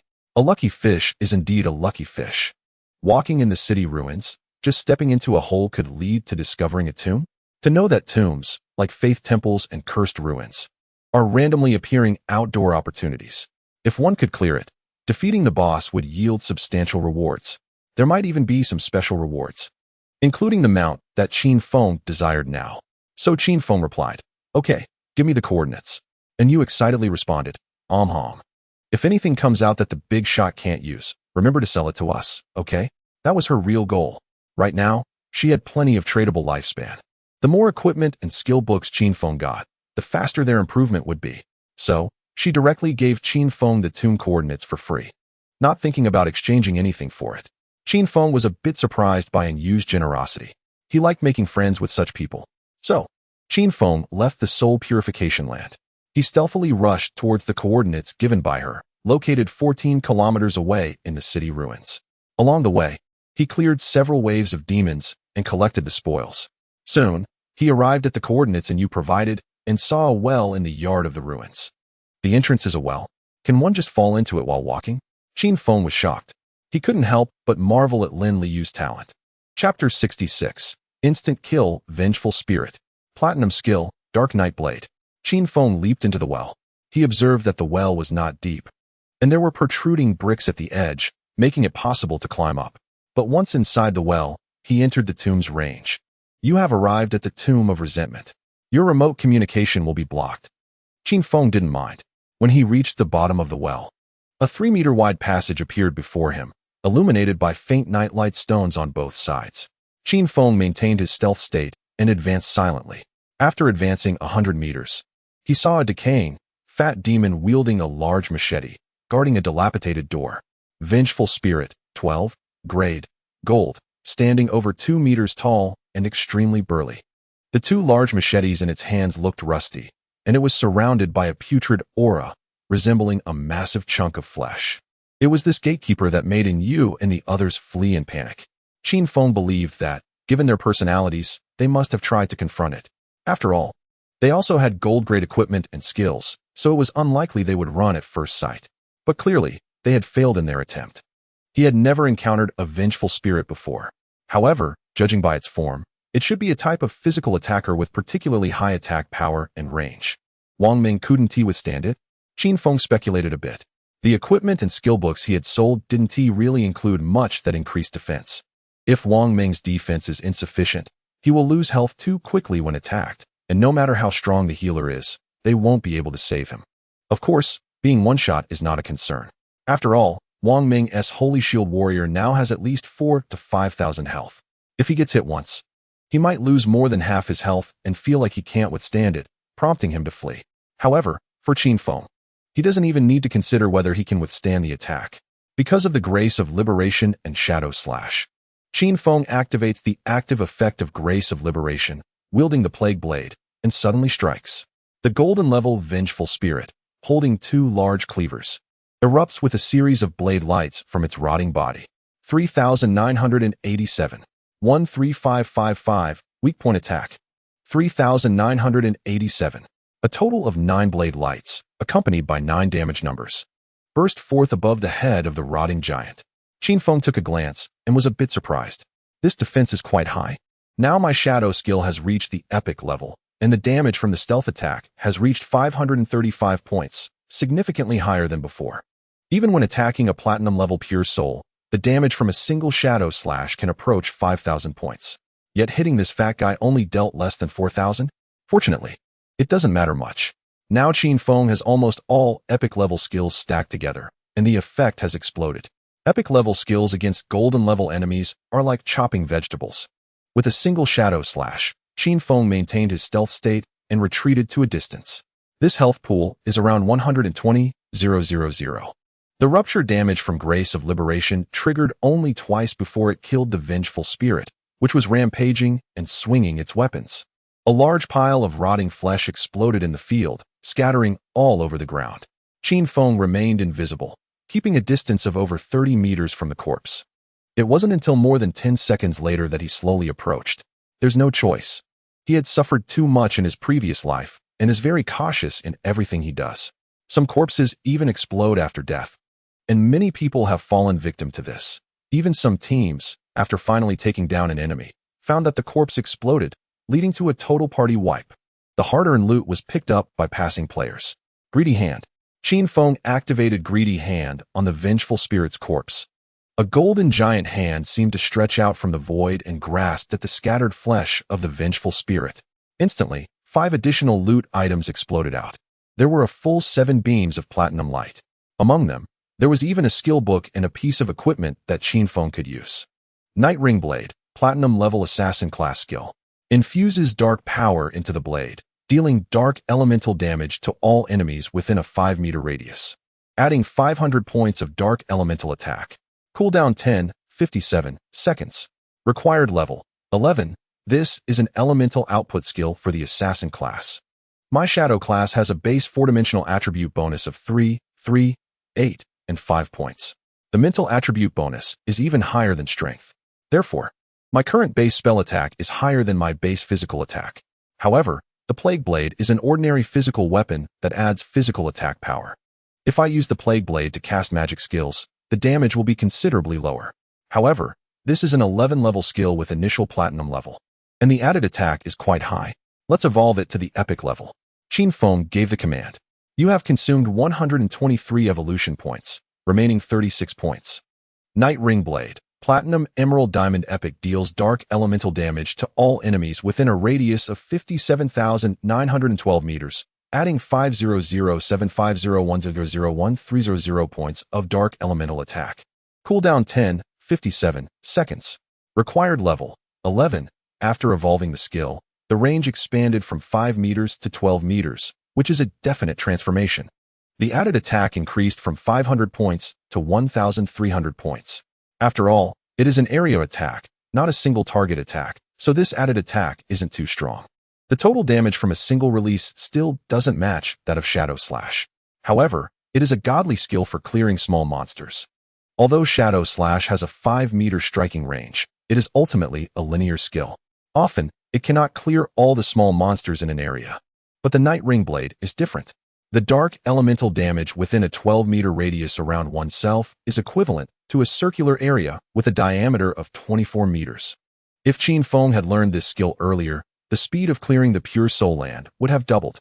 After learning this skill, Qin Feng looked at the next piece of platinum-level assassin equipment.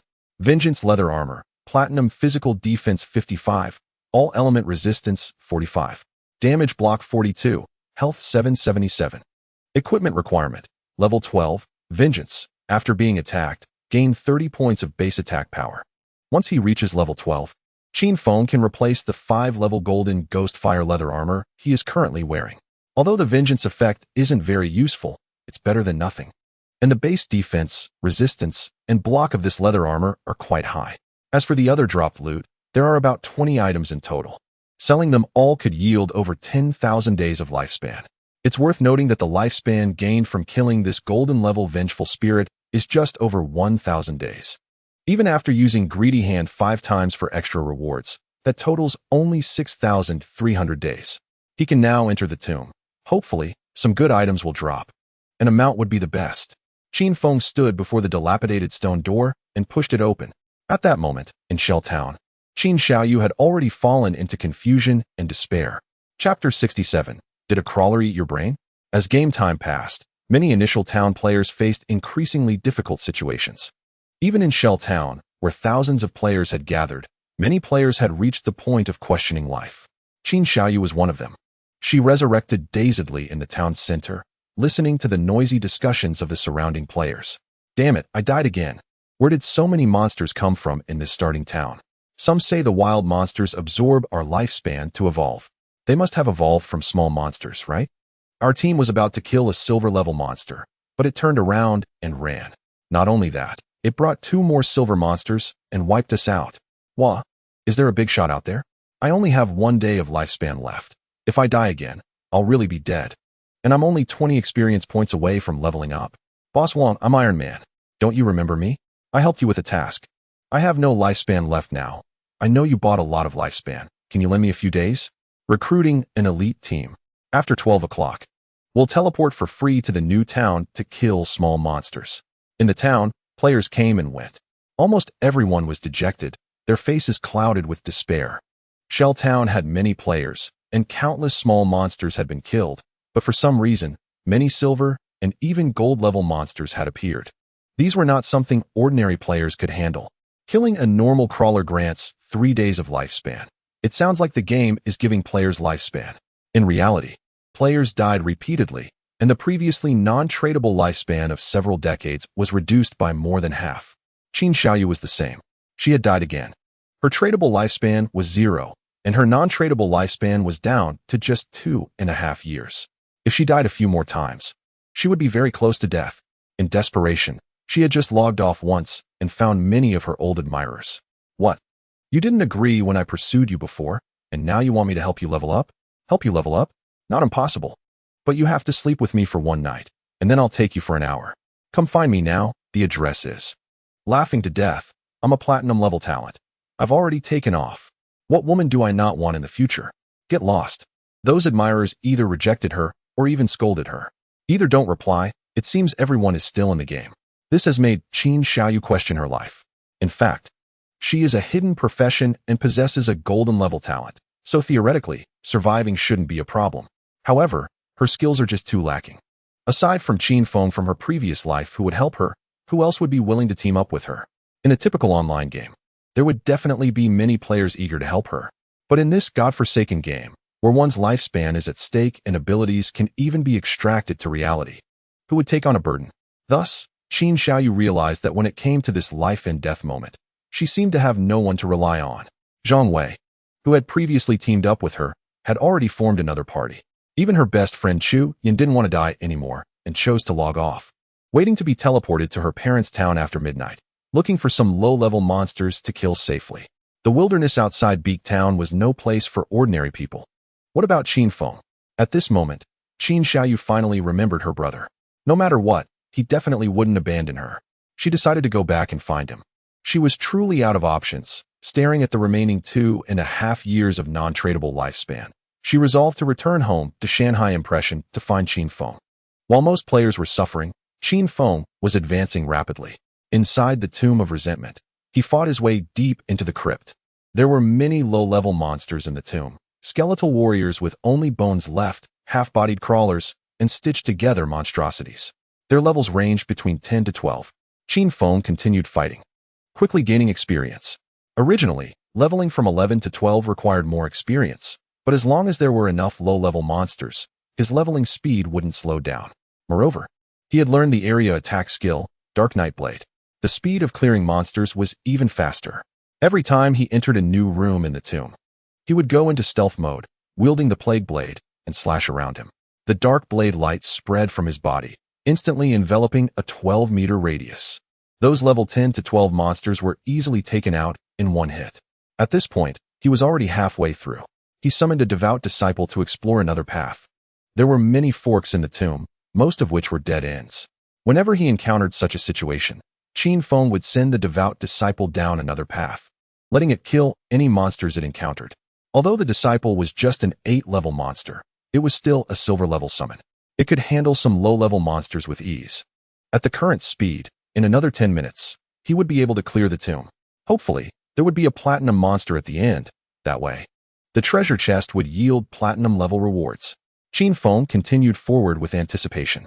Meanwhile, outside Beak Town, over 10 kilometers away, a golden-level devil muscle crawler. A giant humanoid monster with bulging muscles, was slain by a sword Qi and crashed to the ground. In front of its corpse stood 6 figures. It was Wang Ming, and Yu, and the other 4. As expected of Captain N, the damage was incredible. Immediately, a young officer carrying a longbow stepped forward with a flattering expression, complimenting In Yu. His name was Ma Naliang, and his father was a director in Zhonghai City. He had always been In Yu's sycophant. After the arrival of the godforsaken game, Ma Naliang chose a random profession but didn't obtain a hidden profession. Instead, he got the archer class, which made him quite frustrated. Upon learning that In Yu was a hidden profession dragon swordsman, Ma Naliang became even more eager to please her. Ignoring his flattery, In Yu turned to Wang Ming and said, "This golden monster is only level 8, and we've been killing for over 10 minutes. I really don't understand how a big shot like him killed a platinum monster." Before Wang Ming could respond, Ma Naliang immediately interjected, "It's just a sneaky assassin, relying on stealth to grind it down, destined to never be on the main stage. And you didn't even look back. You know nothing." Ma Naliang, unconvinced, thought for a moment and said, "I've heard that the police in Magic City have a hunter with a level 3 anti-stealth ability. I think we should set a trap to uncover the identity of the shadow in reality and then control him.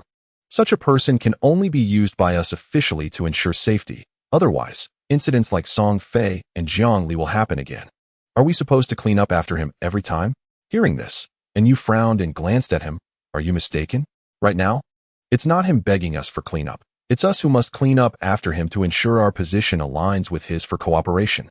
Global Gold first kill, Platinum first kill, and all single kills. For someone at that level, if you don't pull him in for cooperation, do you think offending him is wise? Have you lost your mind?" After being scolded by In Yu, Ma Naliang looked dejected. He couldn't understand. Wasn't he just a fragile assassin? As long as the anti-stealth level was up to par, was there really a need to fear him? Why was the official side afraid of the shadow? And you completely ignored him. "Disperse, keep searching." And you waved her hand, signaling the other officials, including Ma Naliang, to disperse. After they left, and you stepped forward to collect the dropped items, a piece of golden priest equipment, a piece of silver equipment, and a silver skill book. Sigh. A big shot casually drops several pieces of golden and even platinum gear for us. How many did he kill? Or is his talent related to treasure hunting? Are these items all from treasure chests? And you was perplexed. At this moment, Wang Ming ran over, hesitantly asking, "Actually, we still don't have a clear understanding of the Shadow's character. What if he kills more people later? Should we continue cleaning up after him? The higher-ups might have opinions." And you shook her head. "No matter how the higher-ups view it, I insist on cooperating with the Shadow. Even if they refuse to clean up after him, I will personally handle it." Wang Ming, Lin Liu, Gui Xue, Sharp-Eyed Archer, Card Master Uncle. Deep in the tomb of resentment, Qin Feng continued forward, clearing over 200 low-level monsters, including several bronze and silver ones. His experience reached halfway to level 11. He was not far from level 12. Finally, he arrived at the deepest part of the tomb and saw a golden coffin, the ultimate reward for exploring this tomb, right inside that coffin. However, opening the coffin would definitely trigger something. "Here we go." Qin Feng summoned the devout disciple and commanded it to open the coffin lid. A rush of eerie white mist surged out, coalescing into a bandaged corpse. Child of Resentment, 12. Grade, golden level, damn it. Qin Feng was furious to see it was only a golden level. Without waiting for its form to fully materialize, he wielded the Plague Blade and instantly dealt a finishing blow, plus a shadow slash. 9 blade lights erupted from the bandaged corpse. 9 damage numbers popped up. Roar. The Child of Resentment suffered an attack and instantly lost half its health. Just a second later, 9 even higher damage numbers burst forth from its head, and it was immediately killed. Roar. What the hell? After all this, it's even weaker than the vengeful spirit at the entrance? Qin Feng shook his head. He knew that such relatively weak foes often posed a greater threat to players because it meant they had more attack methods and higher damage. But for him, it didn't matter. After all, golden level things were easy to take down. After killing the Child of Resentment, he didn't rush, but instead waited patiently. With a Child of Resentment, who says there isn't a Father of Resentment? This abandoned game has many traps. Sometimes what seems like the final monster is just an appetizer. Qin Feng had never seen this grudge tomb in his previous life, so he didn't know what to expect. After waiting for about half a minute without any movement in the tomb, Qin Feng ordered the devout believer to drag the corpse of the grudge child to the corner. Greedy hand. He reached out and successfully obtained a pile of loot. Unfortunately, Qin Feng glanced at the 6 platinum items and found that none were for assassins. What a disappointment. Qin Feng shook his head. He then commanded the devout believer to check the coffin. Just as the devout believer reached out, poked his head in, and took a look, boom. A pale white beam of light suddenly erupted from the coffin, directly obliterating the devout believer's head. 12988, weakness attack. The devout believer you summoned, silver level, has been killed. Qin Feng received the system notification and breathed a sigh of relief. Fortunately, he had the devout believer check. Otherwise, it would have been his head that got blown off. Unfortunately, after that pale white beam erupted, there was no further movement. The platinum-level grudge father he hoped for did not appear, leaving him greatly disappointed. It seemed he could only open the gold-level reward now. Qin Feng waited a while, and when the summoning cooldown of the devout believer ended, he summoned another one. The same summon can only exist one at a time unless stated otherwise. After summoning the devout believer, he had the believer approach again. The dry, emaciated gray-white humanoid believer obediently came to the coffin and reached out to open it. Boom. The pale white beam erupted again, and another devout believer was killed. Enough already. Qin Feng's eyelids twitched. If it were someone else, they would have died several times by now. Qin Feng never expected that while monster farming went smoothly, he would get stuck here at the treasure chest. He couldn't waste time here. He had to figure out how to get the treasure chest. Even if he died once, he had the ghost fire bell, so there would be no loss. Qin Feng decided not to wait for the devout believer's summoning. Instead, he activated the black light shield and personally approached the coffin. He reached out, but there was no reaction. Just 2 times? Qin Feng thought about it. Having 2 traps in the early stages was already a bit absurd, and there shouldn't be more. He then leaned forward to take a look inside the trap. A gold-level treasure chest. Open. He reached out and opened the treasure chest. A faint golden light shone from within. What appeared before Qin Feng was a gray-white bell. Is this a mount bell? Did I really get a mount? Qin Feng was astonished. Just moments ago, he was thinking that it would be great if this tomb gave a mount. And it really did. Was it my luck that was too good? Or was it because of Lin Liu? After all, this tomb was discovered by Lin Liu by chance. Qin Feng had to admit that this woman had some mystical elements to her. Regardless, Qin Feng's first mount was in hand. Although he didn't know what it would be. As long as it was a mount, it would definitely speed up his travel significantly. Come on. Qin Feng reached out and picked up the mount bell. Mount bell, Phantom Night Wolf after use. Summon a Phantom Night Wolf, 12, which can assist in battle and be ridden. Requires level 12. Phantom Night Wolf? Qin Feng was a bit excited. This thing is one of the fastest mounts obtainable in the early stages.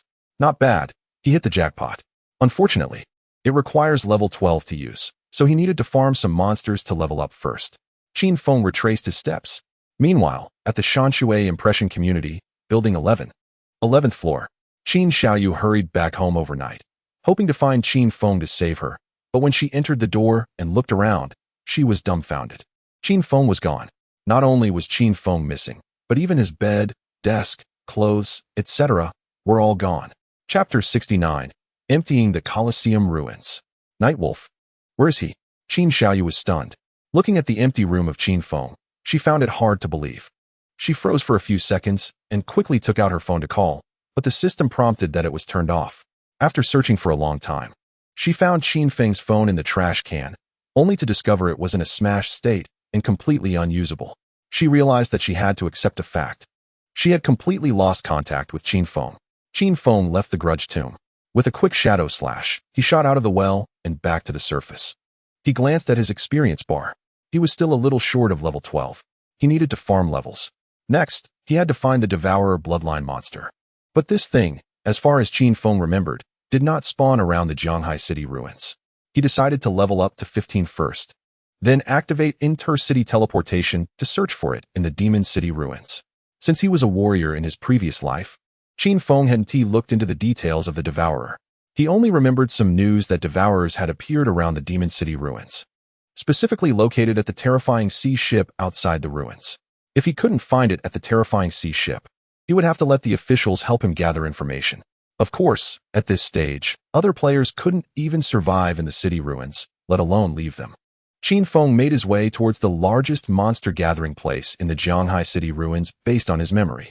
It was a Colosseum ruin. Located in the northern part of the Jianghai City ruins, it covered a large area, equivalent to 4 or 5 football fields. There were even 2 underground layers. with a complex environment and a large number of monsters. For other players, arriving at this place would basically mean death. But for Qin Feng, in a state of infinite invisibility, there was no threat at all. Here, it was a paradise for the strong. Qin Feng took down several waves of monsters along the way, and just a few minutes later, he arrived at the Colosseum ruins. Looking up, he saw several severed limbs wandering among the broken walls, searching through the debris for scraps. Suddenly, a dark and sharp blade light instantly swept across the surrounding area. 4,728. 4,697. 4,712. The dark elemental energy attached to the blade light directly sliced the severed limbs in half, killing them on the spot. Qin Feng's figure emerged from the shadows and immediately entered stealth mode again. Several beams of light rose from the severed limbs' corpses, dropping scattered loot. These level 11 and 12 small monsters only provided a little over 100 experience points. Fortunately, there were plenty of small monsters in this area, and no one was competing with Qin Feng at this stage. He immediately activated his farming mode. First, he cleared the monsters on the surface of the Colosseum ruins. Then, he moved to the first underground layer. Finally, he went to the second underground layer. Qin Feng danced like a shadow in the dark, becoming the nightmare of all monsters in this area. Even with bronze, silver, and gold levels, they couldn't withstand his strike. Experience, lifespan, and evolution points were all greedily collected by Qin Feng. Time passed. Until the sun rose in the outside world, the abandoned continent remained shrouded in darkness. There was no sun, no moon, only a gray mist-like light falling on the land, casting a layer of desolate shadow over the entire world. In the Colosseum of the Zhanghai City ruins, Qin Feng rode the Phantom Night Wolf and walked out from the ruins. The entire Colosseum ruins had been cleared of monsters by him alone.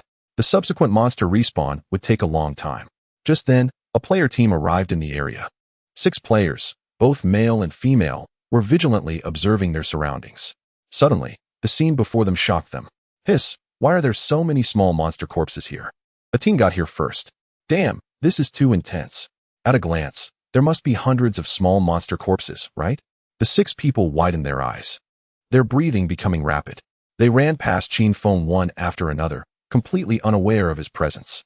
Because Qin Feng's Ghostly Night Stalking Wolf also had the ability to become invisible. Ghostly Night Stalking Wolf, 13. Grade, Gold. Strength, 168. Vitality, 175.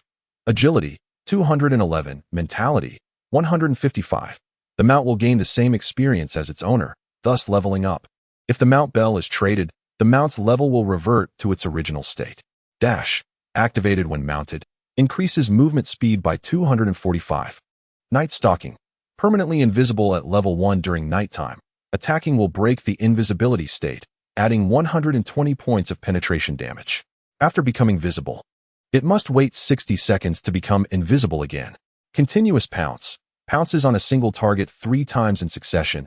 Each attack adds 267 points of physical attack power. Cooldown, 12 seconds. Wolf Howl, adds 35 points of attack power, physical defense, and all elemental resistances to friendly units, lasting for 1800 seconds. Cooldown, 600 seconds. When Qin Feng first summoned this mount, it was level 12. After fighting in the Colosseum ruins until now, it had risen to level 13, with improved attributes and combat power. The key was that this mount also had invisibility. Although it could only become invisible at night, as long as it didn't attack, it could remain permanently invisible, which was already quite overpowered. The Night Stalking skill was generally useful in the game, but in reality, its effect was astonishing. Qin Feng was definitely going to extract the mount bell into reality. However, this gold-grade mount bell was a special item, and extracting it required 10 times the lifespan of equipment of the same grade. It would take about 30 to 50,000 days. By night, he could ride the Ghostly Wolf to the Demon City. Based on its current attributes, its fastest speed could reach 150 meters per second. Even running at a normal speed of 100 meters per second was easily achievable. Qin Feng ignored the 6 shocked players who ran past him. He rode his invisible Ghostly Night Stalking Wolf and continued towards the soul purification place. Only Qin Feng could see it. Beneath him was a 1.5 meter tall, semi-transparent ghost wolf with dark gray fur and a pair of wild, murderous blue eyes. Just this Ghostly Night Stalking Wolf could easily slaughter the current players. Qin Feng glanced at the level leaderboard. After reaching level 12, he unlocked the level leaderboard for the Jianghai City area. At this moment, he was alone at level 13, ranked first. Even the second place was only level 10. It seemed like a difference of only 3 levels, but in reality, others couldn't catch up for several days. And Qin Feng had gained quite a lot since last night. Besides leveling up from 11 to 13, his tradable lifespan had increased from over 30,000 days to nearly 90,000 days, which was 245 years. He also had 255 evolution points. As for equipment and skill books, they had also improved. Just as Qin Feng was about to open the skill panel to evolve his skills, a sudden loud noise erupted from the eastern part of the city ruins. Even the ground where Qin Feng stood trembled several times. Qin Feng looked over from a distance and was somewhat surprised. Who was so bold to summon the Iron Maiden? Chapter 70, Mythical Level Gift of Liberation. You have weaknesses all over. The Iron Maiden is a platinum grade title. Its actual name is the Steel Saintess. This was a terrifying entity that left a deep impression on all players in Jianghai City in the last life. Its difficulty was comparable to that of the Soul Purifier Phaser. However, because it fought in a public area, there were many people competing for it. In the last life, it took half a day to be defeated by someone. Of course, Qin Feng had quietly taken down the Soul Purifier at that time, so he didn't participate in the siege of the Steel Saintess. Other players in Jianghai City had died several thousand times because of it.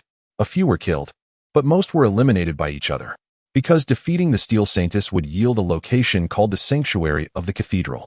If he remembered correctly, many people should have formed guilds by now. However, in the last life, the Iron Maiden was only summoned on the 3rd day. Qin Feng looked from a distance. He saw a 10-meter-tall steel statue of a woman standing in the ruins. Due to the distance, he couldn't see the lower half for now. As for her upper body, it was completely made of steel, with hands that had no fingers, but 2 sharp iron wheels exuding murderous intent. The steel-formed female face wore a strange and cruel smile, a smile that seemed like it would never change. On her chest, there were 2 fire-spitting devices. Of course, the fire-spitting was a skill that the Steel Saintess would use in its 2nd phase. Since someone had summoned it, then I shall take it. Qin Feng smirked, immediately changing direction, and rode his ghostly night-stalking wolf to rush towards the Steel Saintess at full speed. Along the way, Qin Feng didn't idle. He directly opened the skill interface and began to evolve his skills. This time, after clearing the Colosseum ruins, Qin Feng took down 2 gold-tier enemies along the way. One of them dropped a decent gold-level skill book for him. Qin Feng directly consumed 11 evolution points to evolve this skill to epic level. Quiet Concealment, Gold, Platinum, Emerald, Diamond. Epic: enter an invisible state while standing still. As long as you do not attack or move, you will remain in an invisible state permanently. If you attack, it will add 300-, 400-, 500-, 600-, 800 points of penetration damage.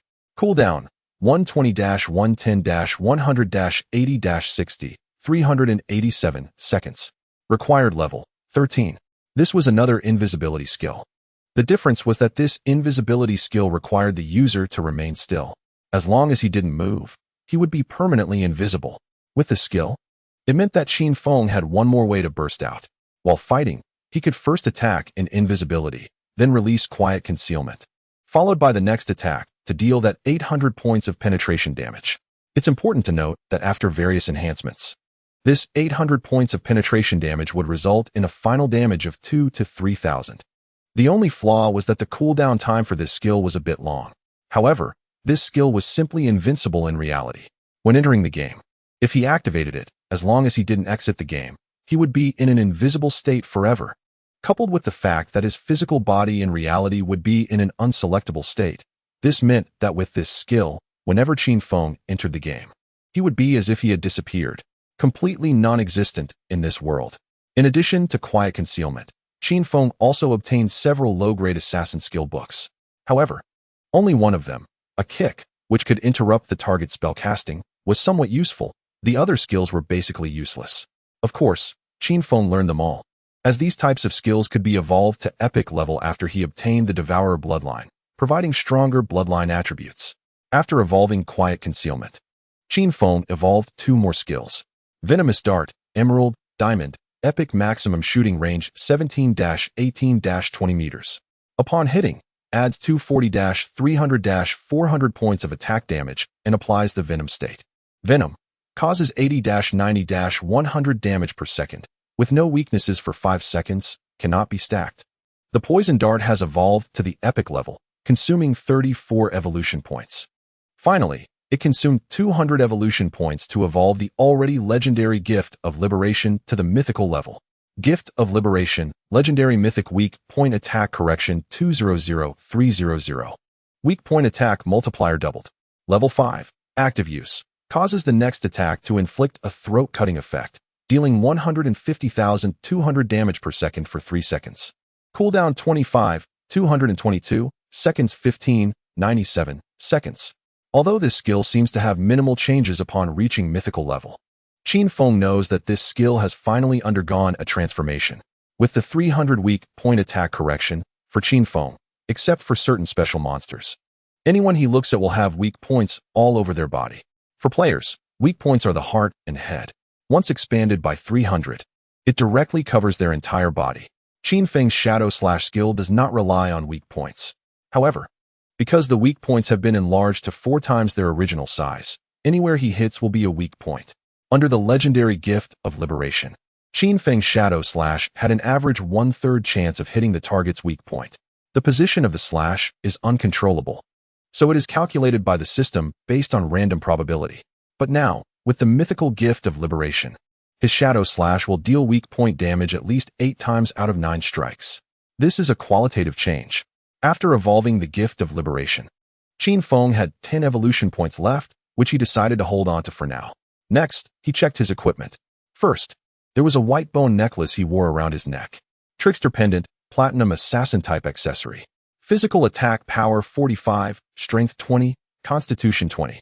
Equipment requirement, level 13, unique effect, 1 stealth level. After putting on this necklace, Qin Feng had to take off the Believer Pendant. However, the Believer Pendant is a summoning type equipment. When needed, it can be swapped back, and the already summoned Devout Believer will not disappear when removing the Believer Pendant. This Trickster Pendant directly gave Qin Feng an additional level of stealth, raising his stealth level to 4. The skill comes with a base level of stealth, plus 1 level from the Trickster Pendant, and an additional 2 levels from the Shadow Profession, totaling 4 levels of stealth. However, the downside is that the Trickster Pendant does not increase cooldown speed. After removing the Believer Pendant, which gave 20 cooldown speed, Qin Feng's cooldown speed decreased a bit. But it wasn't a significant impact. In comparison, the 1 level of stealth is certainly more important, especially since the physical attack power and strength from this necklace would increase damage. Another piece of equipment was the helmet. Chapter 71. I Don't Eat Beef, Shadow Veil, Gold Assassin type equipment. Constitution 5, Spirit 5, Evasion rate 32. Equipment requirement, level 12. This equipment does not add defense or elemental resistance, only adding 5 points to Constitution and Spirit, which is just a gesture. However, that 32 evasion is quite good. My Phantom Blurring skill has a built-in 75 evasion. Stacking with the Shadow Veil's 32 evasion, the final evasion becomes 83.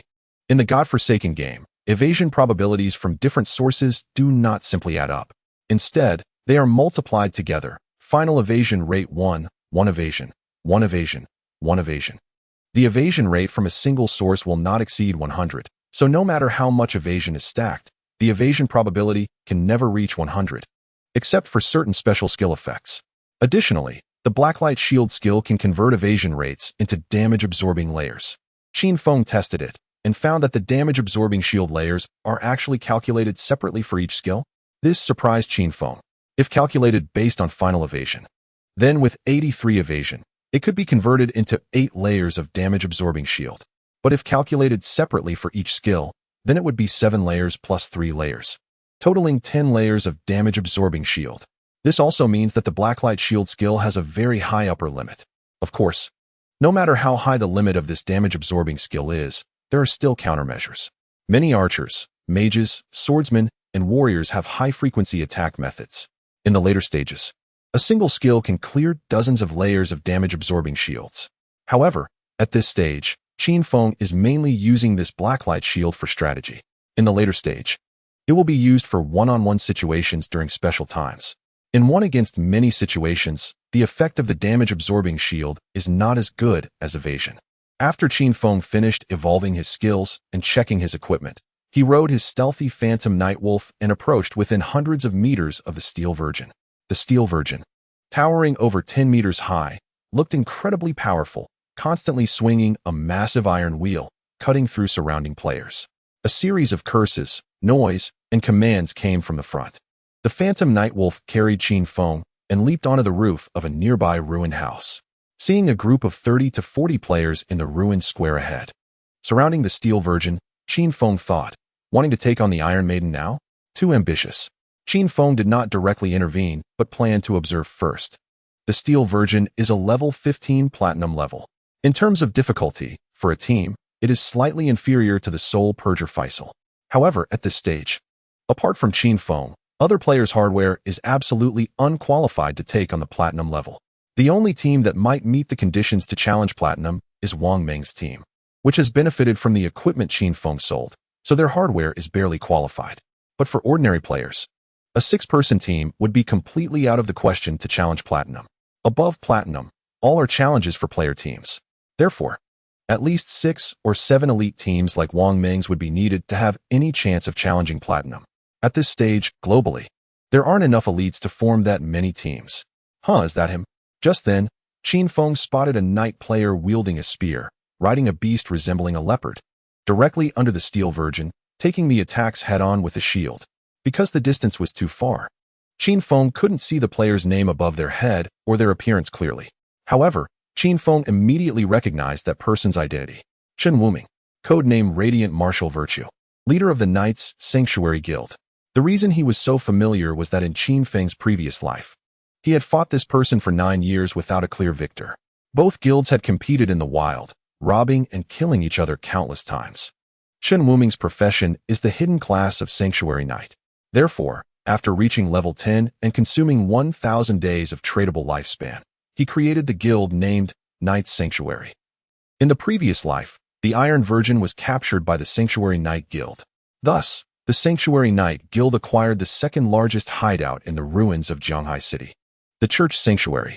In Jianghai City, there is a saying about the West God of Slaughter and the East Church, controlling the western and eastern areas of the Jianghai City ruins respectively. The Knights Sanctuary Guild, Qin Feng just smiled. This guild, to be precise, relied on a few top-tier powers to support it in the later stages, while its members were essentially slaves to those top-tier powers. This is because, when the guild initially recruited members, they signed a membership contract. The guild guarantees the basic survival needs of its members, but the guild's lifespan tax rate is as high as 50. This means that members of the Sanctuary Knight Guild, if they earn 100 days of lifespan outside, need to pay 50 days to the guild. Generally speaking, those with potential but relatively weak in the early stages, struggling for survival, choose to join this guild. Moreover, the guild standards for accepting members are quite high. Ordinary players are not even qualified to join. After all, this guild guarantees the basic survival of its members, which will be a significant expenditure in the early stages, even leading to a deficit.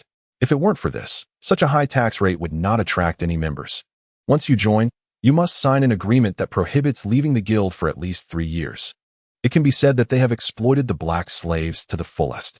Since it's you guys, I'll help you save some time. Anyway, it's impossible to beat the Iron Maiden to send you home quickly. The Phantom Nightwalker leaped down to the square below with Qin Feng. His concealed figure reached the center of the arena at an incredible speed, drawing his knife and cutting through the air with the Plague Blade, creating a black glow around him. Dark Knight Ringblade. 17014, weak point attack.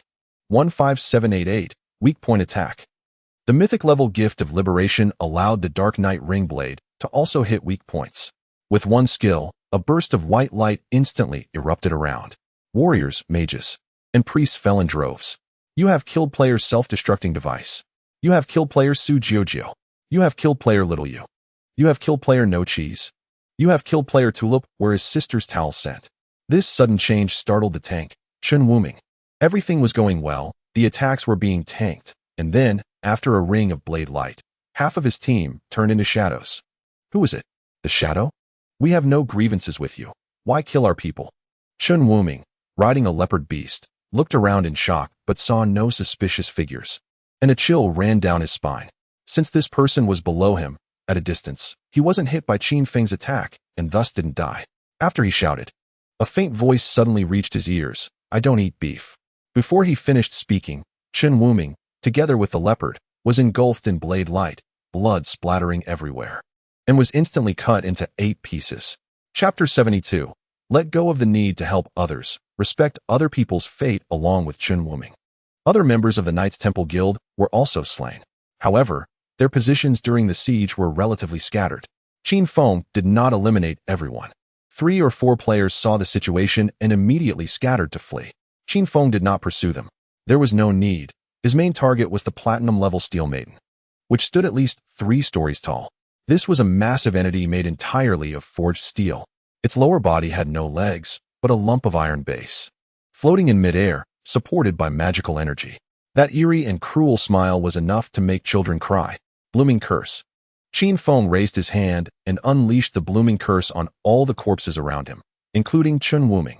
The remaining tradable lifespan on them, even including 50 of non-tradable lifespan, began to be absorbed by the cursed flowers.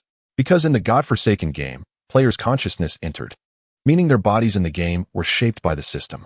Even if they resurrected, the corpses would exist for a certain time. What does it matter to me that you don't eat beef? Did I stuff beef in your mouth? Chen Wuming resurrected in the ruins of Jianghai City, his face filled with anger and frustration. He knew that the Shadow's words meant, I kill you without reason. And the position where he resurrected was more than 10 kilometers away from the Steel Maiden.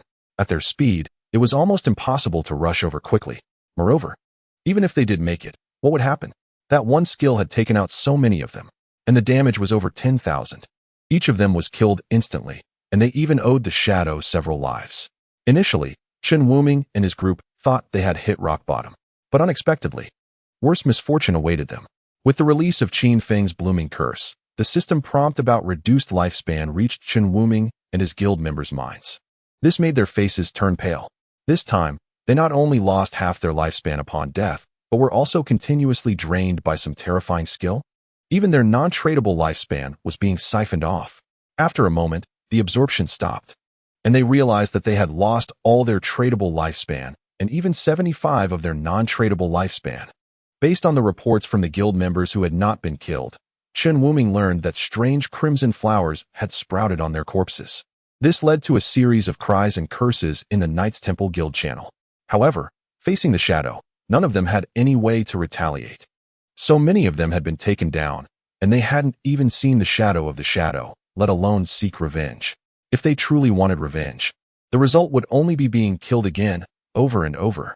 Chen Wuming had completely lost any thoughts of revenge. However, on Qin Feng's side, while absorbing lifespan, he casually glanced at the system prompt. He saw a familiar code name, Little Yu. She had joined the Knights Temple. Qin Feng looked at the system prompt expressionlessly. Through the Blooming Curse, he absorbed 4 days of tradable lifespan and over a year of non-tradable lifespan from her. This meant that her lifespan was now minimal. She must have been in a dire situation, which is why she chose to join the Knights Temple Guild as a black slave. In this case, her survival could be ensured. But with the requirement to give 50 of her lifespan earnings to the guild, it would be nearly impossible for her to develop and rise. Naturally, Qin Feng had no thoughts about this. Let go of the need to help others, respect other people's fate. Qin Feng merely glanced at that code name and refocused his attention on the Steel Maiden in front of him. The first phase was not particularly difficult. The challenge lay in the second phase after half health, especially for me.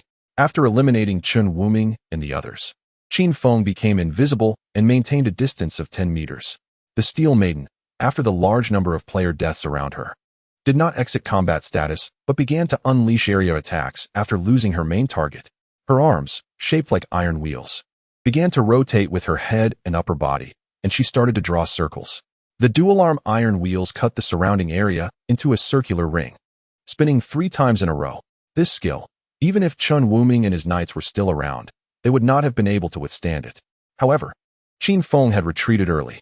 Once the shadow cooled down, taking advantage of the temporary exit from combat status, he switched his weapon to the ghost ship twin daggers and released the shadow directly. Whoosh! He transformed into an afterimage, instantly slicing past the towering body of the Steel Maiden. The blade light erupted, exploding on the Steel Maiden. 75-51, weak point attack. 75-27, weak point attack.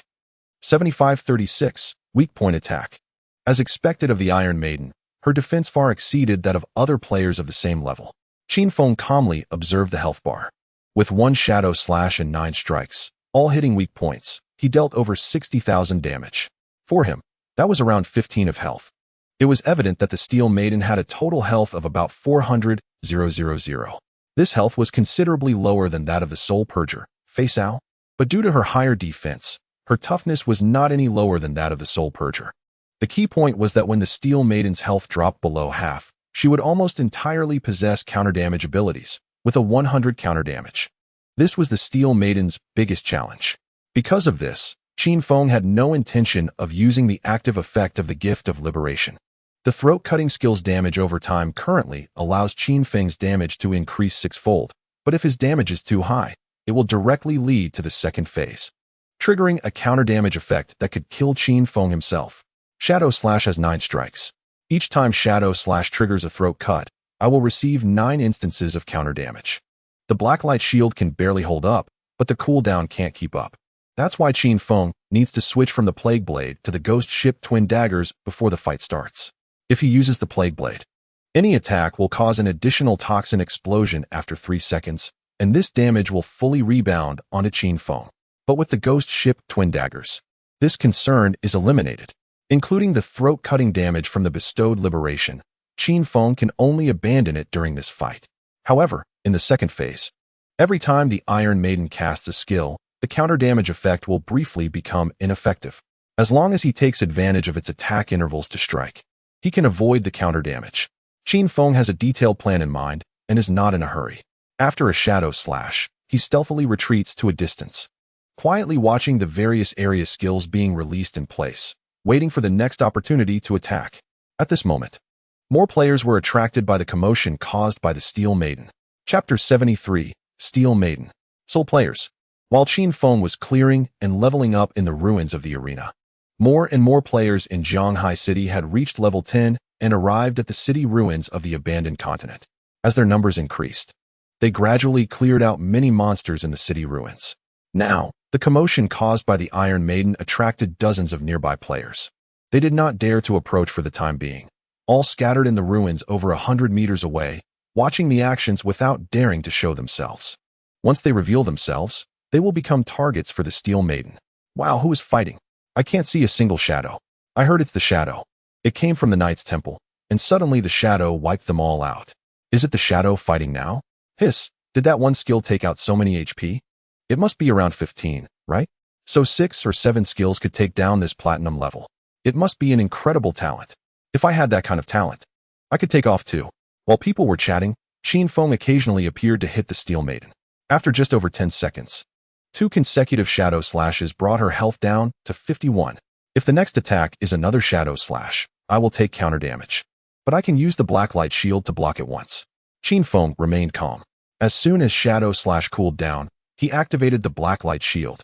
The action of activating the Blacklight Shield caused him to exit stealth, but he quickly used Quiet Concealment to re-enter stealth. Starting from the ground, Shadow Slash. 79-75, weak point attack. 80-31, weak point attack. 0, counter damage 8,055. After hitting with 2 strikes of Shadow Slash, thorns and iron spikes suddenly emerged from the Steel Maiden's body. Due to the higher damage of the breaking stealth attack from Quiet Concealment, this time the damage from Shadow Slash was several hundred points higher than before. Unfortunately, after entering the half-health second phase, the subsequent 7 blade lights failed to deal damage and were fully rebounded onto Qin Feng. Fortunately, Qin Feng had the 10 layers of damage reduction from the Blacklight Shield, which allowed him to escape disaster. Immediately after, the eerie and cruel smile on the Steel Maiden's face transformed into a twisted expression of pain. Her entire body erupted with thorns and iron spikes. The 2 fire cannons on her chest also extended, ready to spit fire at any moment. However, after completing these changes, she suddenly became immobile. In this state of immobility, her counter-damage status remains forever. Qin Feng was very patient, hiding nearby and waiting. If she remains still, I can only reveal myself and slowly fight using my damage reduction. But if other players provoke her, I can end the battle faster. No one knew Qin Feng's thoughts. The surrounding players saw that she had stopped moving and began to whisper among themselves, puzzled. Why isn't she moving? Could the shadow be dead? That's possible, after all. There were some changes just now. Perhaps some means took down the shadow. But if he is dead, where's the body? What about the dropped loot? Wouldn't the body also be invisible? I have to say, these players have rich imaginations. At this moment, a 6-person squad arrived near the Steel Maiden. Leading them was a masked warrior player wielding a katana and wearing golden-level chainmail. His gaze was sharp, looking very spirited, imposing, and confident. 3 other players had already been lying in wait for a while. When they saw the masked warrior arrive, they immediately greeted him respectfully. Safety brother, you're here. We have been observing for a long time. We noted down the few skills she has. Also, she suddenly became immobile, and her body has changed a bit. So she may have new skills. The masked warrior player nodded slightly. Before, was it the shadow fighting this? The warrior known as Safety First snapped his fingers. Little rabbit, activate your red eyes and see if the shadow is still around. A young female player behind him nodded. With a wave of her hand, she summoned a rabbit. The rabbit stealthily hopped onto the roof of the residential ruins, its eyes turning blood red as it scanned the surroundings. 1 minute later, the summoner girl dressed in a robe and holding a staff reported, I couldn't find the shadow's position. He should be gone. The masked warrior let out a sigh of relief. Little Rabbit's anti-stealth level is 3. If she didn't find anyone, he is most likely gone. But still, keep an eye out. If the shadow shows up, alert me immediately. With a level 3 anti-stealth, that is indeed very high. The girl summoner named Little Rabbit summoned a blood rabbit with a level 1 anti-stealth, and the necklace she wore added another level of anti-stealth. Plus, she had learned a passive skill called Keen Investigation, adding another level of anti-stealth. Originally, they wanted to buy more anti-stealth items, but currently, related items are extremely scarce on the market. That necklace was bought at a high price. After all, in this environment, no one wants to die. The threat from stealth assassins is significant, and every team will have a professional anti-stealth member. However, they did not know that Qin Feng's stealth level had already reached level 4. Before long, the masked warrior known as Safety First, wielding his katana, emerged from the residential ruins and approached the Steel Maiden. This scene stunned many players around. Wow, that guy is looking for death. He can't be thinking of challenging her alone. Wait, I've seen that guy before. Back in the starting town, he took down a golden-level monster without taking damage. Wow, is that the big shot Safety First? I heard his class is Soul Warrior. Every time he rolls, he can dodge 100. It is said that this big shot was once a top global Soul game streamer with perfect operation and reaction.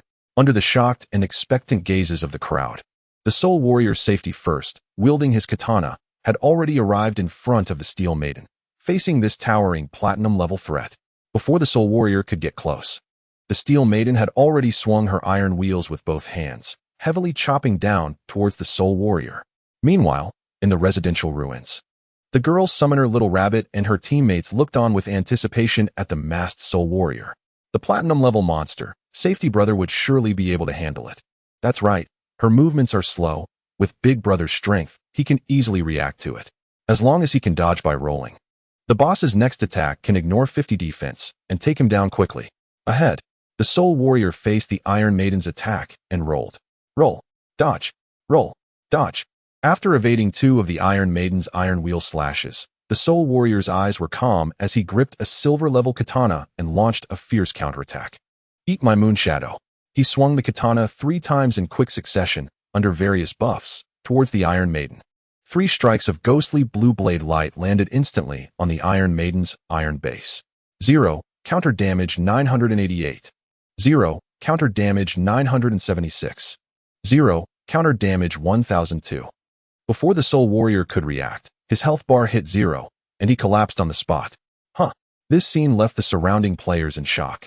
Chapter 74. This is the real big boss.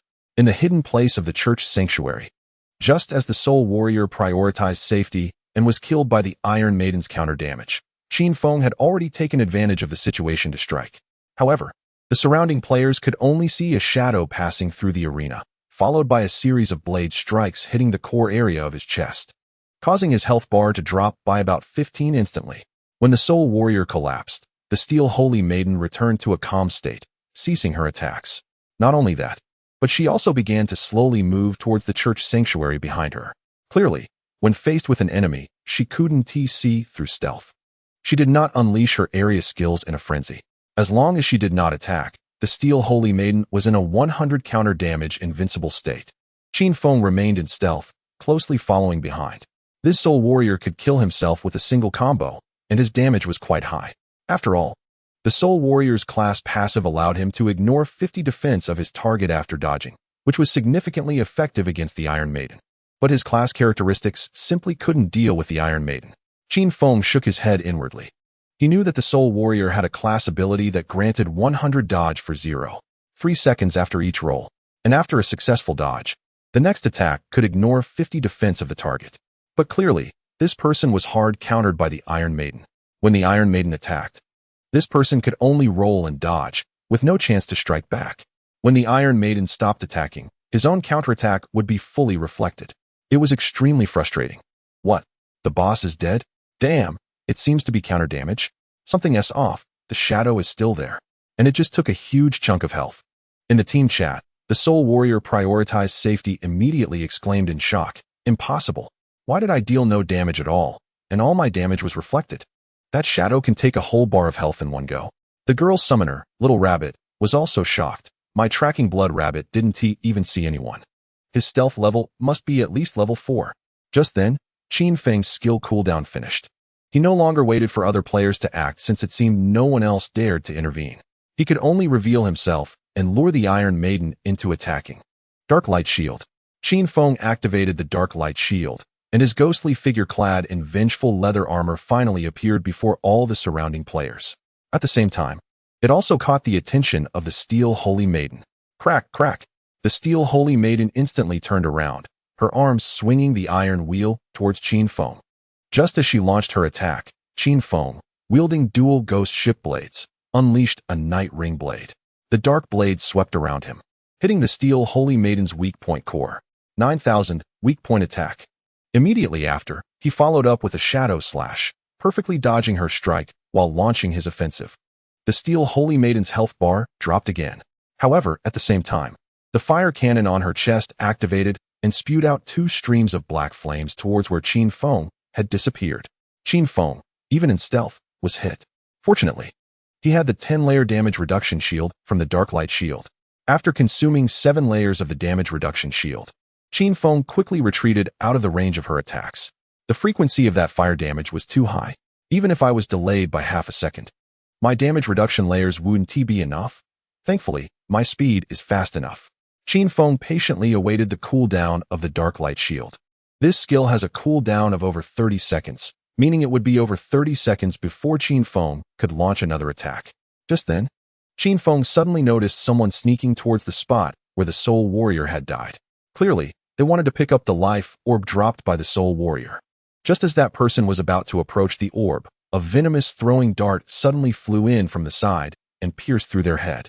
11989, weak point attack. Instantly killed. Following that, 2 blood-red curse flowers bloomed above the 2 corpses. Any life orb Qin Feng saw would never be allowed to be stolen by others.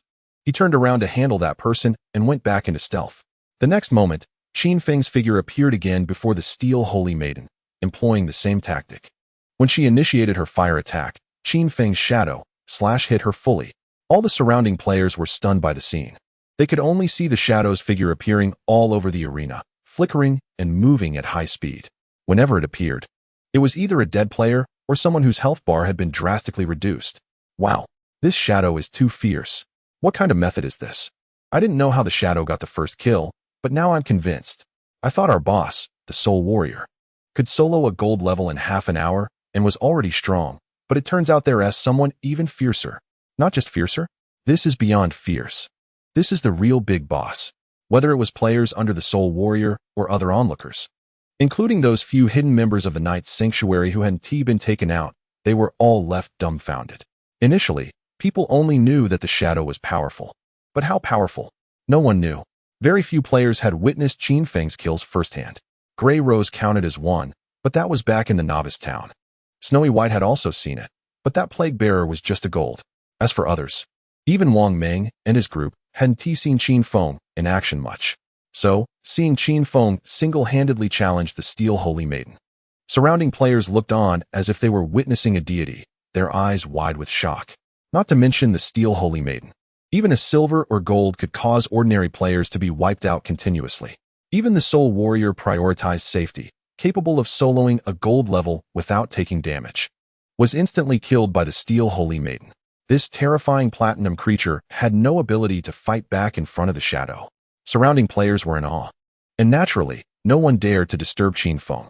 When Qin Feng appeared again, causing the Iron Maiden to wildly unleash her iron wheel slashes. Black flames erupted from her chest. Qin Feng, relying on the dark light shield, withstood her flames, wielding dual blades, and unleashed a shadow slash, directly emptying her last sliver of health. You have killed the Steel Holy Maiden, platinum level. You have gained 48,000 experience points. Congratulations. You have become the owner of the Church Sanctuary. You have also become the owner of the Purified Soul Land and the Church Sanctuary. Please choose one to keep. Note: the identity of the unretained sanctuary owner will be converted into a sanctuary key, tradable. Other players using the sanctuary key will become the owner of that sanctuary.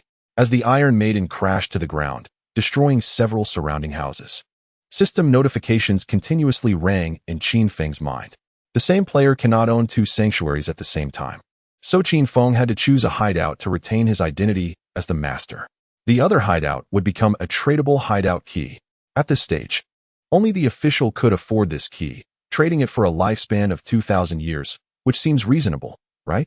Naturally, Qin Feng chose to keep the Pure Soul Land and gave up his identity as the master of the Church Sanctum, obtaining the hideout key for the Church Sanctum. At the same time, Qin Feng arrived beneath the Iron Maiden, which was as large as a small hill, and released his greedy hands. Due to its massive size, the vision of all surrounding players was blocked. No one saw that beneath this platinum-level corpse, a pile of platinum-colored light lit up, mixed with several emerald glimmers. Chapter 75, Black Flame Gift Bone Armor. Assassin's Intuition. Qin Feng already possessed several emerald-level items. Previously, when he first killed the platinum-level Pure Solar Faisal, 3 pieces of assassin gear dropped. However, at that time, Qin Feng's level was not high enough to use them. Now, the Steel Maiden dropped 2 more pieces of assassin gear for Qin Feng. Black Flame Gift Bone Armor, Emerald Assassin Class Equipment. Physical Defense 95, All Element Resistance 120. Damage Mitigation 77, Constitution 77. Equipment Requirement. Level 13. Black Flame Gift. When attacking or being attacked, it will inflict 1 layer of Black Flame status on the target, stacking up to 5 layers. Each layer of Black Flame status will reduce the target's defense and elemental resistance by 7. Note: the weakening effect is reduced for Emerald level and above. Emerald level equipment is a different concept from previous gear. Just the basic attributes of the equipment are over 70 higher than the same level Platinum equipment. With this physical defense, this elemental resistance, plus 77 points of damage mitigation and constitution, this single piece of bone armor provides higher defense than a full set of armor from others. Moreover, it also comes with the effect of Black Flame Gift, weakening the target's defense and elemental resistance. No need to say more. Qin Feng directly swapped out the Vengeful Armor. This Black Flame Gift Bone Armor is even more useful than the previous Pure Solar S. The 13-level Assassin Bone Armor dropped by the Pure Solar had a special effect of increasing lightning elemental resistance by 200 points, which might be useful in special situations. But usually, the Black Flame Gift is more suitable. Next up was an Emerald-level skill book. Assassin's Intuition. Emerald, you can observe the outlines of invisible units to a certain extent. Gain 2 levels of anti-invisibility. Level requirement, level 13. This skill book is an anti-invisibility skill. After learning it, Qin Feng immediately upgraded it to legendary level. Originally, after coming out of the Colosseum ruins, he had evolved skills like Divine Liberation and had 10 evolution points left. Defeating the Steel Maiden provided him with 120 evolution points. So he had a total of 130 points left. You consumed 1230 evolution points, remaining 97 points. Assassin's Intuition. Emerald Diamond Epic Legendary. You can observe the outlines of invisible units to a certain extent. Gain 2,345 levels of anti-invisibility. New legendary effect. You can more keenly perceive the weaknesses of the target. Weak point attack correction 50. When this skill was upgraded to legendary level, Qin Feng's anti-invisibility level directly reached level 5. This made Qin Feng a bit depressed. As an assassin, my anti-invisibility level is higher than my invisibility level? It seems I need to learn a skill that increases my invisibility level and evolve it. The most ridiculous part is that this skill gained another effect after reaching legendary level. It allows me to more keenly perceive the target's weaknesses. Another 50 weak point attack correction? Originally, for the vast majority of targets in front of Qin Feng, they were already easy targets. Now with an additional 50, combined with the passive of Divine Liberation, that's a total of 350. Weak points expanded 35 times. I could hit the opponent's weak points even with my eyes closed.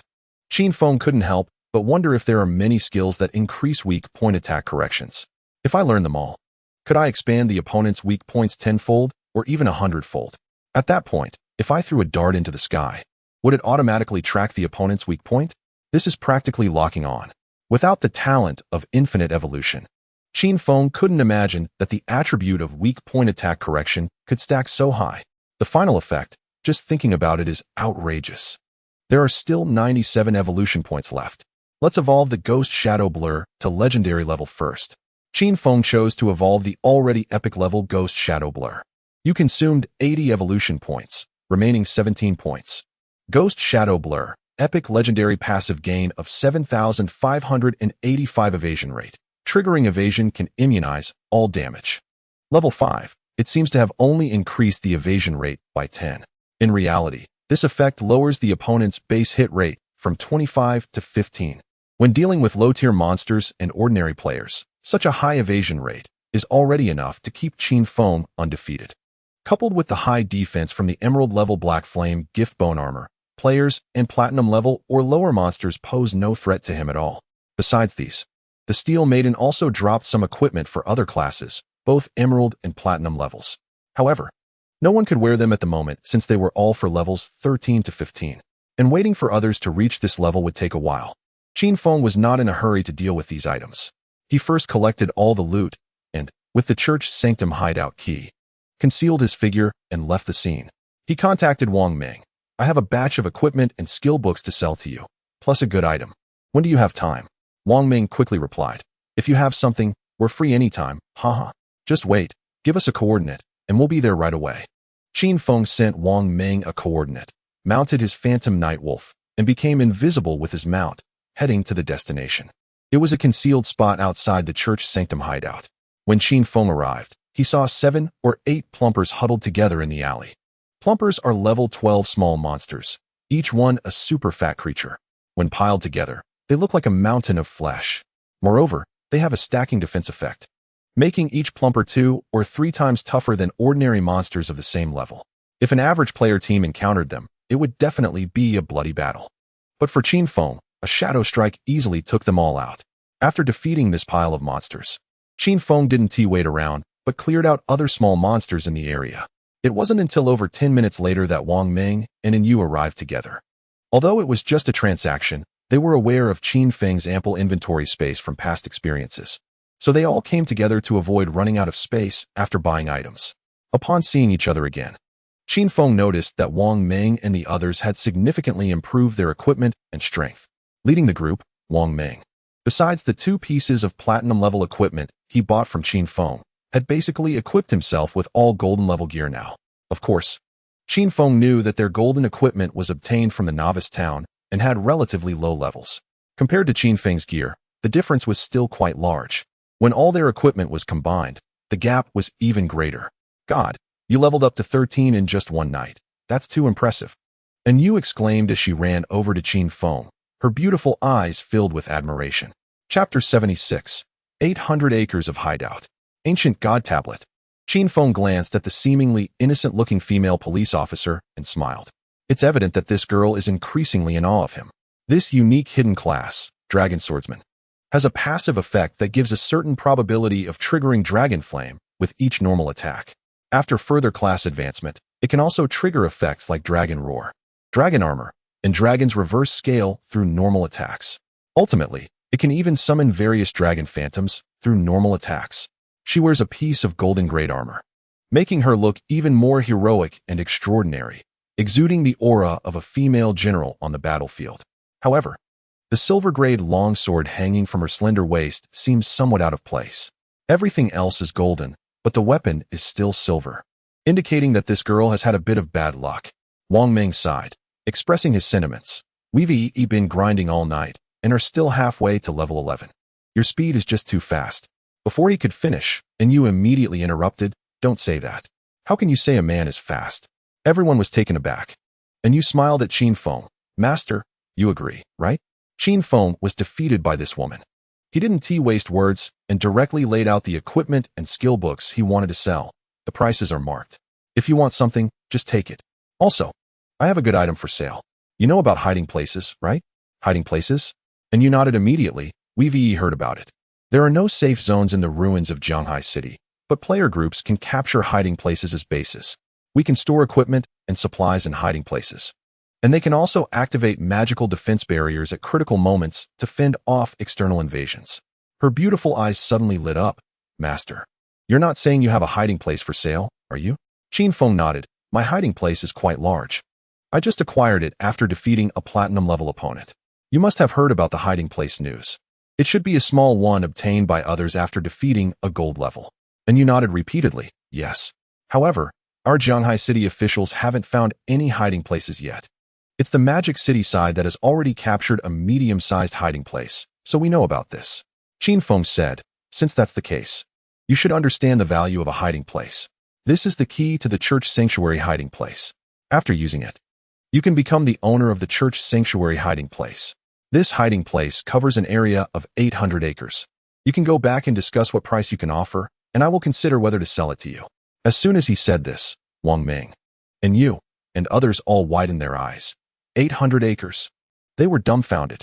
To know that the hiding place captured by the Magic City officials was only about the size of a football field, which is just over 10 acres. That had already made them very envious. But here, Shadow actually captured a hiding place of 800 acres? The larger the hiding place, the stronger the defensive power, and the more robust the infrastructure inside. An 800-acre hiding place would allow every member of our Zhanghai City officials to have their own room inside. And you and the others were all stunned. However, upon thinking about it, since Shadow obtained this hiding place by defeating a platinum-level opponent, it made sense that it could be so large. But how much are you planning to sell such a large hiding place for? And you cautiously asked, choosing her words carefully. She understood that this hiding place was not only desired by the officials, but also sought after by various other factions. Qin Feng did not specify, but said, you should go back and discuss what price you can offer. I'll see what you propose. In fact, Qin Feng was merely estimating based on the previous life. He figured this hiding place could sell for about 2,000 years of lifespan. Converted, that's about 730,000 days. However, in reality, hiding places are rarely sold because they serve as a safe house and base for an organization, especially in the early stages, essentially being a fortress. In a city ruins without safe zones, the importance of a hiding place is self-evident. Okay, and you nodded solemnly. Then she began to look at Qin Feng's other items. Ultimately, she purchased the equipment and supplies Qin Feng was selling for a price of 450,000 days of lifespan. Qin Feng sold all the equipment skill books below level 13. As for those at levels 13 to 15, he temporarily kept them. After all, he could store items in the Pure Soul Land without worrying about space. He currently had 372 years of tradable lifespan and 2,724 years of non-tradable lifespan. Qin Feng was quite satisfied with his current growth speed. However, this tradable lifespan probably wouldn't allow him to extract all his abilities from the game into reality. The Gift of Liberation costs over 50,000 days. The Mount Bell also costs around 30,000 to 50,000. That adds up to around 80,000 to 90,000 days. There's also a lot of lifespan required to extract emerald-grade equipment into reality. However, as long as he sells the church sanctuary, Qin Feng's lifespan would be sufficient, and he could even extract the hiding place in the Pure Soul Land into reality. Extracting the hiding place into reality would provide strong defensive capabilities and ensure safety. However, living in the hiding place would require adding some essential living facilities such as lights, appliances, beds, cabinets, etc. These do not require outside help. Qin Feng just needs to find someone and spend some lifespan to get everything sorted out. By the way, Master, and you suddenly remembered something and asked, we just received news that in a new player town in Zhanghai City, 7 gold-level players have gathered together, and many people have already been killed. I want to ask if you would like to go handle it. Our officials are willing to offer 10 years of lifespan as a reward. 7 gold-level players gathered together? This situation surprised Qin Feng and made his heart race. Could it be the ancient god tablet? Generally speaking, level magical creatures are mutually exclusive and unlikely to stay together. The fact that 7 gold-level players are gathered together likely indicates that they are guarding an ancient god tablet. If it really is an ancient god tablet, that would be great. This item is significantly beneficial for enhancing player combat power. Moreover, each ancient god tablet can be used all the way into the late game. I must go take a look. Qin Feng made his decision. He nodded to Enyu. Alright, I can go take a look. Which town? Chapter 77. The Charity Organization of Dark Moon Town. Upon hearing Qin Feng say this, Enyu immediately replied, Dark Moon Town. She also sent Qin Feng a trade request. Free lifespan should not be passed up. Looking at the 10 years of lifespan Enyu offered, Qin Feng felt a bit emotional. After all, if he went to take down the 7 gold-level players, he could collect quite a bit of loot and easily make 40 to 50 years of lifespan. This girl is being too generous by offering him 10 years as a reward. Of course, this 10 years of lifespan is likely the intention of the Zhanghai City officials, as they must eliminate those 7 gold-level players. Otherwise, it would be too dangerous for the people of Dark Moon Town to level up outside. Then I'll go. Qin Feng accepted the 10 years of lifespan, nodded at Enyu, then vanished, heading towards the center of the Zhanghai City ruins. In the dim sky, the Night Wolf carried Qin Feng, maintaining an invisible state, racing forward at a terrifying speed of 400 to 500 kilometers per hour. A few minutes later, he arrived at the center of the Zhanghai City ruins. In the center stood the 10-meter-high statue of a blind stone man. Surrounding that statue were many level 10 players from Zhanghai City, forming teams and even groups, preparing to venture out to clear the magical creatures in the ruins. This was the default resurrection point for players above level 10, so the number of players was naturally high. Moreover, this area is a non-safe zone. Many players among each other are very vigilant. As Qin Feng passed by, he saw the group of people from the Night Sanctuary Guild who had been killed and returned by him. Among the crowd, he indeed saw that familiar figure. Qin Xiaoyu had joined the Night Sanctuary. After being killed and returning, she now looked very worried. Unfortunately, Qin Feng didn't even glance at her. He just scanned the group and then passed by invisibly. The lifespan required to teleport back to the small town from the city ruins doubles each time. The first time is 500 days, the second time is 1,000 days, and the third time is 2,000 days. After 10 times, it will be 1,024 times. So if there is no necessity, it is really not worth going back. This is why Qin Feng didn't go back earlier. He is very clear that as time passes, many initial small town monsters will evolve, leading to a greater number. If he goes back and kills those, he might earn evolution points faster. However, it is unnecessary. Because if he keeps going back to the small town in the early stages, then when he really needs to go back later, he will probably have to consume tens of thousands, or even hundreds of thousands of days of lifespan. In the initial small town, there are sometimes truly valuable, irreplaceable items. For example, this time, there might be the ancient Godstone tablet. Evolution points can be farmed on the continent as well. However, things like the ancient Godstone tablet, once they appear, must not be missed. To save the lifespan consumed by teleporting back to the small town, Qin Feng can only consider returning to the novice small town at such times. Moreover, in the abandoned game, killing monsters that are more than 5 levels below oneself will result in diminishing returns for both experience and lifespan. As for evolution points, he has previously killed some monsters that were more than 5 levels below him without ever receiving any evolution points. This shows that if the monster's level is too low, the evolution points awarded will also decrease. Under these circumstances, Qin Feng has even less reason to return to the novice small town to farm monsters. Dark Moon Town. This is a small town that appears later, right? Qin Feng didn't have much impression of this town. Soon, he followed the stairs down to the teleportation array underground, stood in it, and entered the words Dark Moon in the pop-up dialog box, consuming 500 days of lifespan, teleportation. After a flash of white light, Qin Feng appeared in Dark Moon Town. When he stepped out of the teleportation room, he found that there were quite a few people in this town. There were official staff from Zhanghai City setting up stalls to buy lifespan at a ratio of 150,000. Other companies and forces were also buying lifespan, with similar ratios. Some players were seeking to form teams, some were begging, and some were arguing. The entire safe zone of the town was bustling with activity. There were even some charitable organizations helping weaker elderly people level up to level 3 so that they could log off and avoid starving or dying of thirst in the game. Of course, this organization didn't take people for free. Granny, according to our agreement, we have helped you level up to 3. During the leveling process, you earned 72 days of lifespan. Now please trade it to us. A few young people were bringing an elderly woman back from outside the town. As soon as the old woman returned to the safe zone, she breathed a sigh of relief and then cursed. I don't know what the hell this agreement is. Aren't you a charity organization that helps us level up? And now you want money from an old lady? How shameless. After saying this, the old woman logged off, leaving the few young people stunned. They helped her level up to 3, and not only did she not give them the lifespan as agreed, but she also cursed at them. This old hag, who had just pretended to be kind and friendly, flipped her face in an instant.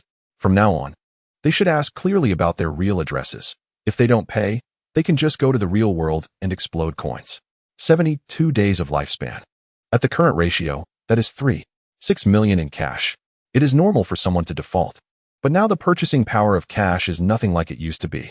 Qin Feng naturally couldn't be bothered with them. The arrival of the abandoned game has completely changed the lifestyles of everyone around the world. All sorts of outrageous things can happen. Qin Feng glanced at the coordinates sent by Yu, maintained his invisibility, and rode on the Night Wolf, rushing northward from the town like a gust of wind. At the same time, just north of Dark Moon Town, Qin Xiaoyou's best friend, a short-haired girl named Chu Yan, was carefully searching for monsters by a river with 3 companions, including her father and mother. Chu Yan and her companions were members of the charitable organization Dream Sand River. Chu Yan, did Xiaoyu really join the Night's Sanctuary? I heard that the guild has very high membership taxes. A girl wearing glasses in the team asked with some concern. She was also in the same dormitory as Chu Yan and Qin Xiaoyu. Hearing her question, the short-haired beauty, Chu Yan, sighed. Yes. I wanted her to join Dream Sand River with us, but she didn't want to. However, she is already level 10 now, and it was the Night's Sanctuary who helped her level up. Upon hearing this, a young male teammate in the group scoffed. Even if they helped her to level 10, they are just treating her as a tool. The membership contract of the Night's Sanctuary lasts for 3 years. Once signed, she becomes a 3-year slave. If you have no ability, just kill some small monsters and slowly accumulate lifespan. Just like us, only killing small monsters and retreating when encountering danger, isn't that good? At least lifespan and experience can steadily increase, and there won't be any constraints from the guild. Chu Yan replied with a wry smile. But Xiaoyu thinks she is extraordinary. After all, she has a hidden profession, which is indeed stronger than us. Everyone fell silent. Wait, there's a chain-bearer up ahead. Chu Yan, you quickly slow it down. A faceless humanoid monster entwined with chains appeared not far in front of them. Chu Yan's profession is archer. She learned a skill called Frost Arrow. Seeing this, she immediately stepped forward, drew her bow, and shot an arrow covered in ice toward the chain-bearer. Although it didn't hit the chain-bearer's head, it still hit its body, inflicting a 30 slow effect on it. Immediately, everyone rushed forward and attacked the chain-bearer. Behind the 4 of them were Chu Yan's father and mother, who showed some worry on their faces. They were middle-aged, having worked hard all their lives, and did not expect to encounter the arrival of the abandoned game. Chu Yan was worried about them, so she let them stay in the town and didn't let them go out before bringing people over. Unexpectedly, there was a Dream Sand River charity organization here in Dark Moon Town, just perfect to join. Chu Yan understood that ordinary people like her could survive in the abandoned game, slowly kill small monsters to regain health, and that was already quite good. They could also help other elderly people who don't know how to play the game and have no combat power to level up. But Qin Xiaoyu was unwilling. They could only go their separate ways. At this moment, among the 4 in Chu Yan's group, there were physical damage dealers, magical damage dealers, tanks, and healers. And the cooperation among the 4 to deal with an ordinary small monster, the chain-bearer, was relatively easy. Soon, they took down the small monster. Just as the young male teammate in the group stepped forward to absorb the lifespan dropped by the monster, suddenly, a series of shadow arrows shot out from the nearby woods, accurately hitting the young male teammate's head. 429, weakness attack. 456, weakness attack. 452, weakness attack. The young male teammate died on the spot, not only failing to collect the lifespan dropped by the monster, but also losing his own lifespan. Immediately, a series of arrogant laughter came from nearby. Damn, This idiot is so fragile. One arrow, and he's gone. Of course. What kind of strong players does Dream Sand River have? They're all trash. Indeed, who would want to deal with those old geezers? 6 players clad in silver and bronze gear emerged from the woods, all with their facial covering activated, and looked mockingly at the remaining 5, including Chu Yen. You guys, hand over all your lifespans. The faces of Chu Yen and the others turned somewhat grim. They knew they had encountered a robbery. They could either lose all their tradable lifespans or half of both tradable and non-tradable lifespans. But the key point was they couldn't show how much tradable lifespan they had. If they offered too little, the robbers would think they hadn't given it all and would still kill them. Chu Yen glanced at them and frowned, saying, "The officials have strictly prohibited killing in the wild. Aren't you afraid of being wanted?" The leader of the group, a young man with a black dragon tattoo on his arm, sneered at her words. To hell with the officials. Do you know who I am? Do they know who I am? No more nonsense. You have 3 seconds. However, before he could finish his sentence, whoosh. A shadowy flash of a blade appeared from the center of the scene, slicing outwards in a circular motion, instantly decapitating the tattooed man and his companions, their heads flying high into the air. The 6 robbers dropped dead on the spot. Immediately, Chu Yen and the others saw some blood-red flowers appearing on the bodies of the 6, looking eerie and terrifying. Damn, who just killed them in an instant? Wow, that's too fierce. Ugh. The crowd behind Chu Yen was shocked, and her mother even vomited from disgust. They trembled all over, feeling a bit scared. Thank you. Chu Yen gathered her courage and shouted into the air. After a long while, no one responded.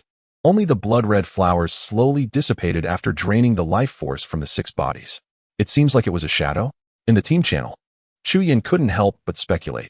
That person seems pretty impressive. The glasses-wearing girl looked a bit admiring and excited. Shadow? How could a shadow come to our little town? The young chubby guy was also quivering with excitement. It makes sense. Only a shadow boss could be that fierce. I actually got to see a shadow boss. Chu Yen helplessly said, "What are you seeing?" They didn't even show themselves. At this moment, Qin Feng had long distanced himself from them. He had merely passed by. The reason he acted was not because he saw Chu Yen. In fact, Qin Feng didn't even take a close look at who this group was. His speed was too fast. In the blink of an eye, the Night Stalker wolf had carried him over 100 meters away. Along the way, he simply saw a few players ahead with the killer's mark above their heads, so he casually struck, treating them like small fry. My killer status is almost at level 5. If I reach level 5, it could attract that guy, and I don't want to see him at this stage. For a killer, as long as they kill other killers, their kill value will decrease. So, Qin Feng was just trying to reduce his kill value to avoid being targeted by that guy early on. It wasn't until he finished killing and invisibly left the scene that he realized he had just saved Chu Yen. In Darkmoon Town, the young man with the black dragon tattoo and his 5 teammates resurrected in the town center. Their faces turned extremely ugly, because they were all under the killer status. Additionally, after being cursed by Qin Feng's blooming flowers, all their tradable lifespans were reduced to 0. Moreover, being killed under 2 layers of killer status meant their non-tradable lifespans were halved again, and then another half taken by Qin Feng. The young man with the black dragon tattoo originally had 8 years of non-tradable lifespan. When he resurrected, he trembled as he discovered that his non-tradable lifespan was now less than half a year. Damn, the system just notified us that we were killed by a shadow? Why is the number 1 shadow appearing in this remote town? We're doomed. How did I lose so much lifespan? All my tradable lifespan is gone. Wait, we have the killer status. Log off now. By the time they realized it, it was already too late. In the town, an official team had spotted their killer marks and surrounded them with cold smirks. Remember their code names. Black Dragon is also a dragon, turkey-flavored crispy rice. Although they didn't know their real identities for now, they noted them down for a wanted list in the game. The officials prohibited player killing in the town, so they would take action. Once marked as wanted, if they were encountered by official personnel, it would naturally lead to a hunt. Additionally, the officials had some special hidden professions to help track targets within the game. This posed a certain deterrent to players.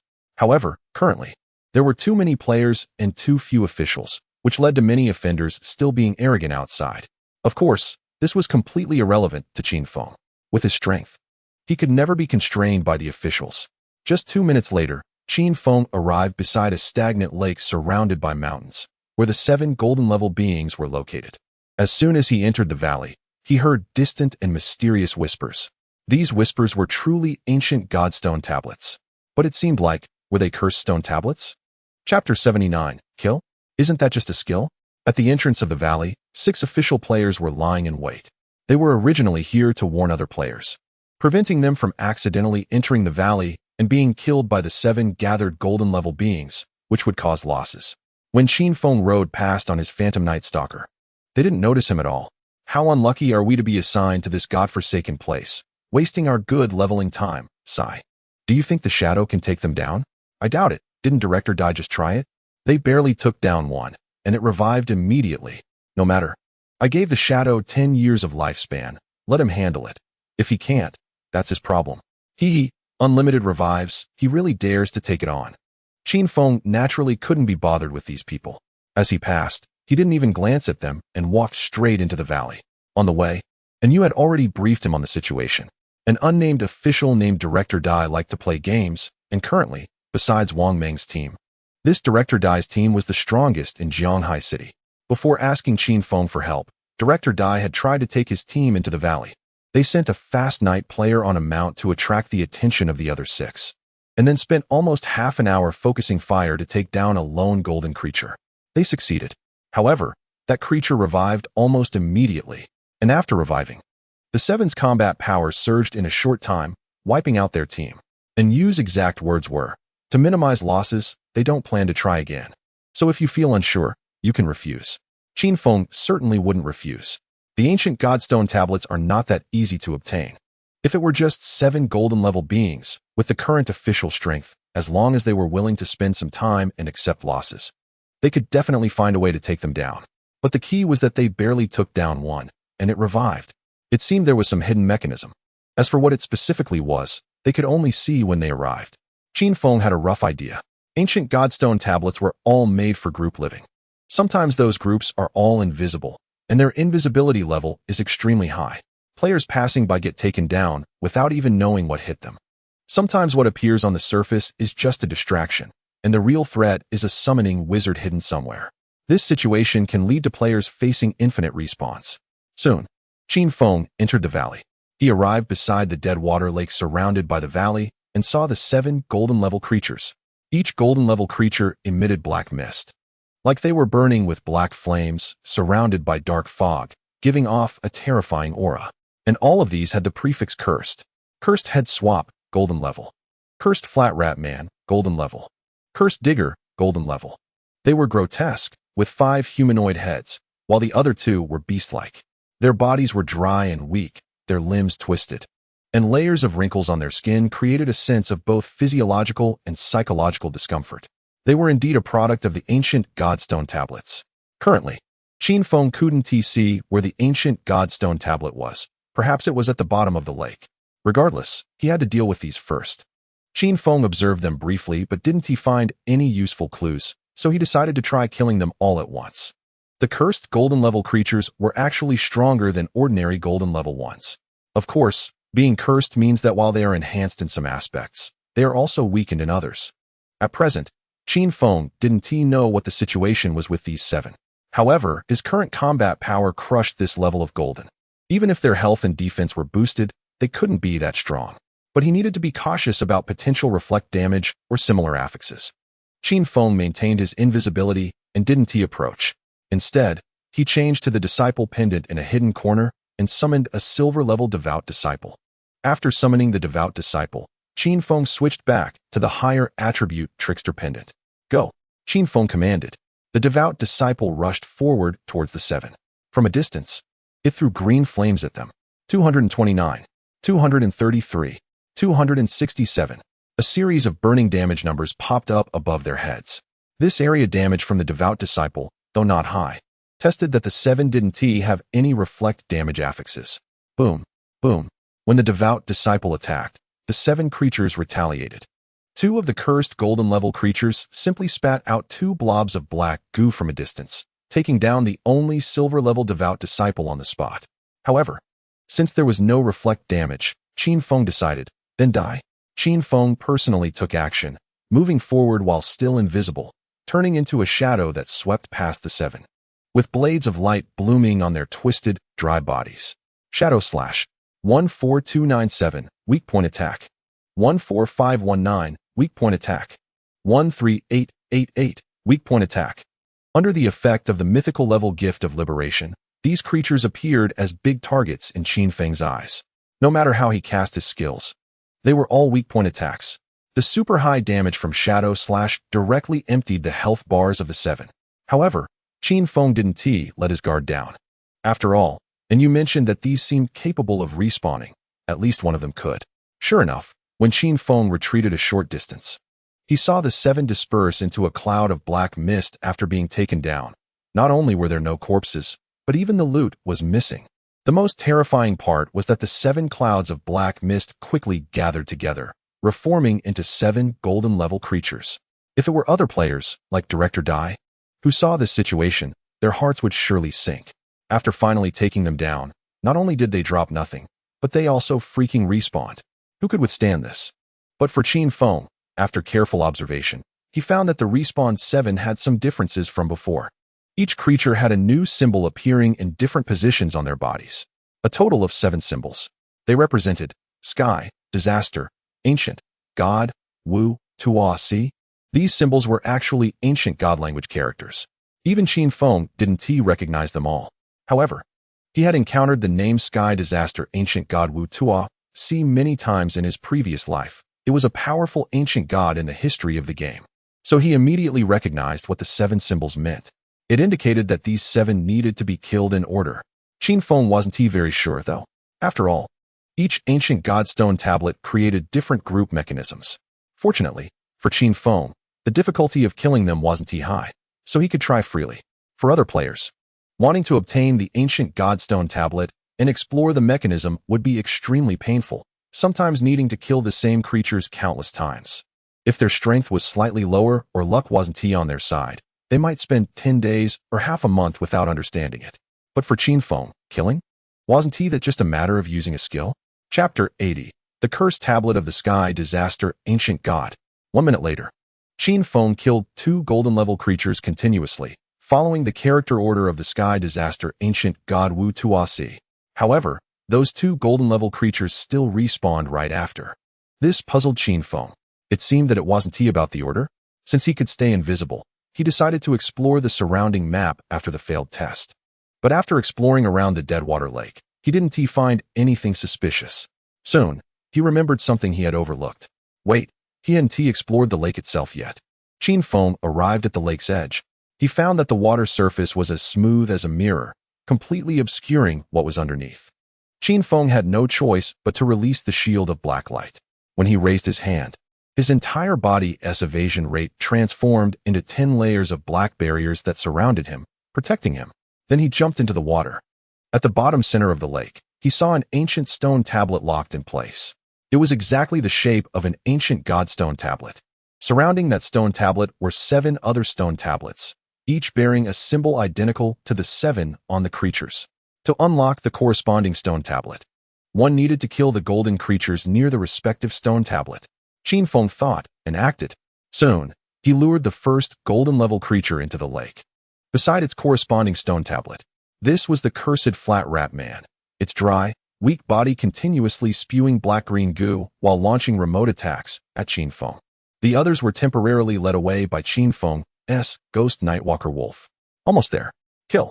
Qin Feng turned around and executed a shadow slash, directly taking down the cursed flat rat man again. This time, it finally dropped loot and granted Qin Feng experience and evolution points. Not bad. It seemed the idea was correct. When that creature was killed, its symbol lit up with black light, resonating with the same symbol on the underwater stone tablet. This directly shattered that stone tablet. The chains locking the ancient godstone tablet were finally broken, at least partially. More than 10 minutes later, Qin Feng repeated the process, luring the other 6 creatures to their corresponding stone tablets for killing. At this point, he could confirm the mechanism of this ancient godstone tablet. He needed to kill all 7 at the same time for their symbols to appear, then bring them to these stone tablets and kill them accordingly. If this were left to the officials to study, it would take them at least 10 days or half a month to achieve, and the losses would be extremely heavy. Qin Feng shook his head. The most important thing was that the difficulty was too high for other players. Just taking down golden-level creatures was already an immense challenge. Currently, there were no more than 10 teams capable of doing so in the entire Zhanghai city, not to mention having to deal with 7 at the same time while meeting various conditions. The difficulty was stacked upon difficulty, but for Qin Feng, it took only about 15 minutes from the moment he arrived in this valley to solve all the puzzles. All 7 of them were level 10 golden quality. After defeating them all, he gained a large amount of experience, lifespan, and evolution points. He directly leveled up to level 14. Even the evolution points increased by 294 points all at once. Adding the remaining points from before, he now had 325 evolution points. Currently, Shadow Slash was his main output skill. Since that's the case, he decided to spend 210 evolution points to evolve this skill to legendary level and see what happens. At the epic level, Shadow Slash, combined with the active effect of Grace of Liberation for throat slitting, could already deal a total of 5 to 600,000 base damage. What effect would it have if he evolved it further? You have consumed 210 evolution points, remaining 115 points. Shadow Slash, Epic Legendary Blink in one direction, up to 3,040 meters, entering a stealth state, lasting 1,215 seconds. Dealing 9 slashes to all enemies in the path. Cooldown 88 seconds. Level 4, slash width, 56 meters. Each slash adds 500 to 700 attack power. New. Each time a slash hits, gain 1 layer of shield equivalent to 100 of maximum health, stacking up to 9 layers. The shield lasts a maximum of 60 seconds. Further distance, wider width, and larger range. The number of slashes did not increase. However, a new effect was added. Each time a slash hits, he gains a layer of shield, effectively doubling his health. Qin Feng was stunned. He knew that legendary skills in the godforsaken game all had unique effects. The effect of Shadow Slash directly maxed out his survivability. Of course, some skills in the godforsaken game have additional damage against shields, and there are even a few skills that can penetrate shields, but the former has little impact, and the latter is unlikely to appear on ordinary skills. At least it could only happen at the epic level. The margin for error was much higher now. Qin Feng was quite satisfied with this effect. The only regret was that the damage increase from epic to legendary level for Shadow Slash wasn't very high. But now Qin Feng's combat power didn't lack damage. He still had over 100 evolution points, so he decided to save them for a bigger evolution later. With his current combat power sufficient, Qin Feng decided to always keep some evolution points on him. This way, he could evolve flexibly in critical moments depending on the situation, adapting to various circumstances. After evolving Shadow Slash, Qin Feng's attention turned to the ancient Godstone tablet that was gradually unlocking its seal. Once the 7 surrounding stone tablets were unsealed, the black chains entwining the ancient Godstone tablet in the center also began to dissolve. After waiting for a moment, Qin Feng reached out to grasp the ancient stone tablet, which was about the size of a laptop. The moment he touched it, a chaotic whisper and murmur echoed in his mind. Congratulations, you have obtained the Cursed Tablet of the Cataclysmic Ancient God. Cursed Tablet of the Cataclysmic Ancient God. This tablet contains the curse power derived from the Cataclysmic Ancient God Euthos. Active use. Add a curse to any equipment. This curse will randomly provide a beneficial affix based on the equipment and your class characteristics, but will also gain a negative affix. After carrying the Ancient God Tablet and killing a certain number of monsters, the usage count will reset, can be used again on any equipment. But the same curse tablet can only curse one piece of equipment at a time. When reused, you can choose to retain the old effect or the new effect. Ancient God Tablets are divided into Blessing Tablets and Curse Tablets. The former purely adds beneficial affixes to equipment but has relatively weak effects. The latter adds a curse to the equipment, resulting in both a beneficial affix and a negative affix. The effect of an Ancient God Tablet can even double the attributes of equipment, and if luck is good, it may even yield powerful affixes that change class characteristics. Moreover, as long as you carry and kill monsters, it can be reused, allowing for infinite refreshing if you're not satisfied with the affix. Upon obtaining this Ancient God Tablet, Qin Feng immediately opened his equipment list to test the effect. Chapter 81 Codename Spade. The end is near. Qin Feng focused on the Black Flame Gift Bone Armor. This was an emerald-level piece of equipment, with the accompanying Black Flame gift effect that could weaken the target's defense and elemental resistance by up to 35. Using the Curse Tablet, Qin Feng issued his command. Suddenly, black mist surged from the Ancient God Tablet in his hand, and whispers mixed with ghostly white cataclysmic power enveloped the emerald-level leather armor on Qin Feng. You have added Euthos's curse to the Black Flame gift bone armor. Euthos's curse, beneficial affix. Maximum stacking layers of Black Flame state increased to 15 layers. Negative affix. Basic attributes of the equipment reduced by 31. Do you want to retain this curse? Yes, no. Qin Feng took a glance and was instantly shocked. The maximum stacking layers of the Black Flame state increased to 15 layers. Each layer weakens defense and elemental resistance by 7. With 15 layers, that's 105. This means that with this effect, I can reduce defense and elemental resistance to negative values. Truly worthy of the beneficial affix of the ancient God tablet. The originally maximum 35 defense reduction now became 105. This effect is completely on another level. However, the negative affix was a bit painful. The basic attributes of this equipment were physical defense 95, total resistance 120, and it also had 77 points of damage absorption and constitution. All 4 attributes would be reduced by 31. Qin Feng thought for a moment and decided to retain it. After all, he was an assassin. At this stage, with the protection of the Black Light Shield, his defensive attributes were not particularly important. Moreover, with the newly evolved legendary level Shadow Slash providing a maximum shield of 900 health, he didn't need to worry about survivability at all. After Qin Feng used the ancient God tablet once, it turned into an ordinary stone block. It looked unremarkable. However, as long as he carried the tablet and killed monsters next, he could continuously absorb the death power of the monsters to refill the tablet. It would take about 300 monster kills to use it again. At that time, he could try to see if he could roll out even better beneficial affixes. Originally 35 defense reduction increased to 105. This effect would shock all players if shared, but Qin Feng was not particularly satisfied. This shows how much of an enhancement the ancient God tablet can provide to a player. Of course, a curse tablet can only curse one piece of equipment at most. If Qin Feng used it on other equipment and retained it, then the curse on the Black Flame gift would become ineffective.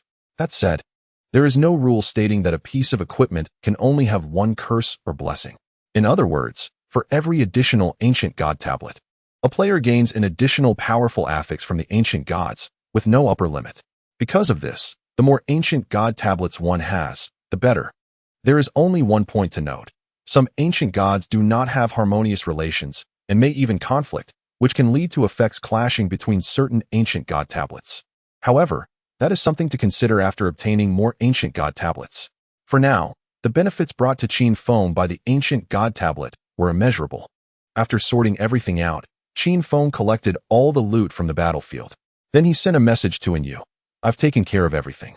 I'm going to level up, you guys feel free. Qin Feng had it all planned out. Today I practiced leveling up until the evening. By nighttime, the Phantom Night Stalker can become invisible in reality. At that time, I will ride to the Magic City to find Qian Shishir and deal with her. This woman has her eyes on Qin Feng, and she is the only one who poses a real threat to him, so I can't let her go. I should just reach level 15 after grinding in the ruins of Jianghai City until nightfall. Qin Feng estimated it and was quite satisfied. After all, at that time, according to the pace of the last life, no one globally had even reached level 11 yet. In the game got abandoned, the later it gets, the harder it becomes to level up. Sometimes, it seems like you are just one level away, but the experience gap is enormous. Based on experience, the total experience Qin Feng has gained now is already dozens of times that of most level 10 players.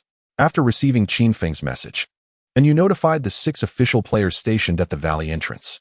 When those 6 players went to check and found that the 7 golds in the valley didn't even have bodies left, they were instantly dumbfounded. Just a moment ago, we were still wondering if the shadow could take down those 7. As a result, in just over 10 minutes, those 7 are gone. Damn, we didn't even notice he was here. And don't these guys respawn? How did he do it? In an instant. These 6 official players felt a deep shock. The term shadow suddenly had a different meaning in their minds. Time flew by. Just as the game got abandoned descended and the world underwent a great change, night fell on the Daxia side. In the ruins of the Magic City, a female player with the codename Spade was hiding with 5 foreign men in a residential ruin, observing a battle ahead. The battle involved 18 Daxia players surrounding a golden-level creature. The female player Spade was dressed provocatively, with a spade tattoo on her calf. She was mockingly watching the 3 Daxia teams outside. If Qin Feng were here, he would instantly recognize that this woman is Qian Shishir. Of course, Qian Shishir and the 5 foreign men had activated their facial concealment features. If someone wasn't familiar with them, they naturally wouldn't recognize their identities. At this moment, Qian Shishir looked at the golden battlefield outside and chuckled. Da Xiao men are really weak. They sent 18 people for just this golden creature. They must be terrified to a certain extent. My dear Qian, don't say that, said Tony, a white man with a buzz cut, smiling gently and gentlemanly. They are working hard for us. We need to thank them for delivering the loot to us. Qian Shishir giggled. You are so polite. Due to the population of the Magic City being larger than that of Jianghai City, there were already thousands of level 10 players in the ruins of the Magic City. And even the area of the ruins was several times larger than that of Jianghai City. These players were all striving to reach level 11. However, among them, the fastest progress was only at half the experience of level 10 and had not yet undergone class advancement. It can't be blamed on their slow leveling up. Nor can it be said that there were too few monsters. Instead, the monsters in the game got abandoned are intelligent and just wait to be killed. If they can't win, they will run away. If they see too many people from a distance, they will flee. Many times they will ambush players and even team up to hunt them down. All of this brought enormous trouble to the players of God Abandoned in leveling up, making efficient grinding nearly impossible. About 10 minutes later, in a hidden place in the ruins of the Magic City, Qian Shishir frowned. The output of these Da Xiao pigs is too low. A mere golden creature has been taking so long to defeat. The white man Tony, clad in heavy armor and wielding a spear, chuckled. It's almost done. Let us prepare to accept their gift. As soon as he finished speaking, Tony and the others, a total of 6 people, jumped out from their hiding place. Relying on the equipment and skill advantages provided by Qian Shishir, they almost crushed the remaining dozen Da Xiao players, swiftly taking them down. Damn, it's the Spade team. We're done for. How did the Spade team end up next to us? Run as many as you can. Damn it. How could there be such a beast, bringing foreigners to kill our own people? The scene was chaotic, with bodies continuously falling to the ground. The useless deserve to be killed. Who told you to be Da Xiao people? Qian Shishir strolled leisurely in the arena, disdainfully looking at the Da Xiao players being killed around her. She had the capital of the Qian group backing her, having collected a lot of lifespans, and was always at the forefront in terms of equipment and skill books. For now, let us play around in the Magic City. I heard that the Da Xiao officials are hunting us. Although our real identities have not been exposed, it's better to leave Da Xiao early and head to North America. By then, we can form a guild to specifically hunt Da Xiao pigs. However, the proud Qian Shishir was unaware that her death was approaching. Chapter 82, The Divine Bestowed Book. The Heart of Faisal. Finally, I reached level 15. It's probably already nighttime outside, right? In the ruins of Jianghai City. At the northern city gate ruins, Qin Feng rode his Phantom Night Stalker, slowly emerging from the ruins. Behind him was the Jianghai City ruins spanning over 100 kilometers. The area of these ruins was roughly the same size as Jianghai City in reality. In front of him was a vast, gray wilderness. It's time to prepare for the Magic City. But before that, I need to obtain the Divine Bestowed Book. The Divine Bestowed Book is theoretically something everyone needs after the game God Abandoned arrived. When Qin Feng was reborn, he knew that the apocalypse was coming, and that the order of life in the future would change greatly. But why didn't he stockpile essential supplies like food and water in advance? That's because of the existence of the Divine Bestowed Book.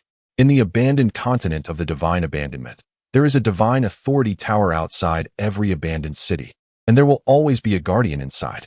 As long as you challenge it, you can exchange your lifespan for different types of Divine Bestowed Books. The simplest way to understand the Divine Bestowed Book is that it works like a 3D printer. Input lifespan, output materials. Different types of Divine Bestowed Books have different lists of output materials, including food, daily necessities, materials, medicines, and more. But all categories of materials are already present in Blue Star. As long as it exists in Blue Star, it can be printed out through the Divine Bestowed Book, provided you consume lifespan. For Qin Feng, what's most important are the Divine Bestowed Books for food and daily necessities. He can't just keep eating instant noodles, right? Eating outside is also unsafe. Moreover, extracting the hiding place of the purified land into reality also requires the Divine Bestowed Book to output generators, lights, tables, chairs, beds, and other daily necessities. The Divine Bestowed Book. Qin Feng looked at the boundless wilderness ahead, feeling a bit silent. This thing consumes the player's lifespan, but is crucial for players. In the 9 years of his last life, countless people speculated that the existence of the Divine Bestowed Book was merely a means for some gods to harvest or consume players' lifespans, using lifespan as material to produce various goods needed by humanity. This indeed is a method that only gods can possess. Qin Feng shook his head, not thinking too much about it. He opened his friend list, preparing to call for help to challenge the Divine Authority Tower. Of course, the reason for calling for help was not that he couldn't handle it alone, but rather, the guardian in the Divine Authority Tower outside Jianghai City is very cunning. If the challenge is too easy, the price for buying the Divine Bestowed Book from him will be exorbitantly high.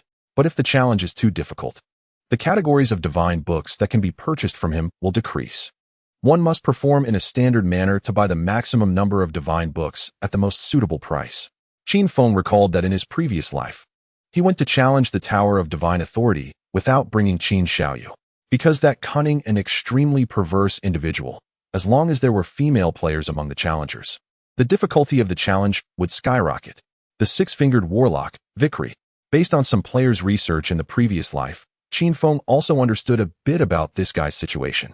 Essentially, in Vikri's world, having 6 fingers is seen as an ominous sign, leading to discrimination from everyone around him since childhood, especially from women, who viewed him as a calamity.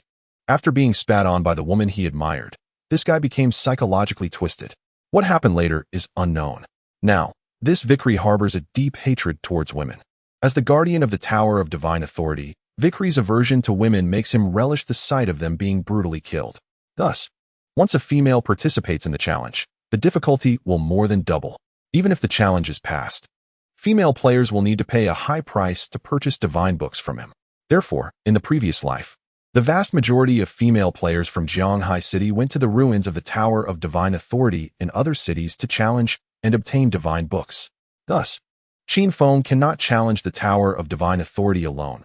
Otherwise, the price for purchasing divine books later would be extremely expensive. At the same time, he wouldn't bring any female players with him. Qin Feng opened a private chat with Wang Ming. Wang Ming, are you free? I'm taking you to get something good. Besides you, arrange for 4 other male players to come over. I'll wait for you at the Northern City Gate ruins. Wang Ming immediately replied, when the boss speaks. Of course, I'm free. But Captain, can Xiao He and Shuetian not come? Qin Feng replied, yes, I need males, not females. This special request left Wang Ming a bit confused. What is going on? But he still obediently responded, all right, then wait a moment. I'll ask Director Dai for 2 people, and it should take about 20 minutes to get there. It's a bit far, sorry. No problem. After Qin Feng finished, he closed the chat window. Riding the Phantom Nightwolf, he began to move around the nearby scorched earth. Since the other party would take 20 minutes to arrive, Qin Feng certainly wouldn't waste this time and naturally looked for some monsters to kill. At the same time, after reaching level 15, Qin Feng could finally equip the emerald-level necklace that he had previously obtained from the Soul Purifier.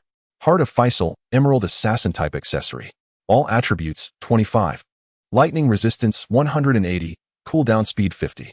Equipment requirement, level 15. Soul Purging Blade. Unique effect, any of your attacks will deprive the target of 125 mana points and add the same amount of additional damage. This necklace has decent attributes. The best part is the 50 cooldown speed, which is quite good for Qin Feng. As for the unique effect of the Soul Purging Blade, it isn't very useful right now, as Qin Feng can one-shot anyone he encounters. What is the point of depriving mana?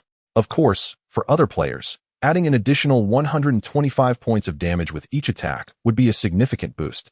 However, for Qin Feng, 125 points of base damage isn't particularly high.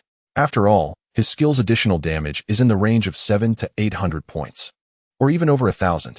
He switched out the Conman Pendant, losing 1 level of stealth. However, it's okay, he has the skill book to learn. Qin Feng looked at a new skill in his skill bar. In the Depths of Darkness, Emerald Level Assassin passive skill. When you enter stealth, gain 1 level of stealth. And every 5 seconds, increase by 1 level of stealth. This skill can provide a maximum of 3 levels of stealth. Required level, 14. This is a passive skill. Also dropped by the Soul Purifier Faisal. After leveling up to 15, he just returned from the Land of Purification to learn it. Let us evolve and see how high the stealth level can go. Qin Feng looked at the remaining 188 evolution points, and directly began to evolve this emerald-level passive skill. Chapter 83, Evolution. Legendary in the Depths of Darkness. You have consumed 33 evolution points, remaining 155 points. In the Depths of Darkness, Emerald Diamond Epic Legendary Passive gain 11-12 levels of stealth, and every 5,443 seconds, increase by 1 level of stealth. This skill can provide a maximum of 3,345 levels of stealth. Required level, 14, Legendary New Effect. For each level of stealth, an additional 200 points of stealth breaking damage will be added upon breaking stealth. When this skill evolved to the legendary level, Qin Feng was a bit stunned. A maximum increase of 5 levels of stealth? That is too powerful, considering the 2 levels of stealth from the class passive, plus the 1 level from the stealth skill itself. My stealth level can reach a maximum of 8 levels. Normally, if we disregard combat power, purely stacking stealth levels to 8 would require at least a level 30 assassin player to have that slight possibility. However, Qin Feng now has this one skill. In the Depths of Darkness, which provides a maximum of 5 levels of stealth.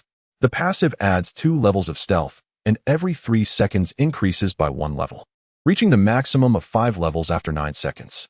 At that point, I will have 8 levels of stealth, adding 1,600 points of stealth breaking damage. The newly added legendary effect is also fantastic. It's worth noting that Qin Feng now has 3 stealth skills. The epic level Shadow Step skill adds 500 points of stealth breaking damage. The epic level Quiet Conceal skill adds 800 points of stealth breaking damage. As for the momentary Shadow Slashes stealth, it simply provides stealth without additional stealth breaking damage. The stealth breaking damage from the In the Depths of Darkness skill can stack with these 3 stealth skills. The stealth breaking damage from Shadow Step increases from 500 points to 2,100 points. The stealth breaking damage from Quiet Conceal increases from 800 points to 2,400 points. The momentary Shadow Slash, which originally had no stealth breaking damage, will also gain 1,600 points of stealth breaking damage. My damage has increased again. Moreover, now that I have reached level 15, once I deal with the money issue with Sure, I can consider continuing my class advancement. The first class advancement significantly enhanced all 3 passive effects of Qin Feng's Shadow class. How much change will the second class advancement bring? Even Qin Feng himself doesn't know. After all, he had no experience with the Shadow class in his previous life. Following the coordinates provided by Qin Feng, Wang Ming brought 4 official male players to the northern city gate ruins. As they were about to arrive, they saw piles of monster corpses in the ruins. All of them a bit shocked. No wonder he asked the Shadow Boss. These monsters would take us several minutes to kill, even if they were given to us. That's right. The main issue is that these monsters can't fight back and will run away. The Shadow Boss doesn't have to worry about this problem since it's one-hit kill for him. His leveling speed is simply against the odds. Wei Haven T even reached level 11, and he is already at level 15. However, with such a powerful boss, why did he call us here? No need to talk too much, just follow orders. Wang Ming led the group over. Among them, 2 were his team's keen-eyed marksman and middle-aged card master. The other 2 were the priests he requested from Director Dai, just to be safe. Although these 2 priests are not hidden classes, their level and equipment skills are not bad. They are top-notch players trained by the official team. One of them is tall, nearly 1.9 meters. Although he is a priest holding a staff, he is even more imposing than Wang Ming. His code name is Steady as a Dog. Captain Wang, have we arrived? I don't see the shadow yet. Wang Ming raised his hand to signal him to calm down. He opened a private chat and asked Qin Feng. Soon, he raised his head and looked towards the northwest direction. The shadow is leading us that way. Do you see the spire on that mountain? Our destination is that spire. Stable as an old dog took a breath. That spire is at least 3 kilometers away, right? I've heard that the monsters outside the city are fierce. Can the 5 of us make it through? Wang Ming patted him on the shoulder. You're so strong. Why are you more timid than anyone else? Let's go. The shadow said he has cleared all the monsters on the way. The group moved forward. Stable as an old dog walked at the back, looking around cautiously with a serious expression. Wang Ming didn't mind. They continued to advance and indeed saw some twisted and strange monster corpses in the thorny forest along the way. These monsters were all level 15 and above. Sometimes, there were even dozens of monster corpses piled together. Seeing this made Wang Ming and the others feel terrified. If they were to act in this thorny forest, they would probably be completely devoured by the monsters. However, they moved forward and really didn't see any living monsters. This amazed Wang Ming and others. Finally, they followed the thorny forest up the mountain and quickly arrived near the ancient spire at the top of the hill. Player Shadow has applied to join the team. Team leader Wang Ming received a system prompt. This surprised Wang Ming a bit. Wasn't the Shadow always a lone wolf? Why did he join a team now?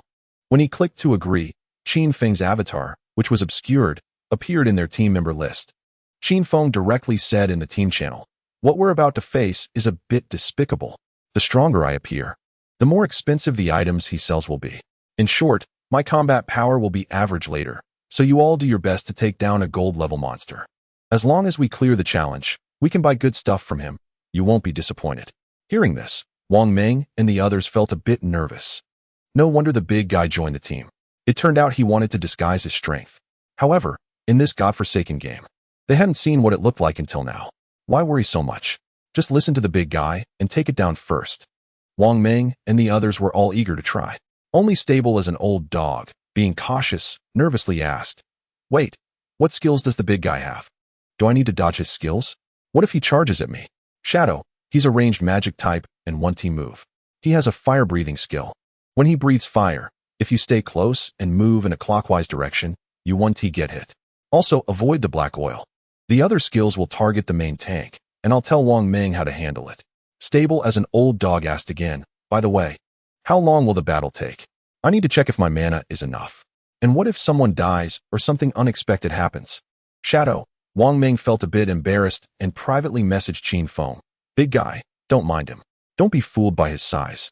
He's very cautious because in the past, due to an unexpected incident, 2 of his teammates died, so he has been very careful ever since." "It's okay, I understand. It's not just him. Even ordinary players in the godforsaken game have to be careful," replied Qin Feng. So, in the team channel, Qin Feng explained the strategy for the gold-level challenge in detail.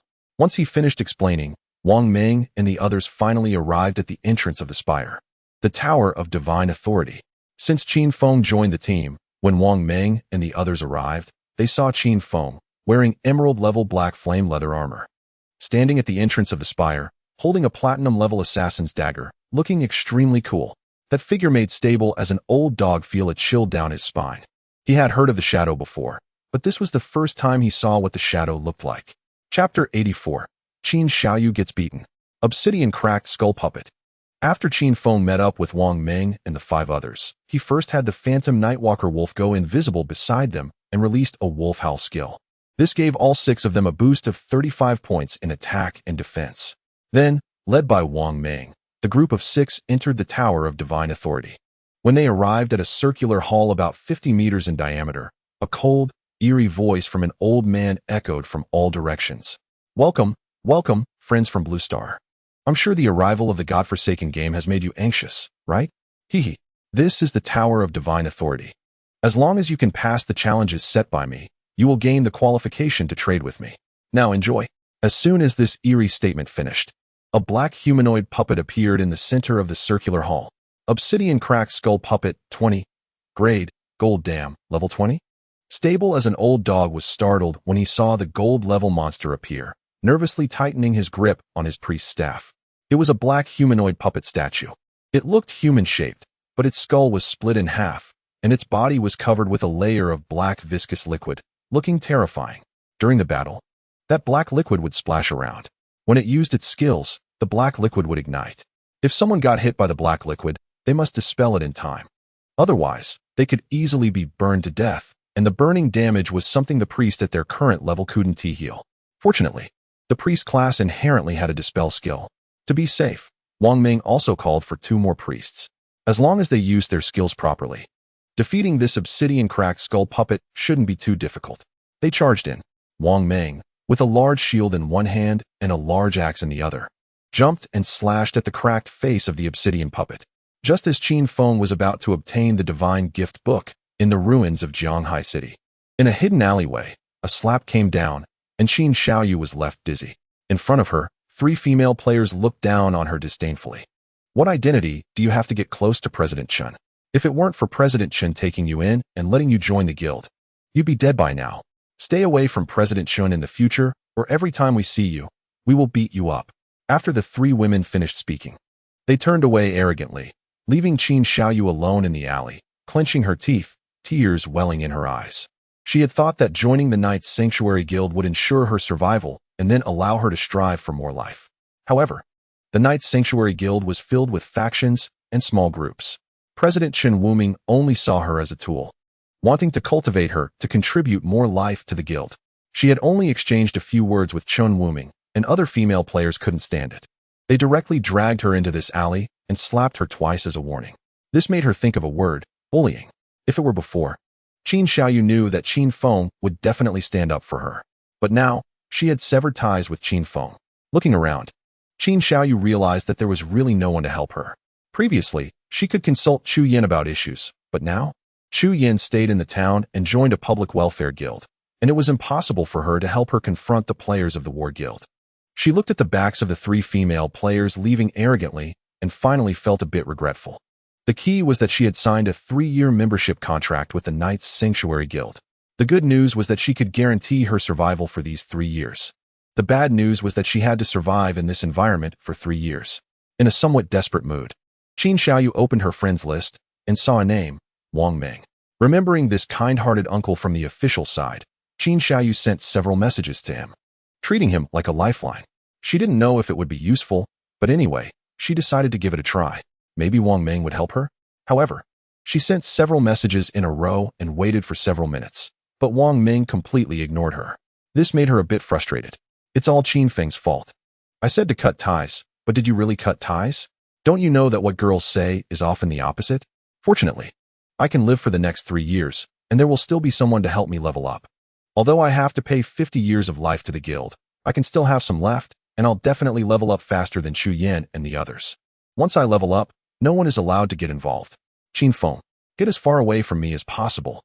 Just keep a low profile and don't provoke those crazy women. Qin Xiaoyu gritted her teeth.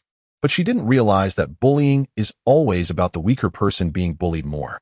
If enduring could stop bullying, then there wouldn't be any bullying in the world. On Wang Meng's side, when he received the private message notification from Qin Xiaoyu, he happened to be in a critical moment of battle. This was a golden level opponent, and it was a level 20 golden level, much stronger than any opponent Wang Meng had encountered before. When Wang Meng received that series of private messages, he impatiently opened his friend list and blocked Xiaoyu. Finally, the world became quiet. Wang Meng realized that even though Qin Feng had informed them of the mechanics in advance, they were still struggling in the fight, because Qin Feng, in order not to show overwhelming strength, was basically just coasting along. Of course, even while coasting, Qin Feng's casual skills accounted for 40 of the team's damage. This was already him controlling himself quite well. In fact, if this happened elsewhere, a single shadow slash from Qin Feng could have taken them down instantly. Most of the time, Qin Feng intentionally positioned himself in a corner, making it seem like he was trapped by skills and couldn't attack. This acting shocked Wang Meng and the others. Damn, if you didn't know better, you would think the big shot really only had that little damage. The big shot said that after this fight, something would appear. How monstrous must he be to gauge others like that? The stronger the player, the more expensive the items sold? It is indeed a bit twisted. But I'm a bit curious about how the big shot knows this. To this, Qin Feng could only say in the team channel, the game has many secrets. A lot of information is buried in the ruins. Ask yourself often if you have been exploring hard enough. Has your knowledge reserve increased? Ah, I understand now. Wang Meng sighed. Hearing you speak is like hearing a great truth. As a middle-aged card master cast a lightning card, it struck the cracked head of the obsidian puppet, a bolt of lightning enveloping its entire body. 1227, weak point attack. That last sliver of health was finally cleared. The black, viscous liquid that sprayed across the arena evaporated into black mist, swirling around the hall. The black flames that filled the hall also extinguished completely. Under Qin Feng's perfect acting, he didn't show any extraordinary signs. As Wang Meng watched the health bar drop to 0, he finally breathed a sigh of relief. In his nervousness, he completely forgot that he had just blocked someone from sending him private messages. If he couldn't remember, then he would never receive a message from that person again. Of course, this wasn't important. What mattered was that when the obsidian cracked puppet was killed, a chilling, eerie laughter echoed from all directions, followed by the figure of a thin, cloaked old man materializing before them. Chapter 85. Even shadows need 10 minutes, right? When the frail-looking figure of the old man draped in a black cloak appeared, Wang Meng and the others focused their attention. The figure appeared like a ghost in the middle of the hall before them, completely covered by the black cloak and robe. His exact face and shape were obscured, and they could only sense a dangerous aura emanating from him. Players of Blue Star, congratulations, you are the first to pass my test. As long as you offer your lifespan, you can exchange it for the supplies you need from me. Kakik. As he laughed, he extended his hand, revealing a list of goods. What the hell, Six Fingers? Wang Meng, who was as steady as a dog, widened his eyes in shock. The atmosphere became a bit awkward when the black-robed figure seemed to radiate a chill after he extended his hand. In the next moment, a wave of dark energy erupted from Wang Meng's sturdy body, booming. 999,999. Wang Meng's towering figure was instantly blown to pieces. A sphere of lifespan condensed from his shattered corpse. Seeing this, Qin Feng's mouth twitched. It seems this brother is not steady enough. On the continent of abandoned gods, the important figures that appeared were mostly powerful beings from other civilizations who had obtained divinity. They came to the continent of abandoned gods to provide various services to Blue Star players while collecting the lifespan that Blue Star players expended. At the same time, they had to abide by certain ancient rules. They could not be attacked by regular players, but they also could not attack regular players. They could only set a taboo within the rules, and when a player violated this taboo, they could harm the player. Clearly, the taboo set by the old man in front of them was that one could not mention his 6 fingers. Wang Meng was steady, but he clearly lacked experience dealing with the abandoned gods game. He exclaimed on the spot and was instantly obliterated. The remaining 4, seeing this, swallowed hard and silently picked up the tradable lifespan that Wang Meng had dropped. Thus, there remained an untradable lifespan sphere in the field, which others could not pick up. Qin Feng quietly raised his hand, and the flower of curse bloomed on that sphere of light, absorbing it. This situation made the breathing of Wang Meng and the others a bit hurried. The untradable lifespan sphere had always been something only monsters could absorb, yet the shadow actually used a skill to absorb it. Looking at that flamboyant flower of death, Wang Meng and the others felt a bit of unease. Even the 6-fingered male witch, Vickery, seemed surprised. However, as a high and cold being, he looked down on excessive communication with these lowly Blue Star players. Choose the divine books you need, exchange your life for goods, and then get lost. The 6-fingered male, which said coldly, as a list of goods appeared above his 6 fingers. Divine books? What the heck? Wang Meng and the others were stunned, but with the lesson from Wang Meng's fate, they dared not speak carelessly. They began to communicate with their eyes, exchanging glances. Qin Feng saw this and felt a bit speechless. He didn't hold back and directly opened the list of goods, purchasing all 9 divine books listed. Each divine book cost 1,000 days of tradable lifespan, which is nearly 3 years. This was considered a standard price. If there were females in the team, the price would at least double, and the challenge's difficulty would also be higher.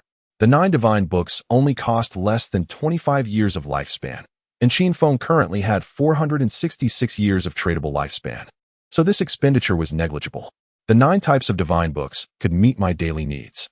However, there was also an achievement tied to the Tower of Divine Authority that needed to be completed. Before Qin Feng could make his next move, Wang Meng and the others had already seen the divine books on the list, and they all widened their eyes in shock. They couldn't hold back and began to talk in the team channel. What the hell? We can consume lifespan to create living materials in reality? With these divine books, I could open a supermarket. Not just that, look at this divine book for mechanical maids. No one can stop me. I want to buy 10. Little brother, friendly reminder. These divine books can be reused. 1 is enough. Fool, can't I sell what I bought? Actually, you can't. It says soulbound. Okay. Anyway, as expected of the Shadow Brother, he said he would bring us to get good things, and indeed it is good stuff. Of course, when has our big brother ever let us down? Wang Meng and the others also had quite a bit of tradable lifespan. Naturally, it was all concentrated in Wang Meng. In no time, everyone began to trade, purchasing divine books from the 6-fingered male witch. And these divine books were supplied in unlimited quantities for this type. After all, these divine books were not generated by them. They were merely transporters. In the end, the lifespan taken for the divine books ended up in whoever's hands. And even they were unclear about it. Of course, the total amount of tradable lifespan that Wang Meng and his group had was not much. The 4 of them combined only bought 12 divine books. I don't have enough lifespan now. Can I come back to continue buying? Wang Meng cautiously asked the 6-fingered male, which Vickery. Vickery laughed. Of course, but each time you purchase, You'll need to challenge again, and next time. It might not be this price. Soon, Qin Feng saw that Wang Meng and the others had completed their trades and did not wait any longer. He directly said to the six-fingered male witch Vickery, I saw the description of the Tower of Divine Authority. It can be completed solo for high difficulty challenges to gain prestige. I want to challenge the highest difficulty. Is that okay? When these words came out, Wang Meng and the others fell silent. The six-fingered male witch Vickery turned around. The figure concealed by the black cloak facing Qin Feng, seemingly observing him. After a moment, a cold and eerie voice emerged. TSK, TSK. Just you? With your recent performance. You couldn't even complete the lowest difficulty solo, and you want the highest difficulty? Qin Feng smiled. Let's give it a try. What is the highest difficulty? Vickery coldly laughed. The difficulty is divided into 5 levels, with the highest being the 5th level. It is still the golden level obsidian skull puppet, but its attack, health, defense, and cooldown speed are increased by 500. Qin Feng nodded. All right, I'll give it a try. When these words came out, Wang Meng and the others gasped. An increase of 500 in attack and health was one thing, as they knew that with Qin Feng's true strength, it didn't seem too difficult to defeat the obsidian skull puppet without taking damage. However, a cooldown speed increase of 500? This meant that the speed of releasing skills would increase 5-fold, becoming 6 times the original speed. Moreover, the defense increase to 6 times the original meant it would become extraordinarily tough. Just now, we were already sweating trying to avoid skills. With a 6-fold skill release speed, even a big shot couldn't dodge, right? No, I believe in the big shot. Since he is willing to try, it means he definitely has some confidence. Even if he can dodge the skills, with 6 times the health and defense, how long would it take for him to kill it? One mistake during that time would mean game over. For us, it would take at least half an hour to handle it. Half an hour? That's too optimistic, right? It might take an hour to kill it. Even for a big shot, it would at least take 10 minutes, right? Chapter 86. The Legendary Instant Shadow Slash. Upon hearing Qin Feng's agreement, the six-fingered male, witch Vickery laughed coldly. He ominously said, Let me remind you, if you die during the challenge, the lifespan you drop will belong to me. Are you sure you want a challenge? Qin Feng naturally would not back down. I'm sure. After he confirmed, the six-fingered male witch Vickery, cloaked in black, slowly dissolved into a cloud of black mist and floated into the sky. Wang Meng and the 4 were pushed to the side of the hall by a force. In the central area of the hall of the Theocracy Tower, a barrier field appeared, enveloping Qin Feng alone. Immediately after, a thick black liquid began to slowly coalesce in the center of the hall. It was the obsidian cracked skull puppet. Qin Feng knew that this creature was one of Vickley's summoned beings, and the 5-layer difficulty was due to Vickley. As the master of the summon, providing attribute enhancements to it, 500 was not Vickley's limit. Its true power far exceeded what players could currently imagine. Of course, for Qin Feng, this creature was not a big deal, because in his previous life, he had already defeated it. As long as players gained divinity, it was equivalent to obtaining the qualification for equal communication. It was said that many players, after gaining divinity, triggered some penalty conditions and subsequently disappeared. There were rumors that they were sent to the game worlds of other civilizations to guard the Theocracy Tower. However, no player who had been penalized ever returned. So no one knew whether the rumors were true. At this moment, Qin Feng stood alone in the arena, wielding the Blade of Plague. The 4 people, including Wang Meng, who had been pushed out of the arena, were all anxiously watching the scene. Even Wang Meng rarely had the chance to witness Qin Feng's fighting scene. The last time he saw him fight was back in the small town when he helped them deal with a level 2 sprinter. But now it was a level 20 gold tier. Moreover, its health, defense, attack, and cooldown speed had all been increased by 500. This strength was probably even higher than Platinum tier, right? Absolutely. Platinum only had some forced mechanisms. The true values were definitely not comparable to the 5th-layer difficulty challenge of the Theocracy Tower. I heard from a friend that the Shadow killed the Platinum tier Steel Sanctus in less than 2 minutes. But this one in front of me had even higher values. Just the health alone was probably close to 1,000,000. Plus, with 6 times the skill release speed, even a big shot could solve it within 10 minutes, which would already be incredibly outrageous. The hearts of Wang Meng and his companions were racing at their fastest. They widened their eyes, staring at the arena, paying extraordinary attention to Qin Feng's battle. The 6-fingered warlock Vickley was also flying in the sky, looking sinisterly at the formation of his summoned gold tier. What kind of clown dares to casually participate in the highest difficulty challenge? Are Blue Star players that eager to die? This is just the early stage of the game, and they have already become so inflated. Viclay sneered. When the obsidian cracked skull puppet was half-formed, a wave of black mist flew out from his sleeve, wrapping around the obsidian cracked skull puppet, enhancing its health, attack, defense, and cooldown speed by 500. In this state, the obsidian cracked skull puppet was like a flamethrower turret. The black viscous liquid, black flames shooting out, various skills would be released at 6 times the speed. And even one skill would follow another without any downtime for regular players to attack. Moreover, under 6 times the attack, even Wang Meng could not withstand any of its skills, let alone an assassin. However, when the obsidian cracked skull puppet was fully formed, Qin Feng's figure vanished from the arena. Since it was a solo challenge, Qin Feng had already exited Wang Meng's team. Thus, Wang Meng and the others could no longer see Qin Feng's figure. Suddenly, just as the health bar of the obsidian cracked skull puppet lit up, a deadly poison dart struck the cracked head from behind. 8019, weak point attack. The moment the damage number popped up, Qin Feng's figure appeared in the arena. But then he vanished again. Silent concealment, followed by gift of liberation and shadow slash. 10138, weak point attack. 11521, weak point attack. 13364, weak point attack. The damage from shadow slash increased with each strike. This was because each of Qin Feng's slashes, combined with the poison damage from the deadly dart, triggered the effect of the black flame gift on his leather armor, reducing the target's defense and all elemental resistances by 7. In just that moment, after taking damage 10 times, the defense was directly reduced to less than 30 of its original. Even though this creature had its defense enhanced by 500 at this moment, it was practically meaningless in front of Qin Feng. The damage from the first slash of Shadow Slash was just over 10,000, but by the 9th slash, the damage had already reached over 30,000. No wonder it was the enhancement effect brought by the Ancient Godstone Tablet. If it weren't for the Ancient Godstone Tablet raising the upper limit of the Black Flame Gifts level, my Shadow Slash would only deal around 18,000 damage per hit at most.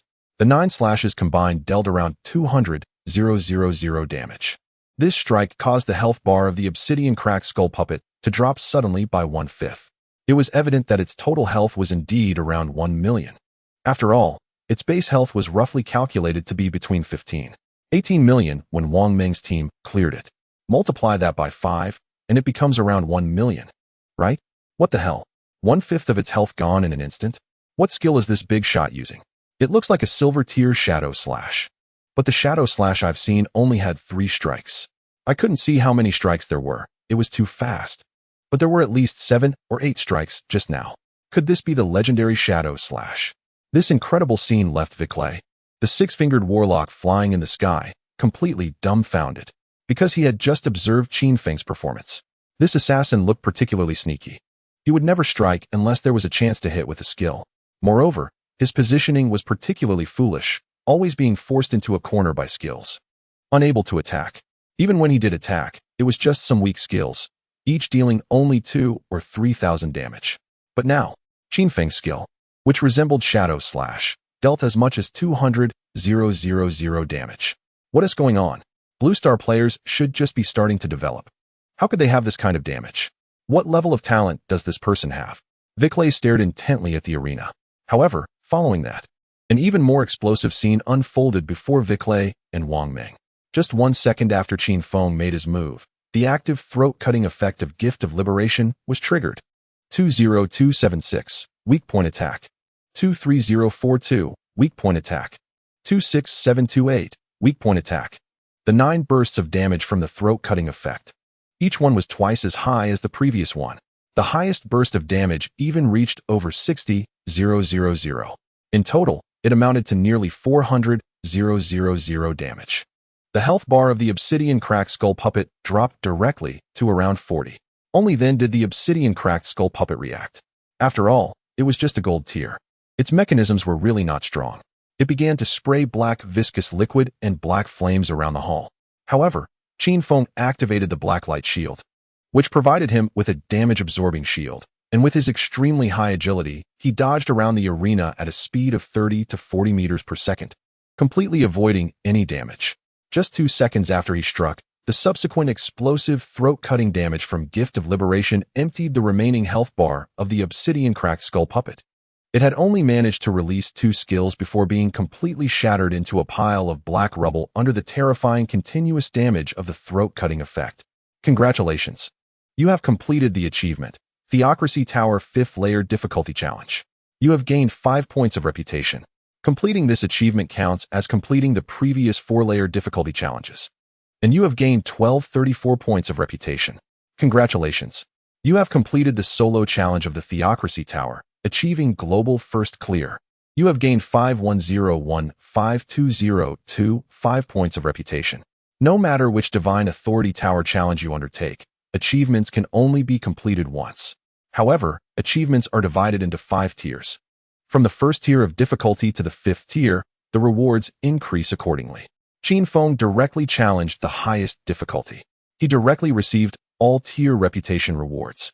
Among them, the Global First Completion Reputation reward is higher, but it is one time only, and only one person in the world can receive it. In the last life, the first completions for the 5 different levels of difficulty were completed by 5 different players. But this time, Qin Feng has taken them all. As for the single-player challenge achievement rewards, other players can achieve them in the future as long as they can complete the challenge alone to receive the reputation rewards. However, this part of the reputation reward is not much, totaling only 15 points. Qin Feng's first completion reward directly gave him 75 points. My reputation is now 147 points. After reaching 100 points, you can purchase high-level items in certain locations. I remember there was a good item available for purchase in the early ruins of the Demon City. Qin Feng took the completion and first completion rewards, maintaining his invisibility status, and quietly left the Divine Authority Tower. Behind him was the panicked 6-fingered male witch, Vickery.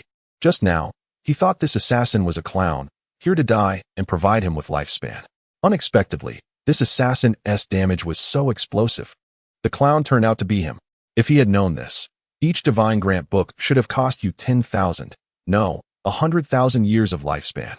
Vickery regretted it immensely, but now he could not stop Qin Feng from leaving. After all, he was essentially being punished in this Divine Authority Tower and did not have the permission to leave. Just as Qin Feng killed the obsidian skull-cracking puppet, a prompt of the first completion of the Divine Authority Tower challenge echoed in the minds of all players worldwide. This prompt left countless players in confusion. Divine Authority Tower? What is that?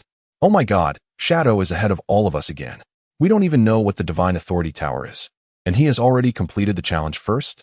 I have never seen any tower-like buildings in the ruins of my city. I know it's outside the city. I have a level 3 invisibility skill, and I have already explored outside the city, discovering the Divine Authority Tower, but the gold inside is too fierce. I can't beat it alone. Outside the ruins of Jianhai City, inside the Divine Authority Tower, Wang Ming and the others were also stunned. This 3 seconds? It was done in an instant? A million health gold level? Whereas the promised 5 times defense. Why is it so fragile? What kind of damage is this?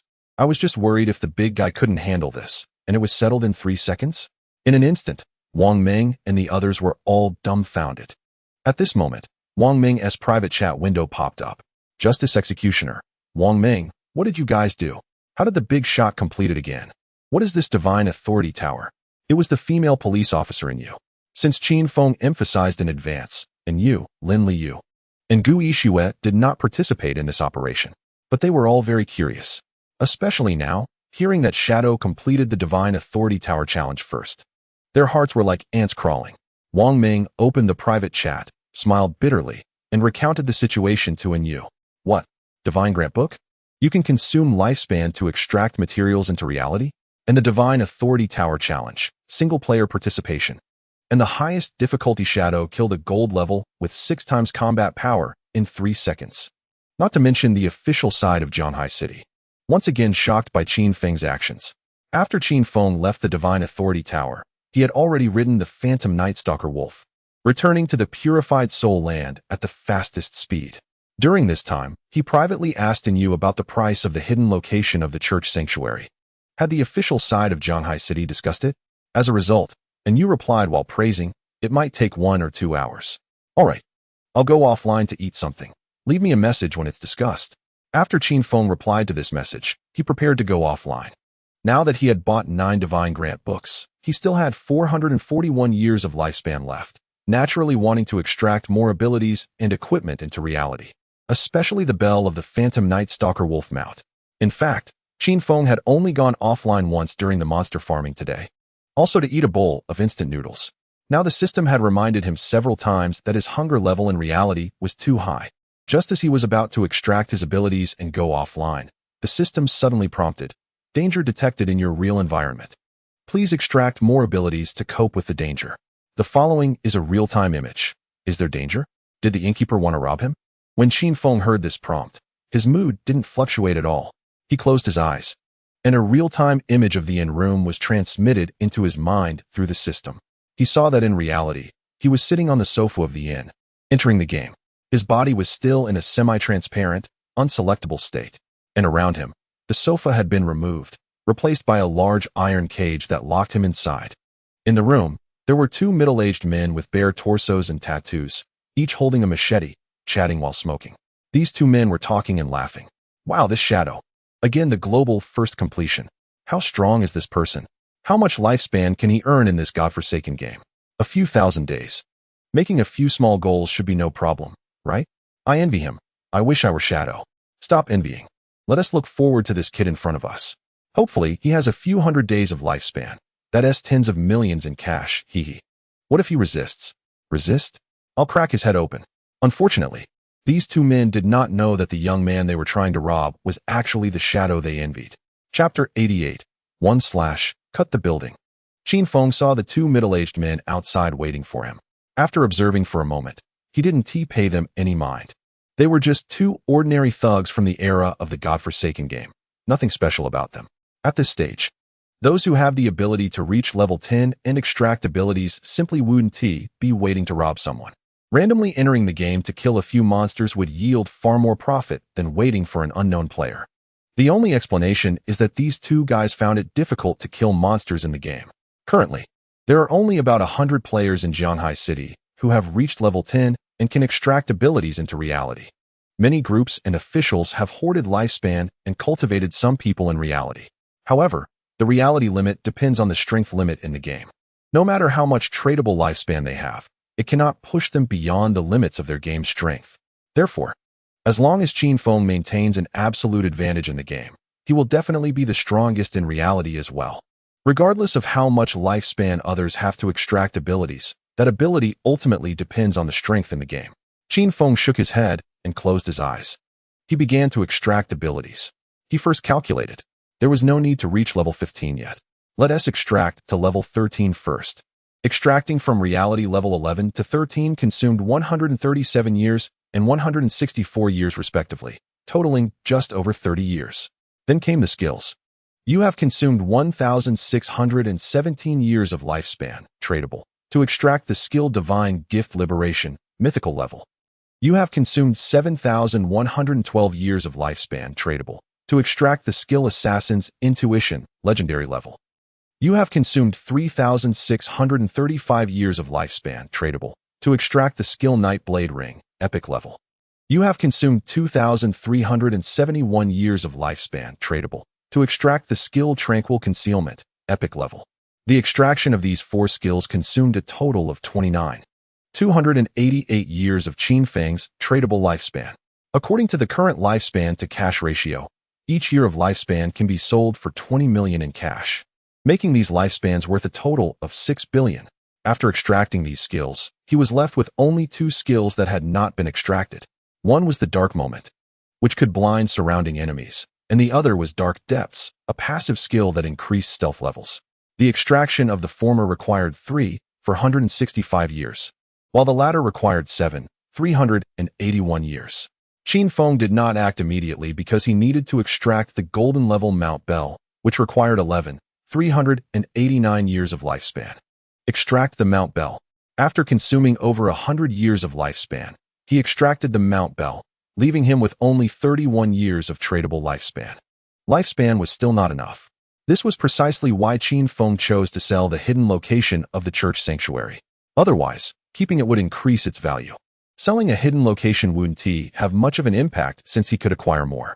The ruins of the demon city were vast, And similar to the Land of Purification, there were a total of 6 large hidden locations in the church sanctuary, which should still be unclaimed. Qin Feng was not particularly familiar with the structure of the Demon City ruins. In his previous life, he had arrived in the ruins after reaching level 20, by which time the 6 large hidden locations had already been occupied by official organizations and guilds. As for what platinum-level guardians were guarding those hidden locations, Qin Feng had never made an effort to find out, only hearing some casual conversations and gossip from players. With my current strength, it's relatively easy to take on a platinum-level skill. Even if I die once, I have the Ghost Fire Bell as a safety net. So it's not a big deal. Of course, all of this would be discussed after arriving in the Demon City. In the game, upon reaching level 15, Qin Feng could teleport to the Demon City ruins. After exhausting his lifespan to just 31 years, Qin Feng finally logged off. In the room of the homestay he was staying at, 2 middle-aged men with tattoos were holding machetes, smoking, and chatting. Suddenly, one of them changed his expression. Wait. This kid logged off. When their gaze landed on Qin Feng in the iron cage, they saw him open his eyes, and inexplicably, a sharp knife appeared in his hand.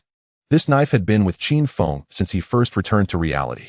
There was no choice to unleash assassin-type attack skills. He had to equip a dagger or short knife. The weapons in the game were not yet available for extraction of that many years of lifespan. So carrying a small knife was enough. The expressions of the 2 middle-aged men turned fierce. Just as they were about to speak upon seeing the knife in Qin Feng's hand, suddenly, a black knife light flickered around Qin Feng and spread outwards. The knife light expanded from the height of Qin Feng's chest. Poof! Poof! The 2 middle-aged men hadn't even reacted when the black knife light sliced through their chests. They widened their eyes as their upper bodies fell to the ground, their machetes clattering beside them. However, that was not the most terrifying part. The scariest part was when Qin Feng swung out the Dark Knight ring blade. The black knife light cut through everything within a 12-meter radius around him. The iron cage that had trapped Qin Feng was sliced into 2 halves. Even the walls of the entire room in the homestay showed a sharp crack. The whole room was cut into 2 halves. Poof! In the adjacent room, a burly man who was on top of the landlady was just hit in the head and flew into the air. Ah! The landlady screamed. Since she was lying on the bed, she narrowly avoided Qin Feng's horizontal cut. Originally, she knew these big shots from society and had let them come over to find opportunities to rob the lodging Qin Feng. Unexpectedly, she never imagined that the big shot would suddenly have his head fly off while he was on her. She was splattered with blood and instinctively screamed in horror. But soon, her scream was cut short, because, right after, Qin Feng threw a poisoned dart through the wall, hitting her in the head and sending her to the afterlife. In Jianghai City, an ordinary homestay building, with a flash of black knife light, the entire 3rd floor of the building was sliced in half. The upper half of the building gradually slid down, crashing to the ground and kicking up a cloud of dust. In the night, a shadowy figure, riding an equally invisible ghostly night wolf, leaped high towards the east. In that small building, for death flowers bloomed, crimson and enchanting. They drained all the blood and flesh from the 4 corpses, leaving not a drop behind. And the commotion here did not attract much attention, because now in Jianghai City, there were explosions, sirens, and even gunfire everywhere, with many places in chaos. Chapter 89. Does he want to show me Qin Feng's head? East of Jianghai City, on the highway leading to the Demon City, the wind was a bit strong tonight. The sky was overcast, with even the moonlight occasionally obscured. Usually, this highway from Jianghai City to the Demon City was bustling with vehicles. But now, only an occasional car rushed by. No one could see that a 3-meter-long invisible ghost wolf was carrying a man in a black coat, racing down the highway at high speed. Even if there were some vehicles on the road, they were quickly overtaken by him. This person was, of course, Qin Feng. He was on his way to the Demon City, holding a divine book of Daxia food. At the Divine Authority Tower within Daxia, one could only buy the divine book that extracted Daxia food. If one wanted to eat food from all over the world, they would have to visit the ruins of cities worldwide. Of course, at present, Qin Feng was not at a level to teleport across countries. Let us get some meat buns, braised beef, and soy milk. Qin Feng rode the ghostly night wolf, opened the divine book, and found the corresponding patterns in the pages. These items were the simplest Daxia food, priced at 3 to 10 minutes of tradable lifespan. If converted to Daxia's real currency, this price would be equivalent to 200 to 300 yuan. But for Qin Feng, this was already considered affordable, although breakfast was still being served outside. No one could guarantee whether the food was safe. After being tricked by Qin Xiaoyu in his previous life, Qin Feng would never eat any food given by anyone else. The items exchanged from the Divine Book were the most reassuring. Of course, due to Qin Feng's current physical attribute enhancement, his body required more energy, and naturally, he needed more food. Fortunately, these items exchanged from the Divine Book didn't consume too much lifespan. Half an hour later, Qin Feng looked at the bustling metropolis of the Demon City appearing ahead and slowly closed the Divine Book. To deal with Qian Shishir, he first needed to know where she was in reality.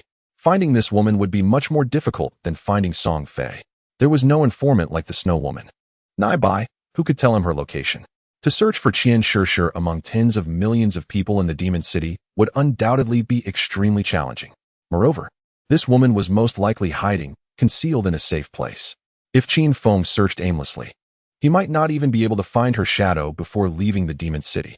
Thus, Qin Feng first arrived near the high-speed train station in the Demon City. Entering the empty subway station, he found a hidden corner. Quietly concealed, he entered the game. After activating the silent concealment, Qin Feng's figure became completely invisible, and as long as he didn't move or attack, he would never be revealed. Entering the game in this state, Qin Feng would not be detected by anyone and would be in an invincible state that could not be targeted, essentially disappearing from this world. When Qin Feng entered the God-forsaken game, he consumed 985 days of lifespan to use the teleportation array located in the center of the ruins of Zhanghai City. Choosing to teleport to the ruins of the Demon City, the cost of teleportation increases with distance, but since Zhanghai City is adjacent to the Demon City, it didn't cost too much. At the same time, Qin Feng opened his friend list and found the triangular-eyed young man with shifty eyes who had contacted him before, sending a private message. The continent abandoned by the gods, the ruins of the Demon City. What?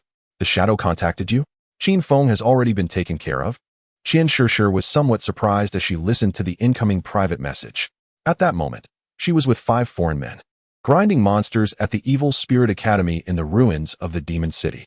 The Evil Spirit Academy is a vast academic ruin and one of the 6 hiding places in the ruins of the Demon City. However, to obtain the key to the hiding place in the Evil Spirit Academy, one must delve into the 3rd underground level of the academy to find the platinum-level evil spirits residing there. This place is filled with monsters, and many of the evil spirit-type monsters are completely immune to physical damage. Therefore, not many players come here to grind monsters. Qian Shishir was grinding monsters here to avoid the attention of most players, especially since the official authorities of the Demon City were currently hunting her down. Although her real identity had not been exposed and her actual location was safe, she had too much lifespan on her and certainly did not want to die. Currently, the tradable lifespan on Qian Shishir had accumulated to more than 600 years. These people from the Great Xia are really foolish. They don't want to sell even 50,000 days of lifespan. They expect me to spend even more money. Qian Shishir was a bit angry. She was now struggling to receive lifespan even when spending money. The price of lifespan was rising, and she saw the capital accumulated by her Qian family group in this world shrinking in value, which made her anxious. She wished she could convert all her assets into lifespan immediately. In this situation, she finally heard some good news. She had previously spent 3,000 days of lifespan to commission the Shadow to assassinate a minor character. The lifespan that was worth 50 million at the time had now increased to over 100 million. This made Qian Shishir feel quite distressed. Fortunately, the results finally came in. Qin Feng, I wonder if you will regret it when you die? TSK, that's not right. If the Shadow killed you, you should die silently without pain or time to regret. What a pity. Qian Shishir laughed happily. Soon, she received a brand new message. What? The Shadow said he has arrived in the Demon City? Both in the game and reality? He wants to show me Qin Feng's head in reality? Then I'll pay the remaining amount. Qian Shishir frowned. Although she was arrogant and domineering, she wasn't foolish. The Shadow, such a terrifying killer in reality. Who knows what would happen if they met? Qian Shishir was very afraid of dying. She certainly didn't dare to meet Qin Feng in reality. Tell him he doesn't need to show me the head. Just take a photo, and I'll have someone send him the final payment. What? He said he doesn't have a phone? He discarded it to avoid being tracked? Qian Shishir was a bit speechless. In that case, she indeed had no way to confirm whether the Shadow really killed Qin Feng. Although she didn't really care about Qin Feng's life or death. If the Shadow didn't accomplish the task, and she paid the remaining amount. Wouldn't that make her look foolish? Moreover, Qian Shishir still had some expectations and hopes for the Shadow. If she could establish a long-term cooperation with the Shadow, she would definitely be able to stand at the top of the world in the new era. Meeting him in reality wasn't out of the question. Qian Shishir thought of a way, pursed her lips, and smiled faintly. But I must confirm that he and I are on the same side. Thinking of this, she opened her friend list, found a male player with the code name Taiyang Xingjian, and chatted with him for a few sentences. Chapter 90. They must be cursing me, right? In the continent abandoned by the gods, in the ruins of the demon city, Qin Feng maintained his invisible state, riding the phantom night wolf, and arrived here. He opened the private chat and saw that the triangular-eyed young man had sent him a coordinate. That was Qian Shishir's current location in the game. I have to meet you in the game first to directly give me the final payment? Facing this request, Qin Feng seemed to have no reason to refuse. However, he was a bit confused. This woman didn't confirm whether he had really killed Qin Feng before giving the final payment. Originally, it was said that she would meet him in reality to show her Qin Feng's head and then take her out. It seemed that this woman was a bit cautious. Qin Feng wasn't in a hurry. If he couldn't find this woman, he could just share the information with the authorities of the Demon City. He remembered that in the last life, this woman had been flaunting her power in the ruins of the Demon City for a long time. And only after she moved to North America did she choose to migrate to the North American region in the game. Although it would cost a lot of lifespan, it wouldn't be too difficult for her given her identity. The authorities of the Demon City were hunting this woman. Asking the officials to find her was one way. But Qin Feng didn't plan to use that method directly. After all, so much time had passed, Qian Shishir must have a lot of lifespan on her. Naturally, Qin Feng wanted to get that lifespan into his own hands. Killing and taking lives. It was an easy task, and if Qin Feng could do it himself, he naturally wouldn't want to rely on someone else. Since that's the case, let us meet her in the game first.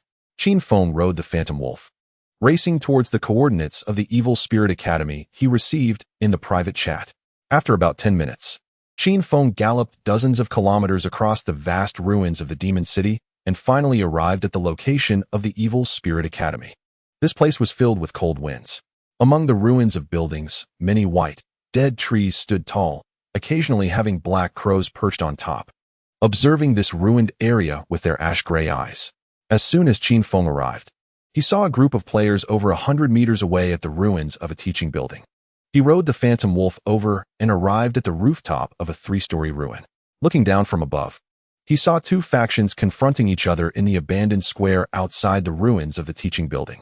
One of the factions was Qian Shishir, codenamed Black Spade. She was with 5 foreign men, all of whom had activated face-covering features, gathering together and coldly sneering at the surrounding crowd. The other faction consisted of 2 official teams from the Demon City, surrounding Qian Shishir. Among the officials, the leader was a young man with a square face who looked very upright. Is that him? Qin Feng squinted at the square-faced youth. Qiu Haonan, codenamed Taiyang Xingjian, was a well-known trader in the last life, providing information to the Alice Guild until he was exposed and killed in the 7th year after the God-Forsaken game descended, causing quite a stir. Qin Feng glanced at the situation in the arena and quickly understood what was going on. Interesting. This Qian Shishir and Qiu Haonan have already hooked up so early, intentionally luring the officials of the Demon City over while also calling me over. Wanting to see my current stance? I have to say, Qian Shishir's tactics are quite good, really impressive. In the current situation, the combat power of Qian Shishir and her 5 companions was obviously stronger. After all, spending money makes one stronger. As for the official 12, for now, they can only hold back Qian Shishir and the others, and they don't dare to launch a strong attack. Both sides are evenly matched, with Qian Shishir having a slight advantage, so they have not engaged in a fight. Qian Shishir's plan is simple. Before the official reinforcements arrive, if Qin Feng shows up, he must face a choice. Will he help Qian Shishir? If he helps her, it means that the Shadow will become an enemy of the officials. In that case, won't both sides be on the same front? Qian Shishir can also more easily pull the Shadow to her side. If he doesn't help, Qian Shishir will probably choose not to meet the Shadow in reality. Interesting. Seeing this situation, Qin Feng immediately analyzed Qian Shishir's intentions. He is certain that if he does not act now to kill the officials, it will be very difficult for him to find Qian Shishir in reality with his own strength. Even if he pretends he hasn't arrived yet, Qian Shishir won't give him the chance. After all, everyone knows that the Shadow moves quickly. The officials have already come, So how could the shadow not have arrived?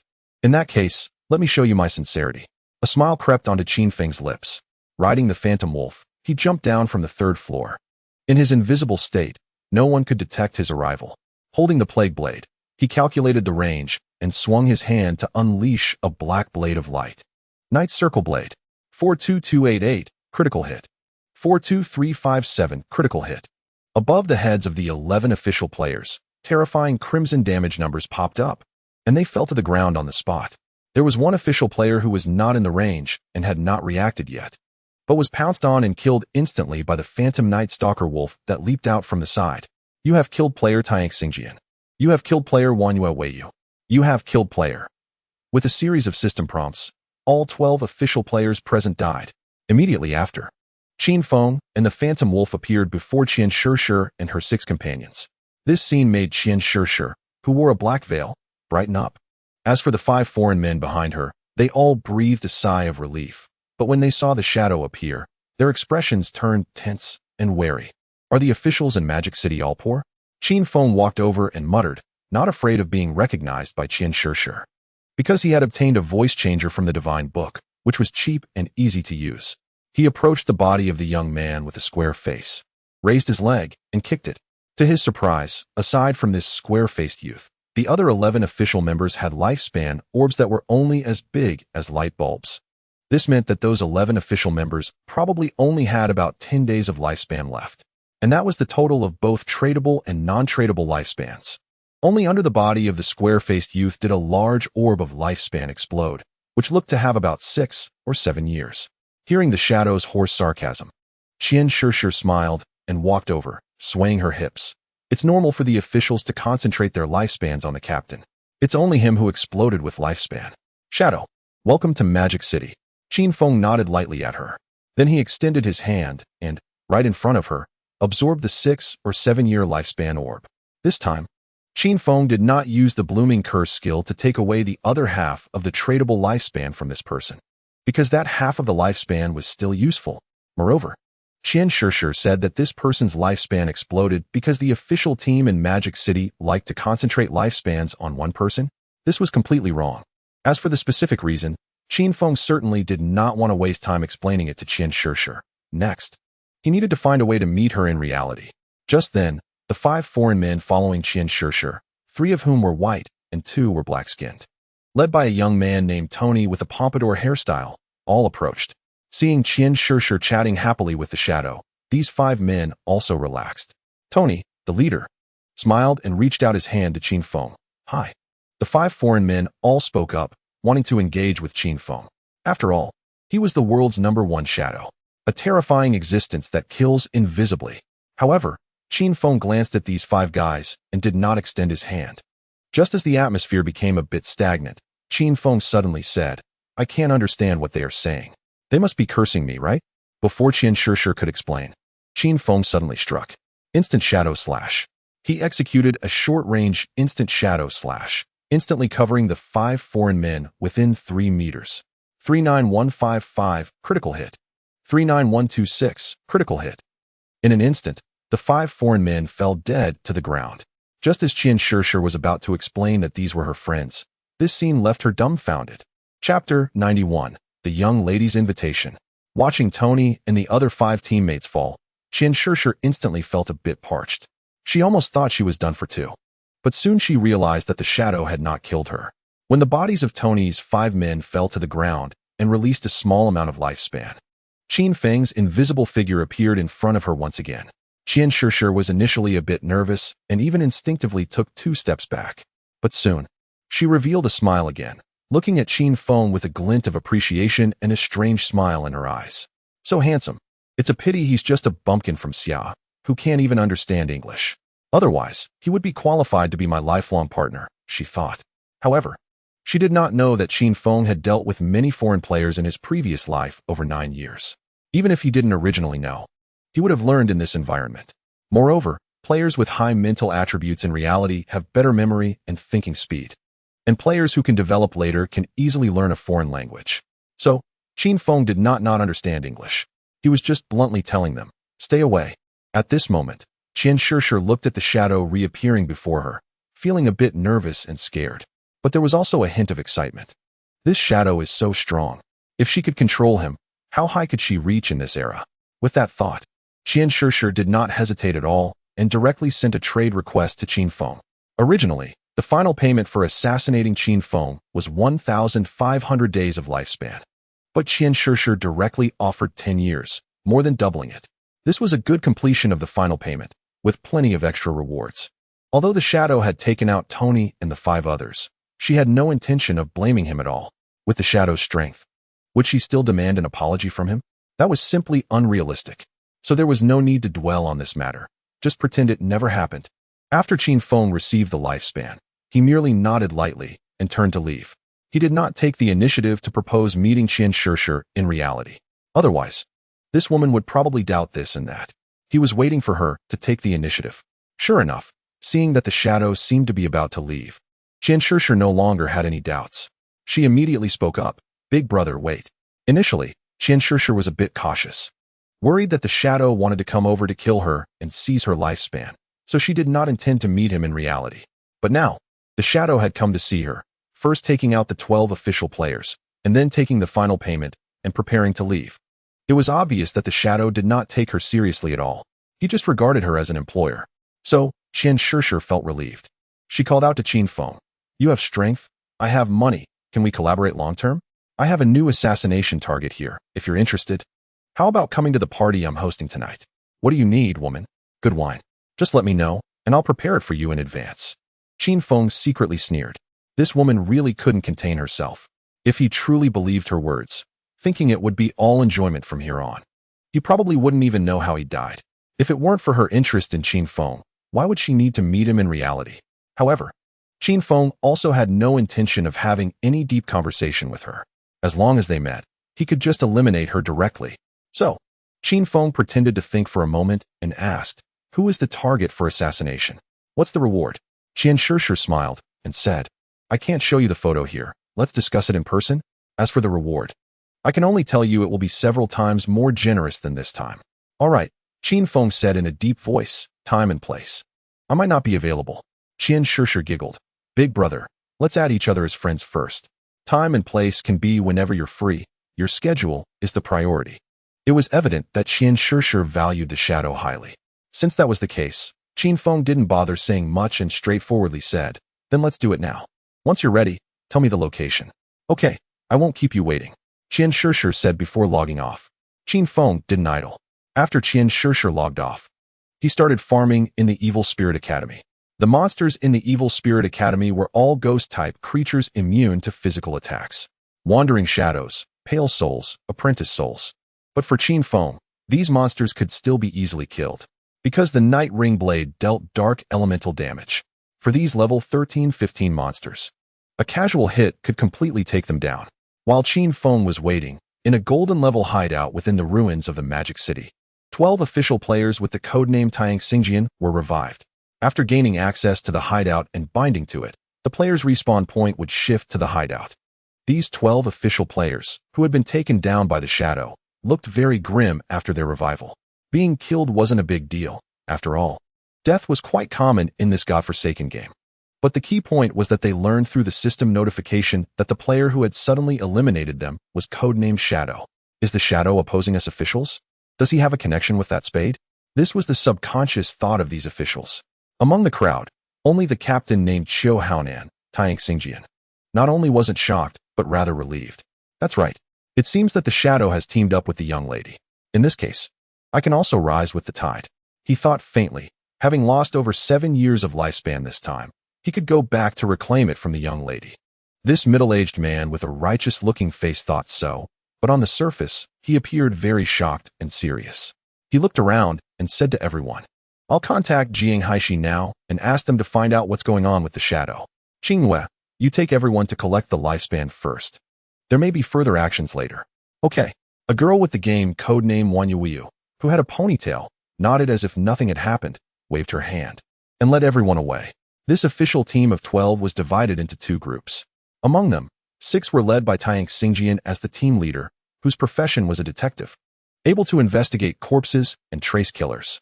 Due to this profession's importance to maintaining order in Daxia, Taiyang Xingjian's status had also risen.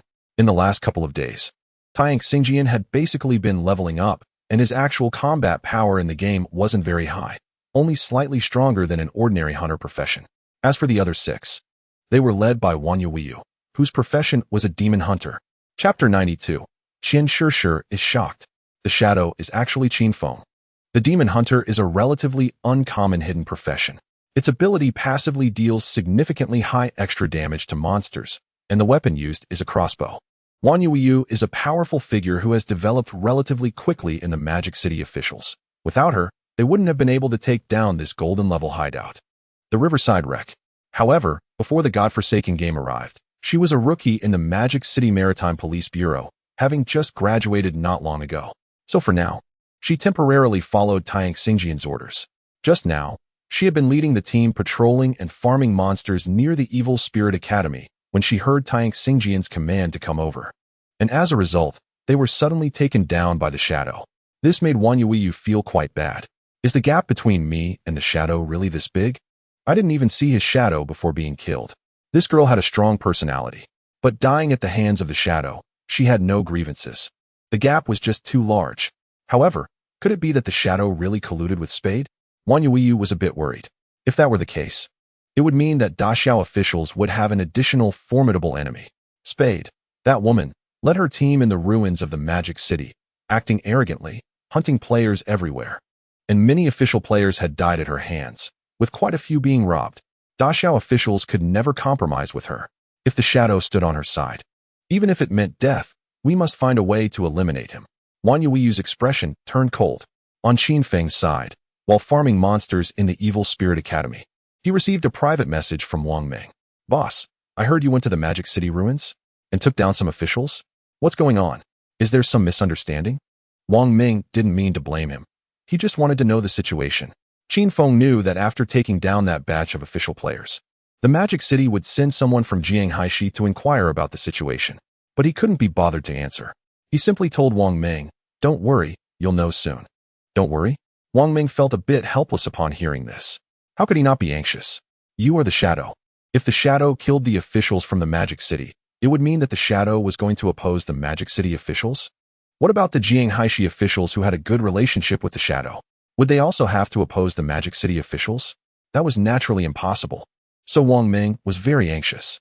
Shadow, why did you become a riddle master at such a critical moment? Wang Ming shook his head with a bitter smile. But there was nothing he could do. Since the shadow didn't say, he couldn't press further. As for the Magic City side, they could only hold them off for now and wait for the situation to develop. Soon, Qin Feng received a private message from Qian Shishir. This girl logged on and sent Qin Feng an address through the friend channel. Let me go to the port first. Qin Feng frowned. He originally planned to learn the address of Qian Shishir and then stealthily kill her. Unexpectedly, the other party was very cautious. A party couldn't be held at the port. So the most likely scenario was a cruise ship. Once I arrive at the port, I'll have someone pick me up? In that case, she could at least keep track of my movements. I must say, Qian Shishir did a great job. But unfortunately, Qin Feng came prepared. At the Magic City port, in a relatively secluded, inconspicuous location, a speedboat was docked next to a long pier. In the darkness, a young man dressed in a black robe walked towards the end of the pier under the dim yellow light, gradually approaching the speedboat. I'm looking for Spade. This man reached the end of the pier and set a secret code to a middle-aged ferryman guarding the speedboat. The middle-aged ferryman observed him for a moment, but found nothing unusual. He sent out the prepared information. The person has arrived. Sir, please board the boat. The middle-aged boatman turned around and invited the young man in the black robe to board the boat. However, what he couldn't see was that the figure under the young man's black robe was trembling slightly. The boatman couldn't possibly know that just as the speedboat was starting up, the true shadow he was there to meet was riding an invisible phantom wolf, following him into the sea. In Qian Shishir's view, the shadow's identity couldn't possibly be someone who would swim secretly to find her, right? He would definitely board that speedboat. This way, Qian Shishir could grasp the shadow's movements. But she never expected that Qin Feng had a mount. Moreover, wolves could swim. The phantom wolf could too. The phantom wolf carried Qin Feng, swiftly moving through the water. In this situation, although it would create some ripples, no one would notice in the darkness. The key point was that the phantom wolf was much faster than that speedboat. Qin Feng kept pace with the speedboat. Soon, when a brilliantly lit luxury yacht appeared within his sight, Qin Feng knew that his destination was that. Almost there, Qin Feng glanced at the speedboat and silently threw a deadly poison dart towards the position of its propeller. If it were an attack with low power, this poison dart might not even damage the propeller. But with Qin Feng's skill level and stealth attack, as soon as the dart was released, it directly hit the speedboat's propeller and destroyed one of its blades. The entire speedboat began to spin in place on the sea. The middle-aged boatman immediately reacted. "Sir, please don't be nervous. The propeller might have hit something. Let me fix it." Just as the speedboat came to a stop on the surface of the sea, Qin Feng, riding the Phantom Wolf, had already boarded the luxury yacht that was hosting a party. In fact, the young man in the black robe who boarded was someone Qin Feng had casually picked. In the Magic City, there were plenty of young people who had little time left to live, and in their desperation, even a mere 30 days of life extension was enough to entice them. Wasn't it just going to the port, reporting a code, and boarding the ship? This way, they could gain 30 days of life, allowing them to live for another month. On the brilliantly lit yacht, there was a luxurious room. Inside the room, Qian Shishir was wearing a super low-cut black evening dress, adorned with a crystal necklace that made her look dazzling. She glanced at her phone and frowned. The speedboat's propeller broke? How could this happen? She replied with a message. "Fix it as soon as possible. Don't keep the esteemed guest waiting." After sending the message, she instructed a maid beside her, dressed in a sexy black and white maid outfit. "The things I told you to do, there were no problems, right?" The maid flattered. "No problem at all, Mississippi. The drinks have all been infused with the kind of drug you mentioned. That esteemed guest will definitely be full of wild desires tonight." Qian Shishir nodded in satisfaction. The grand party was about to begin. "Shadow, you will fall in love with me. Then, you will become my loyal subordinate." Just as Qian Shishir was eagerly awaiting the Shadow's arrival, fantasizing about the future, suddenly, a shadowy blade of light appeared from outside the room, spreading. It cut horizontally into the luxurious room. Without a sound, the maid in the black and white outfit, holding a tray of drinks, had a blood mark appear on her neck, and then her entire head fell off. However, when the black blade of light touched Qian Shishir, it was suddenly blocked by a layer of shield around her. Clang! Qian Shishir did not die. As the ceiling and walls of the yacht room were cut open and slid to the side, Qian Shishir saw an unexpected figure through the gap in the wall. It was Qin Feng, who had just swung the Dark Knight ring blade, and he was also somewhat surprised that Qian Shishir hadn't died, glancing at her in surprise. That glance made Qian Shishir recognize him. "Qin Feng. Shadow?" The Shadow is actually Qin Feng. Qian Shishir was shocked on the spot, her mind going blank. Chapter 93. Dad, I was wrong. In that instant, Qian Shishir was in a daze. The sudden change overwhelmed her. What was going on? I invited the Shadow, and he should still be on that speedboat. But the person in front of me just cut open the yacht room and beheaded the maid. This strength is definitely the Shadow. How could it be Qin Feng? Could he be disguised? But why would the Shadow want to kill me? Qian Shishir's heart sank instantly. She knew that the only reason she was still alive was because of the crystal necklace around her neck. This was a golden-level equipment extracted from the God-forsaken game. In addition to adding some basic attributes, it also provided one layer of damage immunity shield. Extracting this necklace cost her over 10 years of life, which was worth 2 to 300 million in wealth. But since this thing could save her life, she extracted it, and unexpectedly, it really came in handy. However, this necklace could only protect her once. If the Shadow were to kill her again, she would have no means left. Although Qian Shishir was already level 10 and had extracted some skills into reality, she was much stronger than an ordinary person. But she knew that in front of the Shadow, she was not even as good as a small sheep. The most important question was, why did the Shadow look like Qin Feng? Could it be that the Shadow's identity had always been Qin Feng? So when I sent the Shadow to kill Qin Feng, I was actually sending him to kill himself, which is why he targeted me. As Qian Shishir speculated this, she felt like crying without tears. She wasn't sure if it was true, but she knew that if she wanted to survive now, there was only one way: to beg for Qin Feng's forgiveness.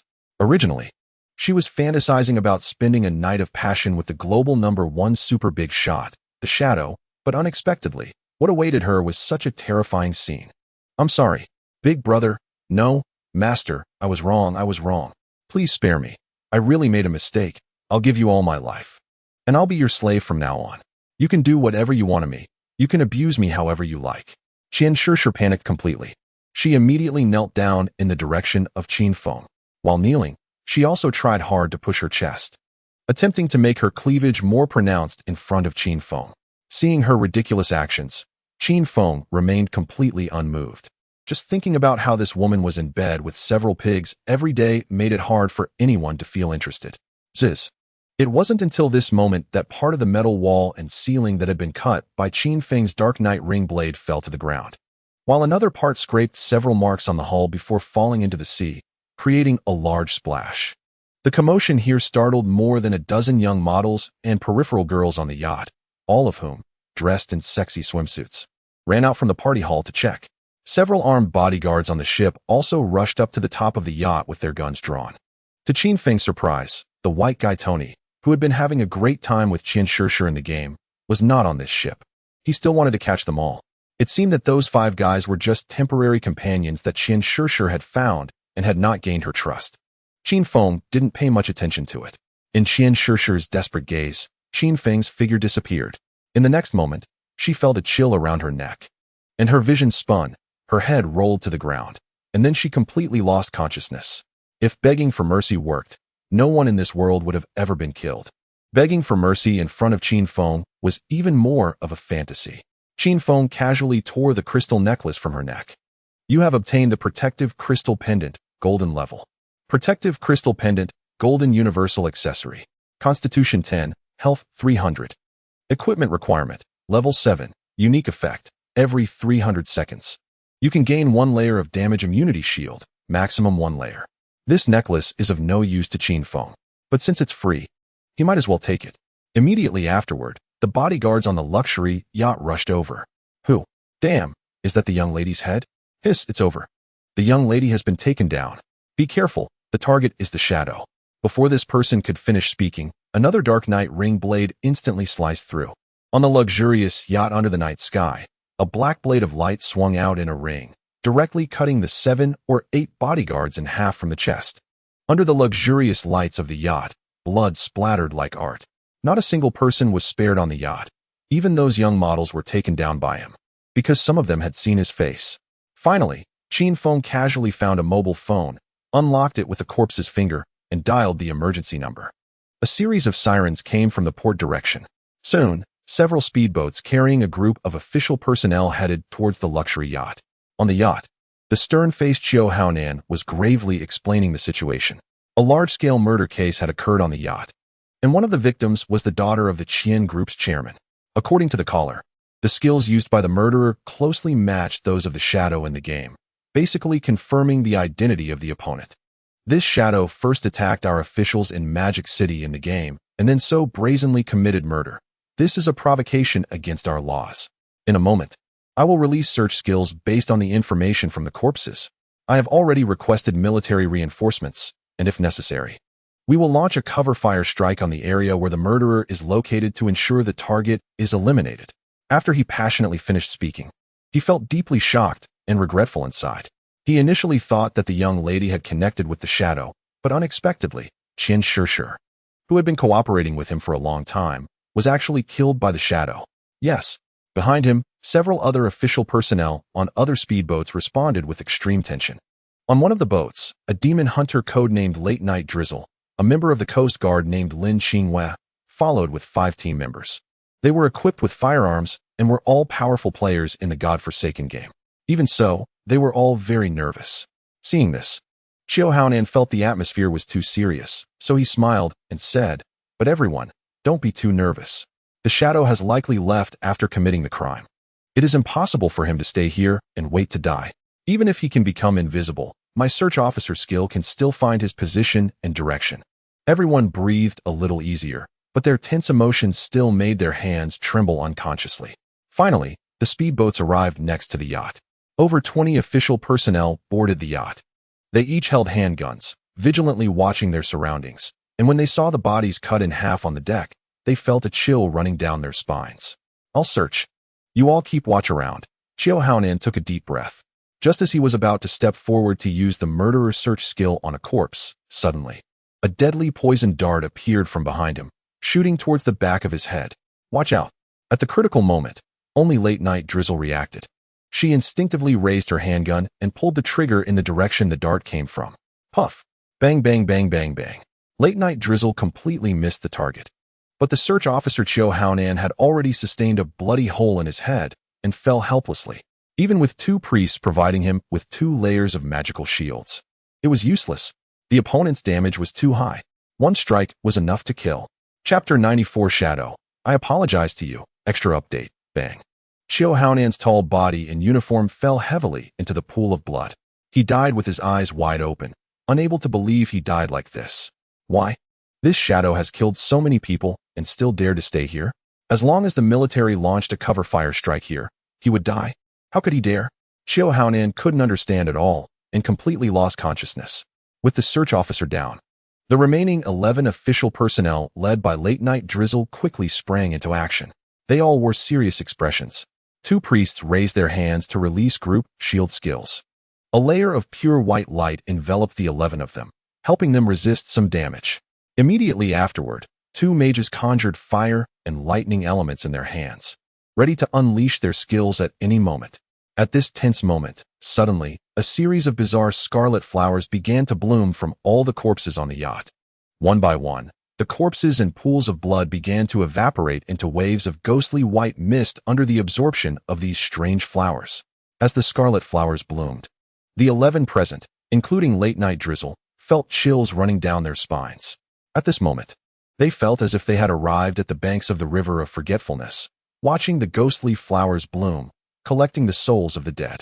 Those vibrant and eerie red flowers adorned the entire yacht, making it feel like a place between life and death.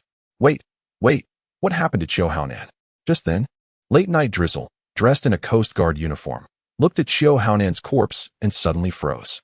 Team Lin, what's wrong? A short-haired woman asked, trembling. While asking, she was sweating profusely. Knowing full well that it was impossible to find the shadow's figure, she still held her handgun, constantly looking around, her heartbeat racing to the limit. Why did Captain Chiu lose so much lifespan? That huge lifespan, or must have been at least 3 years, right? As late-night drizzle said this, the others also noticed something was off. Because the officials in Magic City had already reached a golden-level hideout in the ruins by the riverside. They had begun the most optimized exploration and action plan. They concentrated the tradable lifespans together and left them with specific personnel, currently referred to as standby personnel. These standby personnel usually stayed in the hideout and did not go out to avoid dying and causing a loss of tradable lifespan. Every time the official members went out to grind monsters, level up, or strategize, they only received 10 days of tradable lifespan to minimize potential death losses. In this way, the exploration and strategy losses of the Magic City officials would be minimized. This rule applies to everyone currently stationed at the Riverside hideout, including Chiu Haonan. But now, Chiu Haonan had died, and he actually exploded with over 3 years of tradable lifespan. It was clear that this was his private stash of lifespan. However, he had always been acting alongside the officials. Where did he have the opportunity to hide lifespan? As the entire yacht was blooming with scarlet flowers, late-night drizzle looked around and sighed. It seems the shadow's target is not us, but Captain Chiu. Otherwise, with the shadow's strength, he could have killed us all instantly. But he did not. And the shadow indeed has means to destroy evidence. This feeling of life and death being controlled by someone was something late-night drizzle had never experienced before. It felt as if she was trapped in the mud. Shadow. This code name, along with the scarlet flowers all over the yacht, brought her unimaginable pressure. Under such pressure, she remained vigilant while gritting her teeth and thinking. So, what was special about Chiu Haonan? Late-night drizzle suddenly noticed that when the scarlet flowers evaporated Chiu Haonan's corpse, there were actually 3 mobile phones left behind. Generally, they are usually equipped with 2 mobile phones. But does Chiu Haonan have 3? Wang Yue quickly stepped forward, picked up the 3 mobile phones, and threw them to the people around. Check them. Soon, the results came out. What? Captain Chiu and Qian Shishir have been in contact all along. In the past, they used their positions to give the Qian group a lot of conveniences. After the arrival of the godforsaken game, their contact became more frequent. The illegal drugs on this yacht were brought over with the help of Chiu Haonan, intending to deal with the shadow. Wait, from their contact details, it seems that this Qian Shishir is the spade in the game. When some content from the phones was checked, Wang Yue and the 10 official members around were all dumbfounded. Wang Yue quickly pieced everything together. The shadow first contacted Qian Shishir. Qian Shishir wanted to use drugs to control the shadow, but was afraid of being killed, so she asked Xiao Haonan to take us to test the shadow. As a result, the shadow ruthlessly killed us, gaining Qian Shishir's trust. When the shadow arrived at the yacht, it first killed everyone on board, then called the police. To ensure Xiao Haonan would come, it deliberately left a ship full of corpses. In fact, we did detect a large number of corpses on this yacht through satellite surveillance. Which is why we sent Xiao Haonan, because currently, he is the only investigator who has extracted the skill of searching for corpses into reality. After we arrived, he would kill Xiao Haonan and then destroy all the corpses to prevent us from tracing his location through them. In this process, he killed all enemies, collected all their lifetimes. In the end, he could still avoid conflicts with the officials. Qian Shishir is the wanted spade, and Xiao Haonan is the insider colluding with the spade. From another perspective, the shadow is completely fulfilling the wanted order issued by the officials. What reason does the official have to be hostile to the shadow? After realizing all this, Wan Yuwei felt a bit of a chill. This shadow is definitely not just strong in ability. Fortunately, it seems the shadow has no intention of opposing us for now. Wan Yuwei felt a bit relieved. Thinking of this, she immediately spoke through the intercom, saying a few words. The special forces, snipers, and even missiles ready to launch from a nearby military base around the Magic City port finally settled down. Initially, the officials were on high alert. But after confirming that the shadow was not an enemy, everyone breathed a sigh of relief. At this moment, all the corpses on the yacht had evaporated into a pale white gas under the absorption of the death flower, carrying the scent of death. Wan Yuwei suddenly looked at the surrounding air, bit her lip, and said, "Thank you, Shadow, for helping to take out the spade. Also, I just shot you 5 times, I apologize." After saying that, she raised her pistol, loaded it, and aimed at her own thigh, firing consecutively. Bang, bang, bang, bang, bang. After 5 gunshots, her thigh was bleeding profusely, and she half knelt on the ground, gritting her teeth and saying, "I returned it to you." Team Lin, the short-haired woman beside, was startled and hurried over to support her. Chapter 95.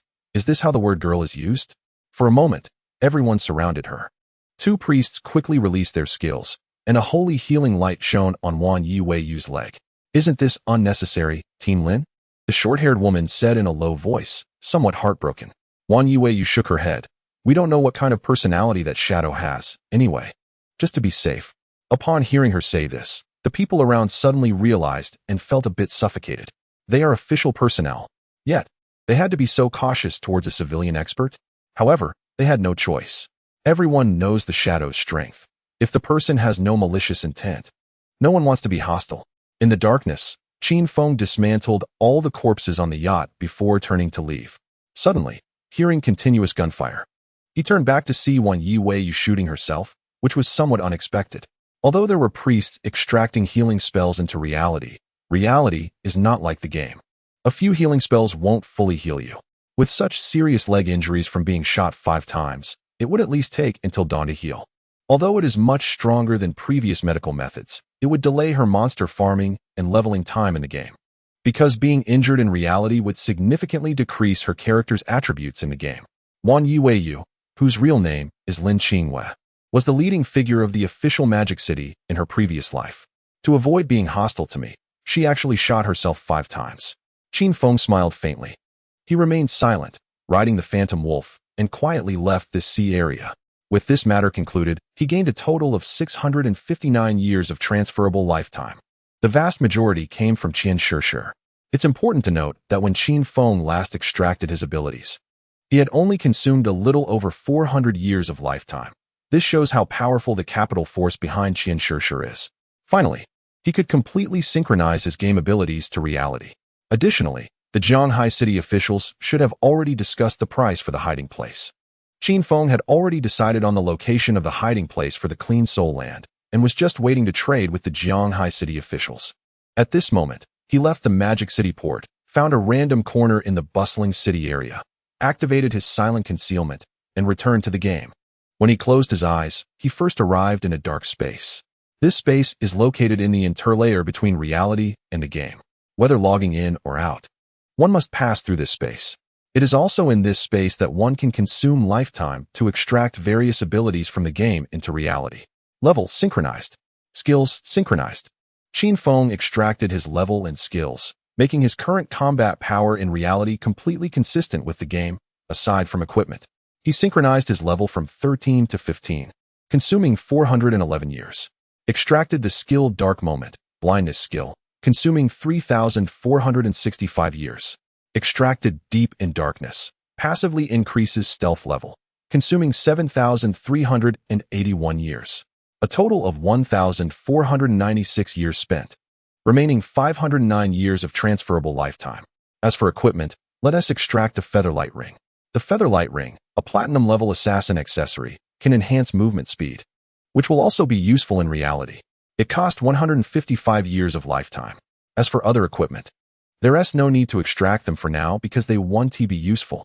In the future, he would obtain higher grade and more useful equipment, and he could extract them then. In the end, Qin Feng had 4,935 years of lifetime remaining and returned to the godforsaken game. He appeared in the ruins of Magic City, in the Evil Spirit Academy. Just after logging in, private messages lit up. It was in you. Justice execution, great God. The price has been discussed above, let us talk about it. She completely didn't mention what happened in Magic City. Qin Feng didn't say anything else and replied, sure, what is the price? Let us hear it. And you tentatively asked, 1,500? 1,500 years. Based on the current acquisition ratio, the official would have to pay 3 to 500 billion cash to receive it. Moreover, it's getting harder to collect lifetimes now. Because the public is not foolish, seeing the price of lifetimes rising, no one would choose to sell everything at such a time. Most people only sell a little to meet their real-life needs. The key point is that now many houses and similar items are no longer sold for cash.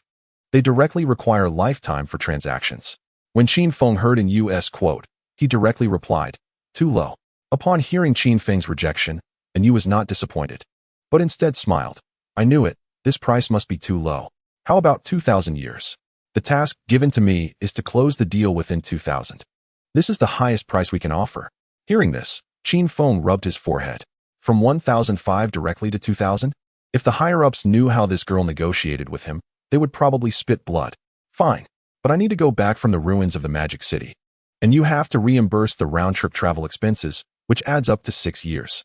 6 years is not a small amount, even for Qin Feng. No problem. And you quickly sighed.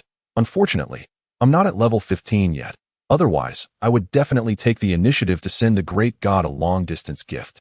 Qin Feng was confused upon hearing this. Girl, is the term long-distance gift used like that?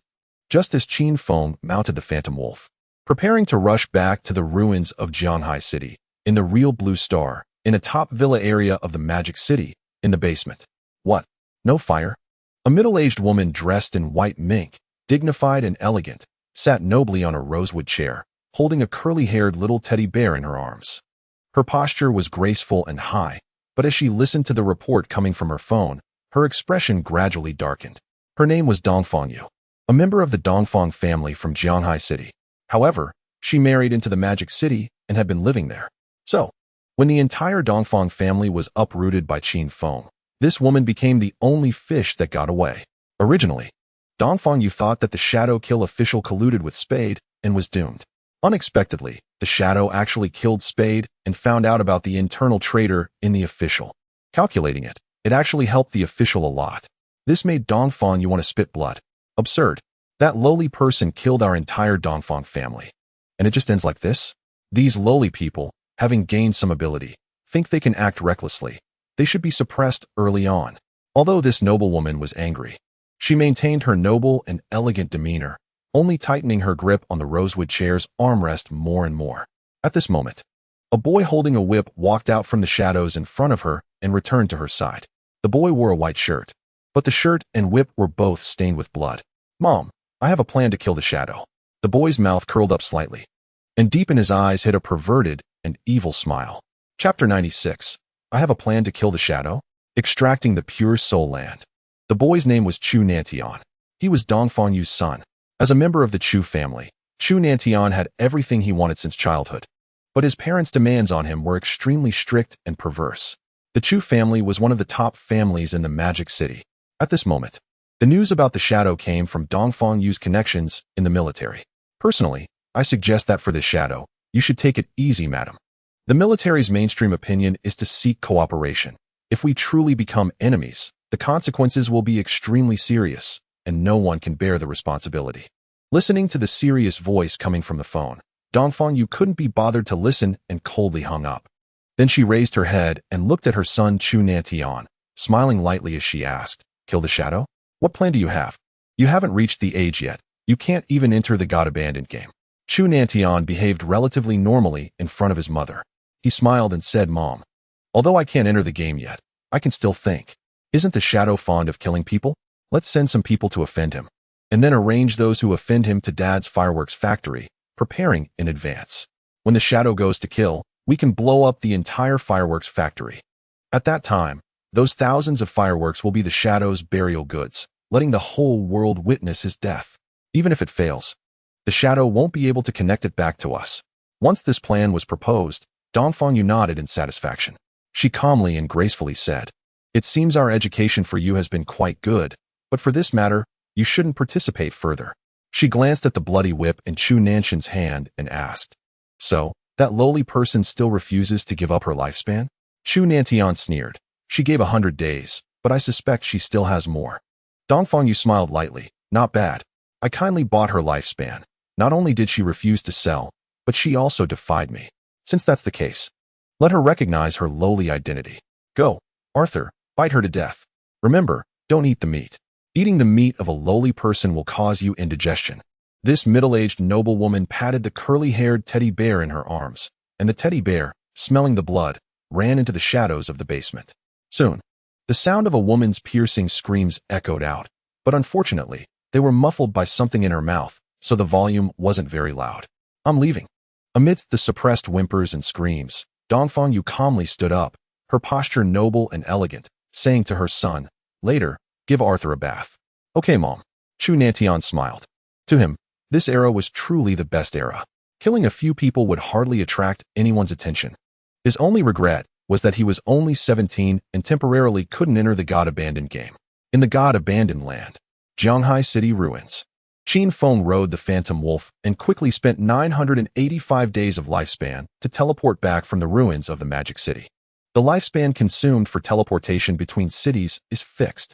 However, the cost is extremely high. Generally, players would never spend so much lifespan to teleport. When Qin Feng returned, he found that the number of players in the Jianghai City ruins was indeed significantly less than that in the Magic City. He didn't mind. He opened the private chat window and confirmed a coordinate with an U before heading there first. This time, he was not only meeting with Wang Meng's 6-member team, but also a 30-member official team. When Yu saw Qin Feng, she said a bit awkwardly, "Great God. Don't mind me. I have too much lifespan, and the higher-ups are worried." "It's okay." Qin Feng naturally didn't mind, even if so many people formed a team. If it really came to a fight, a single skill from Qin Feng could wipe out most of them, easier than killing chickens. Behind Yu, many official players were a bit nervous when they saw Qin Feng appear, especially some female players who were excited and a bit in awe. Unfortunately, Qin Feng only traded with Yu briefly before leaving.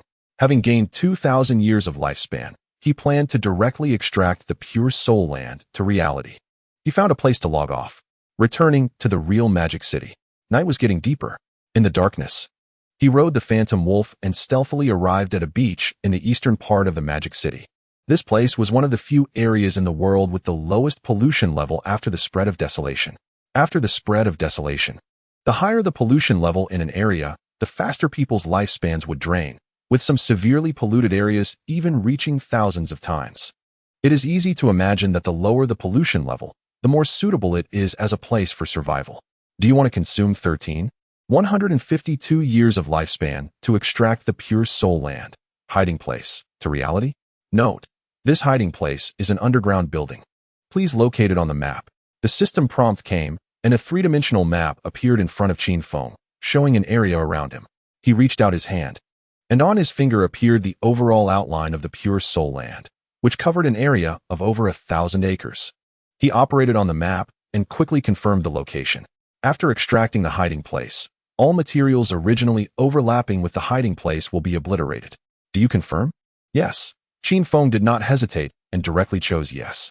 This prompt meant that once he chose to extract the hiding place here, all original materials in this place would disappear, including optical cables, official roads, underground buildings, sand, clay, and and everything else.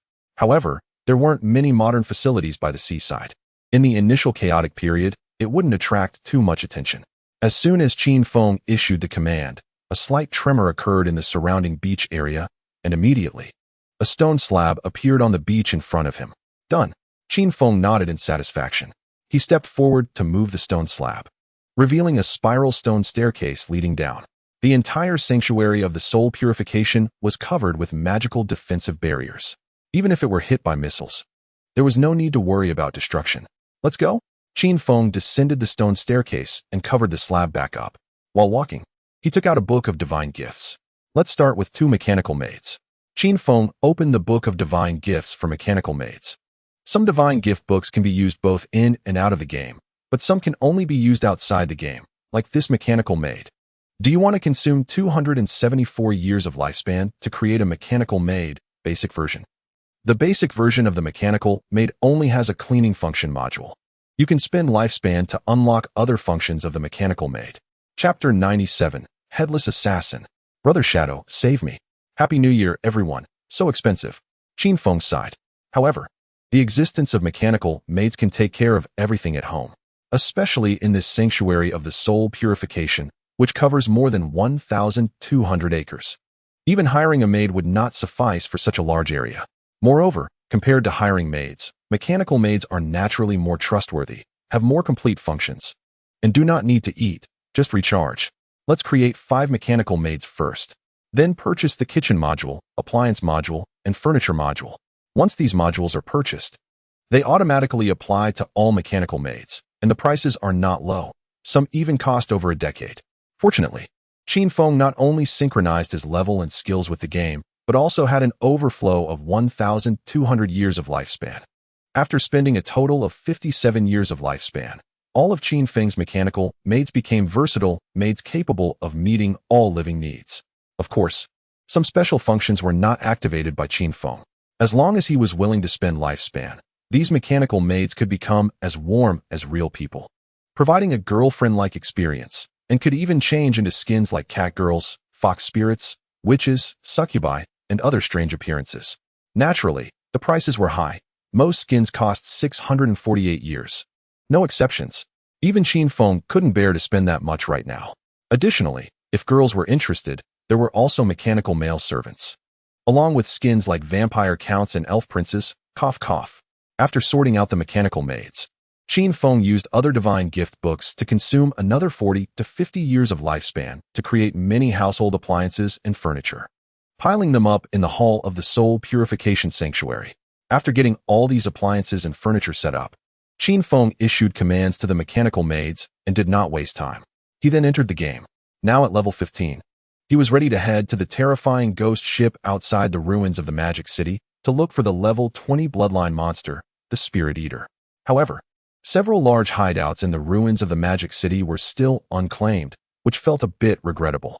The Spirit Eater could be found later. After all, no one was fighting for it. But each hideout lost meant one less available. Just as Qin Feng logged in, Wang Ming immediately messaged him, "Big boss, something happened. Are you still in the Zhanghai City ruins?" A platinum-level monster suddenly appeared in the ruins, incredibly fierce, even running to our resurrection point to kill people.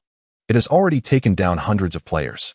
We tried to surround it, but it's fast and can turn invisible. Even Xiao He got killed by it once. Hearing Wang Ming's message, Qin Feng asked, "What?" Wang Ming quickly replied, "It's called the Headless Assassin, Xiao Luo. From her figure, it looks like a woman, but she has no head." Qin Feng was a bit speechless. This guy still had time to notice her figure? Qin Feng didn't waste words and directly said, "Give me the coordinates." To deal with Qian Shishir, he hadn't developed in-game for a while. Just in time for a platinum-level monster to present itself, it would be foolish not to kill it. Qin Feng also had some impression of this monster. However, I remember it being a gold level, right? Who turned it into platinum? After receiving the coordinates, Qin Feng rushed towards the destination while recalling the skills of this monster. It can turn invisible. The invisibility level should be level 3. After advancing to platinum level, the invisibility level will increase, but it shouldn't exceed level 5, which means it's detectable within my range. Moreover, although it has strong attack power, it is actually quite fragile. As long as I find the opportunity to unleash a combo, I should be able to take it down. By the way, It seems to have a clone skill. As for more specific abilities, Qin Feng couldn't quite remember. Let's go see first. In the center of the Jianghai city ruins, where the statue is located, large numbers of players used to gather here at all times. But now, there wasn't a single person. Even if there were, they were hiding in the ruins of the surrounding buildings, completely afraid to show their faces. Because the platinum-level headless assassin, Xia Luo, was lurking nearby, hunting players. Inside a ruined courtyard, more than 10 players had gathered together, hiding there. They were trembling, each cursing in low voices. Damn, what kind of monster is this? It can even turn invisible, and level 3 anti-invisibility can't detect it. It can turn invisible, has high attack, and one-hit kills. How are we supposed to fight this? With such an overpowered monster, even Shadow would be taught a lesson, right? Shoo, keep it down, don't attract its attention. However, what this group of players didn't know was that a pale white figure in a state of invisibility had already approached them. This was a humanoid monster nearly 5 meters tall, with a slender figure, especially long legs. Most importantly, its hands and feet had no fingers, replaced instead with sharp blades made of white bone. Although, as Wang Meng said, this monster had a decent female figure. Anyone who saw this monster would not have a single improper thought, because beneath its skin, it seemed like countless insects were writhing, extremely terrifying. Just as these players were trembling in fear, suddenly, a pale white blade of light swept towards one of the players. Thud! That player's head flew off instantly. Ah, damn. Run! No, quickly escape. The players who had originally gathered together for courage were all scared into jumping up, scattering in all directions. When Qin Feng arrived, he happened to witness this scene. However, with his assassin's instinct skill, possessing level 5 anti-invisibility, he saw much more than ordinary players. Within his field of vision, there were actually a total of 5 headless assassins, Xia Luo, in this area of ruins. Indeed, it had a clone skill. But which one is the real one? Forget it. I don't care to distinguish. I'll just take them all down. Qin Feng rode his ghost wolf and rushed over. As he approached the outline of the first invisible headless assassin, Xia Luo, he jumped off his mount and, while still in midair, directly unleashed the gift of liberation, instant shadow slash. 32, 857, weak point attack. 32, 452, weak point attack. 9 blades of light burst forth from the body of the invisible headless monster, instantly breaking its invisibility. When the blood effect appeared from the wounds on its body, it meant it was already dead. Qin Feng maintained his invisible state and landed steadily. However, when the headless monster was forced out of its invisible state, its health bar instantly dropped by half, a scene witnessed by a nearby fleeing player. This person immediately realized that Shadow had arrived. Dark Shadow, save me. Qin Feng heard a familiar voice and looked over, only to see Qin Xiaoyu. At that moment, she was wearing a bronze-level priest robe and was being chased by a headless assassin, her face filled with panic. Upon seeing the shadowy figure appear in an instant, Qin Xiaoyu seemed to have grasped a lifeline and cried out for help. Qin Feng only glanced at her and immediately felt unlucky. Who the hell is your brother? Chapter 98. Is this the world's highest gold content? Qin Feng naturally ignored her, watching coldly. He glanced at the cooldown for the skill gift of liberation, which still had 9 seconds left before he could kill the next clone. While Qin Feng remained hidden, waiting for the skill cooldown, Qin Xiaoyu was running in panic. The clone that Qin Feng had just attacked was in a throat-cut state and was about to be finished off in the next second. But before it died, it caught sight of Qin Xiaoyu. It threw a ghostly white blade from a distance. Puff! That ghostly white blade pierced through Qin Xiaoyu's thigh. And at the same time, the headless assassin's clone, Xia Luo, who was chasing her, swung its long arms. 2 ghostly white blades, one above and one below, pierced into Qin Xiaoyu's body. Her fragile little frame was instantly attacked from both sides and killed. A small lifespan light orb appeared above her corpse, even seeming a bit dazed. Is this lifespan so little? Immediately after, the headless assassin's clone Xia Luo disdainfully tossed her body aside. The girl's corpse, riddled with 3 holes, fell weakly into the ruins. In the next second, the first clone that Qin Feng had attacked was killed by the continuous damage from the throat cut effect, bursting into ghostly white fragments. When this clone was shattered, for nearby headless assassins, Xia Luo, whose tall, ghostly white figures stood 5 meters high, all stopped their search. They turned towards Qin Feng and leaped forward.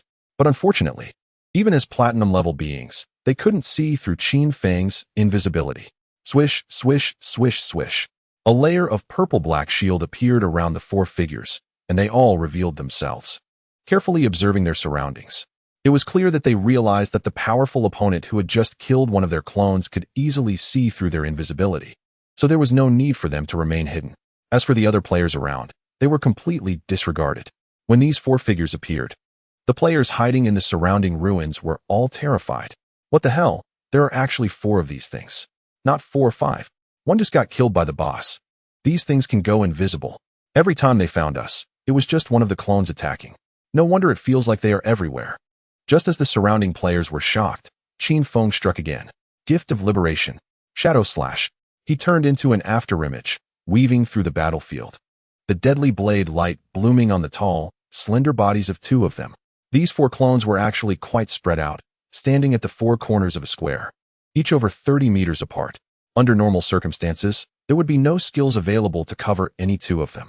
But what they didn't expect was that Qin Feng's Shadow Slash had evolved to legendary level. The maximum release distance reached 40 meters.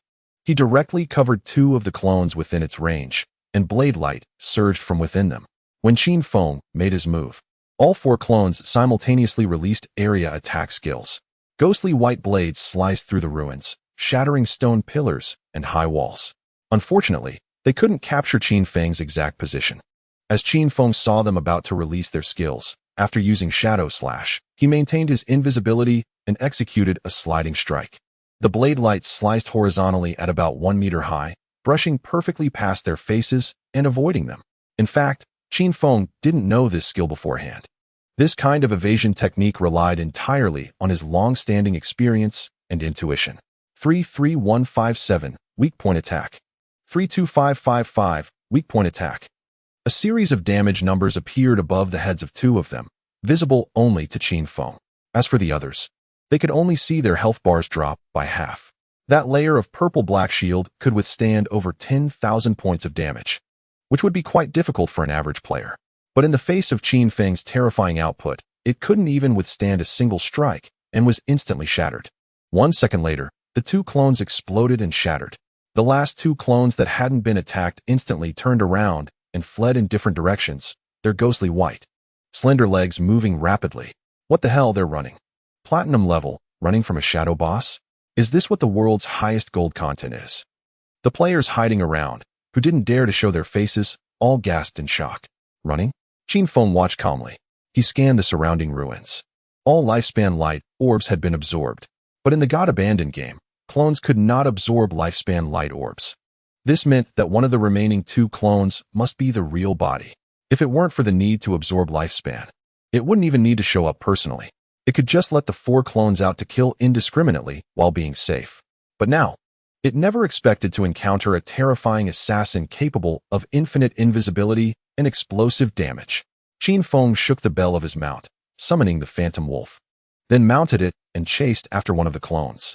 Along the eastern street of the ruins of Jianhai City, he ran at an incredibly terrifying speed. The Phantom Night Stalker Wolf's invisibility level was only 1. But even players with a higher anti-invisibility level could only see a dark shadow passing by. This speed was much faster than the headless assassin Xia Luo. The fleeing clone hadn't even run a kilometer before Qin Feng caught up to it. With a gift of liberation and a Shadow Slash, 9 strikes plus the rupture damage a second later exploded, and another clone shattered into ghostly white fragments. What bad luck. It was still a clone. Qin Feng shook his head. He rode the Phantom Wolf back to chase the last clone, or rather, the real body. A few seconds later, Qin Feng returned to the center of the ruins of Jianhai City. It seemed to have lost the last trace. But he looked up at the sky and used Shadow Slash. He soared 40 meters into the air, overlooking the ruins ahead, and immediately spotted the tall headless assassin Xia Luo. It had returned to its invisible state and was running wildly towards the west of the city. Trying to escape the city? Qin Feng smiled faintly and dropped from midair, landing accurately on the back of the leaping Phantom Wolf. Let us go. The black flowing light weaved through the ruins of the city. In the shifting view, Qin Feng quickly caught up to the headless assassin Xia Luo, whose 5 meter tall, slender ghostly white body was sprinting towards the city exit using both hands and feet. Suddenly, so you're called Xia Luo? Qin Feng gripped the plague blade, turned into an afterimage, and penetrated through. Shadow Slash. Chapter 99, Legendary skill, Shadow Blade. Boom. In the midst of the ruins, the 5-meter-tall headless assassin Xia Luo crashed to the ground, completely collapsing an abandoned clock tower. You have killed the headless assassin Xia Luo. You gained 48,000 experience points. Congratulations, you gained 20 evolution points. You gained 1,520 days of lifespan tradable, in addition to the built-in lifespan of 1,520 days. A large number of lifespan orbs were revealed, all of which had just absorbed the lifespans of other players and hadn't had time to digest. It appeared that there were about 3,000 days of tradable lifespan, plus an additional 300 to 500 years of non-tradable lifespan. However, Qin Feng did not rush to collect the loot. Instead, he maintained a certain distance from the corpse. First, he equipped the devotee pendant and summoned the pious devotee. Burn it, Qin Feng commanded. The pious devotee immediately opened its withered mouth and spewed out a ball of green flame, which ignited the corpse of the headless assassin. A series of shrill, tragic screams erupted. Under the burning of the green flames, thousands of long worms that had been wriggling beneath the headless assassin's skin were all burned to a crisp. The social parasites are something Qin Feng is very familiar with. If one is not cautious and recklessly approaches these parasitized corpses, the worm parasites will burst out from the skin of the corpse. Even if it is just a long worm parasitizing, the player is doomed. This is because the communal parasites can feed on the player's flesh and infinitely split. It sounds terrifying. However, in reality, this thing has two fatal weaknesses. One is afraid of fire, and the other cannot survive in the air. It dies within 3 seconds of exposure to the air. Qin Feng himself does not have fire-type damage, but the devout believer does. After being burned by that green flame, the headless assassin's corpse turns into a huge dry corpse. Qin Feng stepped forward and unleashed his greedy hands, causing a pile of loot to burst forth, among which were several beams of emerald light. Qin Feng collected everything and turned to leave. Not long after he left, a 6-person team cautiously approached in this direction. It was a big wavy beauty with black curly hair, the Gray Rose. Old 4, hurry up and try to see if you can feel anything. The Gray Rose looked at the headless assassin's corpse, her pretty face full of anticipation. One of the assassin players in her team cautiously stepped forward, but his expression quickly changed. No way, boss. The system just notified me that this corpse has already been touched by someone else and can't be touched again. Huh. The Gray Rose was confused. It turned out that this girl's team had also obtained a bronze-level greedy hand. There was a 20 chance of finding an extra loot from the monster's corpse. I originally intended to take advantage of it, but it seems someone had already touched it. Was it the Shadow? Did Shadow also learn Greedy Hand? The Gray Rose couldn't help but smile wryly. This big shot is just too versatile, really leaving no opportunity to take advantage. Qin Feng rushed back to the center of the ruins of Jianghai City. Next, he planned to establish a permanent base in the ruins of the Demon City, as it was a larger city with more resources nearby. After arriving, he would first take over the Evil Spirit Academy. This hideout could be registered under his own name. A player can own only one hideout at most. However, Qin Feng could also create a guild, allowing him to own another hideout under the guild's name. The church sanctuary previously sold to the Jianghai City authorities is, after all, located in the ruins of Jianghai City. Qin Feng doesn't need 2 hiding places in the same city. However, in the ruins of the Demon City, he definitely needs a place to stay. The Evil Spirit Academy, while not as hidden as the Pure Soul Land, has a magical defense barrier that is more than twice as strong as that of other hiding places. This is the ruins of a magic academy. And deep within the academy, there is a magical barrier enhancement device. Qin Feng plans to casually establish a guild and, under the guise of the guild, take over this hiding place. On the way to the teleport, Qin Feng glanced at the loot in his backpack. There were a total of about 20 pieces of loot, including 2 items from the assassin, an emerald-level assassin weapon, and a platinum-level assassin skill book. Forest White Bone Blade, emerald assassin-type weapon. Attack power 388, 125 armor penetration. Strength 39, agility 48. Equipment requirement, level 15. Unique effect, when dealing damage, your movement speed is doubled for 5 seconds. Additionally, when the movement speed doubling effect is triggered, you will gain 30 evasion rate. This emerald-level weapon has an attack power nearly 80 points higher than the Plague Blade's 216, and it also adds armor penetration, strength, and agility. And the special effects are also very useful. If I had this special effect just now, I could completely distance myself from its attack range just by using my movement speed after the shadow/hit. No need for a slide tackle anymore. Moreover, it seems that the one from the Evil Spirit Academy requires extremely high mobility to achieve no damage. It's just right. Qin Feng switched out the Plague Blade.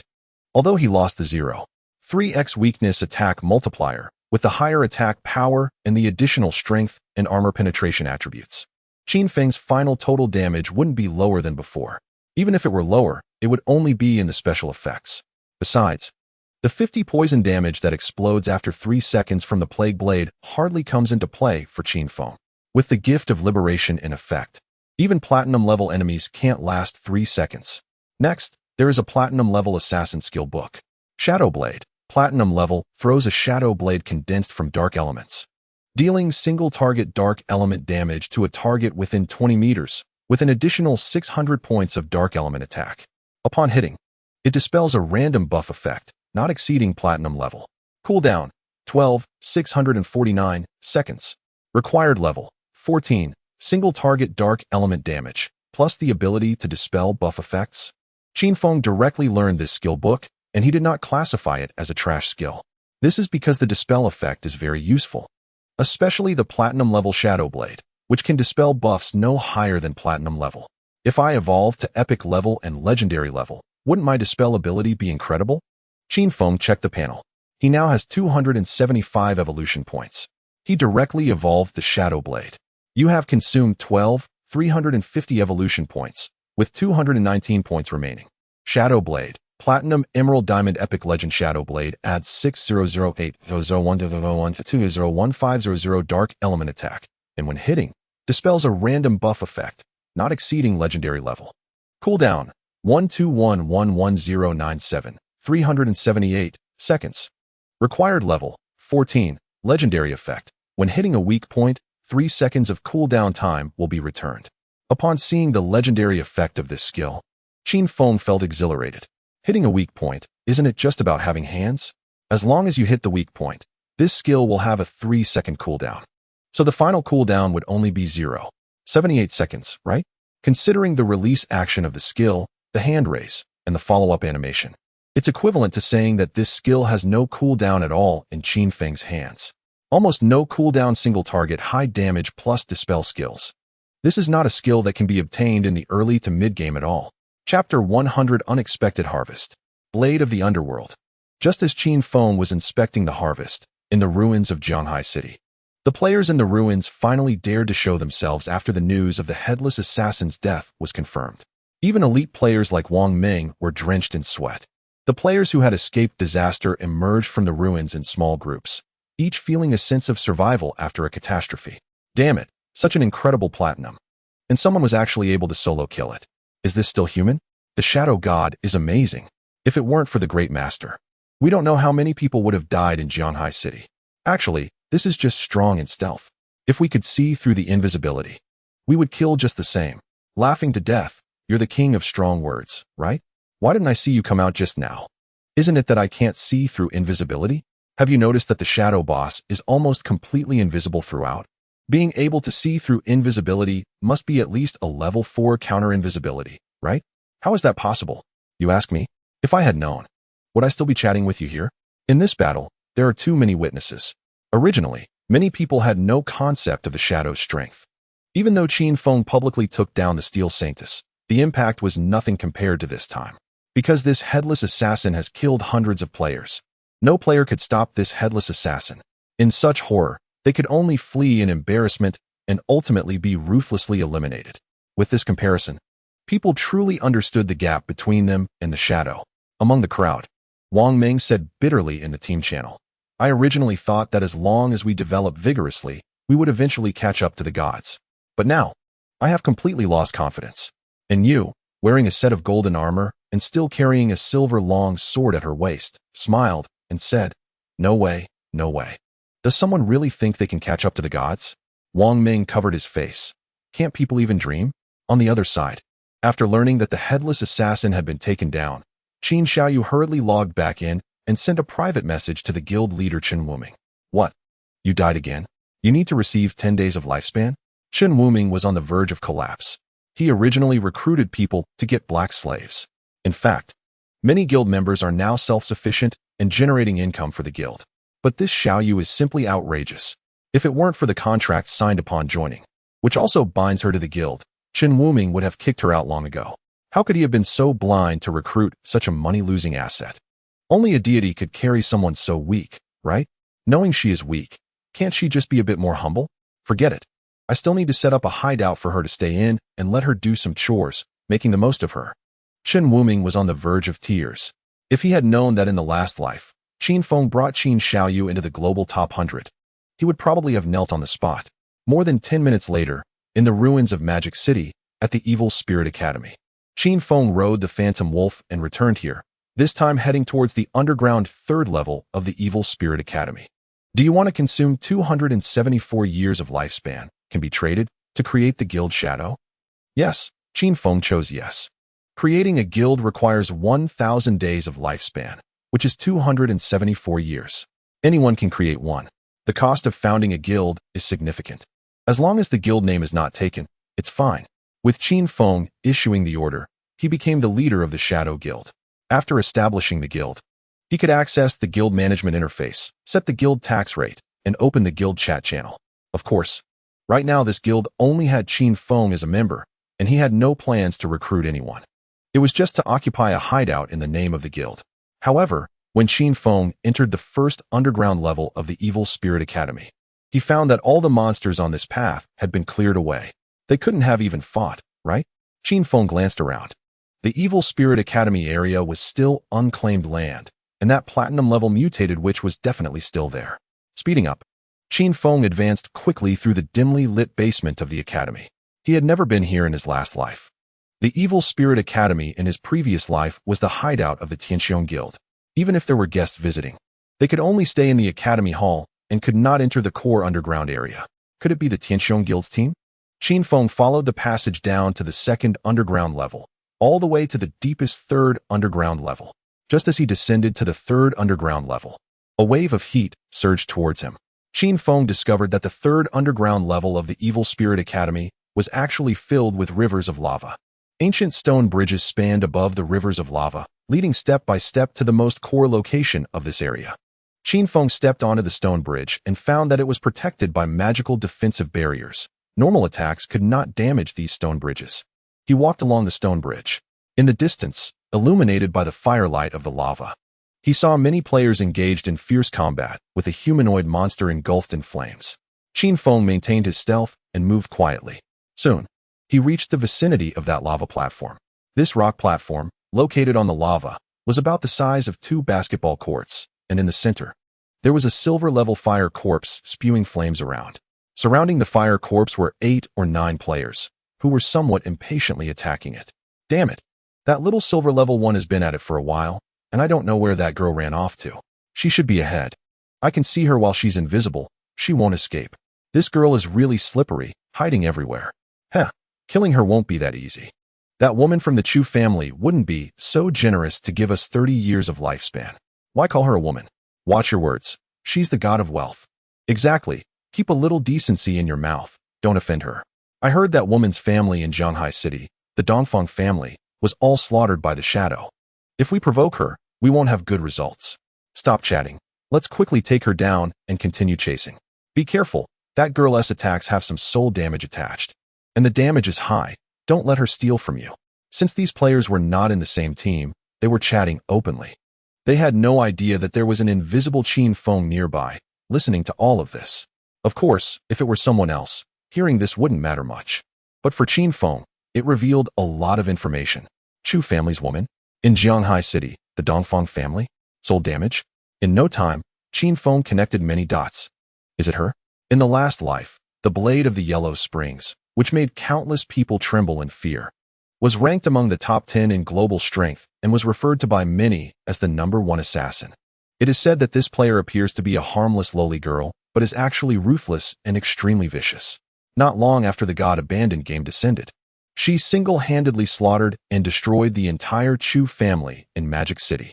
Besides, the Dongfang family still has survivors who married into the Chu family in Magic City. No wonder I hadn't heard of the Dongfang family in my last life. It seems that they were all slaughtered by this girl. Just compared to the Chu family, the Dongfang family is truly insignificant, so I never heard of them. What an unexpected gain. Chapter 101, Death Flower's True Kill. Qin Feng. Originally, I thought that the Chu family had offended the Blade of the Yellow Springs, which led to their slaughter. Now it seems she was the one being hunted by the Chu family first. Then she slaughtered the Chu family and conveniently wiped out the affiliated Dongfang family as well. Of course, after doing this, the Blade of the Yellow Springs didn't fare well either. Because the Chu family had military and official backing, the Daxia government issued a wanted notice for the Blade of the Yellow Springs after the incident. Ultimately, this global #1 assassin was shot dead by the Daxia government. This incident happened shortly before Qin Feng's rebirth. In the era of the God Abandoned game, even the top 10 global powerhouses found it difficult to contend with such a behemoth as the Daxia government, especially since the Blade of the Yellow Springs was also a lone wolf. However, this was also because her strength hadn't reached a truly against the heavens level. The Daxia government had resources and personnel. As long as they had sufficiently talented and strong members, their development should be no worse than any other lone wolf. It was normal for top powerhouses to surround and kill the Blade of the Yellow Springs. But Qin Feng's situation in this life was different from that of the Blade of the Yellow Springs. He possessed the authority of judgment, which was far superior to the Blade of the Yellow Springs in his last life. Let alone just one global top 10, once Qin Feng develops in this life. Even the combined global top 100 wouldn't be his opponent. Not to mention that Qin Feng's profession is shadow. This only amplifies his deterrent power. After several previous tests, Qin Feng has confirmed that the current Daxiao officials truly do not dare to offend him in any way. Since there are still fish that slip through the net from the Dongfang family, he definitely cannot let them go. Those who take money to do things are even less worth letting go. Qin Feng looked at the scene in front of him, where 9 players were surrounding a silver-level fire zombie, and it was clear that all their names had the killer tag behind them. Seizing the opportunity, he entered the scene. Shadow Blade. The dark blade light instantly spread out from Qin Feng as the center. Pucci. 37263, weak point attack. 10677, block. 34890, weak point attack. 0 dodge. 10 damage numbers popped up in an instant. Among them, 8 players, along with that silver-level fire zombie, were instantly killed by Qin Feng's skill. Even though a warrior happened to activate a blocking skill and blocked more than half of the damage, it still couldn't stop this strike. Only one young archer, holding a longbow, triggered a dodge just in time, becoming the only survivor on the scene. It seems I need to adjust my hit rate a bit. Otherwise, if others stack up on dodge, it'll be a bit troublesome for me to kill. Qin Feng thought to himself as he looked at the only surviving young archer. The young archer was stunned at the moment of the incident. What the hell, what's going on? Brothers, why did you all suddenly die? Before he could react, Qin Feng was already behind him, delivering a powerful strike. Although it was an undeveloped strike skill, the bone blade in his hand struck towards the back of the opponent's head, still dealing over 10,000 damage from a weak point attack, instantly killing him. The once somewhat noisy rocky platform fell silent. Qin Feng raised his hand, releasing Shadow Veil, and re-entered stealth mode. First, he raised his hand and cast the blooming curse on all the corpses on the field. One by one, crimson flowers appeared on the 9 players' corpses. When Qin Feng absorbed their tradable and non-tradable lifespans, he heard 2 chilling system prompts. Player Min 2 go to see Hua's remaining lifespan is less than 1 day and was truly killed by you. Player Xiang was Zhimi Shuaido, Shi Zhu Jiao's remaining lifespan is less than 1 day and was truly killed by you. Qin Feng was a bit surprised. These 2 were indeed unfortunate. It seems their non-tradable lifespans had dropped to nearly nothing. However, their tradable lifespans were still several hundred days, but unfortunately, they were all absorbed by me. Normally, players, even if they have a hideout as a base, would definitely reserve a certain amount of lifespan to avoid truly dying suddenly. This group of players was no exception. But the key is that Qin Feng's blooming curse can absorb all their tradable lifespans. It can also absorb 50 of the remaining non-tradable lifespan. Even if these 2 originally had enough lifespan, dying at Qin Feng's hands, they were still directly absorbed to death by him. From then on, those 2 completely disappeared from this world. In my eyes, as long as there is no non-tradable lifespan, the other party is already dead. This is the effect of non-tradable lifespan. In the game of God Abandoned, there are several other skills besides the blooming curse that can be used on corpses and deduct the target's remaining tradable lifespan. Some special ones also possess such abilities. Once non-tradable lifespan is lost, encountering such existences only leads to a dead end. Of course, skills like Qin Feng's Blooming Curse that can also absorb the target's non-tradable lifespan. He had never heard of in his previous life. According to the rules of God Abandoned, inevitably, in the later stages, non-tradable lifespan will become less and less. But soon, players will all come into contact with channels that use tradable lifespan to convert into non-tradable lifespan. It's just that the cost of this channel is a bit expensive. The opportunities to deceive are ruthless. Greedy Hand. Qin Feng killed the silver-level fire zombie, since it had already lost more than half its health when he arrived. The loot drop did not belong to him, but that doesn't matter. After all, Qin Feng can use Greedy Hand, directly releasing it on the corpse. He obtained an additional 6 loot drops, gaining 24 evolution points and nearly 10 years of tradable lifespan. They just said that the Blade of the Underworld is in this place? I wonder where it is. Qin Feng maintained his stealth state, looking around the rocky platform. Everywhere was illuminated red by the magma river's flames, yet he saw no figures. He didn't pay much attention. With his current de-stealth ability, as long as the other party appeared, they couldn't escape his detection. Just as he was about to continue forward to the core room of the Evil Spirit Academy, a slightly nervous young girl's voice suddenly came from behind him. Is it Shadow? I want to cooperate with you. Qin Feng was taken aback. He turned around, but saw no one. The entire rocky platform had only the 9 players' corpses and the fire zombie's corpse. There was no one else. But that girl's voice clearly came from somewhere behind Qin Feng. Could it be that her stealth level is higher than my 5-level de-stealth? No. If it were the Blade of the Underworld, her person should be right below the platform. Chapter 102. The Strange Uncle Who Lures Little Sisters? If it were an ordinary person, they might really be deceived by the other party. Fortunately, Qin Feng had learned about the skills of the Blade of the Underworld, the only hidden profession in his previous life. This unique hidden profession comes with an exclusive chain blade weapon that can transform into a claw hook form. This weapon can naturally grab and adhere to various obstacles for pulling and displacement operations. She isn't hiding in a higher stealth level than my de-stealth level. Instead, she is hiding right underneath the rocky platform. Qin Feng quickly realized. Under normal circumstances, the underground 3rd level of the Evil Spirit Academy, at the bottom, is the Magma River. The rocky bridge and rocky platform are built more than 10 meters above the Magma River. Normal people wouldn't think that someone could hide right below the rocky platform and rocky bridge. After all, that's akin to clinging to the ceiling. Humans aren't geckos. How could they possibly do that? Only the Blade of the Underworld can use its exclusive weapon to grab the ceiling and cling to it. Qin Feng heard the girl's voice sounding a bit nervous. Following the direction, while maintaining his stealth, he first left the rocky platform and, along the rocky bridge, moved several dozen meters away. Looking back, he indeed saw a petite figure in black leather armor, clinging to the underside of the platform. That figure had a head of jet-black bobbed hair, drooping down due to her posture. You want to cooperate with me? Qin Feng crouched down on the spot and squinted his eyes. He didn't respond. Clearly, the other party could not see through his stealth state. After all, Qin Feng's stealth level had now reached level 8. She must have just noticed that the platform was quiet and secretly peeked over. Seeing so many corpses, she guessed it was me. Qin Feng was not surprised. After all, at this stage, the only one who could instantly kill those 9 players, besides him, was basically non-existent.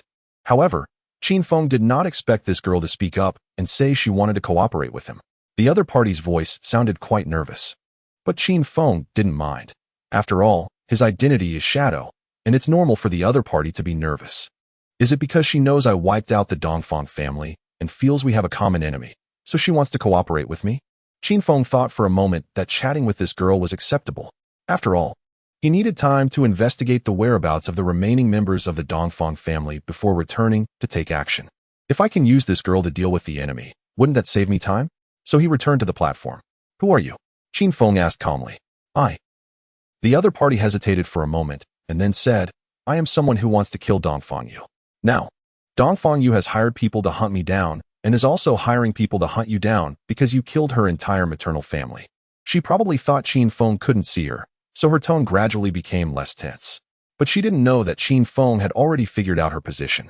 If he wanted to kill her, a poison dart or the newly learned Shadow Blade could easily take her out.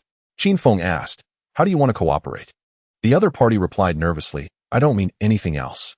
I just want us to add each other as friends, And if there is any news about Dongfang Yu, we can share it with each other. Also, I want to ask you, what should I pay attention to if I want to extract skills to kill in reality? Information sharing is relatively normal. Asking about killing? Qin Feng rubbed his forehead. From the other party's words, Qin Feng roughly understood. This girl, the blade of the underworld, had not yet grown into the murderous monster she was in her previous life. Instead, she resembled a shy neighbor girl. She hadn't started her revenge or killing yet.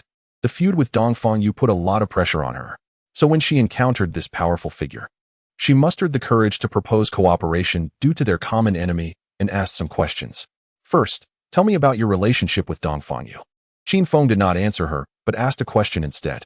Soon, she began to narrate everything. After some time, it turned out that this girl was being hunted by Dongfang Yu because she had killed Dongfang Yu once in the game. She had stolen over 200 years of tradable lifespan from Dongfang Yu.